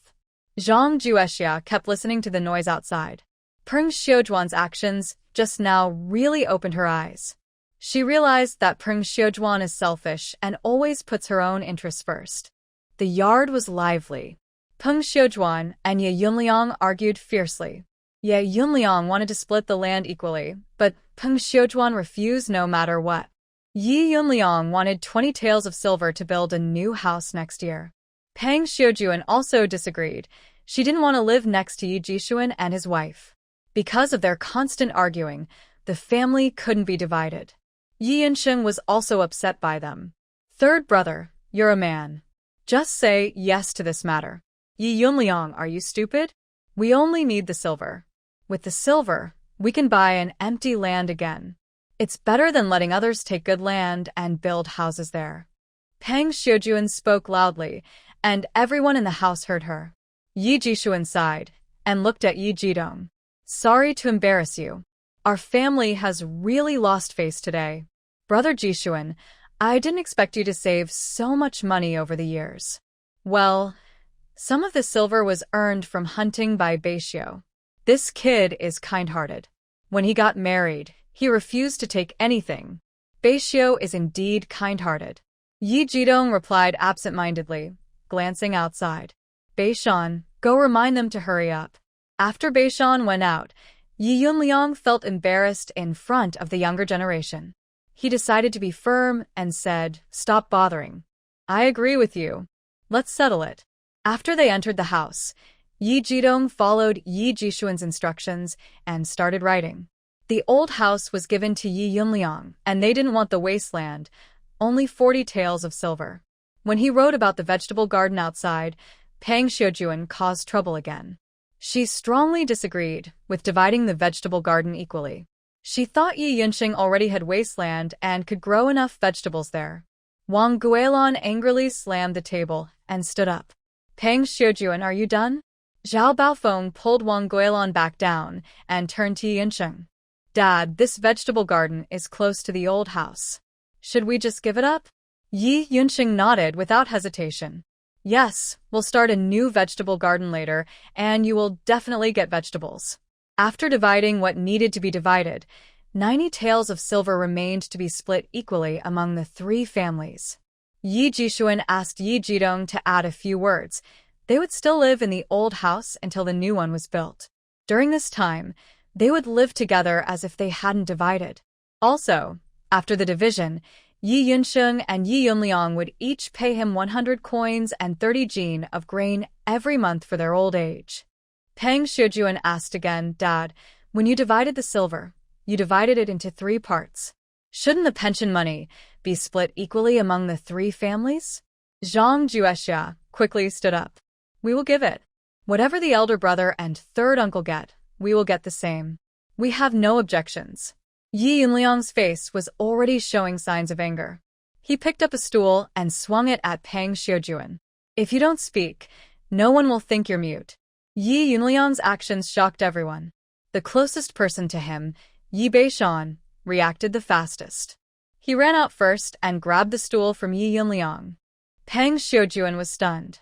She never expected Yi Yunliang to hit her with a stool and forgot to dodge. Yi Beishan was a bit late and couldn't grab the stool in time. He had no choice but to push Yi Yunliang aside. The stool, which was meant to hit Peng Xiujuan's head, was pushed and hit her shoulder instead. She cried out loudly, Yi Yunliang, how dare you hit me? Peng Xiujuan ignored the pain and rushed forward to fight with Yi Yunliang. Yi Jidong didn't bother to stop the fight. His main task was done. He got up, said a few polite words to Yi Jishuan, and then walked outside. Yi Jishuan's face was dark, with a strong look of anger, and he trembled slightly. He held back his anger, nodded to Yi Jidong, and said, Today's trouble has tired you out. I will visit another day to thank you. Family doesn't need to argue like this. Brother Jishuan, take care. After Yi Jidong left, Yi Jishuan threw his teacup on the ground. You've caused enough trouble. Yi Yunliang and Pang Xiujuan finally stopped fighting. Yi Yunliang's face was covered with bloody marks from Xiujuan scratching him, and she had pulled out all of Yi Yunliang's hair. Seeing how messy they looked, Yi Jishuan lost all hope for them and didn't even want to scold them anymore. He waved his hand and said, "This family is now divided. You got what you should and shouldn't, so take care of yourselves. If you don't want to give money for the elderly, then don't. Just pretend I never raised the third son. Everyone grows old someday, and you have 2 sons. What you do is watched by heaven." Yi Jishuan, rarely seen so defeated, stood there in shock. "Dad, we should give you the money for old age. Don't worry, we won't shortchange you. Now get out of here." Yi Yunliang pulled Pang Xiujuan toward the yard. She angrily shouted, "Yi Yunliang, you scoundrel. If your dad tells you to leave, then leave. I haven't even asked how to handle the money for the time they've been staying with us." Suddenly, there was a loud slap. Even Zhang Juexia, sitting quietly in the main hall, felt the sting. "Pang Xiujuan, I tell you, don't be ungrateful. On weekdays, do you really not understand how your parents treat you?" Pang Xiujuan's face was hit so hard that it hurt her deeply. She had 1,000 reasons in her heart, but now she could only cover her face and follow Yi Yunliang into their house. After Yi Yunliang and Pang Xiujuan left, the atmosphere in the house improved a lot. Yi Jishuan and Yi Yunsheng discussed how and when to build a new house. Wang Guilan sat there feeling upset and worried. Today was the division of the family. Zhang Juexia received 30 taels of silver. She held the silver and felt its weight. She handed the silver to Wang Guilan. "Grandma, maybe you and Grandpa should keep this money for your old age." Wang Guilan held her hand. "Good girl, I know your kind heart. This silver is what you deserve. The reason we can afford so much is thanks to Beixiu. But, no buts. Your grandpa and I are not too old to move yet. You should put the silver away quickly." Seeing Wang Guilan's sincere attitude, Zhang Juexia felt that if she kept refusing, she would seem petty. After listening for so long, she was tired too. "Then thank you, Grandpa and Grandma. Also, Uncle and Auntie, thank you. If there's nothing else, I will go home first." "Just in time, we will go with you," said Yi Jishuan, along with Yi Yunsheng and Yi Beishan, as they walked out together with Zhang Juexia. "Grandpa, what are you doing?" "We're going to see how the house is being built," he replied. When Zhang Juexia passed by the mountain bought by Yi Jishuan, she realized it was just as he said, right next to their house. The construction site was below the big. Zhang Juexia couldn't help but admire Yi Jishuan's discretion. If it weren't for the family division, he probably would have kept it a secret from everyone. When they returned home, Yi Beixiu hurriedly asked her, "Did something happen to the old house?" Zhang Juexia shook her head and threw the silver to Yi Beixiu. He caught it and asked curiously, "Where did this silver come from?" She took a sip of water, cleared her throat, and then told him about the family division of the old house. Yi Beixiu couldn't believe it. "Grandpa actually divided the family?" "That's impossible. They're not far from us, discussing how to build the house." Yi Beixiu struggled to go see for himself, but was stopped by Zhang Juexia. "Don't cause trouble now." "Did my mother cause a fuss?" Zhang Juexia looked at Yi Beixiu in surprise, thinking that since he knew his mother well, she wouldn't hide it. She told him the important details. "Third uncle was pretty rough. I could hear the pain in his voice. He's scared." "Yes." Yi Beixiu reached out and held her in his arms. "That's their business. We young ones shouldn't interfere. Don't be afraid. I've always looked down on men who hit women. But as a man, I understand Uncle's helplessness. I also promised to give money to my grandfather and grandmother for their retirement. After all, we've shared some money. You won't blame me, will you?" "Of course not. I'm grateful you even thought of that." Yi Beixiu kissed Zhang Juexia on the face. Both of them felt warm. Zhang Juexia suddenly pushed him away. "I just remembered, I still have something important to do." She blushed and ran outside to the yard. After cooling down in the breeze, she went to the west wing and took out a bamboo tube. The soap in the tube had fully set. She took it out of the mold and cut it into soap bars with a line. She neatly placed the soap pieces into a basket and left them in a cool, ventilated place to slowly cure. She planned to try the results after a month. After finishing these tasks, she went back inside and saw Beixiu lying on the kong, a traditional bed, lost in thought. When she entered, he shifted slightly and said, "Sleep with me for a while." Seeing that he was in a bad mood, she didn't refuse. She first went outside and closed the door, then lay down beside him. Neither spoke, they just lay quietly. After a long while, Zhang Juexia heard Beixiu's stomach growling. "Are you hungry? What do you want to eat?" "No appetite. Since there's nothing else to do today, I'll make some pancakes for you. You can help me kill the wild chicken in the backyard. We'll make chicken soup and fried pancakes."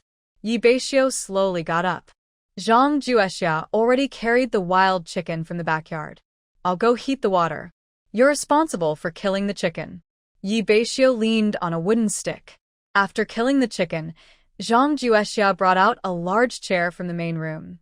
"The sun's nice today. Sit in the sun and relax." After Beixiu sat down, Zhang Juexia went inside to get a quilt and draped it over him. Then she went to the kitchen to cook. She was making both the chicken and the pancakes because she noticed Beixiu was in a bad mood. He had sacrificed everything to keep the family's old house, endured many hardships, and finally, because of his own mother, the family was divided. He didn't say much, but she could tell he felt upset inside. Zhang Juexia understood that no matter how others advised him, only she could truly understand.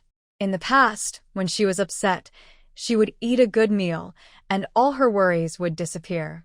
Today is the same. She wants Beixiu to have a good meal, so he can forget all his worries. When the fragrant chicken soup, the rich onion aroma, and the crispy, tasty scallion pancakes are served, Beixiu can't help but step forward. "My wife, why does this food smell so good?" "Of course it smells great. Come and eat." Beixiu happily starts eating.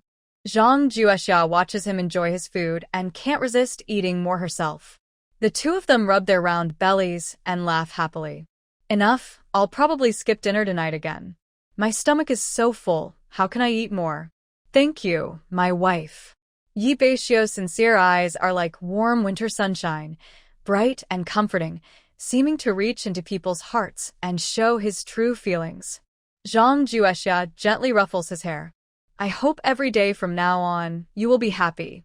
Seeing how cold it's getting each day, she calculates that she only has a few days before she needs to change Beixiu's bandages again. She decides to go to the town. There are many things to do at the old house, and she doesn't want to meet Li Yiqin, so she plans to go alone in the horse-drawn cart. She pulls some vegetables from the mountain, only two kinds, cabbage and radishes.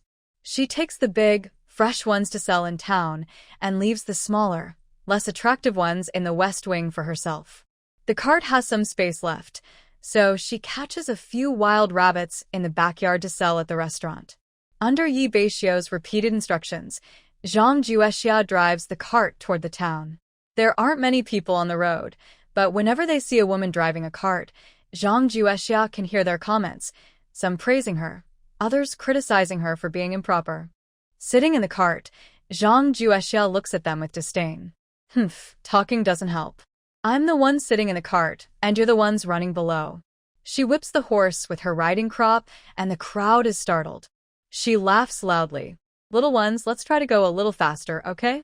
It's as if the mule really understands her. She leans forward, the forehooves off the ground, tail flicking, moving gracefully and powerfully, rushing forward quickly. The people behind turn into tiny black dots. At the entrance of Jinshui town, Zhang Juexia pays the town tax and then enters the town. She heads straight to Manhwa restaurant. Manager Wan Shi is there. He is surprised to see her driving a cart and seems to remember having seen her somewhere before. Zhang Juexia gets out of the cart, bows to Wan Shi, and greets him. "Hello, Manager Wan. I remember now, you are young lady Yi. Where is your husband? My husband recently healed his leg in the county town, but he needs to rest at home for a while, so I came here. That's good to hear. Your husband is a good young man. Young lady, today I brought some nice things. Zhang Juexia lifted the curtain of the carriage. A few wild rabbits and some fresh vegetables. I wonder if shopkeeper Wan needs them. Wan Shi leaned over the carriage to look. The items are good. Our restaurant also needs them, so you can leave them with us. Shopkeeper Wan, a while ago you mentioned needing wild rabbits. Is that still true? Yes, of course. As long as you send them, we will buy them. Zhang Juexia drove the carriage to the back kitchen. Wang Dong checked the goods. The wild rabbits were still priced at 25 coins per jean, and the cabbage and radishes at 5 coins per jean. Young lady, the cabbages and radishes you brought are large. Recently, we've been paying 4 coins per jean, but today I will raise it to 5 coins. Zhang Juexia tried to negotiate with Wang Dong. Wang Dong insisted on 5 coins. Young lady, your husband has cooperated with our restaurant for many years. If you don't trust us, you can try selling the vegetables on the street. It's not just about 5 coins. If you want 4 coins, someone will still try to bargain. Zhang Juexia thought for a moment. Wang Dong was right. She didn't want to waste time selling them one by one, so she nodded in agreement. The young assistant helped her carry and weigh the goods. 100 jean of cabbage, 100 jean of radishes, and 8 wild rabbits totaling 36 jean. Young lady, the total is 1,900 coins. Please count and see if it's correct. Zhang Juexia took the copper coins from Wang Dong and counted out 100 coins. Brother Wang, thank you. This money is for you and everyone to buy drinks. Wang Dong politely declined and accepted the money, then told Zhang Juexia that if she had more items to sell to their restaurant, they would offer a fair price. After leaving the restaurant, Zhang Juexia went to Yaoji cloth shop. Shopkeeper Yao greeted her warmly. It's been a while. Do you have any good items to sell? Zhang Juexia handed over a large bundle. Please, shopkeeper Yao, count it. Yao's shopkeeper began to count. Meanwhile, Zhang Juexia selected some colorful threads. She was thinking that winter was coming and the new year was near. During the new year, everyone likes festive colors, mainly red, with symbols of good luck and happiness. These well-meaning threads would sell quickly. She chose the colorful threads, and shopkeeper Yao also finished counting. It's clear the young lady put some thought into this. The styles are more varied than last time. How about this? I'll give you all of these for 3 taels of silver. 4 taels. Young lady, don't argue with me. I won't charge you for these colorful threads this time. Do you think that's okay? Then 3 taels and 800 coins. Shopkeeper Yao clenched his teeth. Deal. After leaving Yao's cloth shop, Zhang Juexia saw a familiar figure and hurried a few steps to catch up. Dr. Lu, Dr. Lu. Lu Mingda turned to see Zhang Juexia. I was just thinking of going to your village. Why are you here? My husband needs a new treatment. I'm worried you might forget about it, she said. Lu Mingda looked annoyed. A doctor's duty is to care for others. I wouldn't forget something so important. When Zhang Juexia heard Lu Mingda's reply, she was very happy. Dr. Lu, you are such a kind person. Hearing the praise, Lu Mingda felt pleased. How did you come to town? Zhang Juexia pointed at the carriage. Just this. By myself. Lu Mingda looked at Zhang Juexia carefully and thought to himself, she's quite brave. Dr. Lu, do you have anything you need to take? If so, I can go with you. Lu Mingda snapped out of his thoughts. My things are with my junior brother. I have some other matters to attend to. Come find me at Lee's pharmacy in half an hour. Do you have many empty rooms at your place? Yes. Lu Mingda paused briefly. In that case, I plan to stay at your house for a few days. After saying this, he left. Zhang Juexia wanted to ask more, but didn't get the chance. She watched Lu Mingda's back and stomp her foot in frustration before returning to Yao's cloth shop. When shopkeeper Yao saw her come back, he hurried to greet her. Did you forget something? Zhang Juexia shook her head. Shopkeeper Yao, do you have ready-made bedding? Yes. They have beds and mattresses at home, but they lack bedding. Making new ones wouldn't be quick. Yao brought her a few sample sets and placed them in front of her. These are well made. Honestly, ordinary families rarely buy ready-made bedding. I mostly sell these to town residents or visiting merchants. Zhang Juizha touched them. The quality was good. She chose 2 sets of thick quilts and 2 sturdy cotton blankets. The young clerk helped carry them to the carriage. In just a moment, she spent 1 or 2 silver coins. Zhang Juizha followed behind the young shop assistant, thinking to himself how expensive this thing was. Without paying attention, he accidentally bumped into someone from the opposite side. Sorry. Zhang Juizha kept apologizing and didn't look up to see who he had bumped into. When he finally looked up, he realized it was Mrs. Liu. Mrs. Liu looked at Zhang Juizha in surprise. It's you. Zhang Juizha composed himself and asked, Are you alright? I was just lost in thought and didn't watch where I was going. I'm fine. Mrs. Liu smiled and looked at him. I always feel like I've seen you before. Have we met? No way, Zhang Juizha replied, not wanting to have any further connection with the Liu family. Seeing that the shop assistant had finished placing the items, he smiled at Mrs. Liu. Since you're okay, my husband is waiting for me at home. I should go now. Wait, Mrs. Liu said. I remember your family is from Yi village. I want to ask about someone. Do you know Yi Beixiu? Zhang Juizha looked at her cautiously. Why are you asking about him? I'm a girl from an old friend's family. I heard she married him. I want to know what kind of person he is and if his wife is happy. Zhang Juizha always felt sorry for the original owner. If this person truly cares about you, no matter where you are, they can find you. Especially when it involves marriage, a lifelong matter. She pretended to think for a moment and then raised her voice. Yi Beixiu is quite impressive now. He not only bought a new house but also bought land. I heard he's very good to his wife. Mrs. Liu listened and patted her chest, then clasped her hands together and bowed her head in prayer. Curious, Zhang Juizha asked, Are you praying to heaven, hoping that your old friend's daughter is doing well or badly? This is our Liu family's mistake. We owe that girl an apology, so naturally we hope she's doing well. Rest assured, Mrs. Liu, Yi Beixiu and his wife are truly happy. But they probably don't want you to keep thinking about them. Without looking back, Zhang Juizha got into the carriage and waved her whip gracefully in the air, drawing a beautiful arc. With the whip hit the ground. Several young girls nearby exclaimed, So handsome.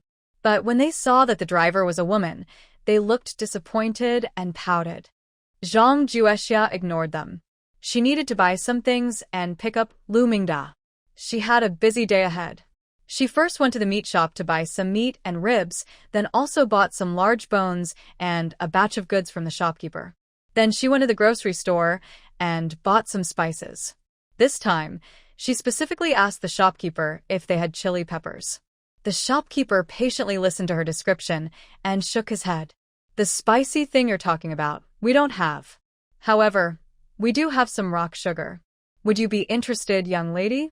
When Zhang Juizha heard about the rock sugar, she quickly asked the shopkeeper to weigh 2 jin. Are you sure about 2 jin? Is there something wrong with that, shopkeeper? Rock sugar costs 100 coins per jin. Do you still want 2 jin? That's too expensive. What about white sugar? White sugar is 50 coins per jin. Then just weigh 1 jin of rock sugar and 2 jin of white sugar. Seeing some nice-looking clay jars in the store, Zhang Juizha asked, How much are these? The shopkeeper glanced at them. They're cheap, 5 coins each. Zhang Juizha picked some to take home for storing things. After placing the items in her cart, she remembered she hadn't bought eggs yet, so she went to the market and bought 50 eggs. She saw someone selling shelled peanuts, so she approached and asked about them. She thought that these could be eaten raw, fried, or boiled. There are many ways to eat them. The peanut seller, seeing someone interested, quickly stood up excitedly. How much for these peanuts? 20 coins per jin. Zhang Juizha thought the price was a bit high, since these were shelled peanuts, not raw ones. Can it be cheaper? Young lady, these are rare items. But they have shells, so they aren't worth this much. Would you sell them for 12 coins per jin? Zhang Juizha thought to herself, if he wouldn't sell, she would leave. Unexpectedly, the seller called out to her, Young lady, if you buy a whole bag, I'll sell them to you at 12 coins per jean. All right then. The seller originally thought the deal wouldn't go through, but surprisingly, it did. He hurriedly took out a scale and weighed for her. Young lady, you've really gotten a good deal today. This price is just my cost. Zhang Juexia didn't believe it. Sellers always said they weren't making money, but who would sell at a loss? Seeing her doubt, the seller became anxious and explained, Young lady, I thought these were rare here, so I figured someone would buy them to try. But when people hear the price, they leave. If you find them tasty, come to Lijiaoan about a mile outside the town and look for me. I still have plenty at home.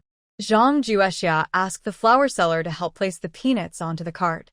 Seeing a nearby bookstore, she stopped the cart and went inside.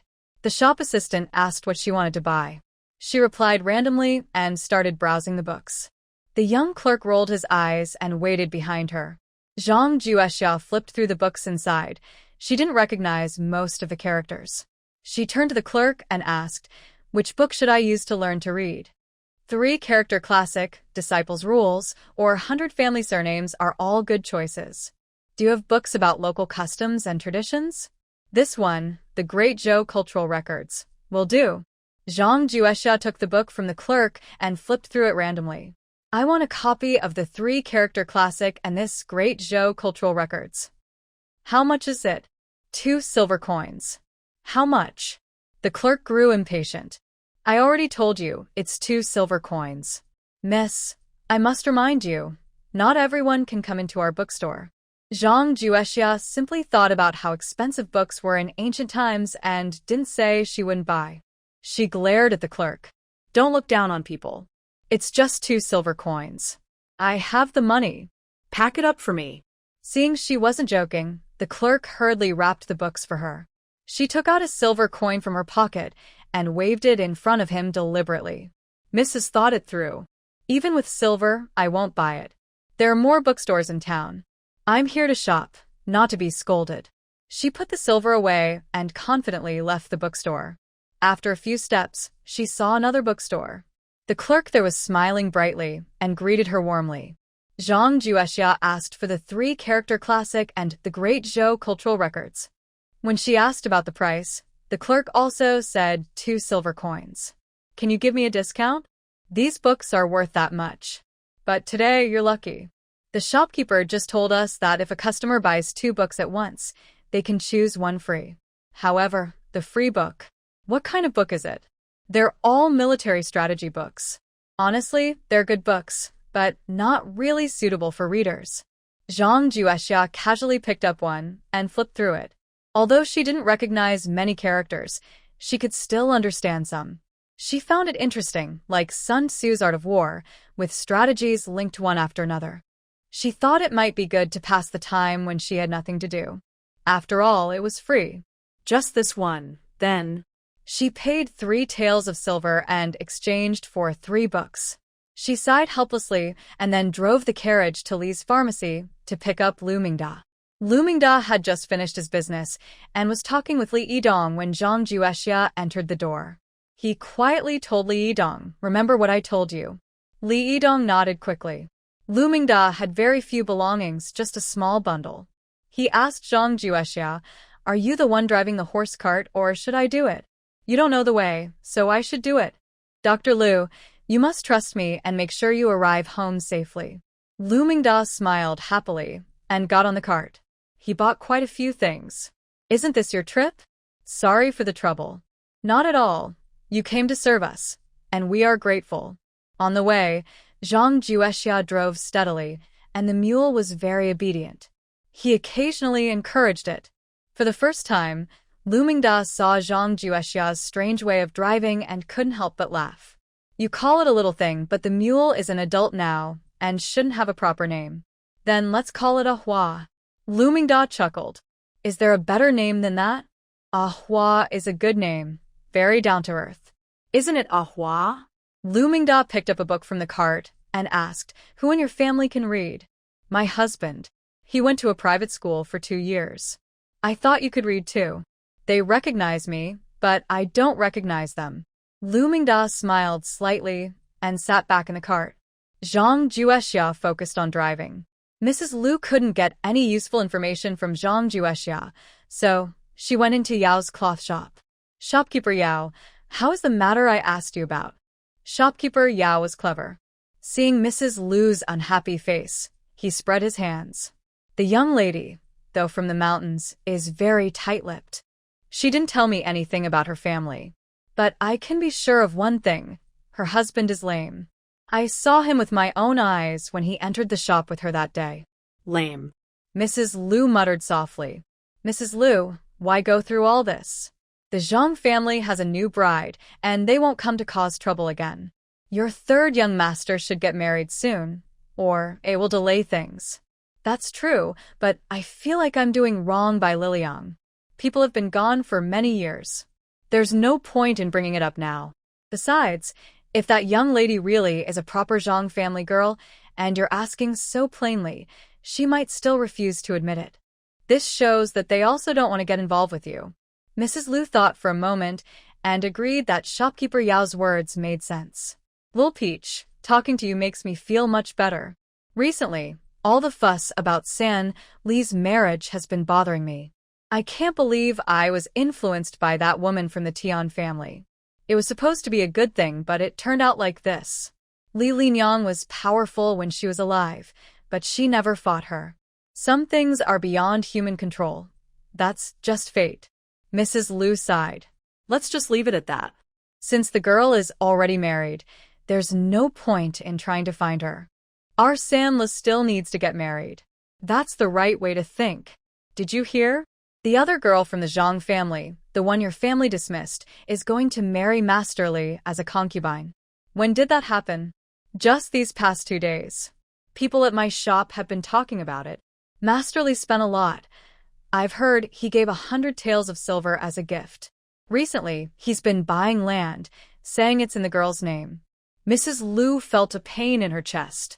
She covered her chest and said, "What kind of trouble have we caused? It has nothing to do with your family. They were dismissed by you, so they are free to marry again." Before shopkeeper Yao finished speaking, Mrs. Lu suddenly disappeared. She put down her ruler and placed it on the counter. She ran away so quickly. The young assistant approached happily and looked at shopkeeper Yao.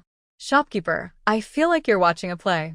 "Little rascal, what play am I watching? I just think the Lu family is hypocritical. Anyone can pretend to be good." Bah. Zhang Juexia took Lu Mingda home and helped him settle in. As soon as Lu Mingda arrived at their small courtyard, he immediately liked it. This place is good, really good. He first checked Yi Beixiu and changed his medicine. "You're recovering well." Yi Beixiu asked when he could start walking again. Lu Mingda told him it would take some more time. Picking up the stick next to Yi Beixiu, Lu Mingda looked interested. "This thing is nice." Yi Beixiu proudly showed him, "My wife made this for me." "Your wife is really good," Yi Beixiu said with bright eyes and a big smile. "She is truly wonderful."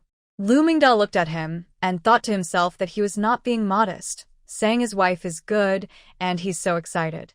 Seeing Yi Beixiu acting so helpless, he snorted in disdain. "Dr. Lu, are you not used to living in my house? Your house is very nice. Here, have some water. If you need anything, just tell me." Anna. For the rest of the time, the two big men exchanged awkward glances. The room was quiet, except for the occasional fragrant smell drifting in. Without that, the two might have been left with only awkwardness. Lu Mingda no longer cared about manners. He hurried to the kitchen. "What delicious food is this? It's making me very hungry." Zhang Juexia pointed to the dishes. Salt and pepper ribs, braised pork, vinegar-flavored cabbage, and a plate of shredded radish salad. Lu Mingda picked up a rib and put it in his mouth. "Delicious. This tastes really good. Eat more if you like." Zhang Juexia helped Yi Beixiu into the kitchen. Lu Mingda had already eaten most of the salt and pepper ribs. "Young lady Yi, these ribs are amazing. My decision to stay in your house was truly the right one. Are you here to gather herbs?" Lu Mingda was busy chewing and couldn't answer, so he just shook his head. "Do you have any plans for the next few days?" Lu Mingda had swallowed the meat and looked at Zhang Juexia with curiosity. "Why do you ask? I see you love to eat." Isn't that because you're thinking about it? I wanted to prepare more good food for you. Is it really because of that? Of course. Then it depends on how much good food there is. If there's plenty, you might stay longer. So, you don't usually go out, right? It depends on my mood. Beixiu signaled to Zhang Jixia not to ask too many questions. Zhang Jixia nodded to show she was fine. If you don't go out, could you teach me and my husband to read? Teaching someone to read is much easier than teaching medicine. Let me think about how to do it. I can cook for you every day. Lu Mingda pointed to the salt and pepper ribs. I want to eat this dish again tomorrow. All right. Zhang Jixia took out a book she bought. Lu Mingda glanced at it. This military book looks interesting. I'll read it to you when I have time. Why don't you start today? Hearing Lu Mingda talk about the military book, Beixiu sat up straight on the bed and reached out to take the book from Lu Mingda. He flipped through a few pages. Lu Mingda asked, "Can you understand it?" Beixiu shook his head. Of course not. If you could understand this book, you could become a general. Beixiu looked more energetic. Please explain a bit. Lu Mingda was reluctant and muttered to himself. He put the military book aside and said, if you want to understand the military book, let's start with something simple. This 3-character classic is good. People are good at the beginning. Their nature is originally kind. Their natures are similar, but their habits make them different. Do you understand? When Beixiu was studying at a private school, his teacher had taught him this. Zhang Jixia, however, deliberately gave him a meaningful look. Beixiu pretended to be confused and said, I don't understand. You're so slow, Lu Mingda said without turning around and left the room. Zhang Jixia made delicious food for Lu Mingda every day, and even the pig herdsman Lu Mingda ate very happily. While Lu Mingda was enjoying the food, Zhang Jixia asked on purpose, Mr. Lu, you hide in the mountains like this. Aren't you afraid that no one outside can help the sick? Lu Mingda looked at Zhang Jixia carefully and asked, Do you know something? I guess so. Zhang Jixia replied. Tell me, Lu Mingda urged. You came to treat my husband's wounds as a cover. At first, I thought you were here to gather herbs, but you clearly told me you weren't. Usually, you only wander in the mountains and don't go into the village, so you are very careful about your whereabouts. I guess you might be hiding from someone or have offended someone outside, and you're afraid of revenge. But since you're a doctor, the second possibility is less likely. So, I think the first is more probable. You are hiding from someone. Lu Mingda nodded approvingly. Very good, very observant and thoughtful. I am indeed hiding from someone, a very annoying person. Not only are they foolish, but they also want to become my apprentice. That's impossible. I can't afford to offend them or hide from them. Zhang Jixia smiled and said, Mr. Lu, do you think I and my husband are foolish? Compared to that fool, you are much better. How about this? You take me and my husband as your apprentices. Just teach us to read and write. No need to teach us medicine. Is that okay? Before Lu Mingda could respond, Zhang Jixia kicked Beixiu under the table, signaling him to bow and become a disciple. Beixiu quickly understood, knelt before Lu Mingda, and said, Master, I humbly accept your teaching. As long as you accept me and my husband, you can stay at my house as long as you want, Lu Mingda said after a moment of thought. Although I am from a scholar's family, I chose to study medicine because of family tradition. My knowledge isn't my strong point. Zhang Jixia hurriedly explained, We are just simple villagers from the mountains. We just wanted to learn a few words. It's all by chance that we live under the same roof. My husband and I don't have many demands, just want to learn a few words, so we won't be bullied when we go out. You are from a scholarly family, and teaching just the two of us is more than enough. Are you really not interested in learning medical skills at all? Zhang Jixia and Beixiu nodded. Lu Mingda helped Beixiu to stand. There's no need to formally apprentice us. Just consider it a kind act. Starting tomorrow, I will teach you how to read and write. Zhang Jixia was so excited, she jumped up. Thank you, Master Lu. Lu Mingda hurriedly stopped her. It's just teaching you to read and write, so don't call me that. Dr. Lu is fine. Let's agree. No need for formal apprenticeship. I will stay at your home only until the new year. Once that fool leaves Shuanhe County, I will leave. No, I just said, you can stay as long as you want, she replied. Lu Mingda agreed to teach Zhang Juexia and Yi Beixiu how to read and write, and both of them were very eager to learn. Zhang Juexia's goal was to recognize all the characters here. Yi Beixiu, on the other hand, became fascinated with the military book. Seeing their dedication, Lu Mingda did his best to teach them. Zhang Juexia spent her days cooking, feeding the chickens and rabbits, and the rest of her time studying. She also stopped weaving ropes, understanding that such rare opportunities don't come often. Yi Jishuan and Wang Guolan hadn't visited Yi Beixiu's home for a while. Remembering that Zhang Juexia had mentioned Yi Beixiu needed to change his bandages, they came by to check. They were surprised to see a stranger in the house. Zhang Juexia quickly explained, "This is the doctor who treated Beixiu's leg. He came here because Beixiu needed a dressing change." After learning their identities, Lu Mingda bowed to them. Yi Jishuan hurriedly returned the gesture. "I must thank you. You saved my grandson.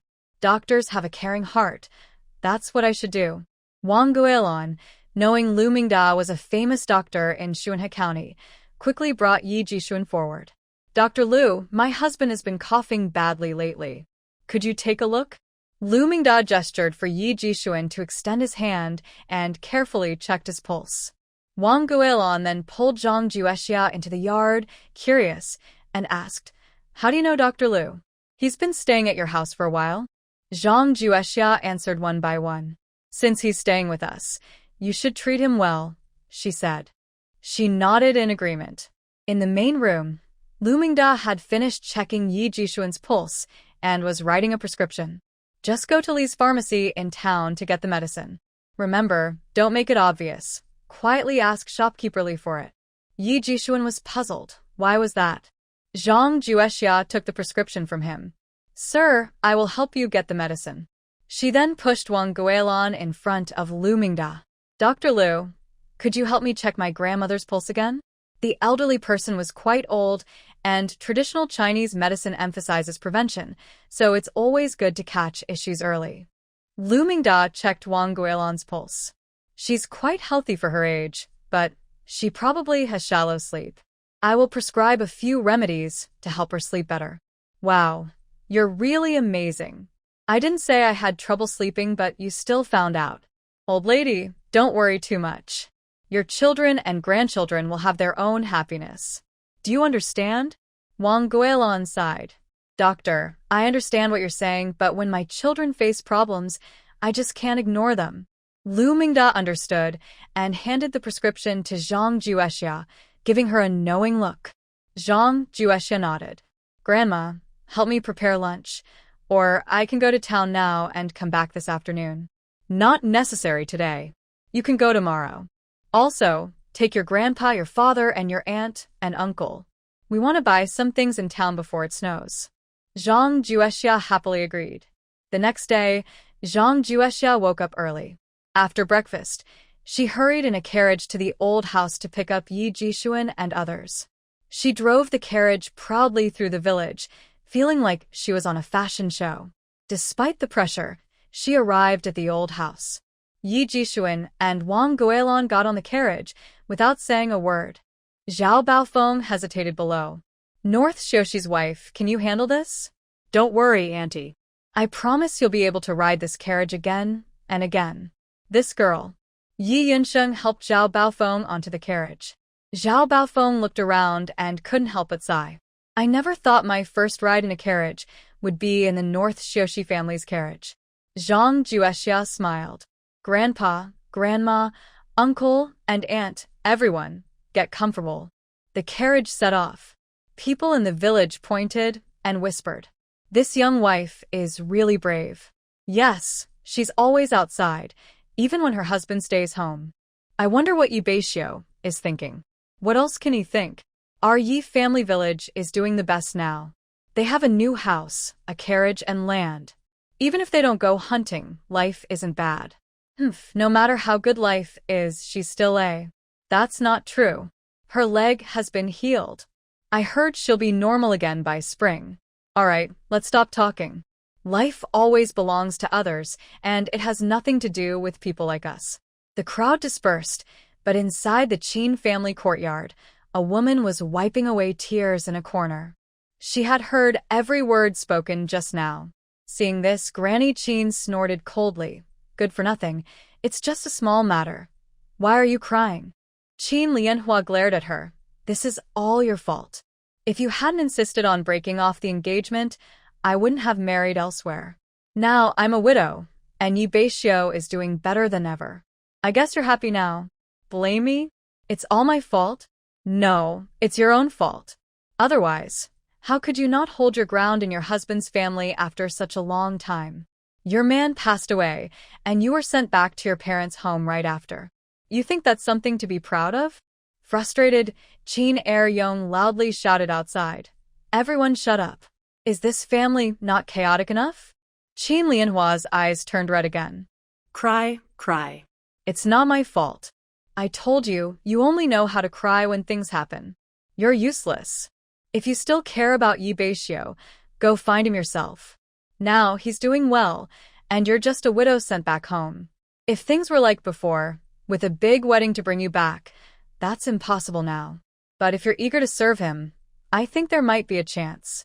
Granny Qin's small eyes narrowed slightly, and she gave Qin Er-yong a satisfied thumbs up. That's why I say my clever grandson has a good mind. Lianhua, if you want a good life, you have to do it this way. As the saying goes, a man chases a woman over a mountain.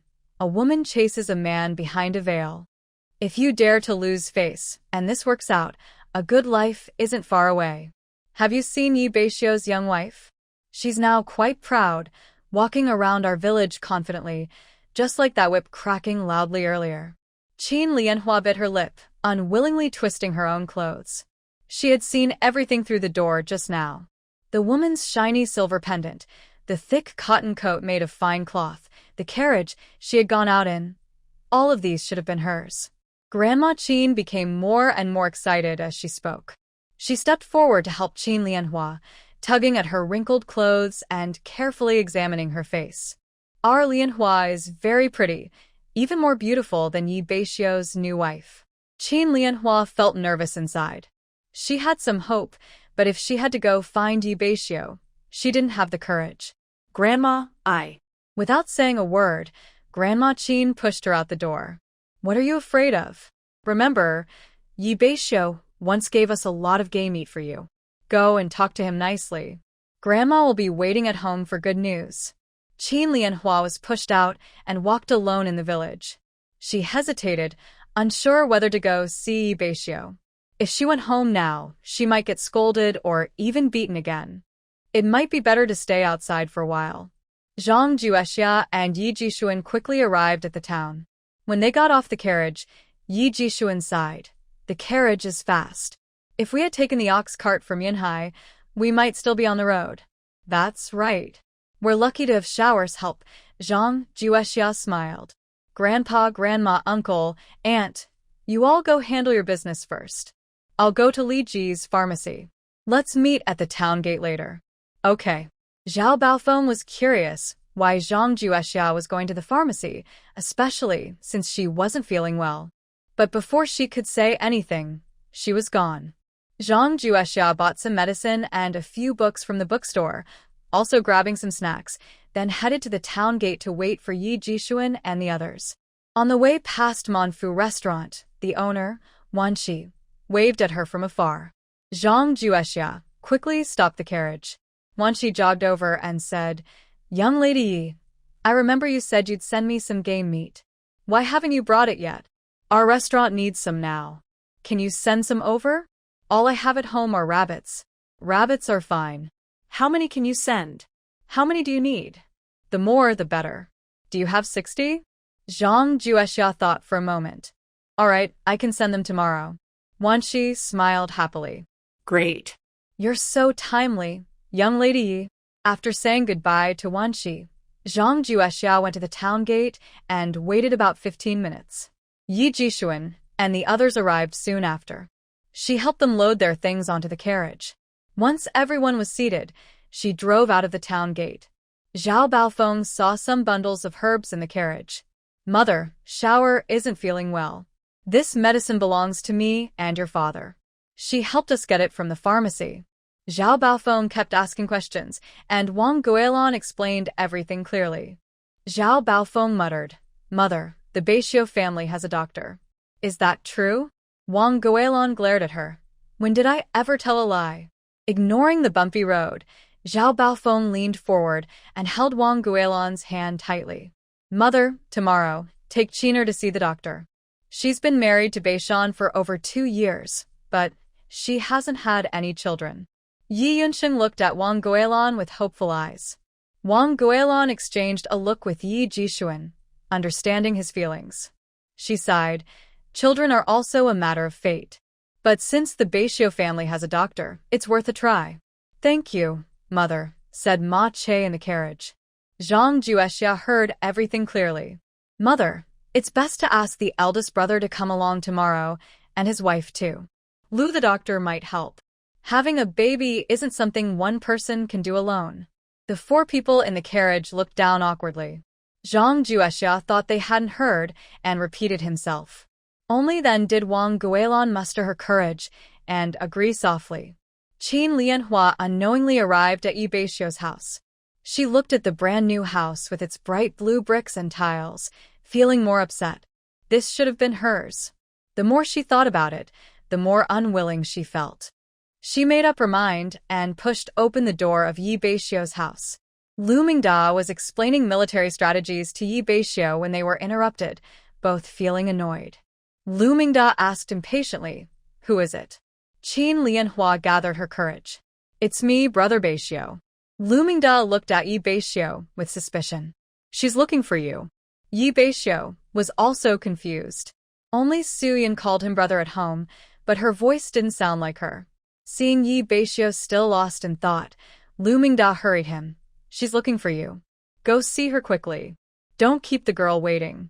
Yi Beixiu was a bit annoyed. He leaned on a wooden stick and stepped out of the main room.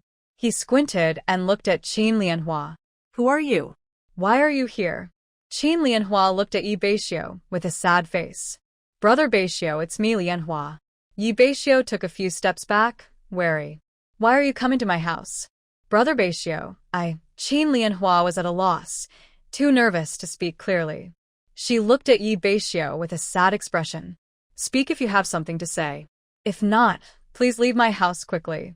Brother Beixiu, when I withdrew the marriage proposal, I was wrong to you. But I was also forced. They insisted I marry, so I did. Yi Beixiu interrupted Qin Lianhua with a bored tone. I don't remember what happened before. My wife isn't home, and it's not convenient for you to stay here. Please leave quickly. Qin Lianhua barely found this chance, so she wouldn't leave easily. Brother Beixiu, I know you have resentment in your heart. You can scold or hit me, but please don't chase me away. I have nowhere to go now. Brother Beixiu, please be kind and take me in. I'll work as your servant or do anything for you. Yi Beixiu's lips tightened slightly, and his eyes showed coldness and rejection. I told you. I've forgotten everything from the past. Please leave quickly, or I'll call someone. Tears welled up in Qin Lianhua's eyes. Brother Beixiu, you are so cruel.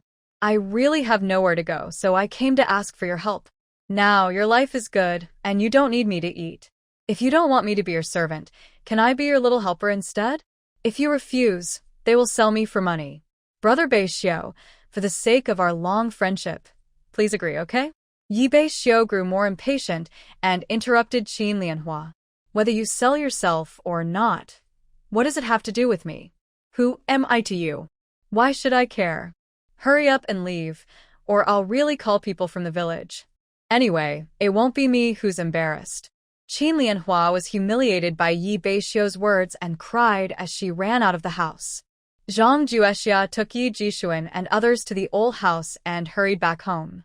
When she reached the big outside the house, she cheered on Ahua. Ahua, keep going. I know you can do it. After hearing Zhang Juexia's words, Ahua climbed up in one breath. Just as Zhang Juexia was about to praise her, she saw a woman run out of her own house. Qin Lianhua and Zhang Juexia bumped into each other. Qin Lianhua looked even more aggrieved, covered her face, and ran away crying. Zhang Juexia reached out her hand but stopped midair, thinking to herself how interesting this person was. She cried without saying anything and ran so fast. Then she remembered that this person had just run out of her own house. She quickly pulled Ah Hua into the house and saw Yi Beixiu's face was grim, with a faint anger in his brows. Who was that woman just now? Why was she crying? What did you do to her? Yi Beixiu saw Zhang Juexia return, and his originally gloomy face gradually became brighter. The furrowed wrinkles between his brows relaxed, his eyes sparkled with light, and a faint smile appeared at the corner of his mouth. You're back. Are you tired? Hurry inside to rest. Yi Beixiu's response was off-topic, which piqued her curiosity. Hearing the noise, Lu Mingda also came out of the main hall, and Zhang Juexia looked at Lu Mingda with a questioning gaze. Lu Mingda waved his hands quickly. I don't know anything. Don't ask me. Yi Beixiu leaned on a wooden stick and walked toward the carriage. Lu, and I will help you tidy up. You should go inside and rest. You haven't told me who that person was just now, Zhang Juexia asked. I don't know either. She was just asking for directions. Then, why did she leave crying from her house? That's her business. I don't know. Yi Beixiu's answer made Zhang Juexia a little annoyed. She stared at Yi Beixiu tightly. Are you really sure you don't know that person? Lu Mingda had already helped move things to the west wing. Standing in the yard, he watched the two, feeling like he was watching a good show.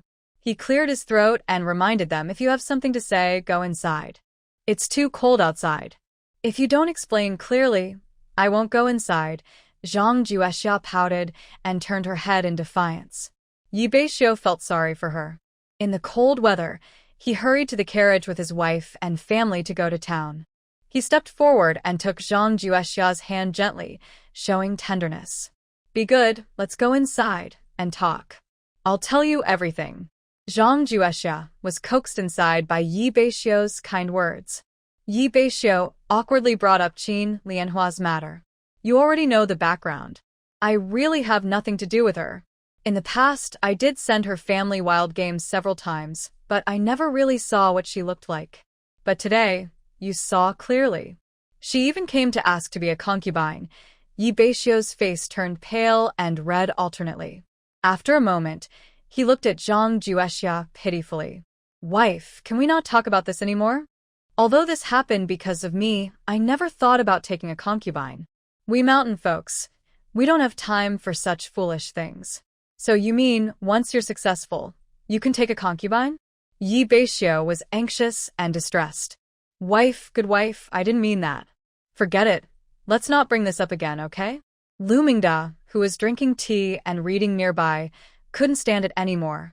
Young lady Yi, don't push Beixiu anymore. I can testify that everything Yi Beixiu said is true. The woman was only hoping for something that might not happen. Hearing Lu Mingda say this, Zhang Juexia felt that if she kept arguing, it would become boring. She stood up with a smile on her face and asked, I bought a lot of good food in town. What should we have for lunch? Lu Mingda was very straightforward and started serving dishes. Braised pork and a cabbage stew. If you don't mind the trouble, you can also prepare some shredded radish. Yi Beixiu leaned on a wooden stick and said, I'll go to the kitchen to help light the fire. Zhang Juexia asked Lu Mingda, can he light the fire? Yes, he can do small chores like that. Lu Mingda secretly pulled Yi Beixiu aside and whispered, be nice to your wife and say some good words. Only when she's happy can I enjoy the good food. Yi Beixiu nodded repeatedly in response.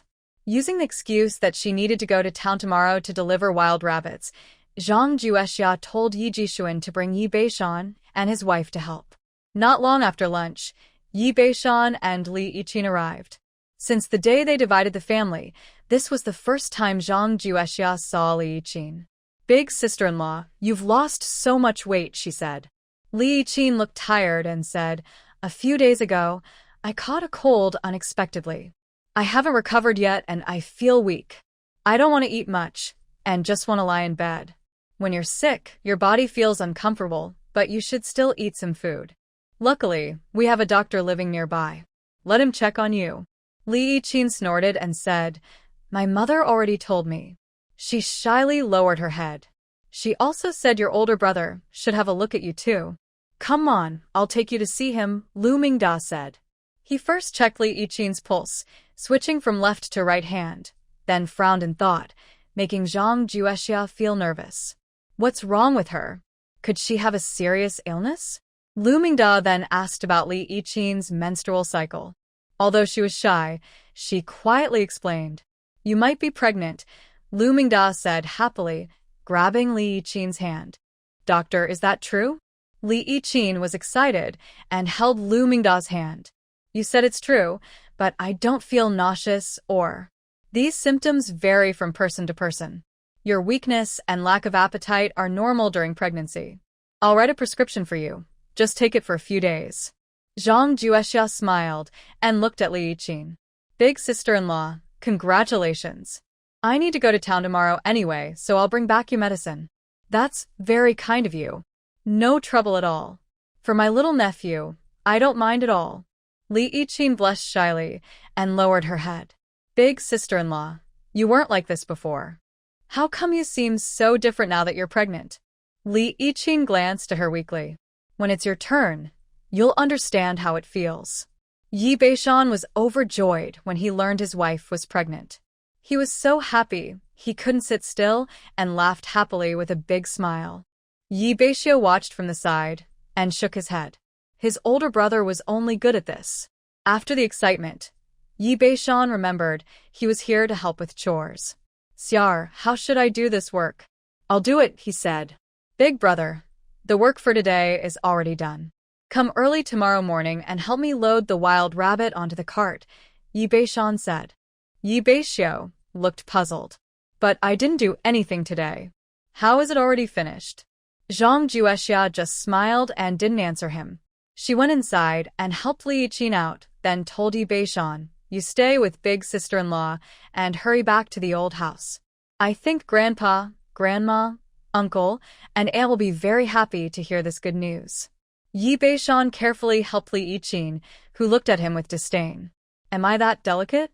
We came this way, and we'll go back the same way. If you keep holding me like that, I won't be able to walk." After they walked away, Yi Beixiu leaned on his wooden stick and approached Zhang Juexia. "Wife, what kind of work did Big Brother do? I didn't see. If you're shy to tell him to do chores, just tell me, and I'll tell him. I just made up an excuse to bring Big Brother and Big Sister-in-law here, so Dr. Lu could check on them," she explained. Yi Beixiu scratched his head. "But they're not sick. It's just that Big Sister-in-law is pregnant."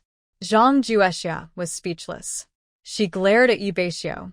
"Talking to you is so hard."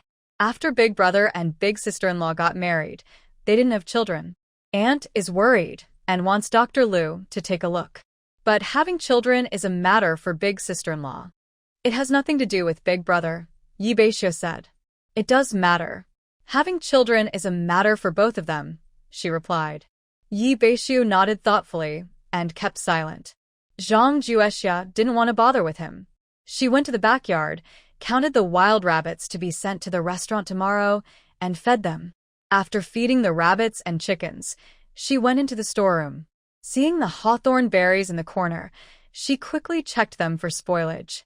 She looked several times but found none. She picked one and tasted it. It was very sour. She remembered there was rock sugar at home and decided to make a delicious treat. She took some hawthorn berries to the kitchen. First, she cleaned the hawthorn thoroughly, then figured out how to remove the seeds. She remembered the small clay jars she bought last time, took them out, cleaned them, and boiled them in water. Only then did she take them out. She placed rock sugar at the bottom of the jars, added hawthorn, and when the hawthorn was almost full, she covered it with another layer of rock sugar. She added some boiled water. Since the rock sugar was a bit expensive, Zhang Juexia only made 2 jars with pure rock sugar. The remaining jars had less rock sugar and more white sugar. She filled a large pot with enough water, gently sealed the jars with wooden stoppers, and steamed them. When she thought enough time had passed, she took the jars out, let them cool, and sealed the stoppers tightly. She carried the jar of hawthorn made with rock sugar out of the kitchen to let Yi Beixiu and Lu Mingda try and give their opinions. Yi Beixiu was still daydreaming in the yard. Zhang Juexia called him, but he seemed not to hear and didn't respond. When she got closer, she heard him muttering to himself, "Why does having children have anything to do with men? What exactly went wrong?" Zhang Juexia patted his back.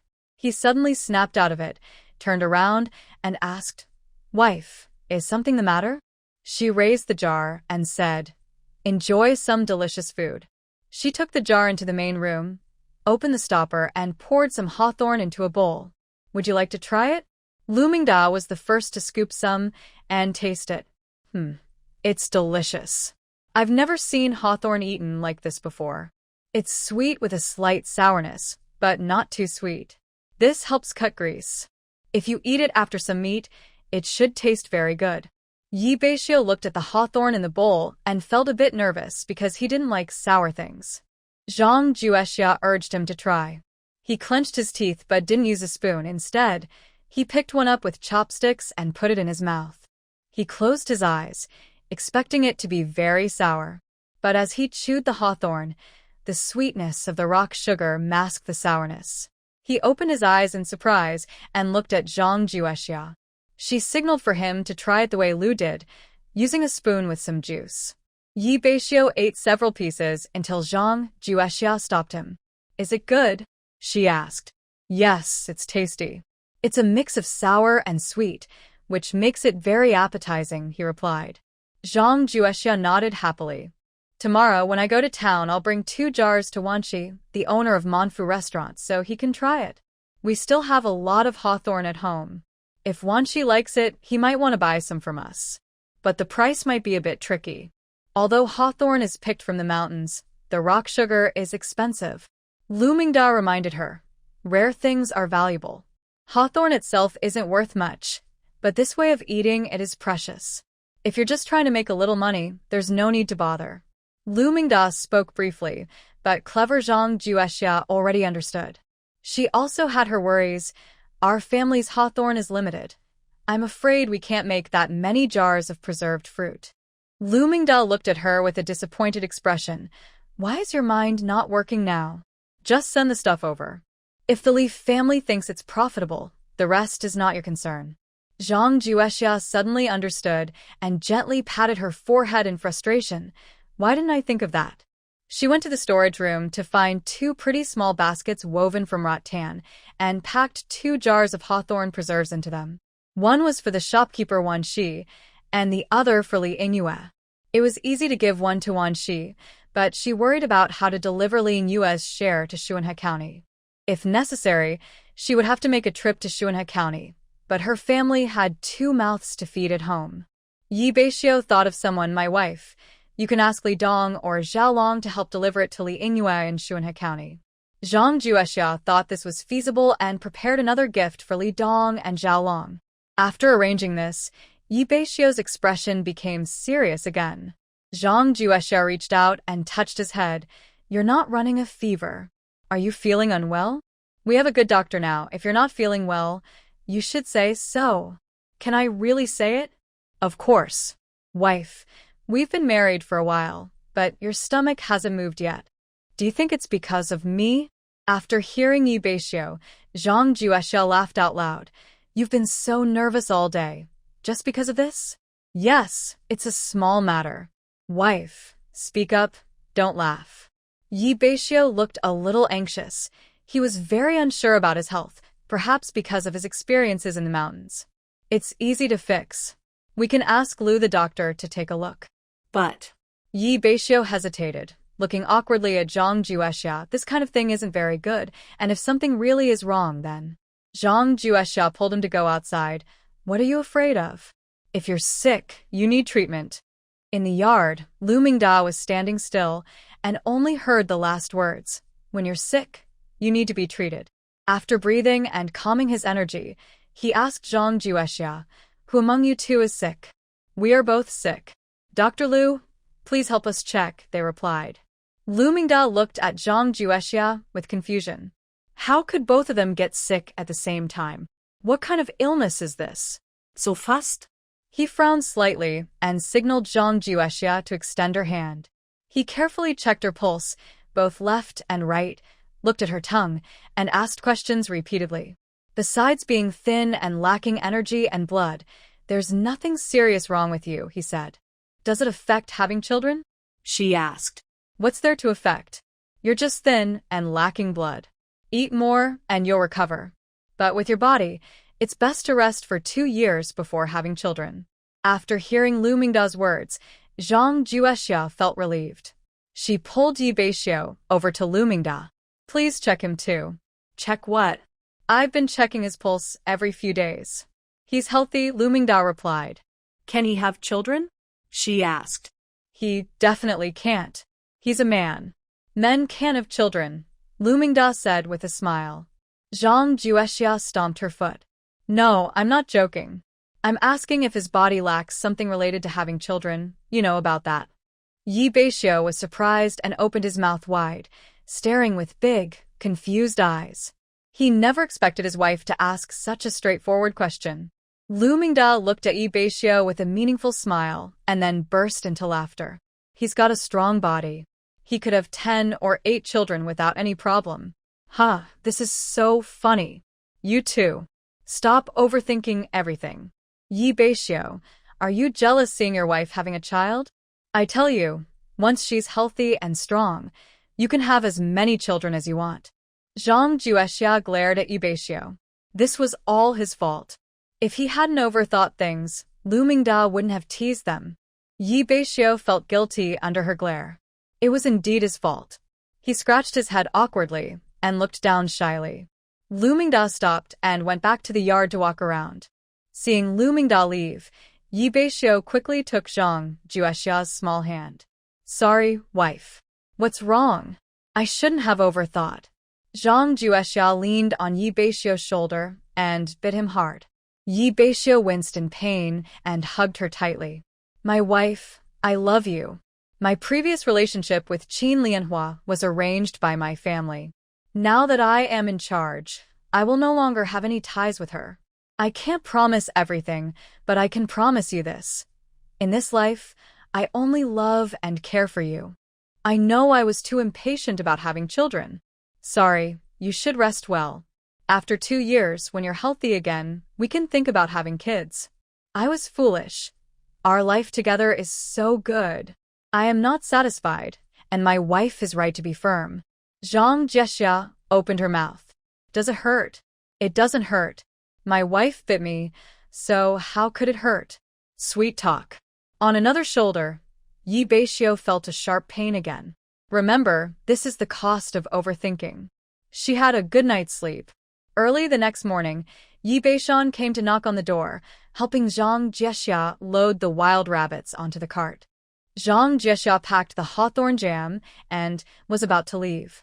Yi Beixiu finally gathered courage and said, Xia, you need to go to town to get medicine for your sister-in-law. Should I go with you? It would be safer. After saying this, Yi Beixiu looked back at Yi Beixiu. Yi Beixiu thought he was right. Wife, let your older brother go with you. You're carrying so many wild rabbits. If anything happens on the way, he can help you. Hearing advice, Zhang Juexia always listened. She thought Yi Beixiu was right, so she nodded. Then I'll trouble my brother. No trouble, no trouble. You've helped us so much. Family shouldn't be so polite. Yi Beixiu sat in the cart, feeling awkward. Xia, why don't you teach me how to drive the cart? Big brother, you definitely want to learn, but not now. When you have free time, I'll teach you. Right now, we have things to do. You just need to sit in the cart. Zhang Juexia always thought her driving skills were okay, but when Qin Lianhua stopped her cart ahead, she panicked. She didn't see where she came from. Luckily, Ahua was quick and stopped in time. Otherwise, Qin Lianhua would have been knocked over. Zhang Juexia angrily jumped down from the cart. Are you crazy? Going to jump off a cliff? Why hit my cart? I tell you, if you get hit and die, I won't pay you a penny. It's because you blocked my cart. Qin Lianhua's face was pale. She was scared by what just happened. She didn't mean to die. She just wanted to talk to Zhang Juexia. Yesterday, when she returned home, Jean Posey was full of hope at first, but then she heard that things had gone wrong. She rushed at her with a flurry of punches and kicks, still upset that she was just wasting time at home. Early that morning, she overheard Jean's grandmother discussing with the family about marrying her to a widower down the hill. She listened carefully and learned that this widower was not only old but also known to be violent toward his wives. His previous 2 wives had died because of him. Because he offered a high bride price, Jean's grandmother agreed to the plan. Jean Lianhua thought it over and felt that talking to Yi Beixiu wouldn't help, so she decided to find his wife instead. In the big families of the town, it was common for the head of the household to take concubines to show their virtue. Jean Lianhua originally wanted to go directly to Yi Beixiu's house to find Zhang Juexia, but recalling Yi Beixiu's attitude yesterday, she lost her confidence. Later, she came up with a plan and waited by the roadside for Zhang Juexia. Jean Lianhua suddenly knelt in front of Zhang Juexia, tears streaming down her face as she told him her story. The road out of Yi family village was too narrow for her to go around Jean Lianhua. She frowned after hearing her story and said, "So today, I can only help my husband take you in to show I am a good wife." Jean Lianhua's eyes filled with tears and hope. Yi Beixiu in the carriage could no longer hold back. He lifted the curtain and angrily jumped out. "Xiar, no." The Qin family hurt Beixiu the most back then. She's just doing this because she has a reason. Qin Lianhua shrank back innocently and looked at Yi Beixiu. "Brother Beixiu, have I ever offended you? Why are you treating me like this?" Zhang Juexia's skin prickled with goosebumps. If she didn't know Qin Lianhua's background, she might think she was from a brothel. She steadied herself and asked, "Are you really willing to come to my house as a concubine?" "I am willing. As long as the lady agrees, I am willing to serve her and the master," Qin Lianhua replied. "I remember that according to the laws of the Great Zhou, the lady can sell her concubines at will. Aren't you afraid I might sell you?" "The lady is kind and beautiful. She would never do that," Zhang Juexia said, casually swinging the whip in her hand. "You are so sure that I am a good person." Qin Lianhua's heart was pounding, but once she made her choice, there was no turning back. "I believe you." Zhang Juexia laughed loudly. "Since you want to come to my house as a concubine so badly, I will help you today." Qin Lianhua's face lit up with surprise. She knelt heavily on the ground and bowed deeply to Zhang Juexia. "Thank you, madam. From now on, I will listen carefully and serve both the lady and the master well." "Don't worry, let me finish talking. Who am I to you, and why should I help you?" "You're so eager to follow Yi Beixiu just because he built a new house and bought land, thinking that staying with him will lead to a good life. But have you ever thought that if a good life is so easy to get, isn't that unfair to those who work hard just to survive? Since we are from the same village, I will tell you the truth. I think you have some looks, and selling you to a brothel could earn some silver. Maybe tomorrow I will sell you." Qin Lianhua's face turned even paler with fear, her lips trembling as she wanted to say something but couldn't make a sound. Zhang Juexia snorted. "With this little courage, you still want to make a living under me? I tell you I have many tricks. You better think carefully." Zhang Juexia jumped onto the carriage, looking down at Qin Lianhua. "Move aside." Qin Lianhua struggled hard to get up from the ground, her face full of reluctance. Zhang Juexia waved her whip in the air. "Miss, I am not a kind person. Trying to fool me won't work. If you have time, you might as well advise your family not to sell you to that widower or think about how to live longer than him." Zhang Juexia rode away. The dust kicked up by her horse blinded Qin Lianhua's eyes. She wanted to cry, but had no tears left. On the way to Jinshui town, Zhang Juexia specifically asked Yi Beixiu about Qin Lianhua's past. It was no different from what Yi Beixiu said. The Qin family are outsiders. Qin Posey is good at scheming. She came after us because Beixiu is good at hunting and can earn silver. In theory, with such a family style, the grandparents might not approve. All these things were arranged by third aunt. Qin Posey worked hard to get close to us, so she could marry into the family.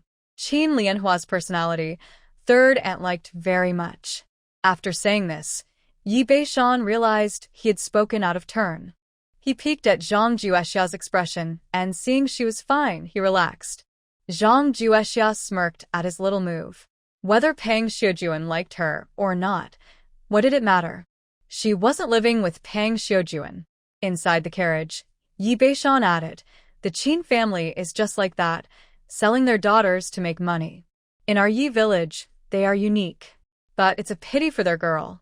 People like Qin Lianhua may not deserve sympathy, Zhang Juexia thought, recalling the IOU from Qin Posey at home. She decided to go and demand it, adding fuel to the fire for Qin Lianhua. If Qin Lianhua hadn't schemed against her, she might have shown mercy. Currently, Qin Lianhua stays in Yi family village, which is a hidden risk for her and Yi Beixiu. Zhang Juexia doesn't want to be distracted by small matters involving Qin Lianhua, so she starts talking with Yi Beishan about Yi Beixiu's childhood. Beixiu was quite smart when he was young. Second uncle sent him to private school for 2 years, and the teachers all praised him. If second uncle hadn't had an accident, our family might have produced a scholar. Yi Beishan agrees with her and jokingly says, if he had become a scholar, then he and I might not know each other. Yi Beishan laughs loud. Beixiu is very admirable in how he behaves. Honestly, when he insisted on separating from the family, I was really surprised. I wouldn't have had the courage to do that. As they talk, they arrive at Jinshui town. After entering the city gate, Zhang Juexia heads straight to Manfu restaurant. Wanqi sees her and is very happy, smiling widely. Young lady Yi, you really keep your promises. After exchanging greetings, Zhang Juexia says, Manager Wan, 60 wild rabbits. Have someone check them. Send them directly to the kitchen and ask Wang Dong. Wanqi instructs.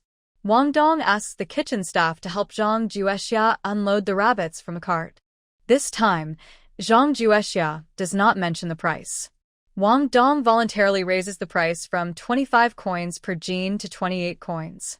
Young lady Yi, as it gets colder, hunters go out less, so the price of game will go up a bit. Thank you, Brother Wang, Zhang Juexia replies. The 60 rabbits weigh a total of 270 jean. Wang Dong hands her 7 taels and 560 coins. While no one is around, Zhang Juexia gives Wang Dong 200 coins. Brother Wang, you've helped us a lot. This is a small token of our gratitude. Please enjoy some wine. Wang Dong happily accepts. Then I won't refuse. After exchanging a few polite words, Zhang Juexia leaves the kitchen and goes to find Manager Wanqi. She takes a basket from the cart and hands it to Wanqi. Manager Wan, thank you for your care. These are some homemade snacks for my family. Please try them. Wanqi accepts without hesitation. Since he runs a restaurant, he is interested when he hears about food and opens the basket to look inside. He sees 2 ceramic jars. What delicious things are these? So mysterious. Zhang Juexia reminds Wanqi, the delicious food is inside the ceramic jars. You must try them. Wanqi, curious about the tasty food, quickly responds, I'll open them for a taste at noon today. After confirming, Zhang Juexia takes Yi Beishan to Li Ji Pharmacy to get medicine for Li Yiqin. Yi Beishan was now full of admiration for Zhang Juexia.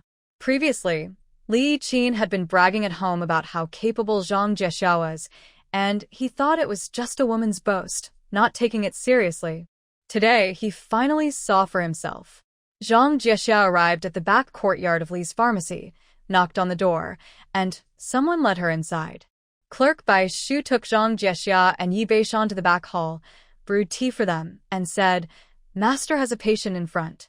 Please give me the prescription, and I will prepare the medicine and bring it to you.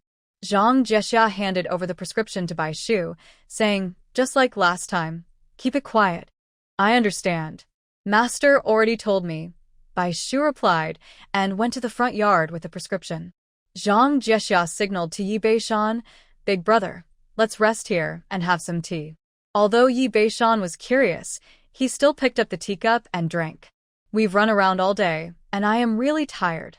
Zhang Juexia was very pleased with Yi Beishan's attitude. In about half an incense stick's time, Beixiu came back with several medicine packages. Master instructed that, following uncle's medical advice, just take the medicine, he said. How much does it cost? Zhang Jiexia asked. Master still says the same as last time. Uncle is grateful for your care, so the money is waived, Beixiu replied. Zhang Jiexia didn't refuse and took the medicine packages, then prepared to leave. Thank you, master, she said. Yi Beishan was increasingly confused, but he kept close behind Zhang Jiexia. After leaving Li's pharmacy, Zhang Jiexia planned to find Li Dong and Zhao Long. They only left the address for Xuanhe County, but forgot to leave the town's address. However, Jinshui town was small, so finding someone was relatively easy. Zhang Jiexia went to the carriage station. Coincidentally, the carriage they took that day was there. The driver told her, "You should go to Fulinen. They just arrived in town yesterday." When Zhang Jiexia arrived, Li Dong was very happy. "How is your husband's leg recovery?" he asked. "Much better. Now he can walk with a wooden cane," she replied. "That's good. Miss Yi, do you have something to find me for?" Li Dong asked. "I don't know when Brother Li will go to Xuanhe County, but I have some things I want you to help deliver there," she said. Li Dong thought for a moment. "If we can do it quickly, we might leave for Xuanhe County tomorrow." "That's great," Zhang Jiexia said, taking the basket from Yi Beishan. "Brother Li, this basket is for you and Brother Zhao Long. Inside are some things, 1 jar each. The other basket, please help me deliver to Li's house in Xuanhe County and give it to Li Yingyue." Li Dong was excited to hear they had more things and quickly opened the basket to look. "What good stuff is this?" he asked. "It's homemade food. You and Zhao Long can try some." Hearing about food, Li Dong didn't pay much attention and only responded to Zhang Jiexia, "I'll definitely bring you some. I really admire Lady Yi." In the county town, in just a few days, she became friends with the young lady of the Li family. "Honestly, my brothers and I are quite envious. Actually, you don't need to be so polite. Helping the young lady of the Li family is our good fortune." Zhang Jiexia smiled, then got up to say goodbye to Li Dong. Only then did Li Dong ask about Yi Beishan. "I was so busy talking earlier I forgot to ask, who is this brother?" "Forgot to introduce him. He's my husband's eldest brother, Yi Beishan." Yi Beishan was not timid and exchanged a few words with Li Dong before getting on Zhang Juexia's carriage. Passing by a grocery store, Zhang Juexia went in to buy 2 jean of rock sugar and a few clay jars. She also asked the shopkeeper a few questions: if she bought more jars, whether they had enough in stock, and if the price could be cheaper. The shopkeeper told her that if she informed him a few days in advance, it would be fine. If buying in large quantities, the price could be 3 cents each. Zhang Juexia calculated in her mind, then passed by a grain shop and bought some rice. When she smelled the aroma from the nearby bun shop, she bought 2 large bags of meat buns and then prepared to go home. That day, Yi Beishan finally saw and understood what Zhang Juexia was capable of. He also agreed with Li Yiqin's words. Yi Beixiu's family was doing well, thanks largely to Zhang Juexia. When Zhang Juexia took Yi Beishan out, she also got to know him better. "Big brother, if you have free time someday, you can come to my house. I can teach you how to drive." Yi Beishan's face lit up with excitement. "Are you serious about teaching me? When have I ever lied?" Yi Beishan chuckled. "Once I learn, I'll go to the town, and you can let me drive the carriage." Today's carriage ride was so uncomfortable, I felt bad making a girl like you do it. Zhang Juexia happily agreed. When they entered the village, near the old house, Yi Beishan got off the carriage on a road close by. He insisted on giving Zhang Juexia money for medicine. Zhang Juexia was speechless. "Big brother, are you doing this on purpose? You know the pharmacy doesn't charge, so why are you giving money? This favor is from you. We shouldn't just take advantage. Big brother, if you really feel bad, use this money to buy some good food for your wife and children so they stay healthy." Zhang Juexia casually handed him a bag of buns. "Don't refuse. Take it home for grandpa, grandma, and your wife." When they got home, Yi Beixiu was standing nervously at the door, waiting for Zhang Juexia. Zhang Juexia complained about him standing at the door. Lu Mingda rolled his eyes at Yi Beixiu. He misses his wife. Yi Beixiu agreed with Lu Mingda. "I'm worried about you, and I miss you too, wife." Zhang Juexia found Yi Beixiu's words too cheesy and heavily placed the steamed buns in his hand. If you and Lu are hungry, just eat some buns to fill your stomach. Lu Mingda, who was carrying things to the West Wing, heard about the buns and ran over. I'm just in time. I'm hungry. I'll go make some egg drop soup. I'll help you light the fire. Left alone, Lu Mingda sat in the yard happily eating buns.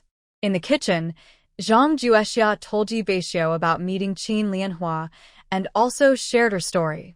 She deliberately asked Yi Beixiu, if you feel sorry for her, we can help her. Yi Beixiu glared at Zhang Juexia. Who is she to me? Why should I help her?